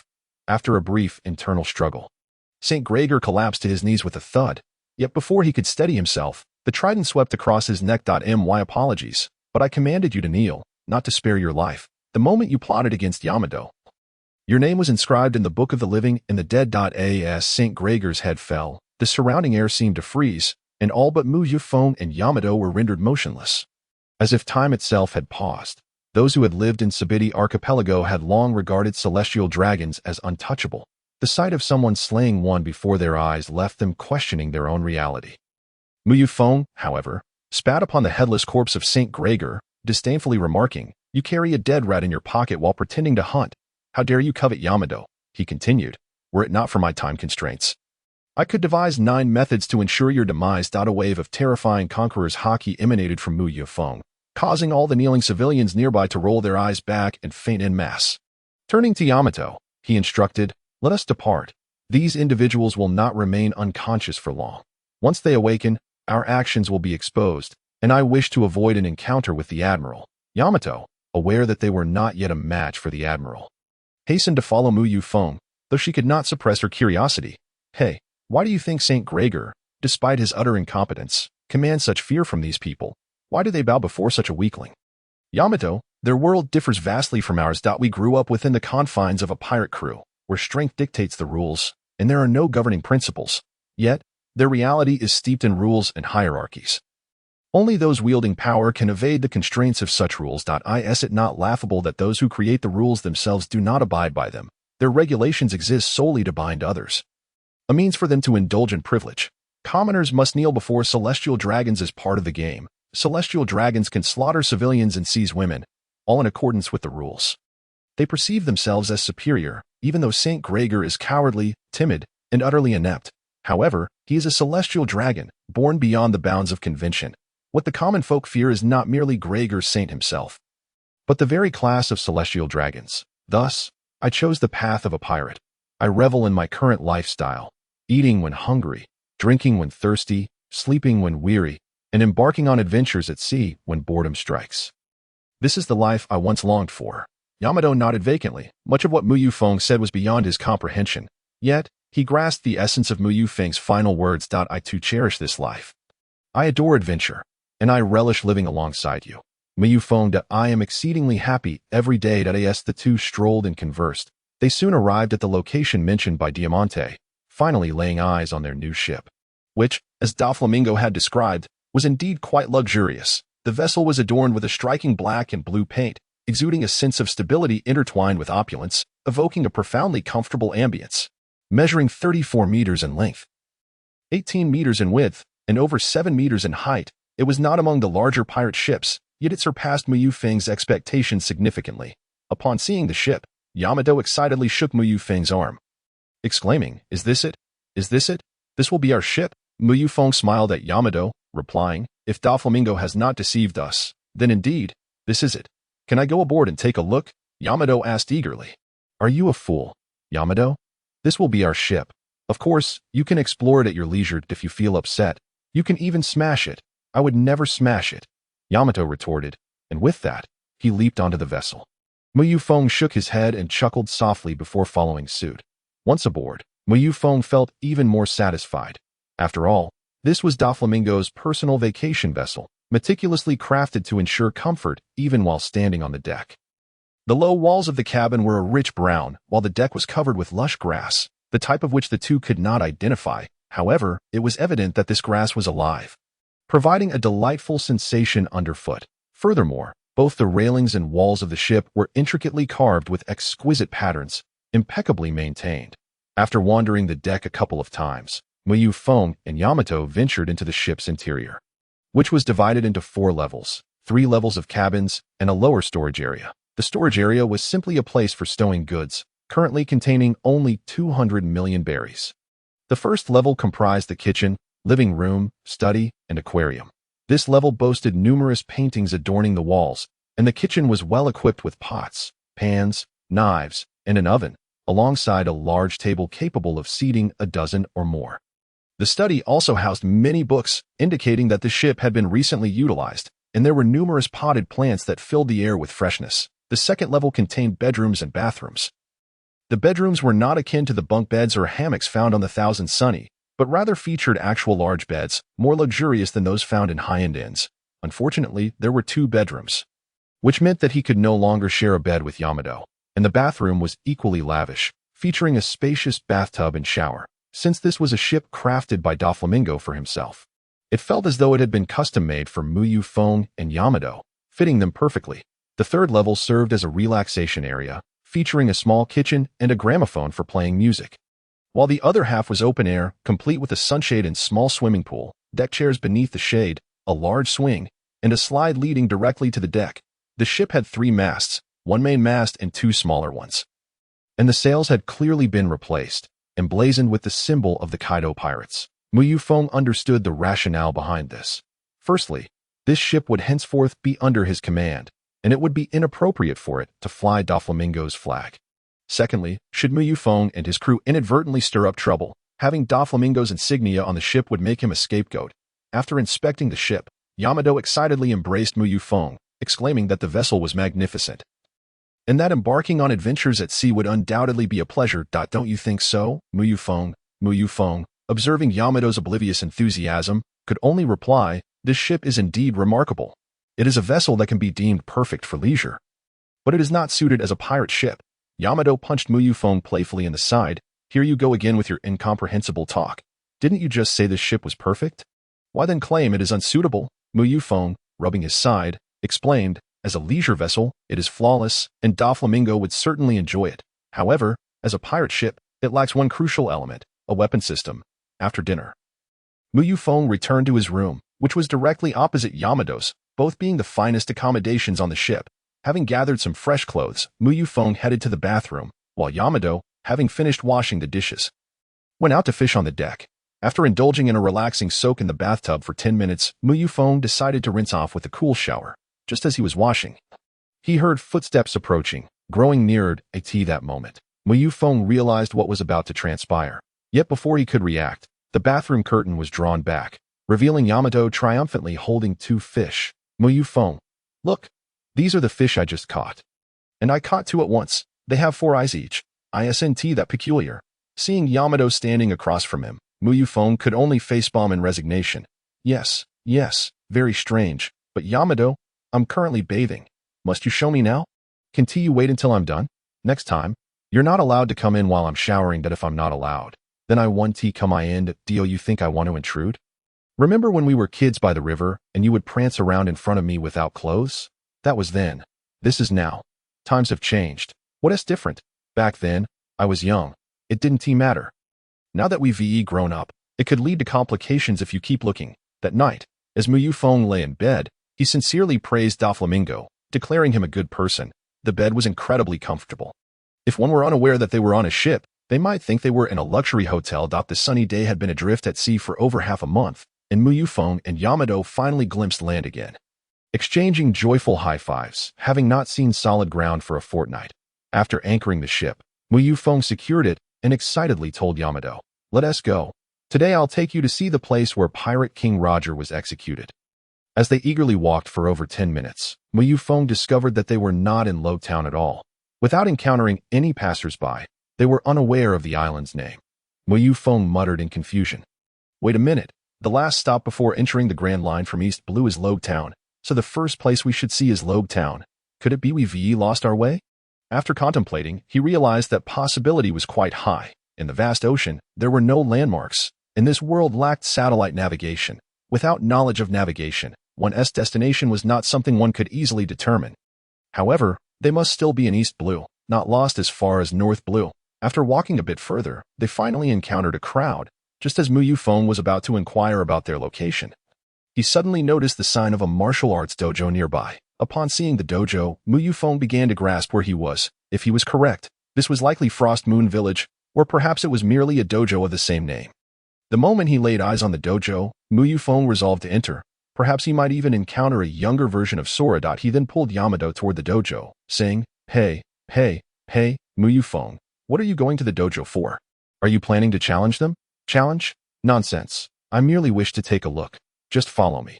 After the 2 individuals entered the dojo, the disciples training inside immediately noticed them, instinctively furrowing their brows, for the newcomers bore weapons upon their backs. Such individuals were likely here to challenge the dojo. Upon perceiving the unfriendly gazes of the disciples, Yunfeng graciously greeted them. Greetings, everyone. You need not be concerned. We are not here to challenge the dojo. I merely wish to meet Qiongqi, as we are friends.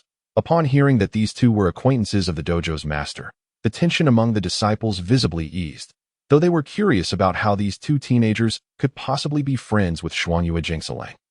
They still proceeded to inform their master. A few minutes later, Qiongqi emerged from the inner hall, his expression one of mild confusion upon seeing Yunfeng and Kaido. Are you 2 here to see me? Have we met before? If you are indeed Qiongqi, then yes, we are here to seek you out. May I inquire if you know Qiongqi? Jingsenlang is my father. What connection do you 2 have with him? No, I have never met Mr. Jingsenlang. We have merely heard his name frequently while in the Land of Harmony, which piqued our curiosity to inquire further and get the mention of the Land of Harmony. Qiongqi expression transformed to one of delight. He then turned and opened the door, beckoning Yunfeng and Kaido. Since you hail from the Land of Harmony, might I invite you both to the inner hall for a more detailed discussion? We can enjoy some tea while we converse about matters concerning your homeland. Upon entering the inner hall, Yunfeng and Kaido seated themselves at a table, where a small girl soon arrived, carrying 3 cups of tea. Despite her tender age, she exuded a certain tenacity. The sight of Guana still alive prompted Yunfeng to reminisce about her past. She had suffered a broken neck at the age of 11. And judging by her current appearance, she seemed to be around that age now. Is this also a disciple of Jingsenlang? This young child already exhibits the traits of a swordsman. I wonder how old she is this year. Jingsenlang smiled humbly as he replied, This is my daughter, Guana. She is already 11 years old. Do not be deceived by her youth. She is currently the finest swordsman in the dojo. So she is the daughter of Jingsenlang. No wonder she is so adorable. However, it would be best for children to engage with wooden swords and avoid real blades to prevent any injuries. Indeed, the dojo trains with wooden swords, but you two are from the land of harmony. Correct. Might I ask your names and what the current state of your homeland is? I have often heard my father speak of the land of harmony, yet I was born in Qiongqi village and have never set foot on the land where my father once lived.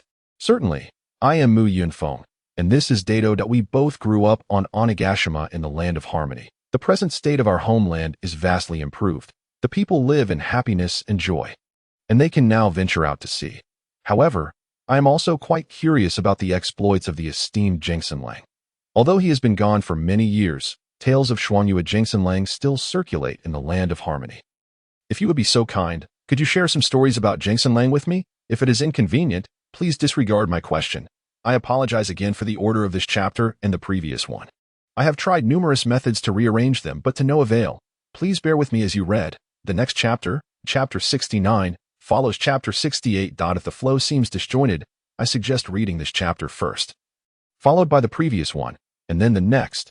This error is solely mine, and I assure you it will not occur again in the future, as the author sincerely states. What do we need the weapon system for? We are not going to use it for combat. It hardly matters whether we have it or not. Upon hearing Dado's innocent remark, Yunfeng could only explain, it is not that we do not need weapons simply because we are not going to fight. Moreover, most battles cannot be avoided simply by wishing them away. We are pirates, with bounties exceeding 100 million. This is something you must understand. Our adventures will undoubtedly involve combat, even if we wish to avoid fighting. Will the Navy not pursue us? And will other pirates not seek to rob us? Dado waved her hand dismissively. Without cannons, we can still manage. During battles, I will protect the ship while you fly out and destroy the enemy's vessel. That way, we will be fine.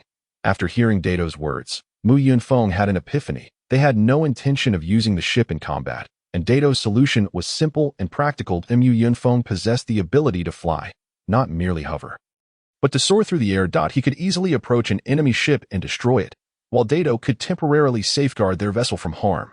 Furthermore, both of them were well suited for naval warfare. Unlike devil fruit users, they would not become incapacitated upon falling into the sea. Yunfeng could fly, and Dado's freezing abilities could encase the ocean's surface, potentially immobilizing enemy ships. Their combined prowess made them formidable in naval battles. Yunfeng regarded Dado with an approving gaze. Though you may be a fool, you occasionally conjure brilliant ideas. Truly, the ancients do not deceive me. Dado, annoyed, punched Yunfeng lightly. You are the fool, by the way. We should name this ship. What shall we call it? How about Adventure King? Yunfeng immediately dismissed Dado's suggestion. No, that name is far too kitsch. Let us call it Endless Sunshine instead. Endless Sunshine? Why that name? I still think Adventure King sounds better. As for why Yunfeng wished to name it Endless Sunshine, it was a playful whim of his. He simply wanted to see what name would be given to Luffy's ship, the Thousand Sunny, if his own vessel gained renown across the world. Noticing Dado's discontent with the name, Yunfeng contemplated further. Adventure King is too mundane. Let us call it Gentle Sun and Favorable Wind instead. It incorporates both our names and symbolizes that every voyage will be blessed with fair weather, allowing us to enjoy the sun, gentle sun, and favorable wind. Very well, we shall name it thus. With the name settled, Yunfeng said to Dado, we have lingered long enough. If we wait any longer, we may be pursued. Please stow away the anchor while I unfurl the sails. The gentle sun and favorable wind set sail, though neither of them were adept at navigation, having spent many years in the pirate crew. They understood the basics. After Dado secured the anchor, Yunfeng unfurled the sails and transformed into his half-beast form. Leaping onto the mast, as he stood atop the mast, Yunfeng flapped his wings, summoning a fierce gust of wind that billowed the sails of the gentle sun and favorable wind, propelling the ship forward as if turbocharged. Yunfeng suddenly realized how convenient sailing was with Dado. He could control the wind, which meant he could set the ship in motion at will, even in a windless zone. Dado's freezing abilities were exceptionally useful at sea, if they encountered an unbeatable foe. Dado could freeze the enemy ship, allowing him to manipulate the wind and escape. It seemed they had developed a combo technique. The gentle sun and favorable wind swiftly glided across the ocean. However, its course did not lead to the New World, as there were only two paths to reach it. One was to traverse the underwater Fishman Island, and the other was to take the Navy's official route with the proper documentation. Yunfeng had no time to coat the ship and dared not travel the Navy's route, So he decided to take Dado to the East Sea instead. As for why he chose the East Sea, it was because it marked the starting point of the entire One Piece world. He wished to see Windmill Village, Rogue Town, and the Bar Thai restaurant at sea. Their voyage proceeded smoothly. After over 6 hours, no admirals pursued them. Yunfeng felt a sense of relief, having traveled so far that even an admiral would be unable to catch up now. While standing atop the mast, gazing at the tranquil sea and the beautiful sunset, a voice interrupted his moment of enjoyment. Yunfeng, it is getting dark, and I am hungry. Hurry and cook. Looking down at Data waving at him, Yunfeng sighed. In such situations, isn't it usually the women who prepare the meals? Why must I be the one to cook? I don't care. You must cook. I want fish-flavored shredded pork, the kind you make. Dado declared. I can't cook, so if you don't go, we'll both starve. Dining on stir-fried dishes, accompanied by the exquisite fish-flavored shredded pork, is simply delightful. While he might feign complaints, Yunfeng nonetheless ventured into the kitchen, for he possessed a certain flair for cooking, though he could not be regarded as a master chef. He certainly qualified as an adept amateur. In his previous life, prior to his hospitalization, he had lived independently, often preparing his own meals. Moreover, in this realm, he frequently indulged in culinary experiments, thus his cooking skills had not diminished. The kitchen of Shuri and Feng Hao was quite splendid, with Doflamingo having provided an abundance of fresh ingredients. Meats, eggs, rice, noodles, and vegetables were all in ample supply, since Day had ordered the fish-flavored shredded pork. Yunfeng effortlessly prepared a serving of it as well. After boiling a pot of rice, he busied himself in the kitchen.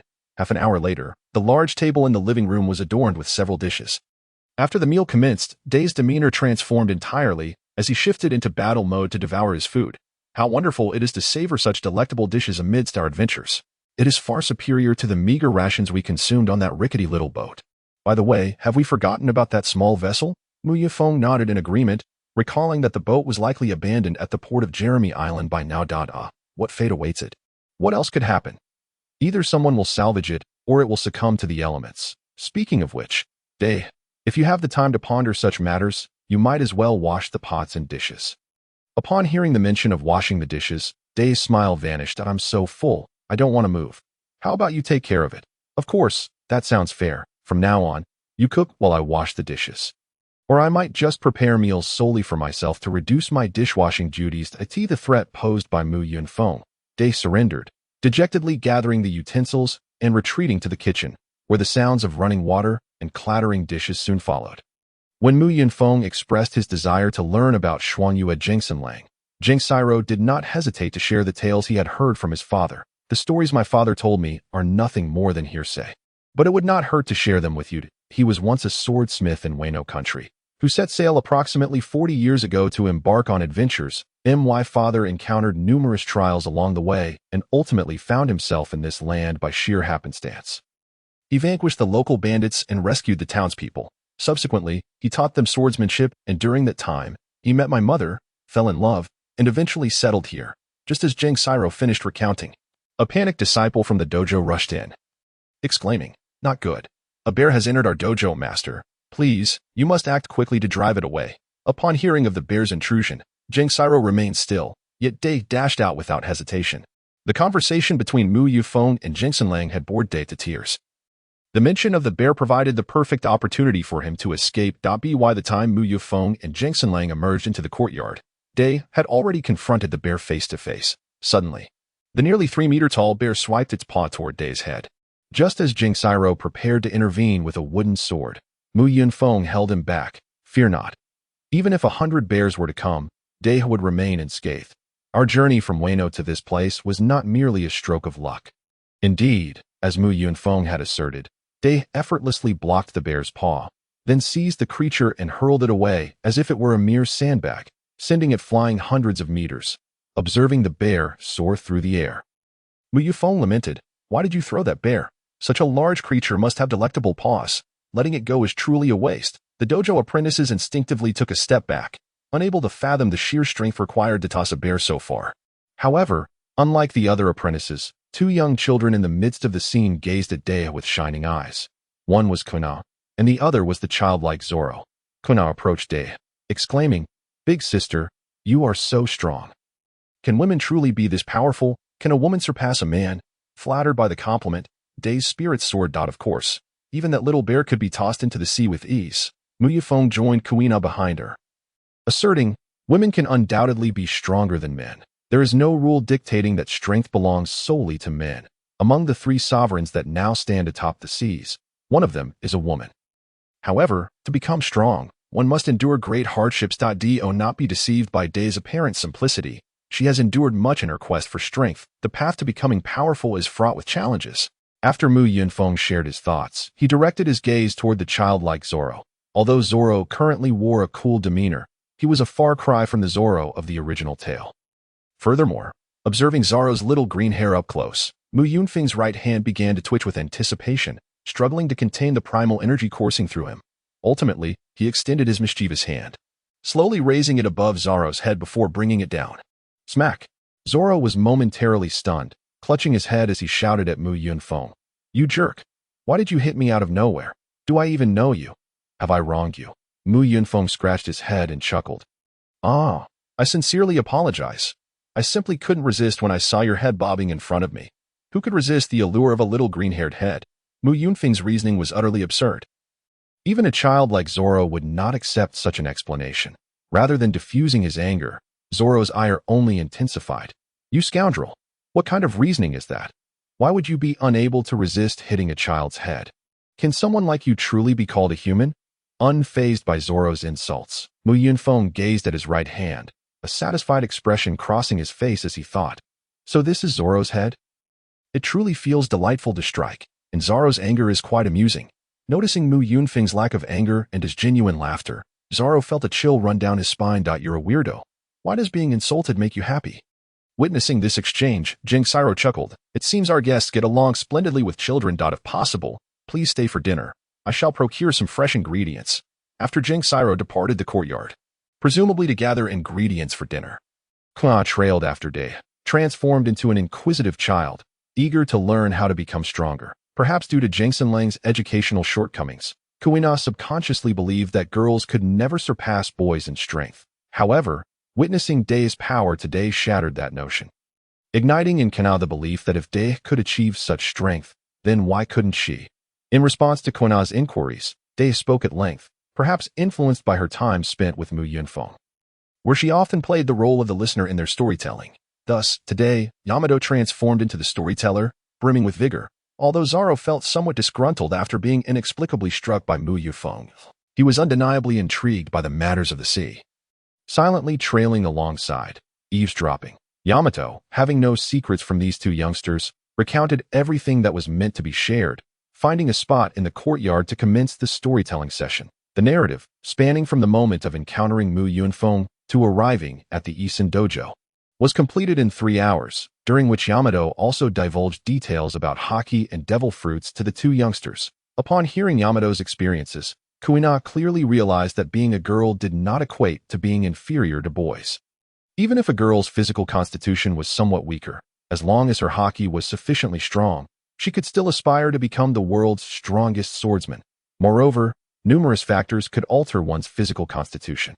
Possessing a Zoan-type devil fruit, whether it be a common, ancient, or mythical variety, could elevate her physical prowess to rival that of any boy. Time flew by swiftly, and before they knew it, the sun had set behind the mountains. Other apprentices from the dojo began returning home, leaving only Ka and Zoro to continue listening to the stories. Noticing that it was time to prepare dinner, and seeing the kitchen chimney puffing black smoke, Mu Yunfeng rose from his seat and headed towards the kitchen. Upon entering, he spotted Qiongqi busily at work and approached the cutting board, picking up a green pepper to slice into strips. Seeing Mu Yunfeng's actions, Qiongqi hurried over to stop him, insisting that he could handle these tasks and that Mr. Feng should explore Qiongqi village instead. Mr. Qiongqi, grant me the opportunity to prepare a couple of dishes. The cuisine I wish to create hails from a place known as China, which boasts the most delectable dishes in the world. However, this doesn't seem appropriate. You two are guests here. How can you allow guests to cook? That would be too disrespectful. Not to worry, I am quite skilled in the kitchen and derive great joy from cooking. I wish for others to savor the finest dishes in the world. Besides, it is not in our nature to eat plain rice. Seeing Mu Yunfeng's determination, Qiongqi relented, his curiosity piqued about how the Chinese cuisine was prepared. Mu Yunfeng's method of high-heat stir-frying indeed left Qiongqi in awe. as their culinary practices predominantly involved stewing and boiling, making such stir-frying a rarity. Mr. Qiongqi, do pay close attention. The next technique is called flame tempering. With that, Yunfeng added a generous spoonful of oil to the pan, igniting a roaring flame that caused Qiongqi's glasses to nearly fall off in shock. What on earth? How is this possible? Is the pan broken? No, it's merely a cooking technique. This method creates a smoky flavor that enhances the taste of the dish. Through the combined efforts of Yunfeng and Qiongqi, a magnificent array of dishes soon graced the table in the living room. Yunfeng then stepped into the courtyard to call everyone for dinner. Yamato, Kuina, and the green algae-headed little brat. Let us pause the storytelling for now. We shall continue after the meal. Upon hearing the call, the three stood and made their way to the living room. While Zoro, noticing how Yunfeng addressed him, voiced his discontent. Why do you call them by their names, yet refer to me as the green algae-headed little brat? It seems you are always targeting me. Especially since you hit me the first time we met. Oh, come now, don't take offense. Hitting is a form of affection, and if I didn't care, I wouldn't have kicked you. Why hitting you simply proves how much I like you. I called you the green algae-headed little brat because I didn't know your name. Then remember this well. My name is Zoro, Roronoa Zoro, and I will become the strongest swordsman in the world. All right, I've noted it. Now, green algae-headed little brat, let us hurry to eat. Otherwise, the food will get cold. You jerk. Since you've remembered, call me by my name. Why do you still refer to me as the green algae-headed little brat? The four of them bantered their way to the living room, where Qiongqi had already served everyone their meals. For Zoro and Kuina, it was their first encounter with Chinese cuisine, and upon tasting it, they began devouring it ravenously. Observing Zoro stuffing his cheeks like a hamster, Yunfeng proudly crossed his arms. So, how do you find my cooking? Just average. I'm only eating because I'm hungry. Then eat something else. Don't eat what I made. I'll eat it. After finishing their meal, Qiongqi prepared rooms for Yunfeng and Yamato, with Yamato having her own room, while Zoro and Yunfeng shared one. Yamato was eager to return to her room to continue recounting her experiences with Yunfeng, and naturally, Kuina followed her to listen to the stories, noticing that Zoro intended to tag along. Yunfeng seized him by the collar, lifting him up, and lamented, "Why must I share a room with you, little brat? I would rather share with Kuina than sleep with you. I dislike sharing a room with males." Hearing Yunfeng's words, Zoro began flailing his legs in the air. "You scoundrel! You better not have any designs on Kuina if you don't want to share a room with me. Go sleep with your companions or out in the courtyard." A sinister smile crept across Yunfeng's face. But I have other methods. If I tie you up outside, I can enjoy a restful night alone in your room. Zoro, let us step outside for a moment. I have matters to discuss with you. I refuse to go out with you. You're definitely plotting something that I'm going to train, and then I'm going to sleep. Let me go. Apologies, but I did not seek your opinion. I am merely informing you that we are going out to AT this juncture. Zoro began to struggle fiercely. Given his regular training, he possessed considerable strength. And to make him comply, Yunfeng had to say, "Zoro, what I am about to discuss is of utmost importance. It concerns Kuina's safety. Are you sure you don't want to listen?" Upon hearing Kuina's name, Zoro's struggles abruptly ceased. Kuina's safety? Are you planning to harm her? I warn you, if you dare to hurt Kuina, I will not let you off. Seeing Zoro's intense reaction, Yunfeng's eyes narrowed with amusement. Hee, who would have thought you were such a little lecher, so fond of Kuina? Shut up. Don't speak nonsense. I don't like Kuina. She is my rival. Until I defeat her, I won't allow anyone to harm her. Ah, it seems I was mistaken. Since Kuina is your rival, you must despise her. You would be quite pleased if she were to perish, would you not? Let us head back. There is nothing more to discuss. Yunfeng's words left Zoro in a daze. You must be lying. You're trying to deceive me. How could Kuina possibly die? You need to clarify your words, though I do enjoy deceiving others and striking little brats. I never lie to little brats. If I say Kuina will die, she will certainly die. Impossible. Unless you provide evidence, I will not believe you. All right, you want evidence, do you? You are aware of devil fruits? Yes. You know of their unique abilities? Well, I am a user of a very special devil fruit. With that statement, Yunfeng transformed into a hybrid beast form, lifting Zoro into the air, his left hand ignited with a pale blue flame. Little brat, touch this. This flame is a special ice flame. It won't burn you.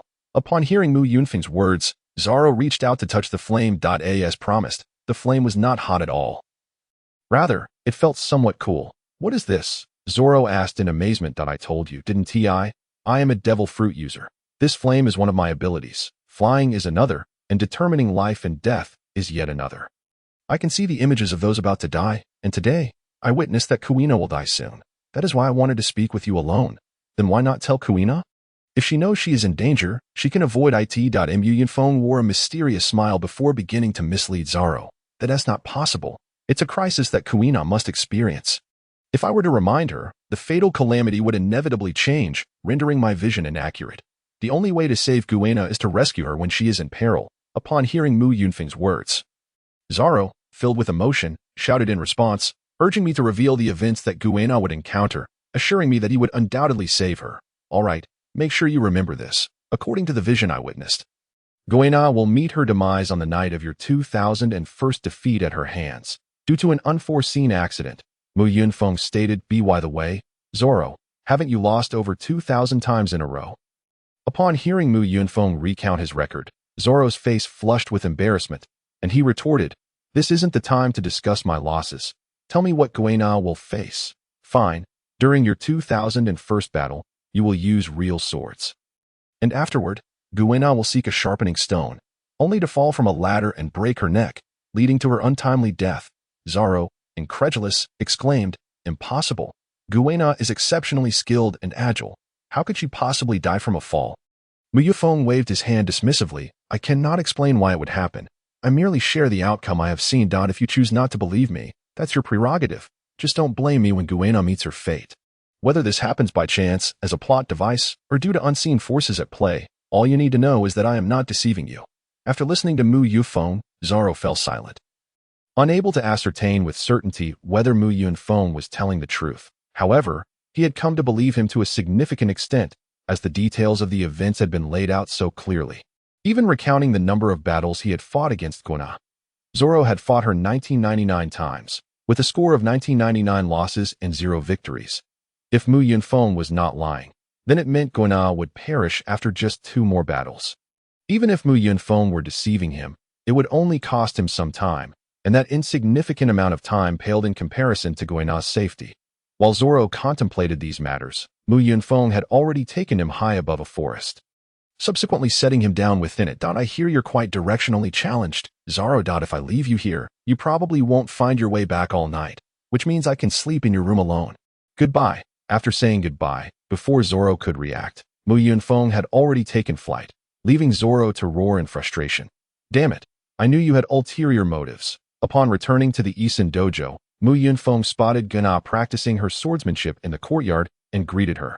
Kuina, are you all really this dedicated? Training at this hour? Kuina replied, to become stronger than the boys, one must endure more hardship. Right. By the way, where's Zoro? That fool went out with you, didn't he? Why did you come back alone? I left him in the northern woods to find his way back on his own. He should return shortly, Mu Yunfeng explained. Kuina sighed. That guy is a total directionally challenged idiot. If no one goes to find him, he won't make it back tonight. I'll go look for him. Who knows where he might wander off to? Watching Kuina head toward the forest, Mu Yunfeng thought to himself, this pair seems destined for each other. I am quite the matchmaker. Zoro, don't squander the hero saving the damsel opportunity I have crafted for you. At that moment, Mu Yunfeng's mind wandered, considering, if Zoro truly embarks on the Grand Line with Luffy, will he be able to find his way back to Shimotsuki village? Perhaps the last time they saw Shimotsuki Yusaku was when he sent Zoro off to sea, as the child could not find his way home.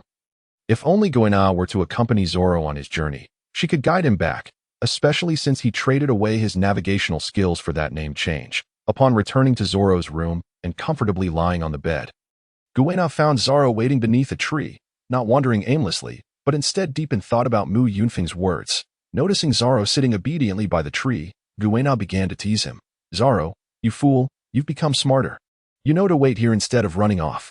Otherwise, I might not have found you. As Zoro laid eyes on Kuina, he wanted to declare that he would no longer challenge her, but recalling Mu Yunfeng's words about saving her only in moments of danger, he swallowed his words. Seeing that Zoro seemed unamused by the banter, Kuina turned and began to lead the way.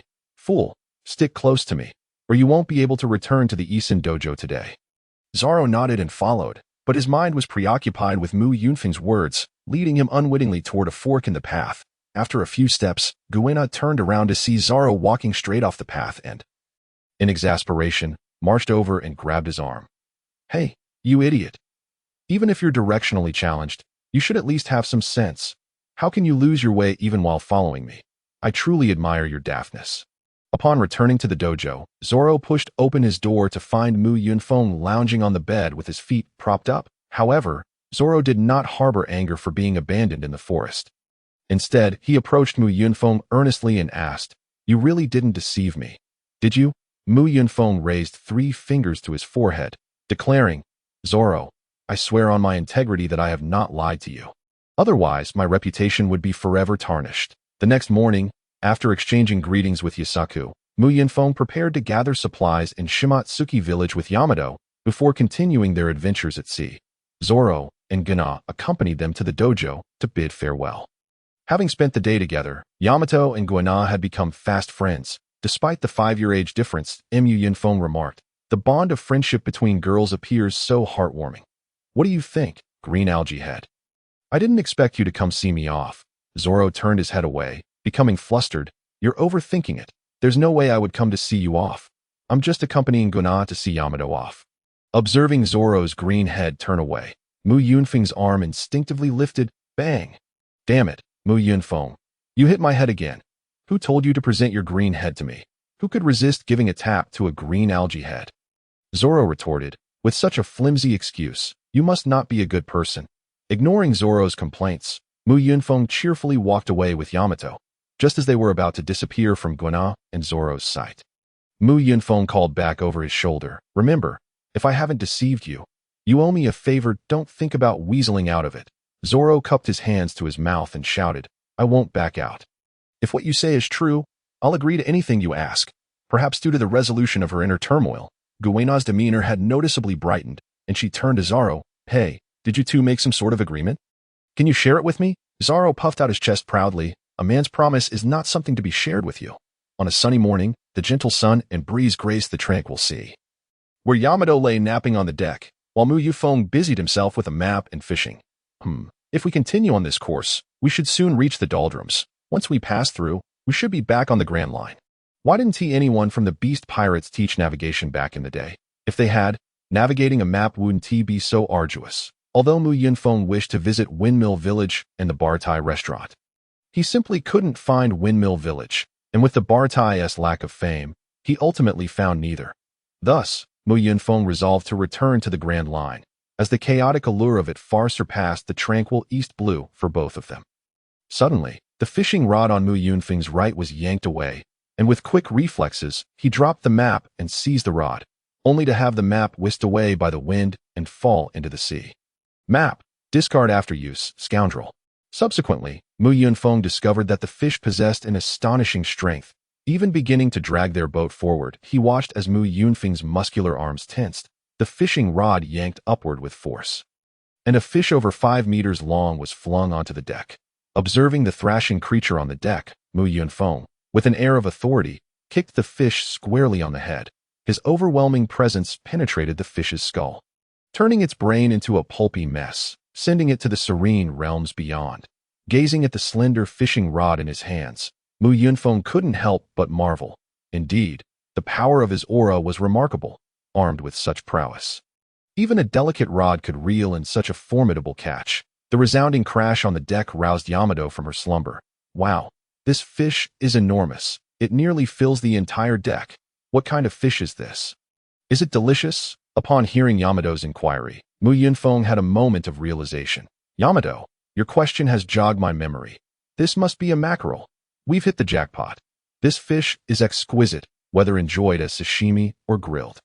Yamato, uninterested in the species, dashed into the cabin to fetch a grill. Upon learning of its delectable grilling potential. As Mu Yunfeng examined the fish before him, he mused to himself.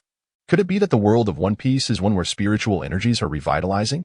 On Earth, the longest fish barely exceeded 2 meters. This 5-meter specimen could certainly claim a Guinness World Record. Once Yamato returned with the grill, Mu Yunfeng summoned his abilities to create a large block of floating ice on the sea.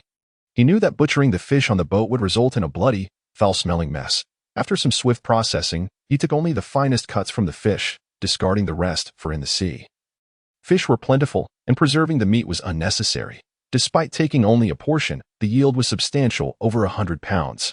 Sufficient for both him and Yamato to enjoy a hearty meal. Yunfeng divided the mackerel into 2 portions. The tenderest part was sliced into sashimi, while the other was skewered for grilling. Yamato also brought out 2 barrels of beer, which she then transformed into icy brews using her freezing powers, sourced from Frost Moon Village, savoring a generous gulp of beer followed by a skewer of grilled fish. Yunfeng couldn't help but let out a contented sigh. Ah, bliss! With the sea breeze, grilled meat, and chilled beer, one could not ask for a more divine experience. The 2 reveled in their delightful moments. A news bird alighted upon the railing of the sunny breeze. Yunfeng casually purchased a newspaper, and indeed, as he suspected, their names appeared prominently. For days, he had been keeping an eye on the news, fully aware that the incident involving the celestial dragons could not simply be brushed aside. The newspaper clearly documented the event of him and Yamato slaying the celestial dragons in the Sabaody archipelago. Along with their updated bounties, he quickly found the 2 bounty notices within the pages. His bounty had risen to 800 million berries, while Yamato stood at 600 million. After all, it was Yunfeng who had dispatched Saint Gregor, so his bounty was naturally higher. However, Yunfeng felt a tinge of confusion, as he had initially anticipated that the bounty might reach 1 billion. It seemed that 1 billion berries was a significant threshold in the world of One Piece. To surpass that amount, merely committing heinous acts would likely not suffice. One would need to attain a certain level of strength or notoriety to gain the world's government's recognition for such a bounty to be feasible. Meanwhile, on Onigashima, 2 individuals were also perusing the newspaper. Kaido, who laughed heartily at the bounties of Yunfeng and Yamato, and Maria, who, after glancing at the paper, headed with Jack to the former residence of Yunfeng and Yamato. Brew, Yamato answered the phone call. I'm going to grill meat here. She set aside her food and dashed into the cabin, where voices could be heard. Wow, it's Runmi. What brings you to call us? After a moment, she added, Oh, Jack and Maria, you're also here. Yunfeng, Jack, and the others are on the line. Upon her emergence, Yamato placed the transponder snail before Yunfeng, who heard Jack's voice on the other end. Seeing this, Yunfeng began to tease Jack. Oh, is that not Drought Jack? Only 16 years old and already deemed a calamity of the beast's pirates. Truly a rare genius. In truth, Yunfeng had a fair guess as to why Jack had been labeled a calamity so early. It was likely due to his association with Yunfeng and Yamato. Kaido, fearing complications, probably considered Jack as potential for disaster and included him in the designation.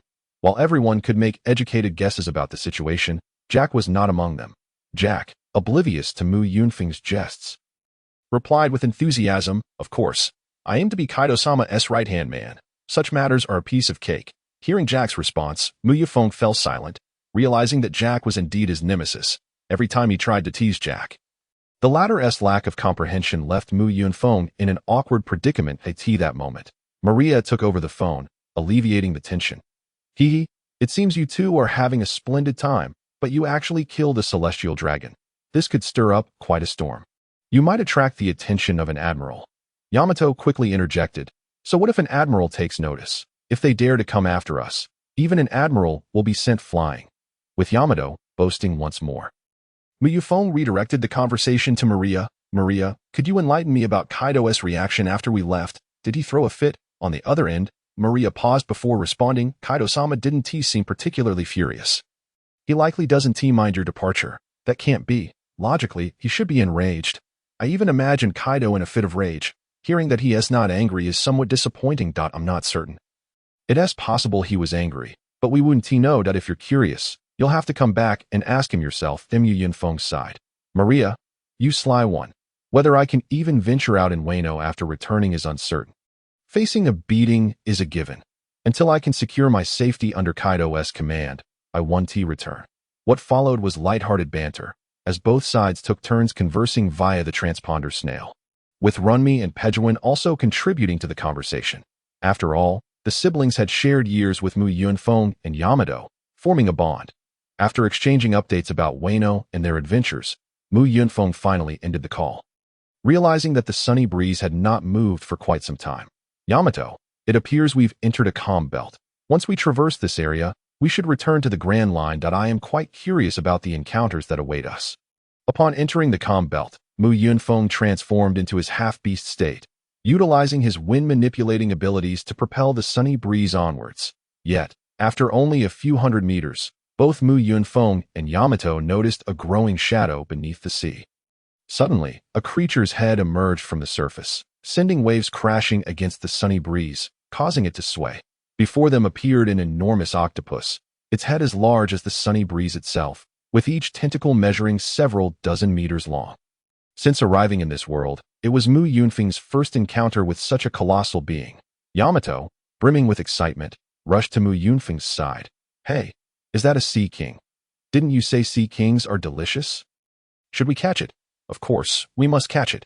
How could we let such a delectable morsel escape?" "It's settled then. Tonight's midnight snack will feature grilled octopus, takoyaki, and sawed tentacles." At that moment, the massive octopus sensed the gravity of the situation. It had lived for an exceedingly long time. Thus, having acquired a notable level of intelligence, it discerned that these two individuals were unlike any it had previously encountered. The usual adversaries, upon sighting it, would panic and launch futile attacks, only to flee in terror once they realized their efforts were in vain.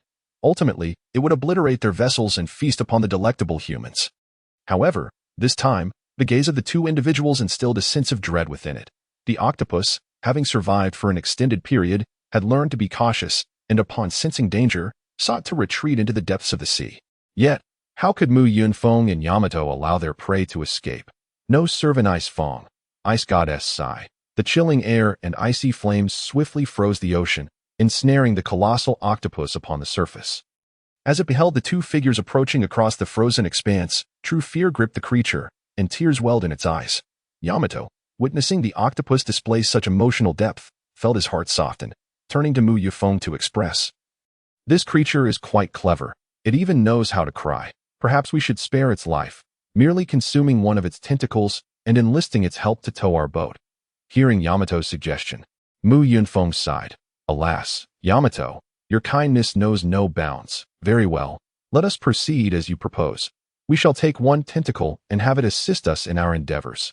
Redefining kindness. The first half of the Grand Line, named Rose Island, was a moniker recently bestowed by Yunfeng and Yamato. As from above, the island resembled a blooming rose. Rose Island was divided into an outer and inner isle, with the outer isle serving as a verdant forest, akin to foliage, while the inner isle unfolded into an endless sea of flowers, embodying the bloom itself. The moment they set foot upon the island, Yunfeng marveled. The flora here is astonishingly robust. The flowers reach heights akin to trees, and the trees tower like the Eiffel Tower. "Oh, pardon me, there is no Eiffel Tower here." Yamato, clearly perplexed by Yunfeng's jest, scolded him for being foolish while continuing deeper into the island. Half an hour later, a myriad of animals could be seen fleeing in a frenzy, crashing through countless saplings, leaving a cloud of dust in their wake. Their panic was not due to any seismic activity or volcanic eruption, but rather the arrival of a terrifying creature upon the island. Leading the charge were chickens, ducks, cows, sheep, and rabbits, pursued closely by tigers, lions, and elephants. Even these majestic beasts were in flight, for Yunfeng and Yamato were in hot pursuit, driven by hunger rather than the desire to hunt. "What joy! Yunfeng, we shall feast. After a month of consuming fish at sea, I am utterly fatigued by it. Why didn't you prepare more provisions?" "How dare you say that? I brought ample supplies. It is your incessant snacking that has led to this predicament. However, the Grand Line is indeed chaotic. It took us an entire month to discover this island. Yet how strange it is. Why do these creatures flee upon seeing us? We have done nothing to provoke them." Yunfeng, equally bewildered, replied, "I have no idea. Perhaps the animals here are simply skittish. If only they could gaze into a mirror, they would understand why the animals fled. The aura they exuded was simply too fearsome." Unbeknownst to them, when they looked at the smaller creatures, their eyes glimmered with a menacing red light. The animals. It appeared as if two reapers stood behind Yunfeng and Yamato, beckoning them to their doom. Soon, all the animals found themselves at the edge of the forest, facing a vast sea of flowers. Yet, it seemed as though some terrifying presence lurked within the floral expanse, for none dared to step forward. Turning to face the two hunters, the animals braced themselves for a desperate stand. Yamato, puzzled by this development, inquired, "Why have they ceased their flight? Do they intend to submit as our meal?" "Yamato, are you daft? No creature willingly offers itself as sustenance. Their reluctance to flee is undoubtedly linked to the flower-filled expanse before them." After a moment of contemplation, Yamato struck his palm with a fist, exclaiming, "I understand. I know why they refuse to enter the flower sea. Mu Yunfeng, intrigued, asked, "Why is that?" "It is because they are allergic to the pollen." Upon hearing Yamato's revelation, Mu Yunfeng wore a knowing expression, for he had anticipated this conclusion. Allergic to pollen. In such a vast flower sea, a mere gust of wind would ensure the air is suffused with pollen. Clearly, something within that flower sea instills fear. For now, we shall set aside our curiosity about the flower sea. The immediate concern is these animals. Let us dispatch the delectable ones and allow the less savory to escape. As Mu Yunfeng and Yamato advanced, the animals, beset by pressure from both sides, succumbed to panic and charged recklessly towards them. However, this would prove to be the gravest mistake of their lives, for they remained oblivious to the true horror that awaited them. Half an hour later, a bonfire blazed in the forest, roasting a cow and a sheep, while numerous animal carcasses lay nearby, now frozen solid.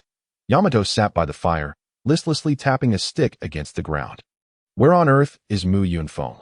Did he not venture forth to gather vegetables? The meat is nearly cooked. If he does not return soon, it will be charred beyond recognition. Perhaps I should sample some in his absence.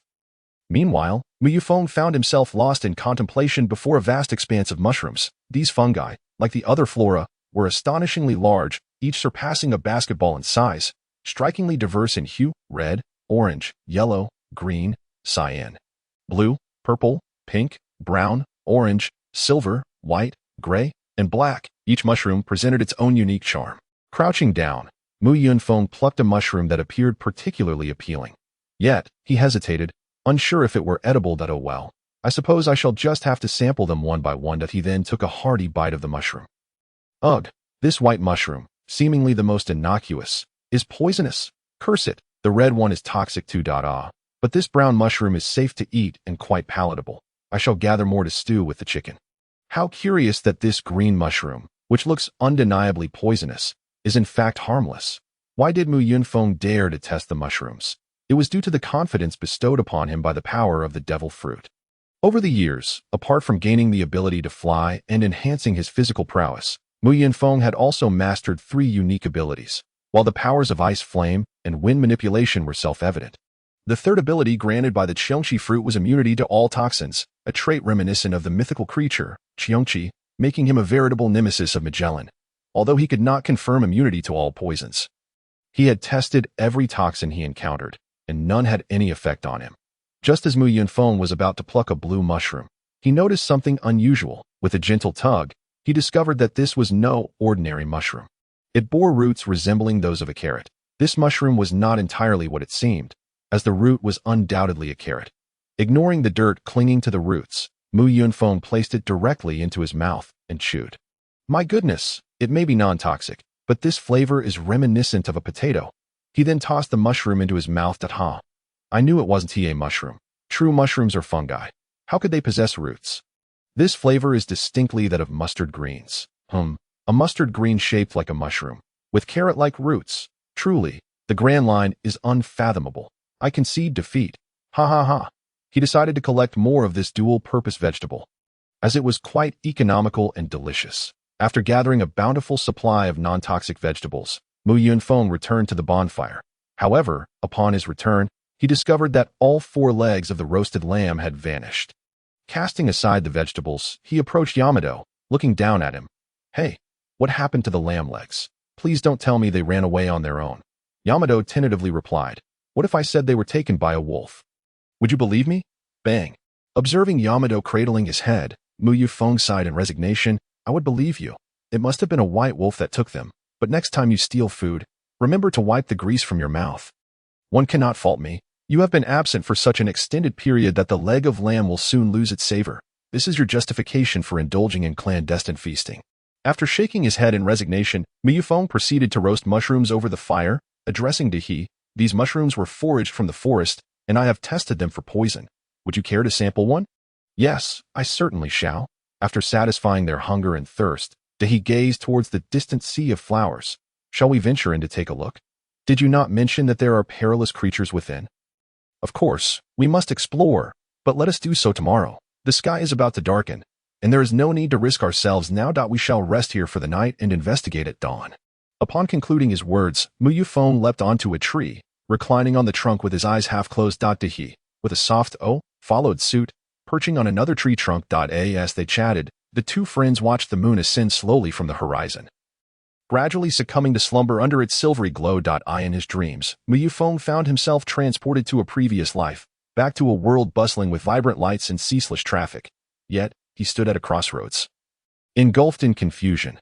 Before him, a throng of office workers awaited the subway, while behind him, the director of the Qiongqi mental hospital beckoned him. It was a moment of choice: return to society as an ordinary person, or continue to deceive and thrive within the confines of the hospital.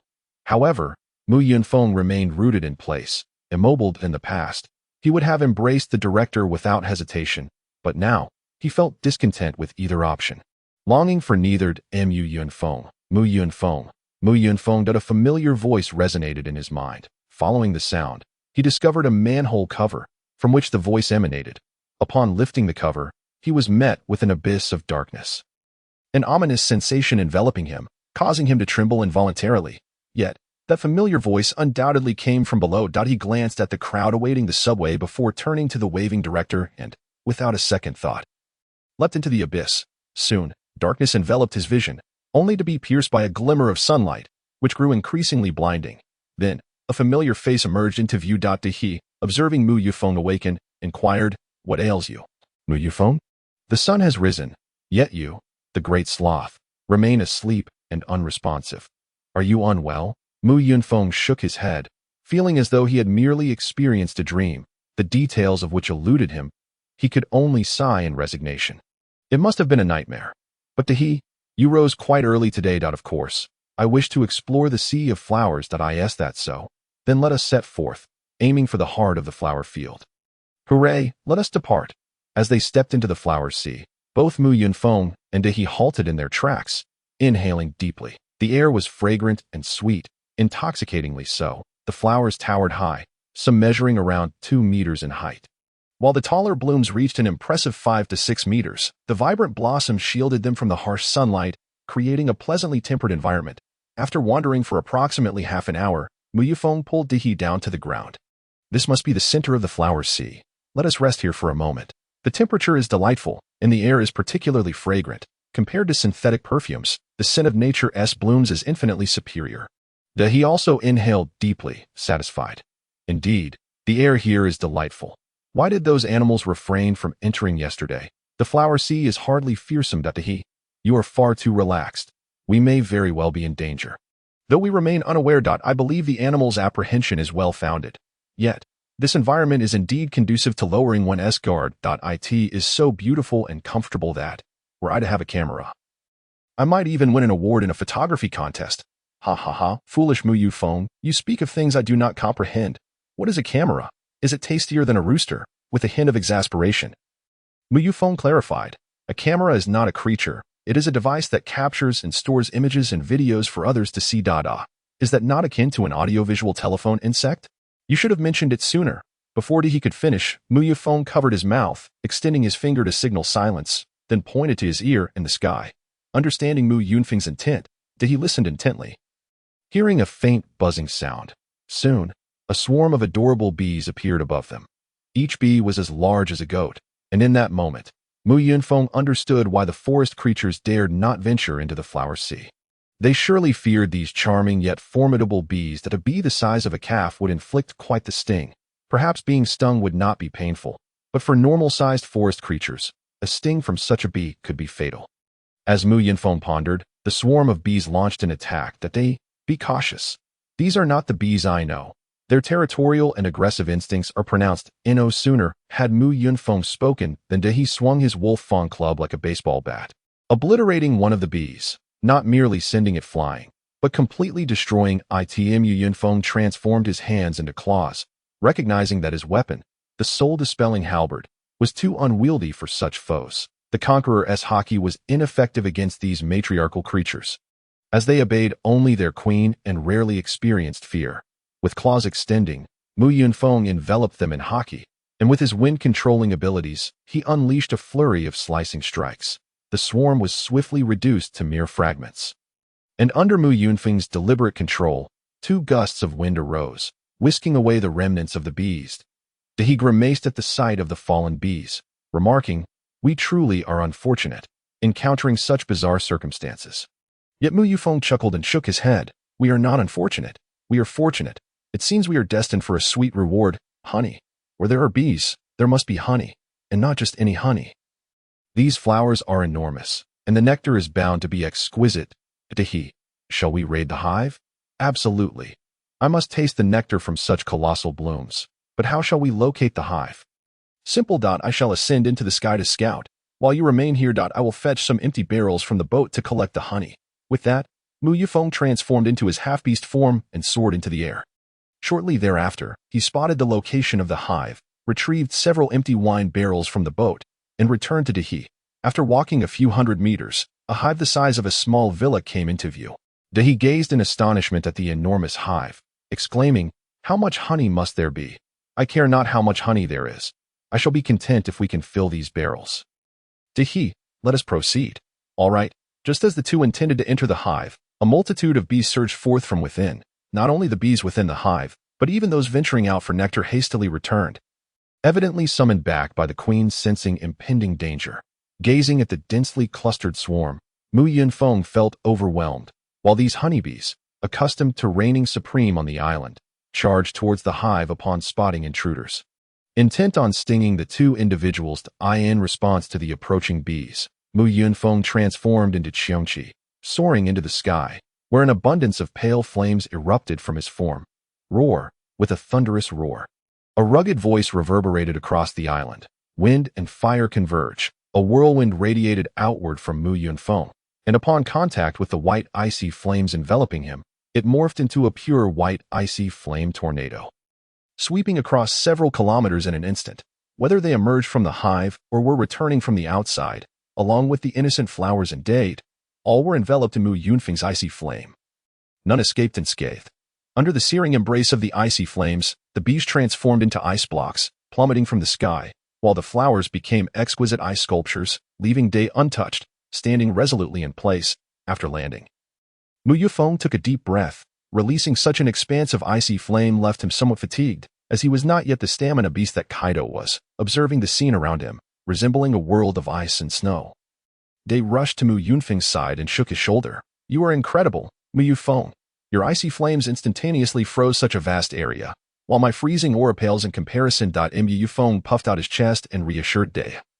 "You need not feel inferior. The quality of your freezing aura is on par with my icy flames. It is merely my ability to control the wind that amplifies the effect. Let us not dwell on this any longer. We should hurry to collect honey from the hive. There should be no living beings within a few kilometers now, and I can hardly wait to savor the taste of this honey." Subsequently, Mu Yunfeng and Day each carried a large barrel and entered the hive. Upon their entrance, they were greeted by an exceptionally sweet aroma, leading them swiftly to a honey-laden comb. Mu Yunfeng raised his hand to break off 2 pieces, tossing one to Day, and as they simultaneously tasted the honey, their eyes lit up with astonishment. "How is this possible? This honey is beyond delicious. We used to eat honey in our childhood, but this is on an entirely different level." After pondering for a moment, Mu Yufeng speculated, perhaps it is related to the island's uniqueness. The flowers here are quite grand, and it is only natural for the honey to be of exceptional quality. Unlike bees that are typically confined, these bees gather nectar from a diverse array of blooms, akin to the various flavors of osmanthus and locust flowers, ensuring their taste remain untainted. Even mixed-flavor honey carries limitations, as the flowers blooming in the same place during the same season are few in number. However, on this island, it can be said that a plethora of flowers flourish, and I believe this honey can truly be considered the 100-flower honey mentioned in legends. It is even possible that the flowers used to produce this honey exceed 100 varieties, perhaps even reaching several hundred. I discerned countless floral fragrances within this honey. These flavors mingle without fully blending, making this honey a unique product of this island. What a remarkable fortune we have stumbled upon. Day, let us take all the honey here without leaving a single drop behind. Tonight, we shall feast on honey-glazed barbecued meat. After several hours of diligent work, Mu Yufeng indeed fulfilled his promise, collecting every drop of honey without exception. Once the honey was loaded onto the ship, the two also transported their prey from the previous day, along with the mushrooms Mu Yufeng had gathered, back to the vessel, a task that consumed the entire morning. Satisfied at the sight of their bountiful haul, Mu Yufeng nodded approvingly, confident that they could feast for half a month on this bounty. He then turned to Day, instructing, Day, first mate, please retrieve the anchor while I unfurl the sails. It is time for the Zoan-type to set sail once more. Day saluted, replying, understood, Captain. I will retrieve the anchor at once. But where shall our next destination be? Our next destination is beyond our control. We shall go wherever the Zoan-type takes us. Let us hope the next island proves as intriguing as this one. Day smiled brightly, affirming, it certainly will. Our adventures have only just begun. Observing Day's silly grin, Yunfeng admonished, Day, as the first mate, you must live up to your position. So cease your foolish smiling and hurry to retrieve the anchor. As you command, Captain. With their efforts combined, the Zoan-type once again glided across the sea. However, the two soon encountered another amusing situation, as a pirate ship obstructed their path, calling out to them, halt immediately, or we shall destroy you. We are the Starl pirate crew, led by the notorious Minotaur, Star, with a bounty of 14 million berries. Witnessing the pirates who failed to grasp the gravity of their predicament, Yunfeng's lips curled into a cold smirk. During their time together, he and Day had encountered other pirates, yet upon sighting the distinctive sails of the beast pirate crew, those pirates would scatter, none daring to attempt robbery. Humph, they dare to rob us? Day, let us show them what it means to overreach. With that, they leaped effortlessly, spanning several meters to land on the deck of the Starl pirate crew's ship. Yunfeng then laughed heartily upon seeing the over 200 pirates before him. Have you all lost your sanity? A mere 200 of you think you can rob us? Bring forth your Minotaur, Captain. I have a particular disdain for Minotaurs. As Yunfeng and Day effortlessly cleared the distance of several dozen meters. The pirates began to realize the severity of their situation. Initially, they had assumed the duo was unarmed and unprotected, prompting their robbery attempt. However, pirate ships without weapons or guards typically fell into two categories. Either a delusional youth hastily setting sail without preparation under the pirate flag, or a formidable powerhouse like Mihawk, whose very presence served as the ultimate weapon. Given that they were in the Grand Line, the likelihood of encountering the former was nearly non-existent. Yunfeng and Day could only belong to the latter category. Recognizing the gravity of the situation, the captain emerged. Gentlemen, my apologies for blocking your ship. May we consider this matter resolved? Yunfeng did not respond immediately, instead fixing his gaze on the man before him, who stood at a similar height. Are you the Minotaur, Star? Indeed, I am Starl, captain of this Starl pirate ship. I see. In that case, it cannot simply be forgotten. Your doom is sealed today. Starl, perplexed, inquired, why do you wish to kill me? Do we have a grudge? Yunfeng's expression turned serious as he replied, of course we have a grudge. I am a pure-hearted warrior, and I cannot coexist with Minotaurs. Starl quickly clarified, it's not what you think. My name is Starl, and my devil fruit is the Zoan-type wild bull fruit, hence the title Minotaur Star. Humph, I care not. You, Minotaur, are doomed today. Day chimed in. Yes, your fate is sealed, Minotaur. Yunfeng then turned to Day. Ah, so you too are a pure-hearted warrior. But tell me, do you know what a Minotaur is? Day replied, I don't know. What is a Minotaur? Perhaps it's best you remain unaware, since you don't know what a Minotaur is. Why speak of it? Because you've been doing all the talking, and if I don't say anything, the spotlight will be stolen from me. After Yunfeng and Day ceased their banter, Starl interjected. How about this? I have some treasure aboard that I can offer you as compensation. Upon hearing this, Yunfeng erupted into laughter, as if he had heard the most ridiculous joke. Ha ha ha. Have you not grasped your own position? The moment I stepped onto the ship, it became mine. The treasure aboard is already mine, and you are now my captives. My captives are attempting to purchase their lives with my treasures. Do you not find this utterly absurd? Yamato chimed in from the side. Indeed. Do you not find it ludicrous? Yunfeng cast a resigned glance at the mimicking Yamato, and silently remarked to himself, it seems Yamato is quite eager to show off. I should provide her with more opportunities to do so in the future. Upon witnessing Yunfeng and Yamato completely disregard him, the ire of Starl surged within him. How many individuals capable of leading a pirate crew possess a particularly temperate disposition?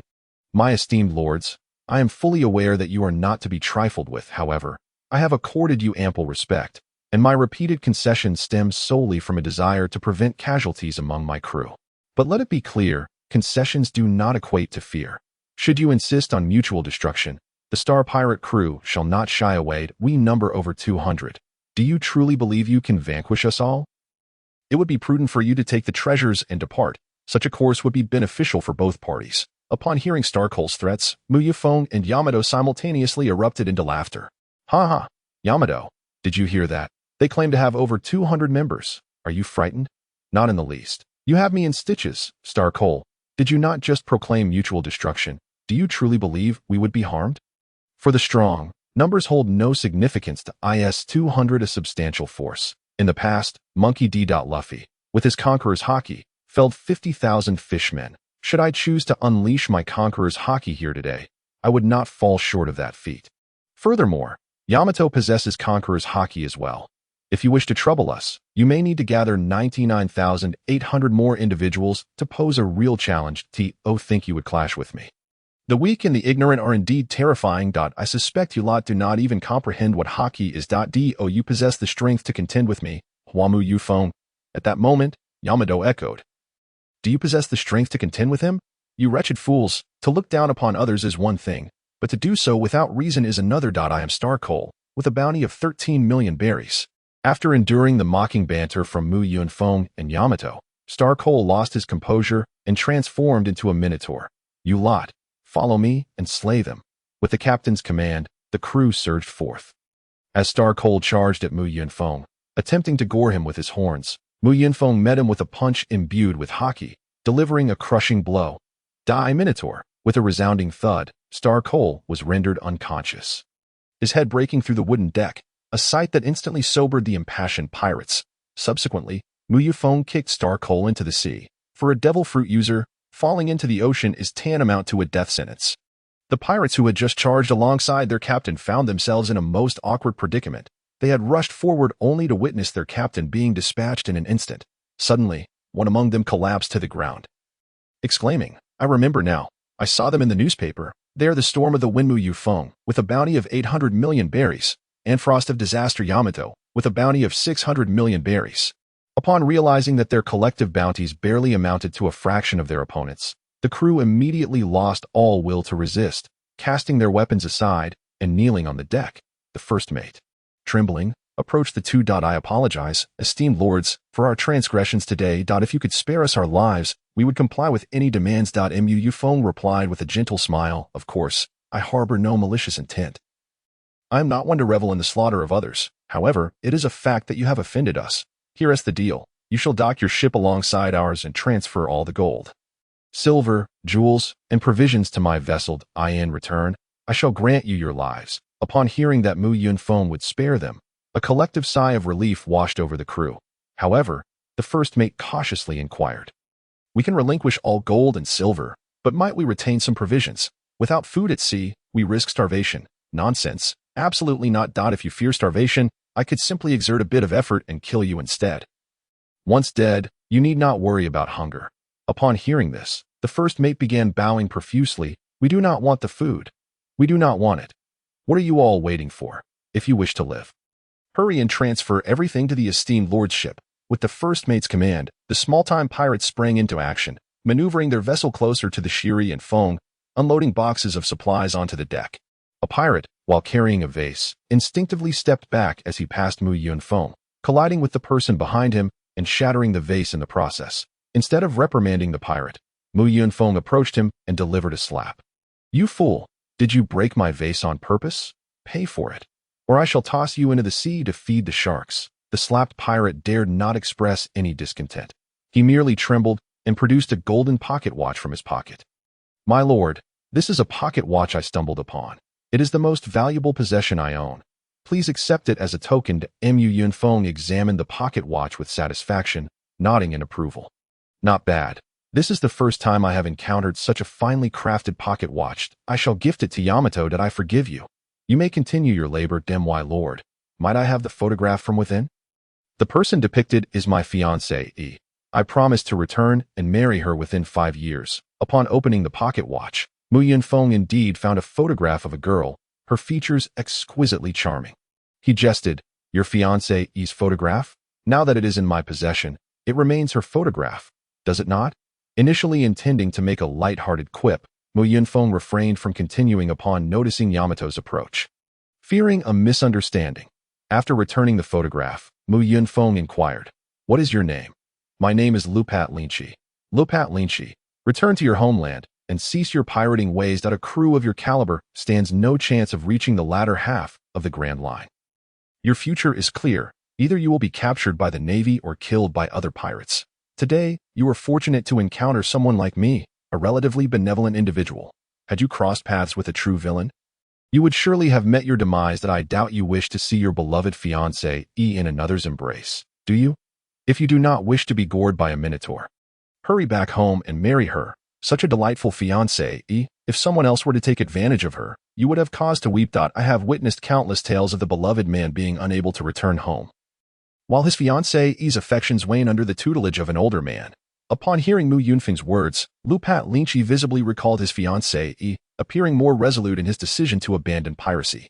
I understand now. After meeting you two esteemed lords today, I have grasped the essence of what it means to be a true pirate. I shall disembark at the next port, Fat Island. Thank you for your guidance. Mu Yunfeng waved his hand dismissively, indicating no need for thanks, especially after having just slapped the young man. However, he inquired curiously, what kind of island is Fat Island? Such a peculiar name. Is it called so because it is inhabited by many overweight individuals? Qiongqi cautiously replied, Fat Island is merely a nickname. Its true name is Fabio Island. It is called Fat Island because it boasts a plethora of culinary delights from around the world. Anyone who sets foot on the island is bound to gain weight. You two esteemed lords are unfamiliar with Fat Island, which implies you are not participating in the eating competition, since we are not headed to Fat Island. What brings us to cross paths here? Mu Yunfeng casually remarked that we lack a navigator, so we drift aimlessly. I cannot fathom why we encountered you here. However, you mentioned an eating competition. What is that all about? Upon hearing Mu Yunfeng's explanation, Qiongqi marveled at the audacity of the strong, daring to drift indiscriminately along the Grand Line. Yet, he respectfully replied, in 3 days, the annual eating competition will commence on Fat Island. It is a highly renowned event. You might enjoy attending. Mu Yunfeng expressed his confusion, remarking that competitive eating contests are quite common. So why should he specifically travel to Fat Island to participate? Is there something particularly unique about this contest? The answer to this question lies with someone who knows more than I do. The chef aboard this ship. Allow me a moment to summon him. Go ahead. Shortly thereafter, a portly chef approached Mu Yunfeng. Sir, are you looking for me? How may I assist you? Mu Yunfeng patted the chef's shoulder, reassuring him not to be anxious. I mean you no harm. I simply wish to learn more about the competitive eating contest on Fat Island. Please share whatever you know. Indeed, as far as I am aware, everyone on Fat Island is a connoisseur of gastronomy, with a significant portion possessing exceptional culinary skills. It is precisely these traits that have garnered the island its fame. Chefs and delicacies from around the world converge here, allowing one to savor cuisine from any corner of the globe. All residents are deeply passionate about food and cooking, which is why they choose to settle on Fat Island. The annual competitive eating contest is the grandest celebration on the island. To participate, one simply needs to pay an entry fee of 5 million berries before the contest begins to secure their spot. The victor will be awarded a prize of 10 million berries along with a year of complimentary food and lodging on Fat Island. Upon hearing the exorbitant entry fee, Mu Yunfeng fell silent. The 5 million berries, when converted to purchasing power in the world of One Piece, equates to approximately 250,000 renminbi in his previous life. Who would be willing to spend such a sum to enter a competitive eating contest? Mu Yunfeng looked quizzically at the portly chef. If it is a competition, one would presume that the promotional aspect would outweigh the profit motive. Is it truly feasible that anyone would enter given such a steep fee? The chef explained, indeed, there are participants, and the high entry fee is not intended for profit, but rather to limit the number of competitors. This is no ordinary eating contest. If one is genuinely a competitive eater, the fee can easily be recouped. Although it is a contest of eating, the quality of the food is exceptional. Each dish is crafted by renowned chefs, and the value of every plate is considerable. Therefore, the entry qualification for this competitive eating contest justifies the 5 million berries. After the chef concluded his explanation, the ship's supplies had nearly been transferred. After receiving the compass to Fat Island from the chef, Mu Yunfeng returned to his own vessel. He and Yamato stood at the railing, joyfully waving farewell to the departing Star Pirates. The members of the Star Pirates managed to muster smiles, waving back at Mu Yunfeng and Yamato, though tears streamed unabated from their eyes. Turning to Yamato, Mu Yunfeng handed her the pocket watch he had acquired, and her eyes sparkled with delight as she lifted it above her head. Wow, this pocket watch is beautiful, and it even glows. Are you giving it to me, Mu Yunfeng? Clearly, it is meant for you. Moreover, the watch does not emit light. It merely reflects the sun because you are holding it too high. After Yamato tucked the pocket watch away, she curiously inquired, "Why did you suddenly decide to gift me something? It was a serendipitous find, and I thought you would appreciate it. That I hope that with this pocket watch, you can keep track of meal times and refrain from incessantly eating throughout the day." The Mu Yunfeng's words carried a hint of teasing. Yamato showed no signs of offense. He then recounted what he had learned about the competitive eating contest to her. Before he could pose any further questions, Yamato declared her intention. "I want to go. I absolutely must attend the world's finest chef's competitive eating contest. I would regret missing it. You will take me, won't you?" Mu Yunfeng patted his chest, assuring her, "Of course, I will take you. How could we miss such an intriguing contest? Our next destination is Fat Island. 2 days later, at the poolside of the Sunny and Wind. Basking in the sunlight, Mu Yunfeng and Yamato spotted the island in the distance. Mu Yunfeng stood up, turning to Yamato. "Fat Island is upon us. Let us change into our swimsuits and don our masks to register for the contest." While Mu Yunfeng enjoyed seeing Yamato in a swimsuit, he was reluctant to let her wander around the island in it, so he reluctantly urged her to change. After returning to their respective quarters, they donned new outfits and fox masks. Once the ship was anchored, they disembarked on a Fat Island and made their way toward the central city. Unbeknownst to Mu Yunfeng, shortly after their departure, a massive warship shaped like a dog's head anchored nearby. Two individuals disembarked, whom Mu Yunfeng would prefer to avoid. Just as they stepped off the vessel, a bespectacled Navy officer pursued them. "Vice Admiral Karp, is it truly appropriate for us to participate in the competitive eating contest here?" Given our mission, Karp laughed heartily. "Ha ha ha. It's of no concern, Colonel Qiongqi. After all, that king is a scoundrel, unable to resolve his own country's turmoil yet expecting us to provide assistance. Let them wait a few days. They won't perish simply because we're delayed a couple of days. Even if they did, we could always select a wise new king. This is the competitive eating contest on Fat Island. The finest chefs from around the world are here. And it only occurs once a year. Do you think I would take a detour just for the fun of it?" Colonel Qiongqi then turned to the man beside Karp. "Aokiji, perhaps you should persuade Vice Admiral Karp. If the fleet admiral learns of this, he will surely be displeased." Aokiji stretched lazily. I'm on vacation, so please refrain from addressing me as Admiral. Besides, I'm aboard your ship to participate in the contest as well." Upon hearing Aokiji's words, Karp chuckled again. Ha ha ha. You haven't changed a bit, Aokiji. Colonel Qiongqi, no need for further discussion. The decision is made. Should anything arise, I will take responsibility. You can entertain the new recruits while we're here. Fat Island is renowned for gathering all of the world's delicacies. I'm sure it won't disappoint. Colonel Qiongqi gazed at Karp with a look of exasperation, akin to a bullied spouse. "But I have no money to buy food. My funds were borrowed by Vice Admiral Karp. Since you plan to participate in the contest, why must you borrow the entry fee from us?" Karp laughed boisterously. "Ha ha ha. I only learned yesterday that the entry fee is 5 million berries.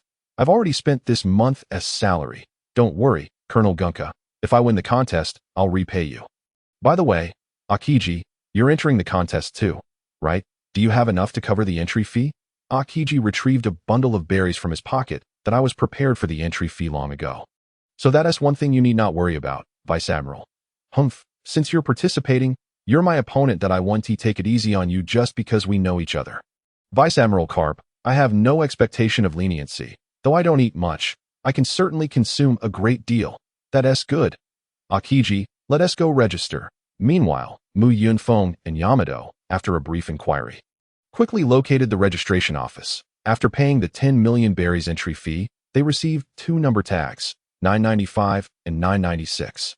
Just as they turned away with their tags, Mu Yunfeng's pupils constricted, and his hand instinctively grasped the soul breaker behind him. He had spotted the 2 individuals he least wanted to see, the Navy hero Karp and Admiral Aokiji. However, the next moment, Mu Yunfeng relaxed his grip on the soul breaker. He knew these 2 were not there to apprehend him. Both Karp and Aokiji harbored disdain for the celestial dragons and would not seek out the 2 of them for having killed one. Mu Yunfeng speculated about their presence. It was likely a coincidence, as Karp and Aokiji could not possibly know he and Yamato were there. Due to the spontaneous nature of their arrival, it appeared that they were merely there to participate in the eating contest. Meanwhile, Day, who was by Mu Yunfeng's side, seemed entirely oblivious to Karp and Aokiji, his eyes fixated on the delectable street snacks lining both sides of the street. the two groups brushed past each other, with Carp and Akiji heading towards the registration desk, while Mu Yunfeng and Dai departed without exchanging a single glance. As Mu Yunfeng had anticipated, Carp and Akiji were solely there for the eating contest. However, Colonel Kink, who wore glasses, glanced back at Mu Yunfeng and Dai, seemingly lost in thought. Upon seeing Carp and Akiji, Mu Yunfeng felt an urge to flee. Yet, this thought was quickly dismissed. It was evident that Carp and Akiji were not there to apprehend them. So why should they make a hasty retreat? Even if they were indeed there to catch him and Dai, he had no intention of fleeing before a fight. The relentless training he and Dai had undergone was not meant for cowering in the presence of formidable adversaries. At that moment, Dai tugged at Mu Yunfeng, exclaiming, "Look, there's the local specialty fruit meat from Jeremy Island. I want to have it again. Let us go buy some." With this realization, Mu Yunfeng set aside his thoughts of Carp and Akiji and accompanied Dai to the stall selling fruit meat. However, fate has a peculiar way of intertwining lives, for the vendor of the fruit meat was none other than the unfortunate soul he had robbed on Jeremy Island. Although Mu Yunfeng was puzzled as to why he was here, he could not mistake his identity. The unfortunate vendor, upon noticing customers approaching, instinctively looked up to inquire about their desires. Due to Mu Yunfeng's mask, the vendor did not recognize them at first. However, upon seeing the soul-rendering trident strapped to Mu Yunfeng's back, memories flooded back, and he instinctively sought to flee, recalling how he had once had that weapon pointed at his throat. With a resounding slap, Mu Yunfeng placed 1,000,000 berries on the counter before the vendor, saying, "2 servings of fruit meat, and keep the change, including last time. I hope you refrain from causing any disturbances. Otherwise, hehehe." Upon hearing Mu Yunfeng's threat, the vendor immediately covered his mouth with both hands and trembled as he hastily prepared 2 servings of fruit meat for them. After receiving the fruit meat, Mu Yunfeng inquired, "This is our first meeting, isn't it?" The vendor quickly nodded. "Indeed, this is the first time I have encountered you both. We're participating in tomorrow's eating contest, and I would prefer not to be hindered for any reason. If someone were to prevent me from competing, they would soon learn the true meaning of a torturous existence." The vendor was utterly petrified, nodding vigorously in agreement. He had already resolved to close up shop and flee back to Jeremy Island as soon as Mu Yunfeng and Dai departed. Once they left the fruit meat stall, Dai looked at Mu Yunfeng with confusion. "Hey, why did you give that guy 1,000,000 berries? Those fruit meats can't possibly be worth that much. Not even 100,000 berries." Mu Yunfeng, exasperated, rubbed his forehead and replied, "Dai, don't you realize? That unfortunate vendor is the same person we robbed on Jeremy Island. Although I have no idea why he is here selling food. He clearly recognized us. If he were to cause a scene, we would be unable to compete in the eating contest. So that 1,000,000 berries was a silencing fee. He's the one from Jeremy Island. That's why he looked familiar." Upon witnessing Dai's reaction, Mu Yunfeng sighed deeply. "Sigh, Dai. What on earth is going on in that head of yours? I was trying to explain, and you run off to the grilled squid stall. Now is not the time for that. There are so many delicious things here. Let us eat first and discuss the rest on the ship." Mu Yunfeng could only smile wryly and shake his head as he and Dai meandered among the various food stalls. Indeed, on Fat Island, the name was well-deserved. Any ordinary individual would surely gain weight here, for the place was brimming with an array of snacks from all corners of the globe, each more delectable than the last. Mu Yunfeng and Dai indulged themselves until the afternoon, but their robust physiques rendered weight gain a trivial concern. That evening, rather than staying at an inn, they opted to return to their ship. As the beds aboard were far more comfortable than those in any hotel. Mu Yunfeng was also wary of the golden fruit he had stashed in the nightstand. If a thief were to board their ship while they were away, it would be catastrophic. However, as fate would have it, they encountered Carp and Akiji on their way back. "Hey, that mask of yours is quite exquisite. Have we not met earlier today? I recall seeing you at the registration desk." "Specifically, it was your mask that caught my attention," Carp remarked. Mu Yunfeng nodded in acknowledgement. "Indeed, we have crossed paths, especially since one cannot easily forget a figure like the Navy hero Carp. But are you two also here for the eating contest?" "Ha ha ha, of course. I intend to claim the championship title. Soon, you shall see that the moniker Iron Fist is not merely for show." Mu Yunfeng raised an eyebrow, perplexed. What does the title Iron Fist have to do with an eating contest? Shouldn't it be Iron Jaw or Iron Stomach instead? Balderdash, the title of Iron Fist was earned through combat. And what does that have to do with eating? It has nothing to do with it. Then why bring it up? Because I wish to. Upon witnessing Carp's demeanor, Mu Yunfeng decided to provoke him further. While I may not stand a chance in a brawl, I am confident that I will not lose in an eating contest. Do not underestimate my appetite. You little rascal, are you challenging me? Indeed, I am. I will not back down. Humph. Then we shall meet on the battlefield tomorrow.